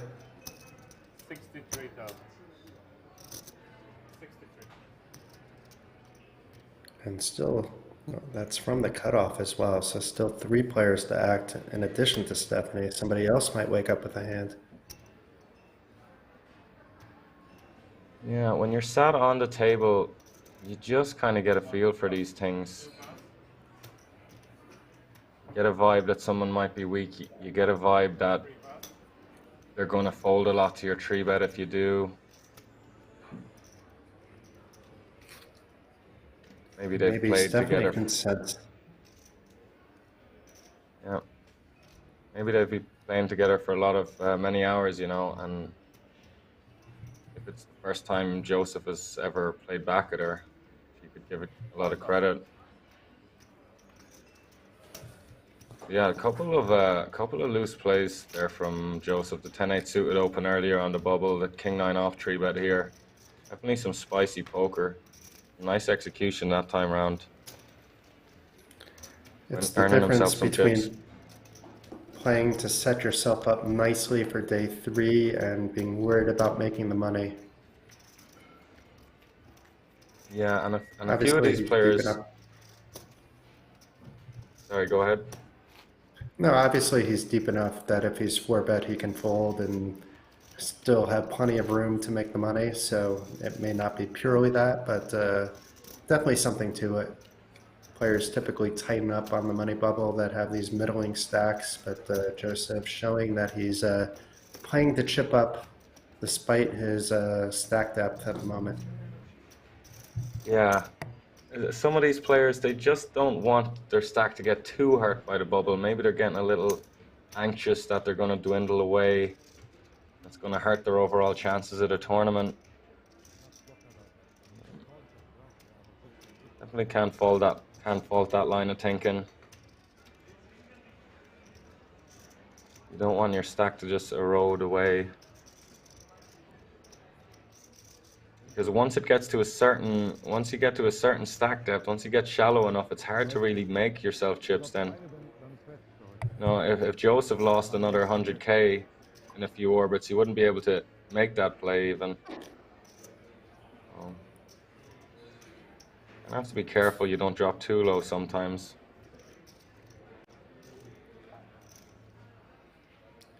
And it's probably near the end of the blind level, but it's hard to really say, being that they're doing a runoff now, hand for hand. But we did miss a good part of the opening of the blind level due to some technical issues.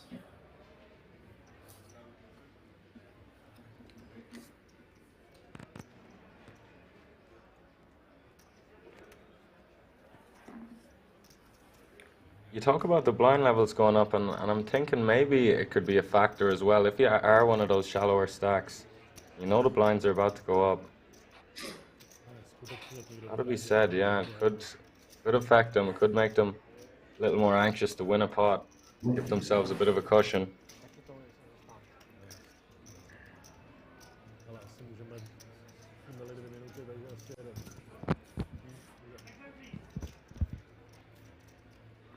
And to go back to what we were talking about earlier with the shot clock, that would be, we would be able to just keep playing hands with the shot clock. There would be no reason to really do hand for hand if you have a shot clock. I know some Yeah, I places think do it anyway, but there's really no reason for it at that point. I think on the bubble we would see, if there was a shot clock, everyone would just start to use the absolute maximum.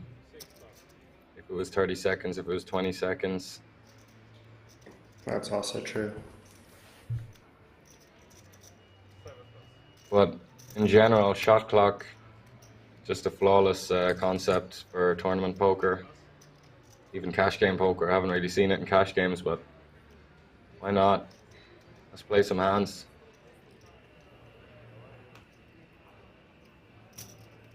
Raised 22,000.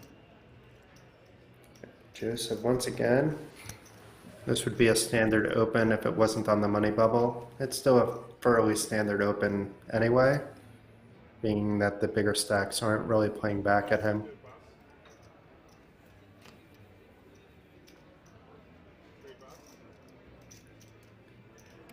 Luke might opt to set mine here. It might be a 3-bet actually, I don't know. Let's see. Nope, it is just a call. Yeah, nice spot to just try and bang off a 4 on the flop.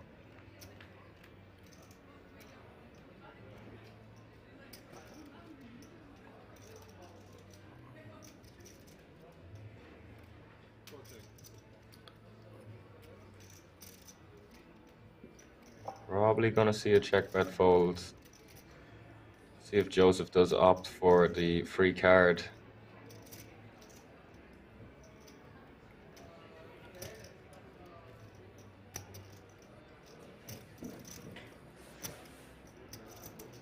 And goes for it right here. Counts out slightly north of half pot. Or right about a half pot. Nothing to do with the 4s here.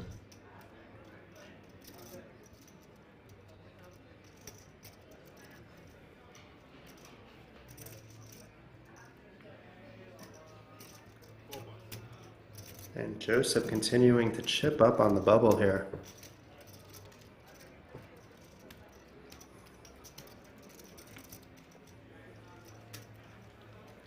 It's the opposite of what you usually expect in the bubble, with the big stacks chipping up, but it's now Joseph with the smaller stack now not so small anymore. Yeah, and it's another thing to be said for getting a little aggressive as a shorter stack. The potential to then like break away from the other shorter stacks. Make a run for yourself. There is always that once you string a few of these pots together. As long as the bigger stacks aren't playing back at you, why not? Yeah.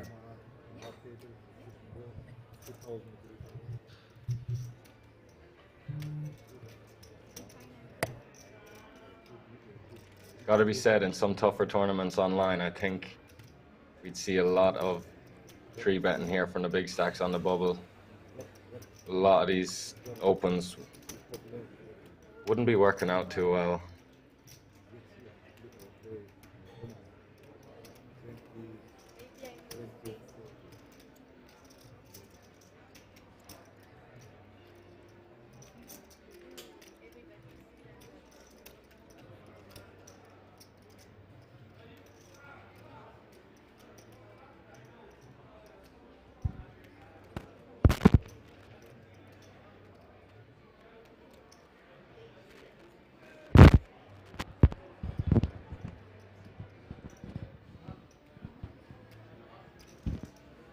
Tohle je fakt utrpení, ale tohle to je... Co říkáš?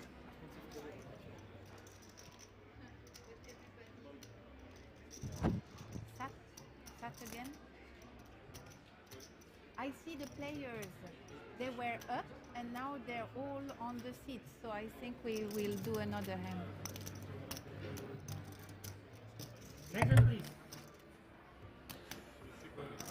Yeah, I spy.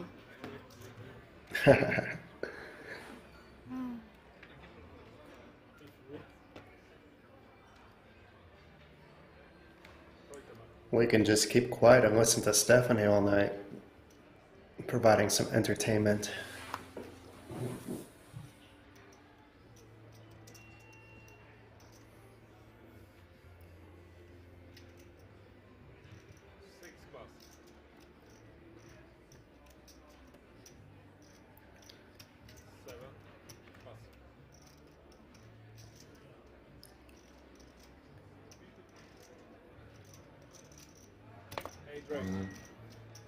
Yeah, very nice spot to open here for Lucas. Got a hand, he's got a stack.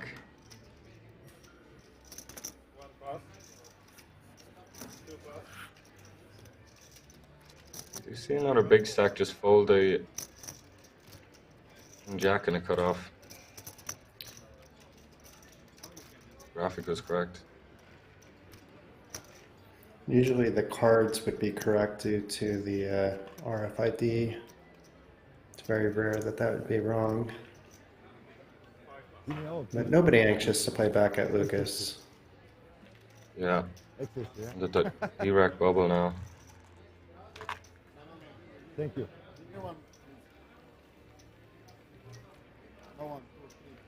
€5. Sorry, I know, look. €5, yeah? 6. 6 euros, okay.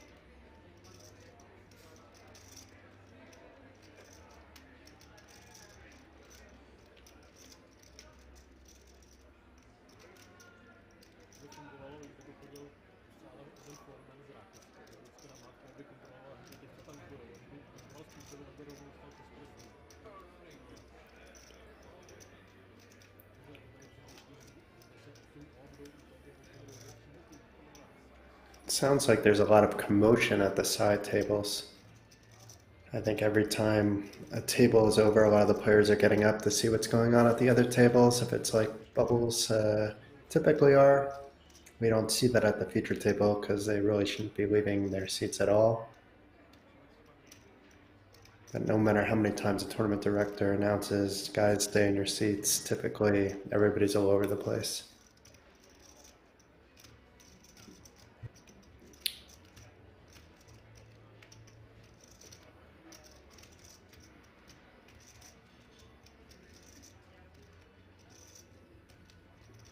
And for those just tuning in, everyone now guaranteed nothing.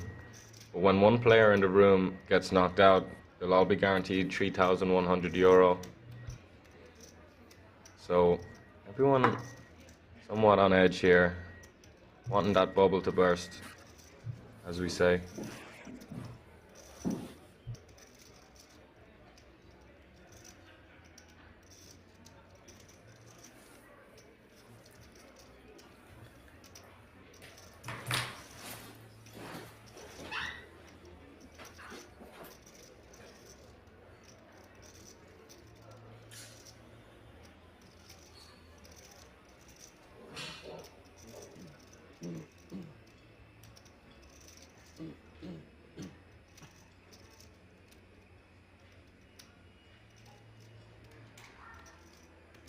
As Jason was mentioning earlier, very good structure to this tournament.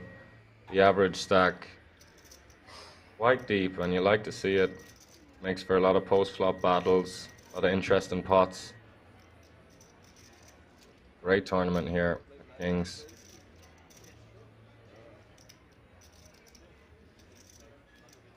One of our big stacks, Lucas, doing his thing, playing very solid.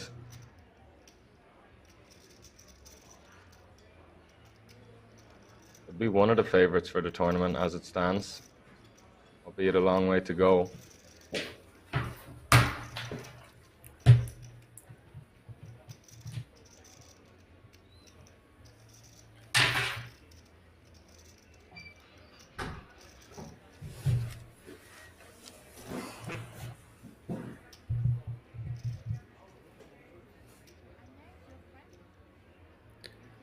Maybe something is going on here. You can see Lucas staring out.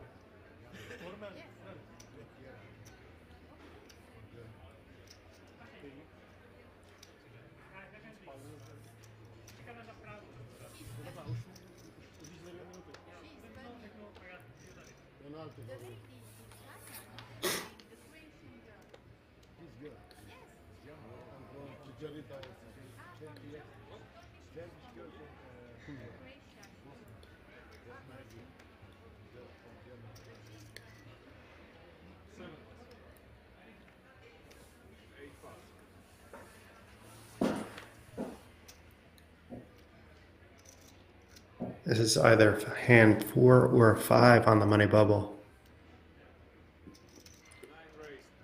And Lucas once again mixing it up. Not afraid to open the action on the bubble. This time with the 8-7 suited, a very pretty hand. But not one you see a lot of players opening with these stack depths on the bubble.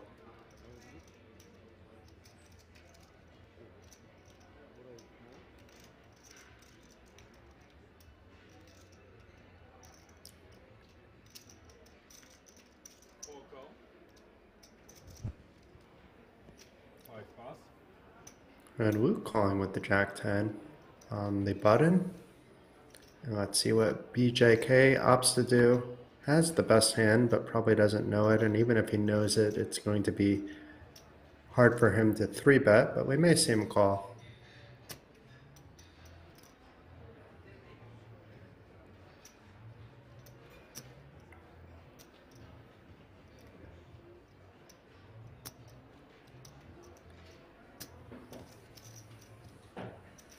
And does make the call.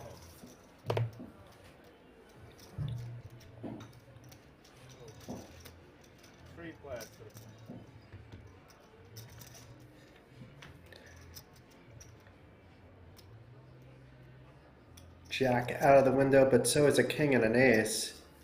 BJK with the best of it, but it was Joseph that opened up from early position. Nobody with an ace in their hand. Both BJK and Luke would improve further to Broadway depending on the turn. Luke would improve with a queen and BJK with a 10. Both players hitting a pair on this flop though, but it could be Joseph that just takes it down. 9-bet, 29,000. I'm not sure that will get the job done at 29,000, but we shall see.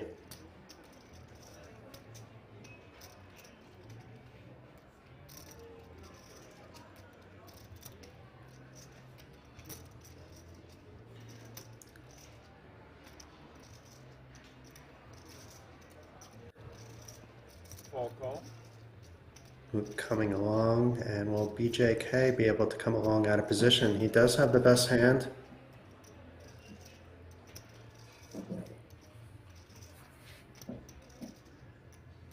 The problem is it's going to be continuing for him to keep going if there's betting on turn and river, depending on whether he improves or not, even though he's ahead at the moment.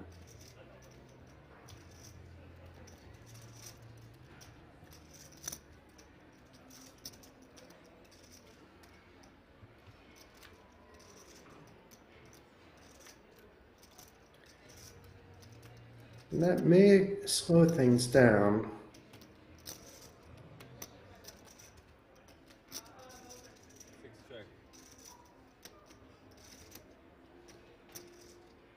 Graphics haven't updated yet, but it was the 8 of spades on the turn, so everybody has a pair now. EJK still with the best pair, but isn't looking to bloat up this pot.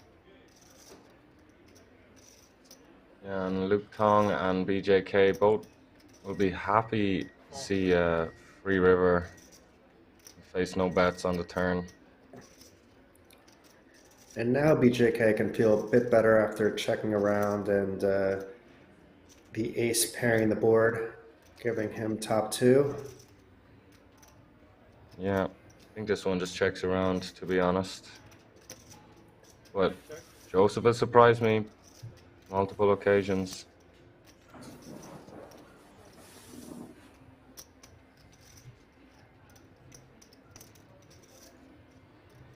Yeah, he kind of knows his hand isn't good, but doesn't want to bluff. Not a super attractive spot. And now all three players that were in this hand very close in chip stacks.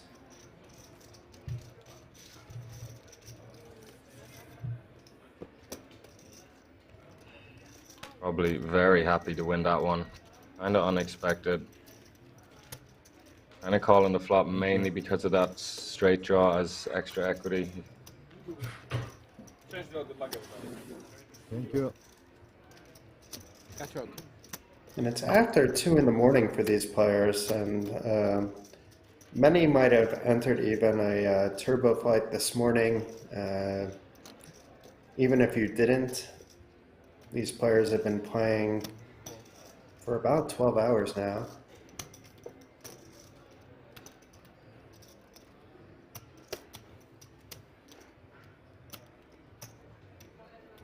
And still at least an hour to go, too.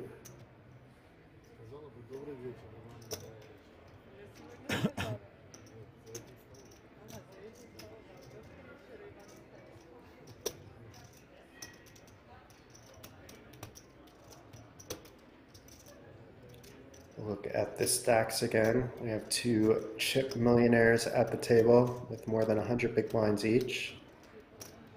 Nobody super in jeopardy of bubbling. Of course, anything can happen. We can have some setups. We can have Oxymoron with 18 big blinds getting involved when he potentially shouldn't. A lot of things can happen. So we could see the bubble break here. But my guess is, based on these stack sizes, that it will happen with a short stack on an outer table.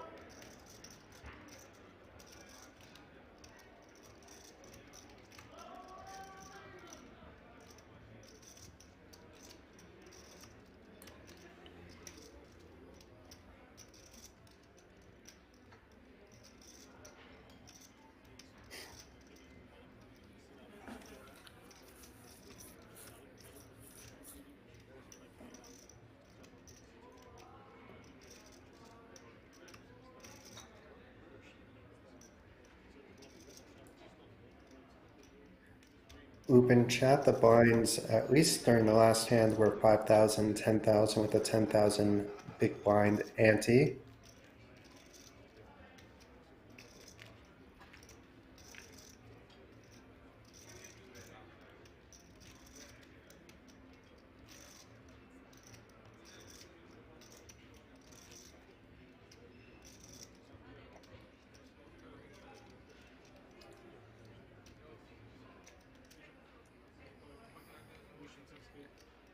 Ale obchodní partner, kamarád, že to bude jako znovu otevřený.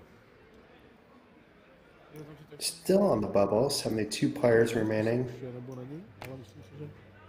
This is the 5th or 6th hand on the bubble.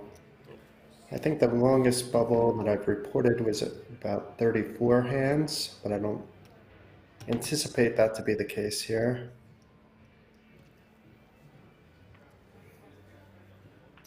It's very rare for it to last more than 12 hands.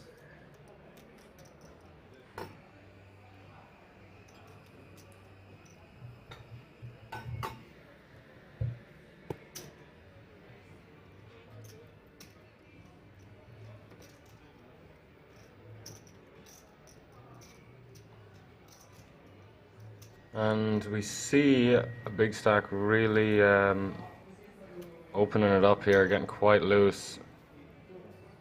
But I mean, I'm all for it. I'm all for it. Can really apply pressure, generate a lot of folds.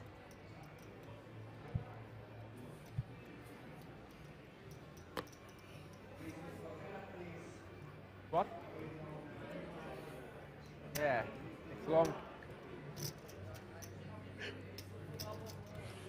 One more? Not working out here though.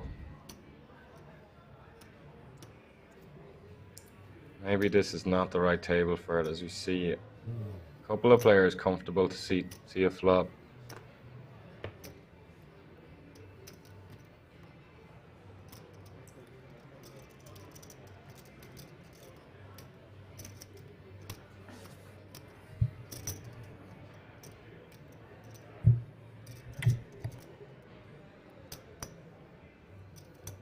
Yeah, I just don't think it's worth getting involved.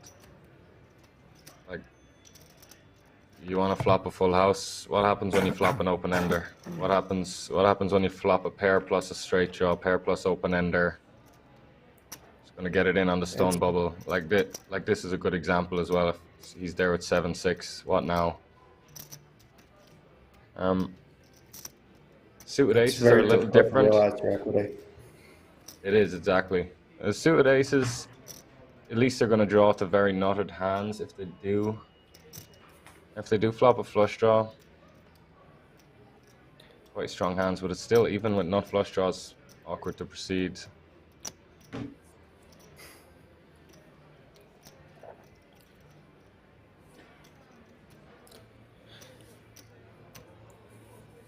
We're certainly not going to see him fold now, though. Flush draw and the open-ended straight draw as well to go along with it. Yeah, it was nice for him that the flop checked around, so just a lot easier to proceed and navigate from here. Where if there was money gone in at a flop, it could be already an all-in on the turn now.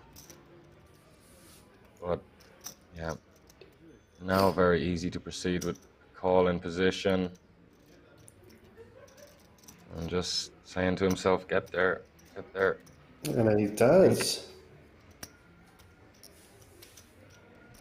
He drills the straight. Let's see what BJK comes with.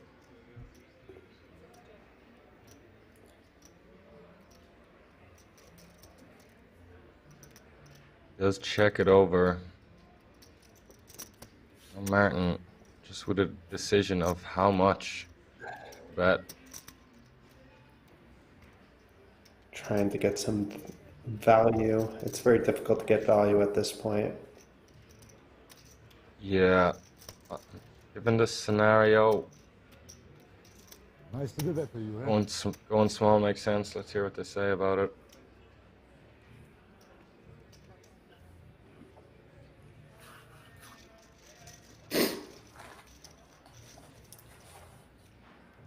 Maybe he's thinking sometimes his opponent will have a 5. And that's why he's opted for a chunkier size. As we go to the outer tables. The outer table. Oh no, it's Wheeler all in.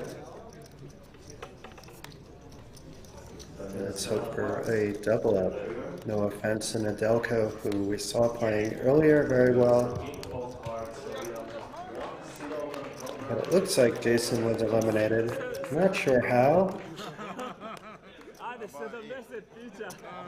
It's never a good feeling to bubble. Yeah, looks like he went with something on the button with 10 bigs.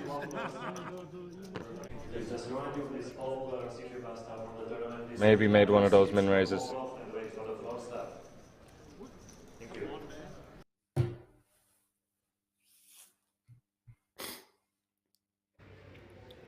Well, players are now in the money. Expect a flurry of eliminations happening. This 71 entries remaining will likely go down fast.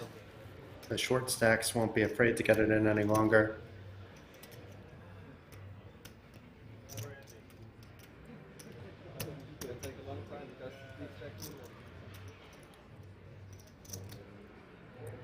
Maybe there's another bubble hand somewhere. Maybe Jason didn't bubble because we're still waiting to deal the cards. Maybe. Maybe. I hope so.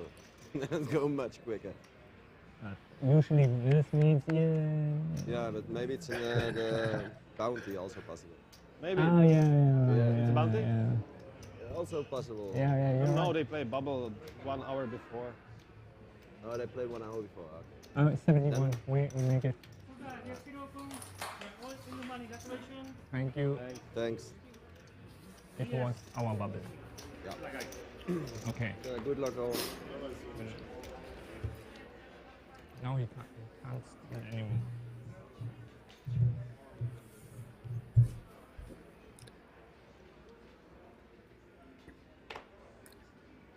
So it looks like Jason did bubble because the field number is reading 71.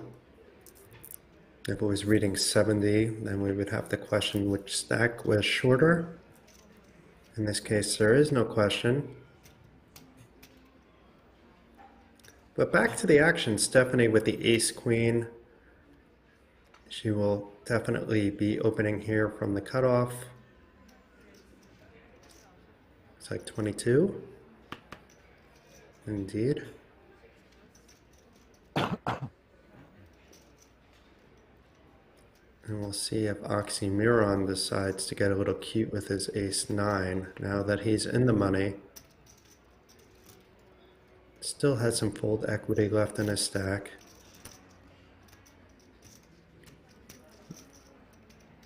May call, may 3-bet. So you can fold as well.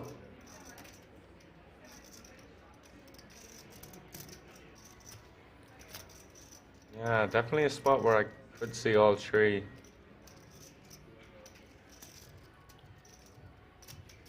Versus cutoff, it's a late enough position where we can definitely not a big error to jam here.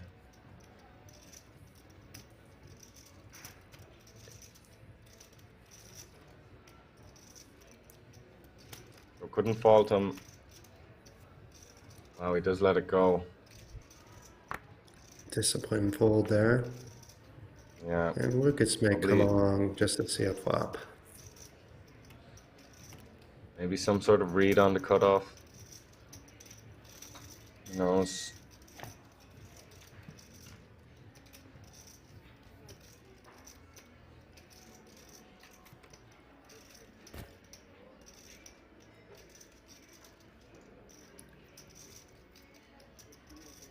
It looks like Stephanie is thinking about continuing.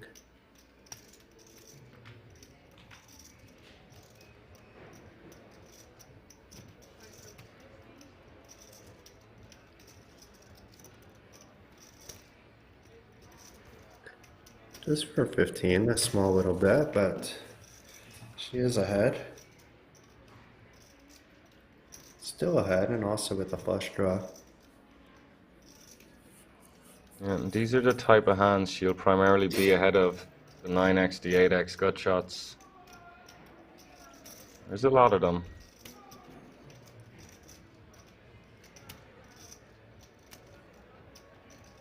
It's like Stephanie wants to turn this into a bluff now, fold out a lot of those one pair hands that Lucas can have in the big blind. And it's a very nice play, semi-bluff here. Putting a lot of pressure on those one pair hands. As you see, gets through with flying colors here. And if she does get called, 2 overs and a flush draw, plenty of equity. Some good poker. You have less than 20, right?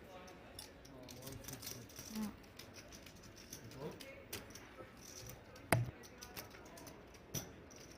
Yes.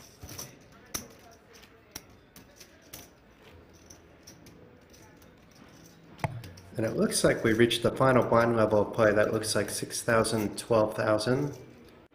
After this blind level, players will bag and tag their stacks. The field will be trimmed down a little bit before then.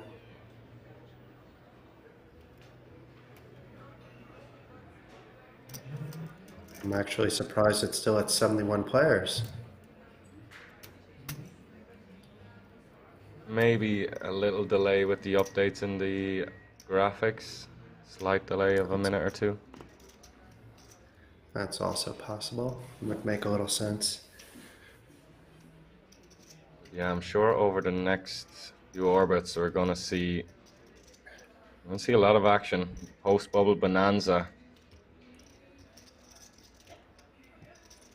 as our mod in chat calls it.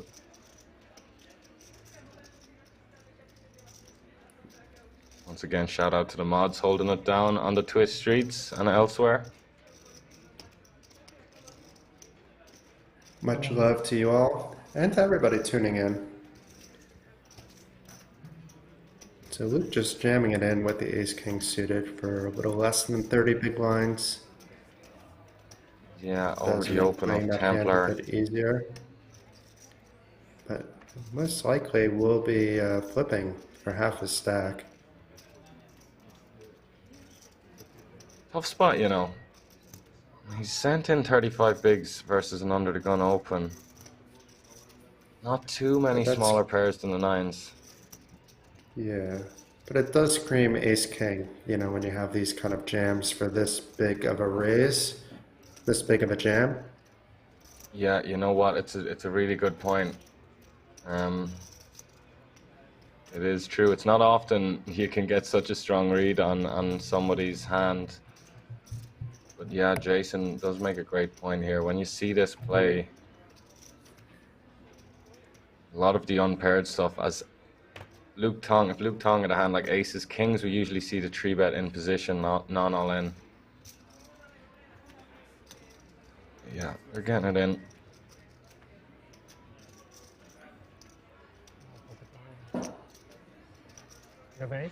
We could just see a swap of stack sizes if the nines fold. If the ace-king holds, Luke chips up nicely while Oxymiron made it to the money. Can't blame him for getting it in with the nines. I think that was standard facing the shove for a variety of reasons. But a 9 straight out of the window for a set for Oxymiron. Luke needs a runner in order to eliminate his opponent. Queen, 10 or club. There's the club rolling off on the turn. Oxymiron probably getting a bit nervous now. Would be a cruel way to go, hitting the set, runner flush. You'd remember that for a while, but he does hold. Big double. Leave that side relief. Yeah, up to 376,000. That's more than 30 big blinds. Luke, though, now still about 15 big blinds, about 16 big blinds. Not where he wants to be, but Never easy, yeah. Nice still flop. isn't really on fumes.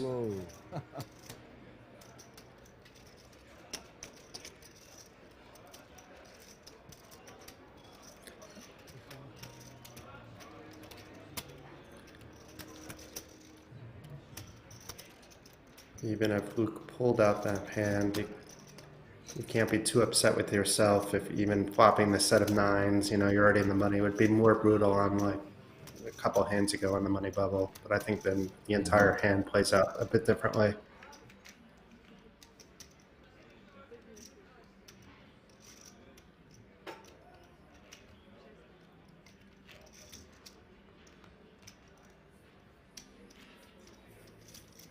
But I think there is a fatigue factor also with the players. You can see that just their body behavior, they all look a little tired. Not all of them, but some of them do look tired.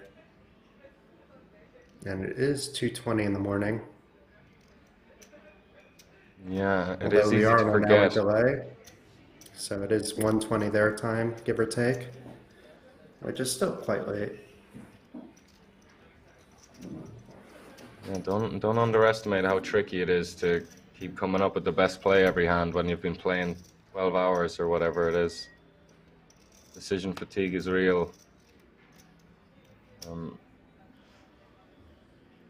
Might be easy for some of us here in the booth or at home to think like we know what we're to do in these spots, but we're sitting there after 12 hours of grinding, it gets a lot harder to think clearly. Well, the grind is real. Kudos to these players. A lot of some very impressive showings. After a while, you could even misread your hands. You know, if you, let's say these players got up for breakfast at 7 in the morning, it's certainly possible for that to happen. I've been guilty at times to misread a club for a spade on the board. Your eyes tend to go a little bit as well. So the fatigue can affect you in many different ways.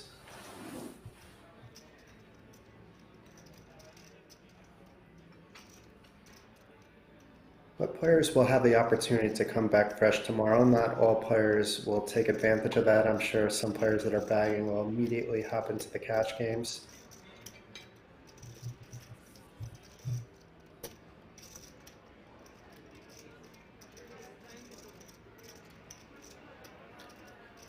It works both ways. Very often a player will build up some nice adrenaline, and it's very hard to work that off. Very interesting here. So a 3-bet with the ace deuce from the big blind, and it does work. Yeah. Very cool play indeed, using that ace blocker we talked about. A key card. The hand just plays pretty poorly as a call, play out of position with an ace rag. Taking the initiative there, using it as a 3-bet bluff. Very, very strong play.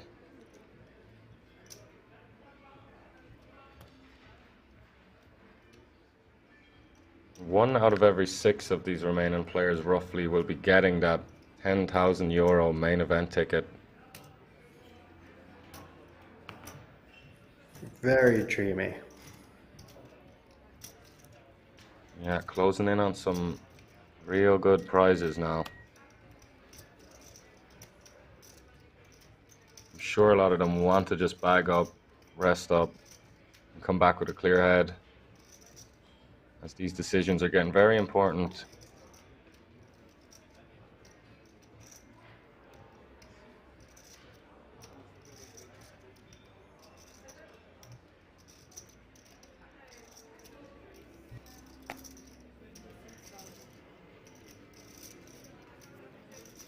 We know Oxymoron opened. He opened for 26.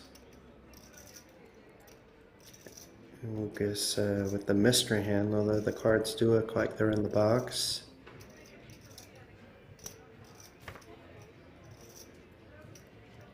He makes the call from the cutoff. Joseph appears a bit frustrated that he's not picking up any hands after the bubble broke, but he was able to chip up a little bit before that happened.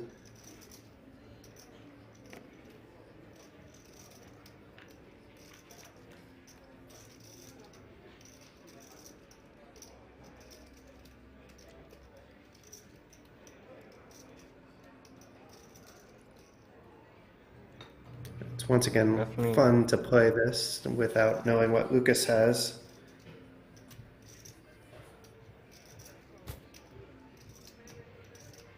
Quick call. Usually indicates a draw, but we have no idea, of course. Could be a multitude of hands. I'm talking 30 bigs. Maybe some of the better pairs, 9s and 10s, we would have heard from them pre-flop.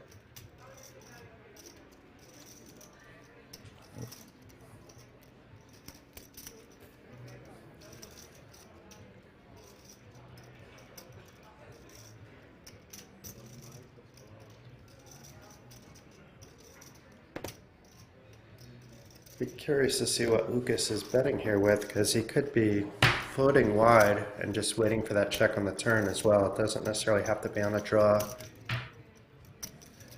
Yeah, the sets is one thing that comes to mind. Some King X. Sorry. Maybe some flush draws. You missed the board. Thank you, Turk. For those of you that don't recognize our voices, I am Jason Glatzer alongside the charismatic Sven McDermott. It's been an absolute pleasure. both to commentate with Sven and to be with you all in the chat as well. Yeah, likewise, Jason.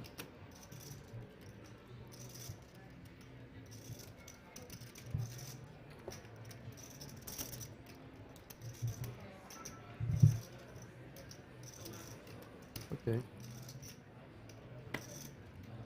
It's not your turn. I checked my stack. Ah, sorry. I thought you were going to bed.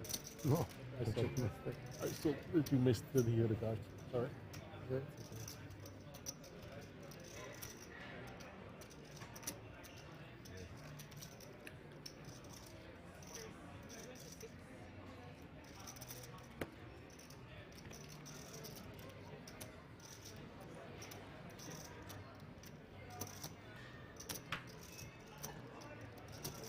So a bit of a loose open with the King 9 from early position there, but so far getting away with it.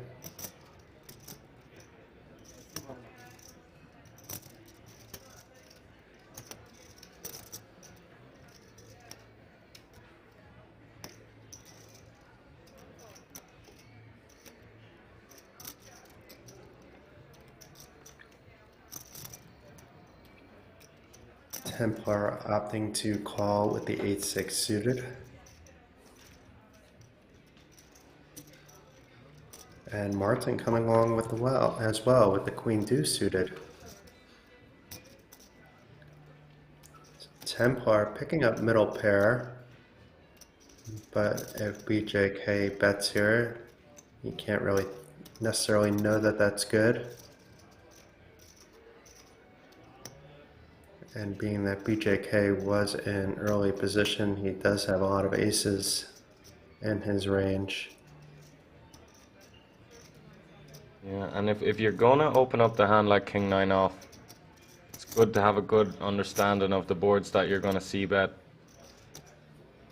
It's good that you have a bit of a plan in mind to try and take some pots down aggressively.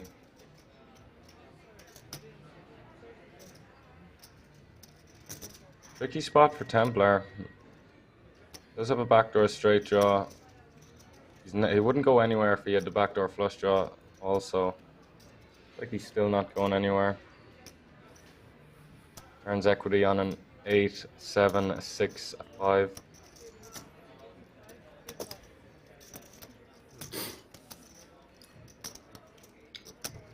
He's raising too, trying to take control of this hand, and that should get the job done. Wow. Now if we see BJK just jam it in, things will get interesting in a hurry, but it's very difficult to make that move even if you were trying to rep the ace. That's a very strong play. You're not just going to fold out bluffs that have equity and have overcards against you, but also the hands, pocket sevens all the way through pocket kings are just going to be in a lot of pain right there. Very tricky for them to continue. And the fact that BJK was so shallow, you can bump it up to 80k there and start to really put BJK to the test for his whole stack. Really some great play. Maybe picking up on some live reads as well.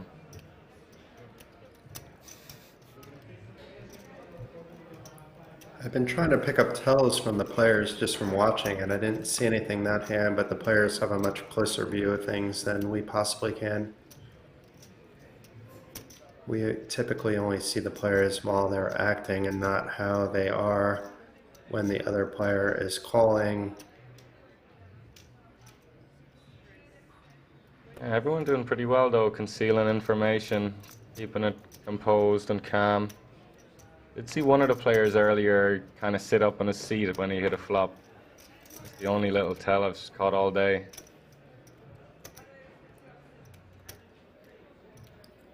And then there were a couple like smaller tells that just seemed like players were anxious to play hands, but it's hard to really put any credence to that in real time.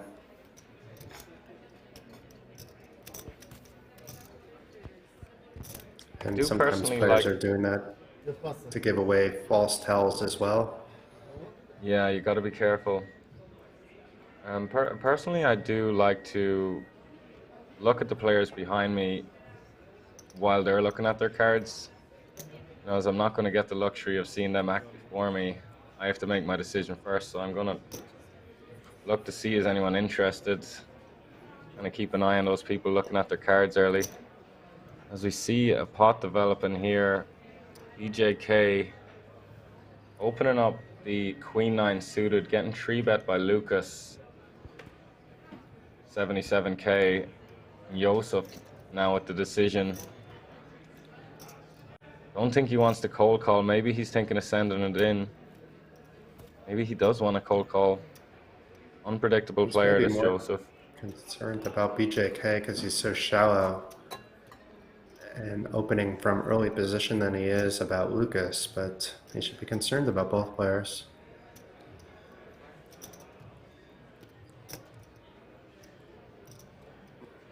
Joseph, though, has proven to be aggressive, so I'm not surprised.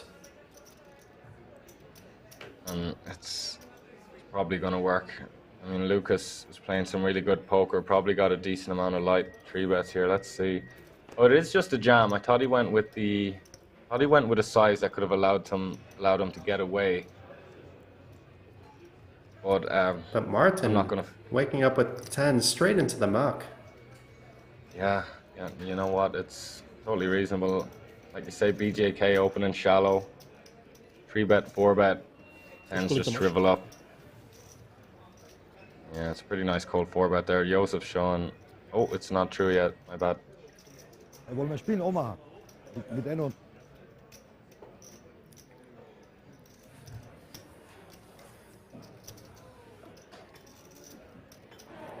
Lucas, he could be saving face here.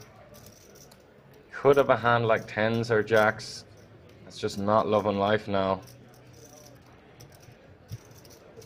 Also have a hand like ace queen suited. Gets it in. Yeah, I'd agree. These two have played together before, I'm pretty sure. And Joseph was proving to be very aggressive on the bubble as well with his shortish stack. For sure.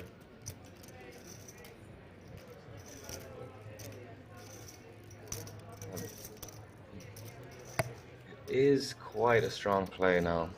It goes open and 3-bet early position versus early position, or versus mid position at least. The hijack coming in for a 4-bet jam effectively. Look at us.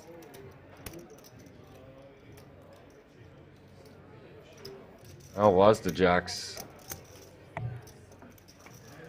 Wow. It's a great fold by the 10s there.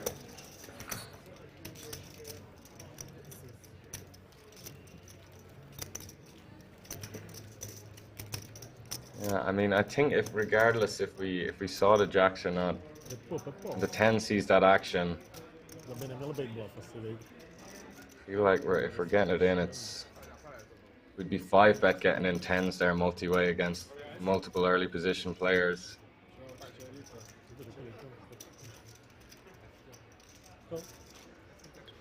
Hydrad, I don't think it was 10 blinds.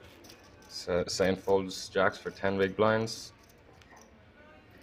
Joseph still had some chips behind as well, which we're going to get in.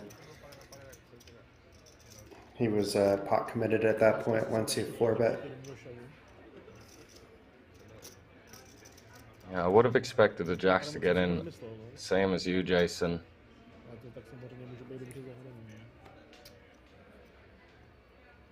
We see just giving a lot of credit to the certain spot.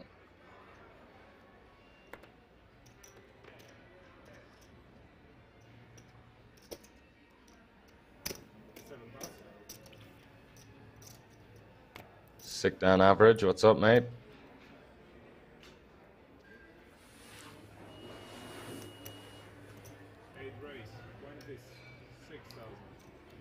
I'm pretty sure I wouldn't be showing that I fold the jacks there, even if I would be, you know, even if you do find the fold. It just seems like, of course he'd be getting that information eventually anyway, but he doesn't need to get it in real time.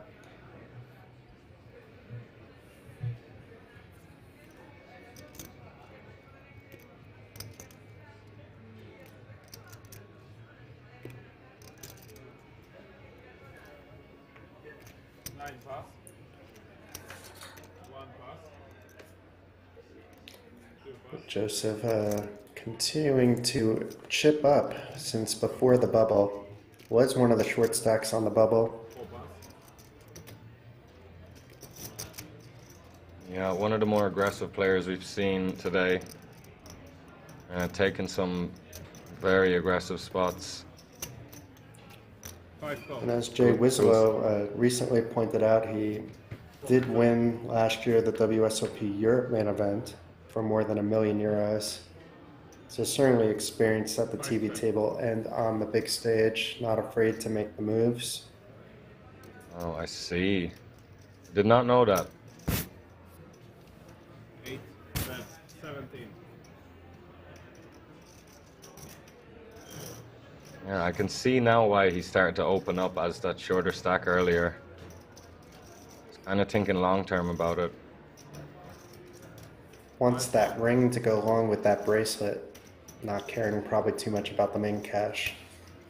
Yeah. And yeah, I did get the sense that he's probably doing all right financially on the bubble. So yeah, hearing that he won the milli makes sense. Pick up the action here on the turn. 8 check. Check, check. And probably gonna just see a check, check again. Unless Stephanie deems her ace 10 to be no good and goes for it, but maybe Lucas thinks his hand is good enough for a value bet, but nope. Check, check it is.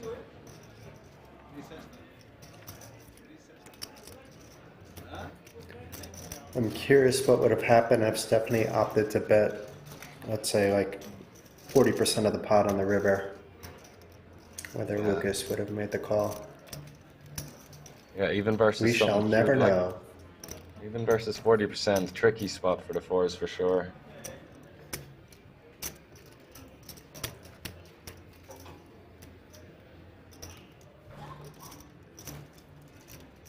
Yeah, pretty standard hand. Not much else to do there, can't fault either of them.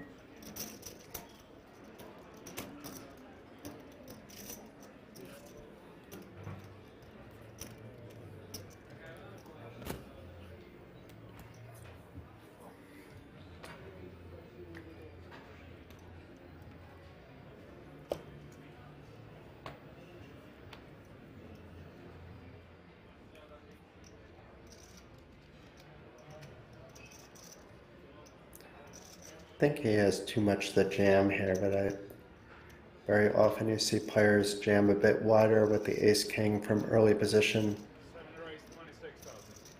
But I think now that they made the money and people are 3-betting instead of just spotting quite often, he'll hope for a 3-bet so he can 4-bet it in.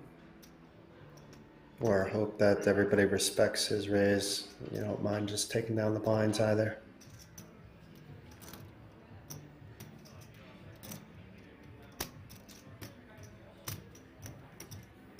Stephanie opting not to peel the Jack-8 suited, and BJK, it's a bit shallow, but I don't mind just a call here.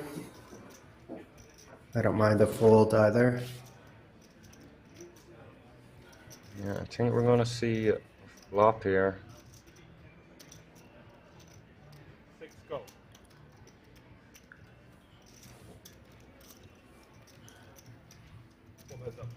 Bit of a stare down.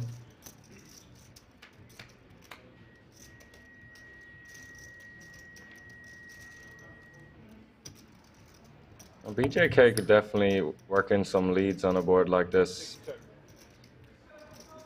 If he wanted to. Good board for the big blinds. See, does it go check, check? I imagine with the ace of spades, got more incentive to check back and like realize that equity. 7 check.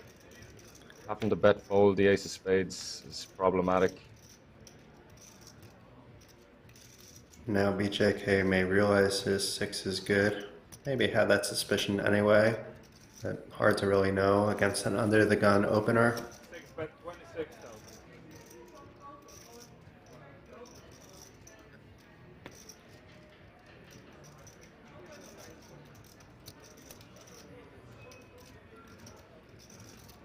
And even though the bet is small, I won't be surprised if Oxymiron folds here, just based on how this board is. Yeah, a lot of stuff he's behind, but gotta be said, a lot of stuff he beats too. Bunch of 7x, 4x, spade draws and diamond draws. No good, I think, no? Huh? Those hands would No good. have I decent do chunk of S5, equity anyway, though. That's the thing. 6 good, Honest huh? debrief.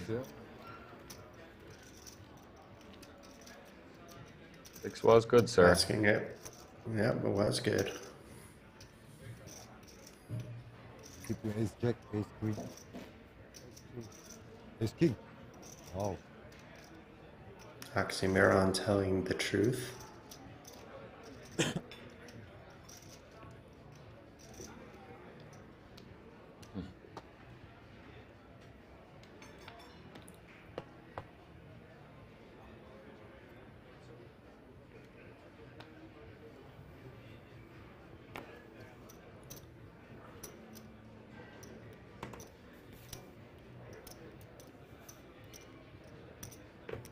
Hey, let's go, Lucas. Opening up the 10-6 suited under the gun. 28. 1 pass, 2 pass. So far, so good. 4 pass. Crack aces all day. We are live. 5 pass. We are on a delay, but this is not pre-recorded or anything.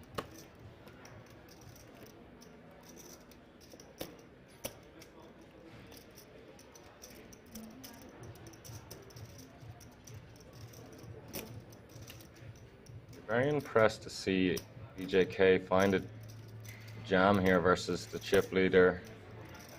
Looks like he's just going to play it as a call. It's a very hard spot to jam, even though we know how far ahead he is, just because Lucas was under the gun, even as the chip leader. We haven't seen like Lucas open every hand.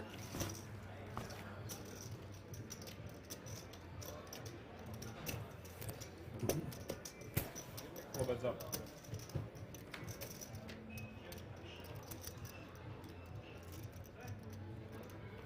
That ace out of the window, but there's another ace. I was gonna say that ace out of the window could be hurting BJK. 8 bet, 25,000. Lucas understanding he doesn't need to bet big here.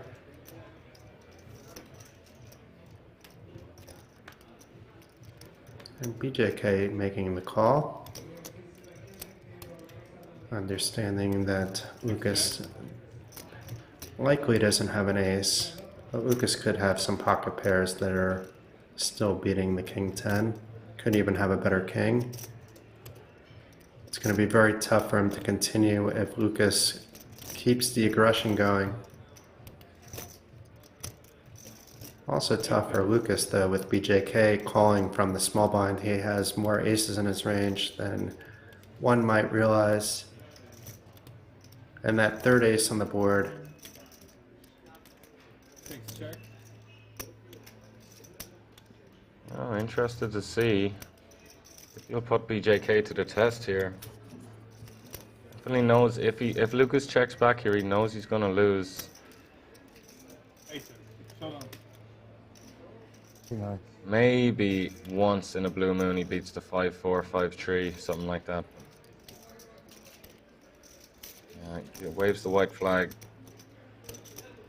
I think once he checks the turn and that ace comes on the river, there's very little he can do.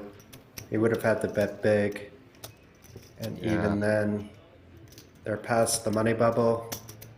We may have seen a crying call with the king 10.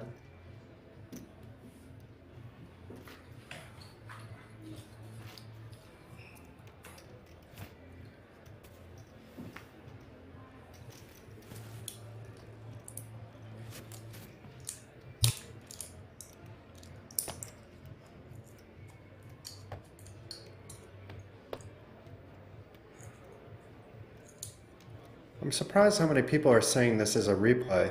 I think we're being trolled now, though, at this point. I mean, it is on an hour delay, but this is not a replay. At least Sven and I are seeing these hands for the first time. It's the first time anybody's seeing these hands with the whole cards exposed. So it depends on how you define replay, but it's not a replay of an event from like last year or something. It's from an hour ago. And the only reason why there's a delay is because we get to see the whole cards. And obviously if that was in real time, that wouldn't work very well. Yeah, I just checked the title of the stream to make sure it's saying clearly that it is live. And it does say it there in the title, live from King's Resort. So yeah. Hold it. We see just south of 20 big blinds send it in here. Just standard in GTO world just to send in these ace rags in the small blind for up to 20 bigs.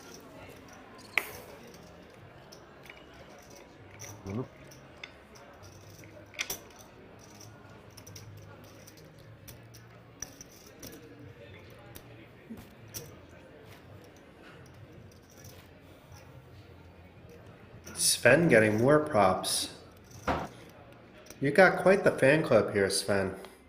You may have a future ahead of you doing more comms. I'd love to do more comms with you, actually. Oh, well, I appreciate it, lads.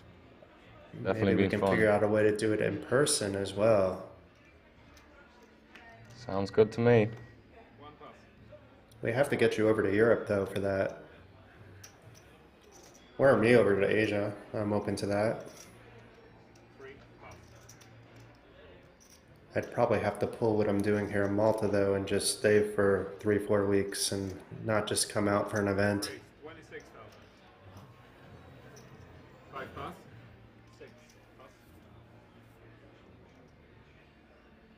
I'd love to see a WSOP Cambodia tour. 8 pass.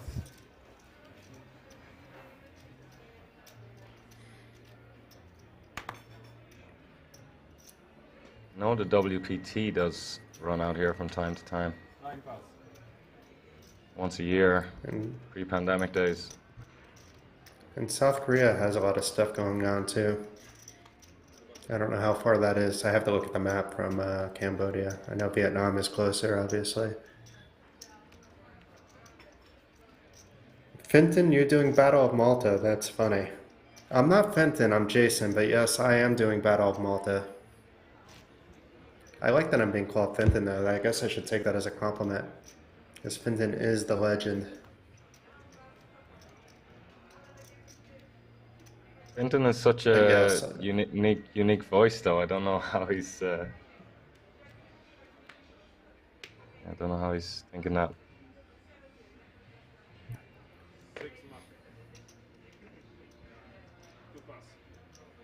Iconic, I think, is the word for Fenton Gavin's voice, rather than unique.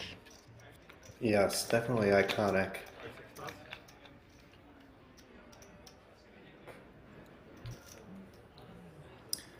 He's been doing this for many, many, many, many years. I do a little bit of everything. I enjoy doing comms, I enjoy doing reporting, I enjoy playing. 7 race, 25,000. Lately, my new projects with the podcast, I'm enjoying that as well.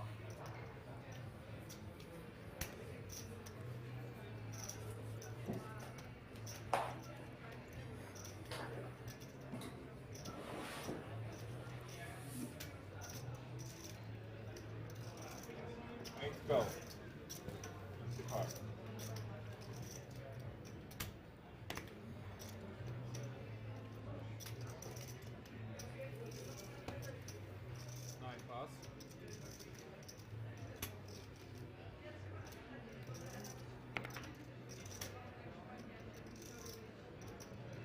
We see I think we're coming cutoff opens up. I think we're coming near the end of the night, which could influence how some of the shorter stacks are playing. Not only is it late, but they're, some of them might be thinking, do I want to come back tomorrow to a short stack or try to run it up?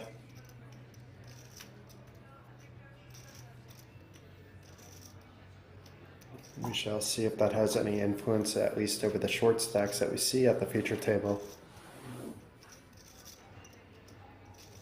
7 check. 8 check.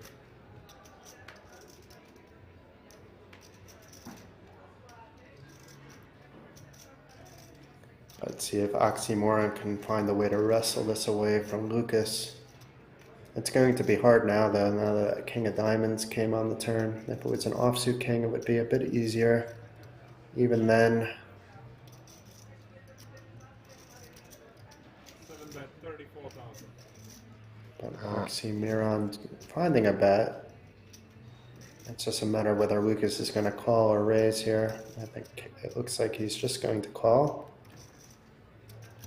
Yeah, and even though the bet is just very badly timed here and clearly not going to work, I do like it because you're not going to start bluffing the ace-9 on a board like this. What are you going to bluff? It's, I might have said before, it's nice to find these bluffs in these spots where people are mostly showing up with value bets. Makes your game more well-rounded. Yeah, and if you can find a way to empty the clip right here, it will likely work.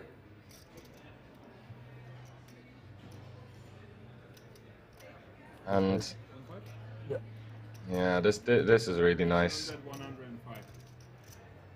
Obviously, I don't want to talk too much about GTO and all of that stuff, or I'll start getting some hate in the chat. But you do see in GTO land, people, the bluffs will come from hands that actually unblock the missed flush draw, as you can see here.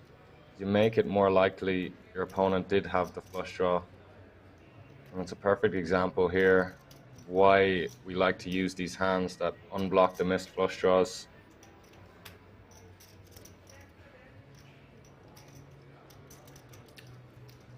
And although Lucas can find the call here, Oxymoron does have him beat very often when betting the turn and river. Not just with a jack or a king. I'm not sure a jack continues on the river, but a hand like ace-queen, maybe even a queen-9, although I'm not sure Oxymoron would be opening with queen-9 unless it was suited. I'm very impressed by him even considering this. I'm not calling here with the ace-10, I'll tell you that much. Maybe he's picked up on something. Really looks genuine. It's not just Hollywood in here. Really interested in this spot here. I have to think, where do the bluffs come from though? He just let it go. That's a great bluff. Probably my favorite bluff of the day that I've seen.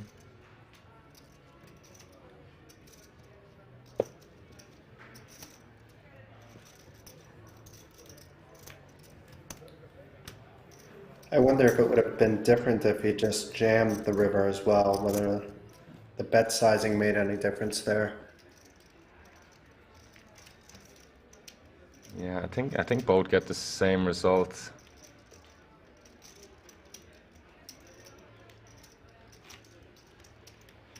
The jam would just kind of scream ace king or ace queen to me.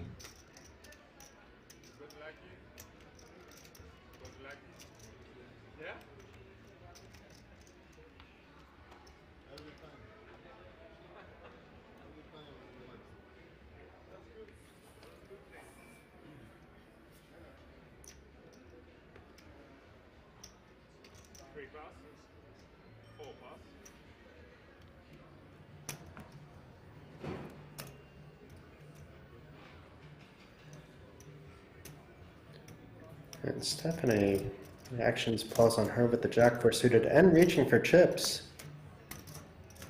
5 raise. 26,000.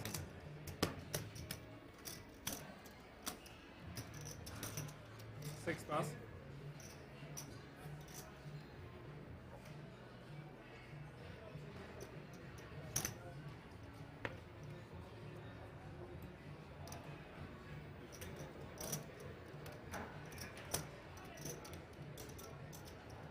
Looks like everybody's ranges are getting a little bit wider near the end of the day. Yeah, Stephanie going for the Jack 4 suited open here.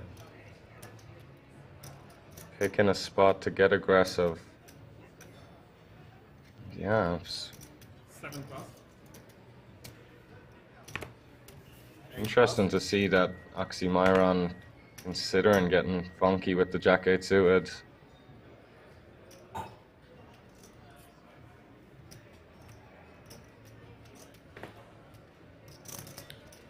It looks like Joseph is seriously contemplating doing something with the 6-5 offsuit from the button using the power of position, but not this time.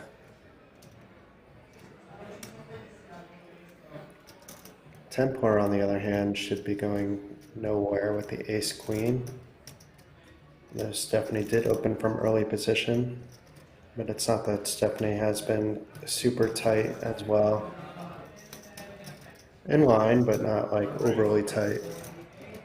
77,000. You wouldn't be expecting her at least to be opening with Jack 4 like she did, but Templar 3-bets to 77,000.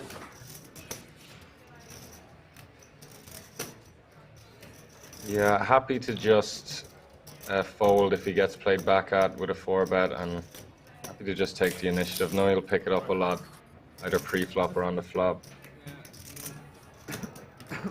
Suspicious look from Stephanie there. And Jay Wizzolo giving us some props now in the chat. Well, it's been a pleasure to have you too, Jay Wizzolo. It's been nice having both you and Dark Angel modding all day. I know Dark Angel cut out about an hour ago, but she was with us for quite some time as well.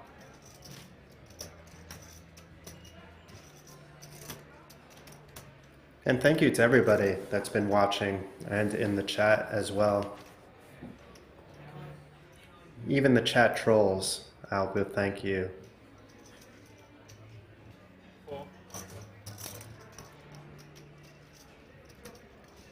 It makes it a lot more fun with an active chat. As we see Stephanie waking up with a premium here, the Ace-King suited. See if someone Maybe plays with back at her- her this time. Yeah, because maybe with her folding to the 3-bet before, somebody will think she's having a go at it.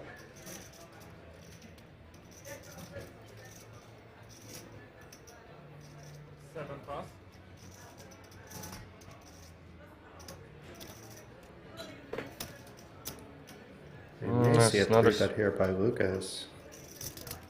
Yeah, and a spot where I could see all three options again.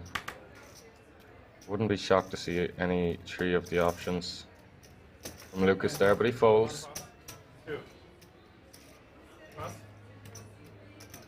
Flat would be a little dicey, to be fair, with A7 suited, but I've seen it.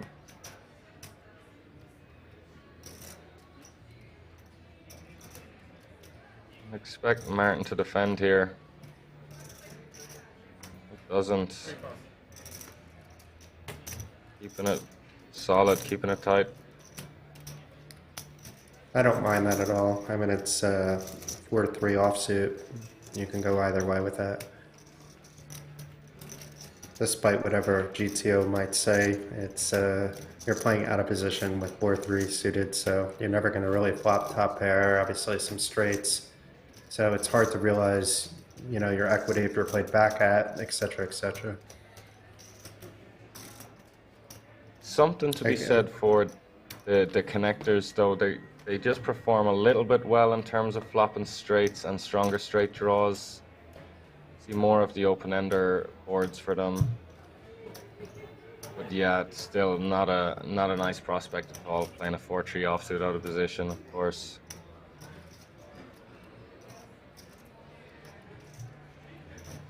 And will we see Stephanie open 3 hands in a row?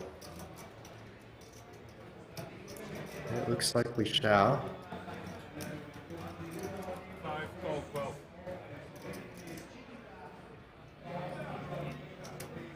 Interesting. BJK with the trays. Behind the 5s, with a lot of players still to act. But it was just Yeah. a limp by Stephanie with the 5s, not a raise, so Oh, that's right. BJK I can wonder. opt to limp behind Yeah, it or might take just a little invite him. control. 6 go. 12,000.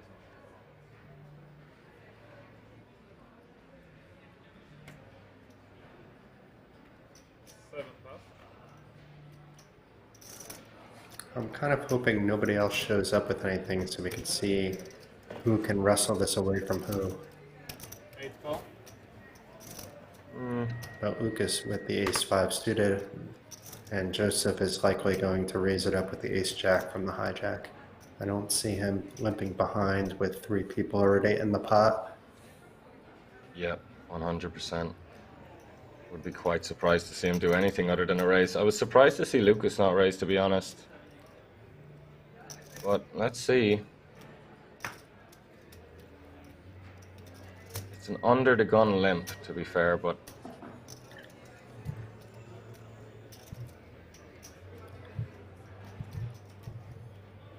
I'm not sure. As Stephanie has raised 2 pots in a row, surely you'd think if she did have a big hand, she'd just go for the raise again. Just thinking it through. He's going to bump it up to about 60k or something, it seems. Do like it if he does.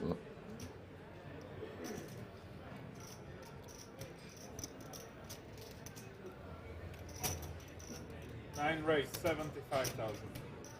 75, so a little bit bigger. I think that makes a difference between calling and folding by Stephanie and BJK based on their stack sizes, but we may see them come in anyway. Templar would have not minded to see Joseph limp though with the Queen-Jack suited, but as pretty as that hand is with all this action, even though 3 of the players limped,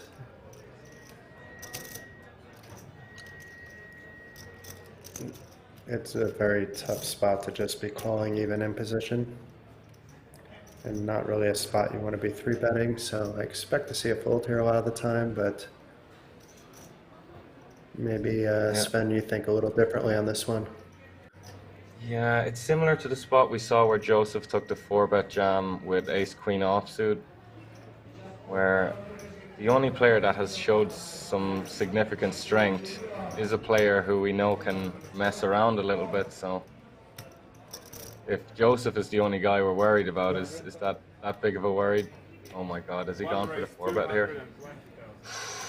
Wow, yeah, he's just absolutely soul-read the spot. And like I alluded to before, these limps has just helped him make this decision. He clearly isn't afraid of any of them.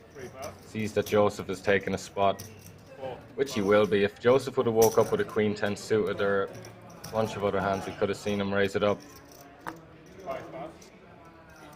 Such a strong play here. Curious if Joseph can sniff this out. It's one of those times though where with ace-jack, if you're 3-bet after, you know, it's almost like being 4-bet in this case because of the action in front of the initial raise by Joseph.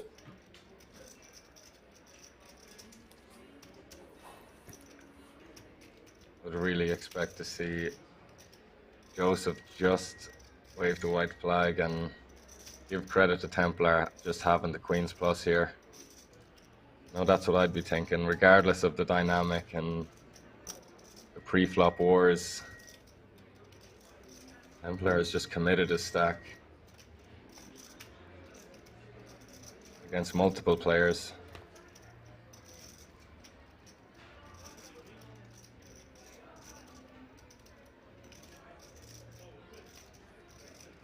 How much have these guys played together? Maybe he's just saving some face. Let's see.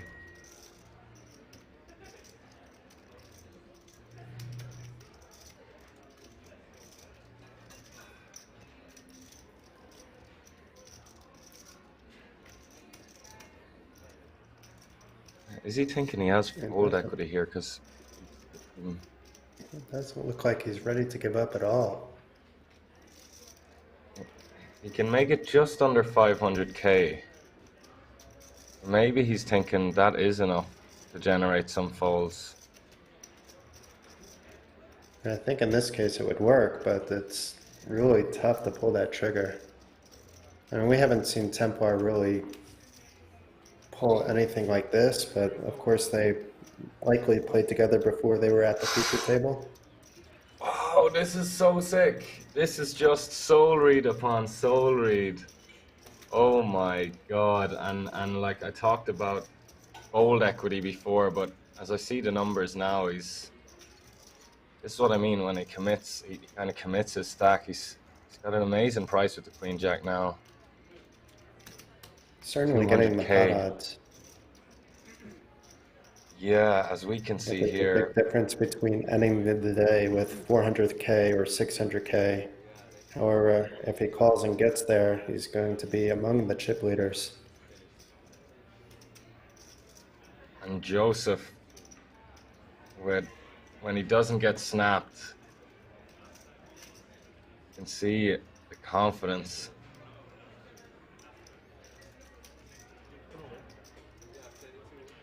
I'm not sure how he figured out that his ace-jack would be good here, because as you mentioned, there's not that much fold equity here. Or maybe it's a case where he feels that he's up very much against a pocket pair he doesn't mind flipping against. I don't know. Well, the bluffs, although I'm not expecting a Queen Jack suited, some more stuff with like ace or king blockers could be used as bluffs for Templar here, like King Jacks and Ace 5 suited. Maybe that's what Joseph is thinking, like we mentioned earlier. These are the hands that get chosen as these gangster bluffs, like the Ace 5 suited of the world. Wow, the rest of the table must be thinking, what is going on here? I know 100%, I sure. But obviously Joseph knows better than the rest of us. Winning that WSOP Europe main event last year. 500,000 and 509. he's committed. And you? What committed? Yeah, You that's... want to sell or not? This guy's had a good grasp of the situation. Look at this flop. Both players flopping trips. So even if this played out a little bit differently, I think the money would be getting in anyway. Yeah, it's kind of good in terms of chop outs. I mean, we've just the deuce, I guess.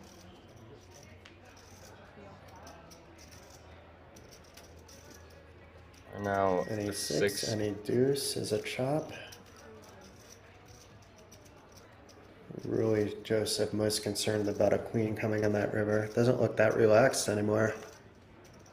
But now can relax, gives that little head nod. Doubles up to 904,000. Templar counting out his chips.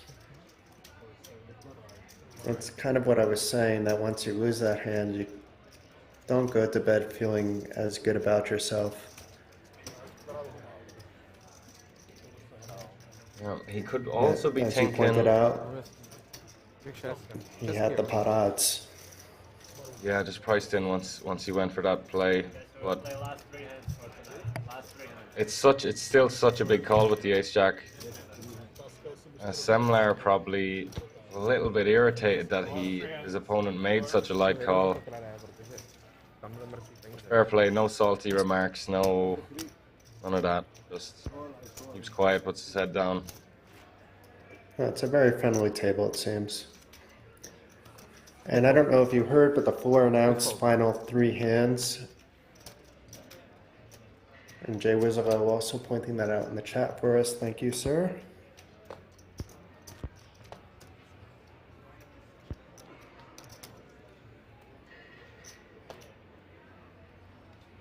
I shouldn't assume actually Jay Wizzolo is a sir, maybe a ma'am. But you can, I'm Jackson Poker on Twitter. It'd be nice to know who you are, being that you've been a great help all day long. Very much appreciated. 8 pass, 9 pass.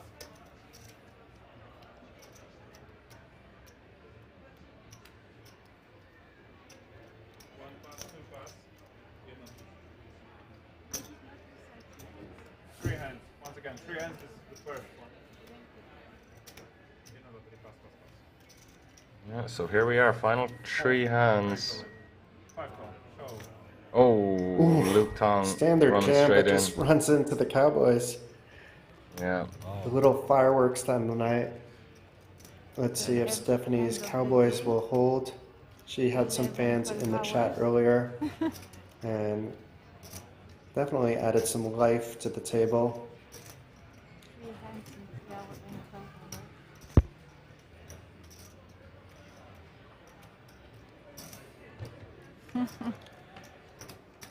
A bit of a setup here though, can't blame Luke at all. Oh, not the worst spot for Luke. Bottom pair, gut shot wheel draw. Still needs some help though. Stephanie's still a 3-1 favorite. Not anymore though. Luke with the wheel. Now an ace or 6 for the chop.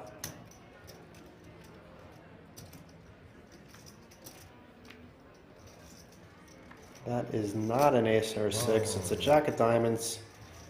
Bad beat for Stephanie. Luke there should be happy he got there. Not rubbing it in. And we've seen a lot of players overreact when they hit a bad beat, and I certainly wouldn't blame Stephanie for reacting at all, but she seems to be taking everything in stride.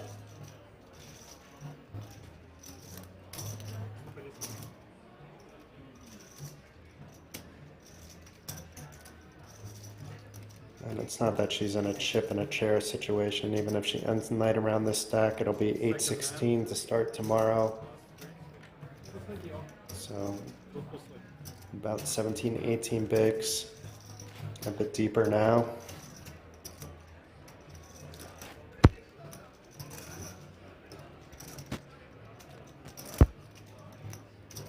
Unfortunately, Jay Wizzolo, that's poker sometimes, as you pointed out.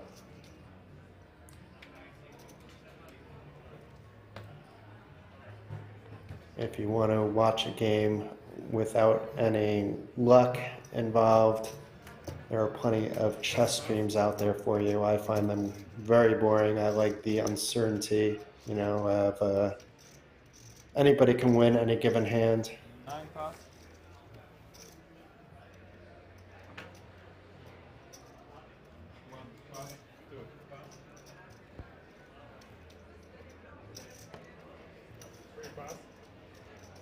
Not to put down chess, of course. It's also a great game. I think the only chess I enjoyed watching, though, in my life was the Queen's Gambit. Did quite enjoy that series.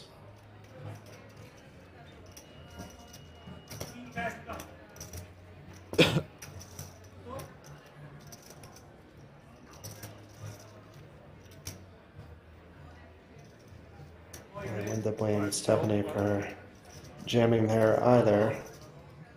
That would have not turned out to be that good for her, depending on what the board is, but she would have been behind anyway. Let's see what BJK decides to do, though. I expect to see a raise here quite often.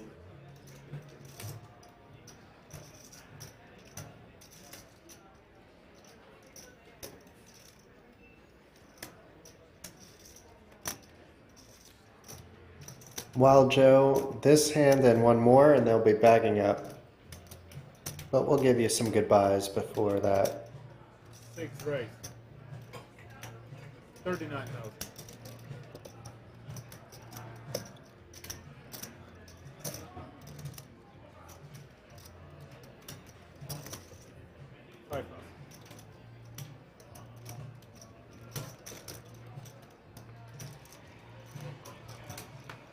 Last time tonight. And as you can hear from the floor, we are down to the final hand of the evening.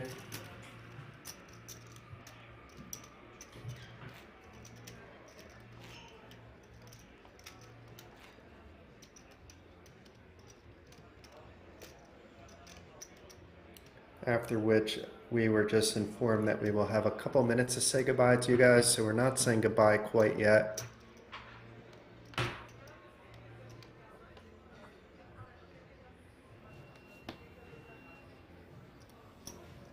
Let's hope for some fireworks though on this final hand.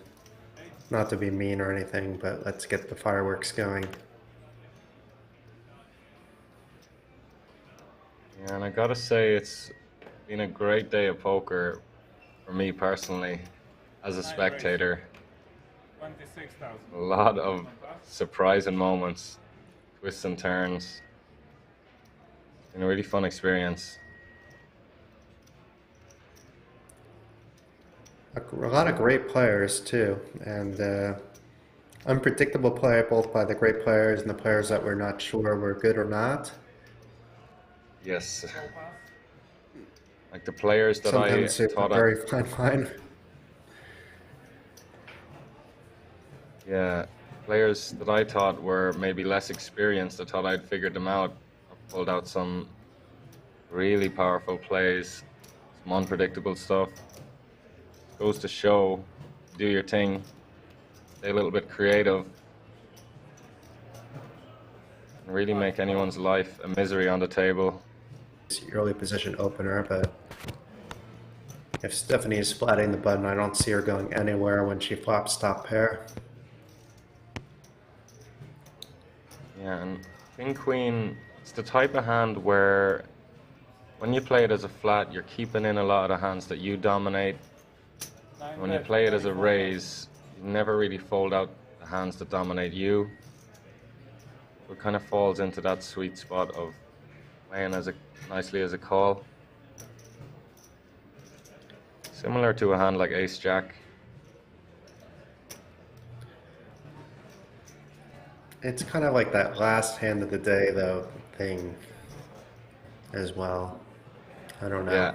I'm not sure if that really makes a big difference. I know it does to some players and not others. Definitely a real thing. No, you definitely make a good point.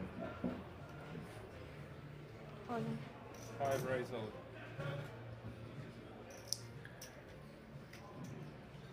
And is this a jam versus a bet or a jam versus a check? Oh, I think it was a jam versus a bet. It was 24 and then a jam. But a quick fold by Joseph. And Joseph's still going to bag up around the million. Stephanie getting some of the chips back out that she lost with the Cowboys. At least we'll start tomorrow with more than 20 big blinds. But we have a couple minutes before we're going to be cut out. I first want to thank all the lovely folks at King's Casino, the technical crew, and most importantly, Sven, who's been a pleasure to do commentating with. Thanks to the chat, and great job by all the players today. We will be back tomorrow at 5:30. I'll let Sven also sign off as well, but thank you all for tuning in and have a great evening. Yeah, guys, just my second time ever commentating, and the chat and the crew and everyone has made it a really smooth experience for myself. And yeah, I've just really enjoyed it. What's your Twitter handle, Jason? Jackson Poker. You should have it. I think you retweeted one of my tweets today, but you have to Jackson add Poker. me. Yeah, I think I have Yeah, you on I gotcha. Twitter. Okay, good. But it's been a pleasure to get to know you, Sven, and hopefully we stay in touch. I'm very curious about poker in Asia. I know you're not playing so much live, but it is an interesting thing because I don't know too much about it outside some chats with a few friends, but maybe one day I will see you out there. I don't think you're going to be back with us tomorrow, but you've done a fantastic job and hope to see you commentating once again. I think it's Dara O'Kearney for the next 2 days, but I could be off on that. But you guys should follow Sven Claus on Twitter. Check out his stream under the same screen name as well. He's a Twitch streamer as well. And I know I'll be tuning in and following into his stream after I am done commentating the rest of the WSOP Circuit Main Event. But good night to everyone. Good luck with your projects as well, Jason. Best wishes, and yeah, until the next one.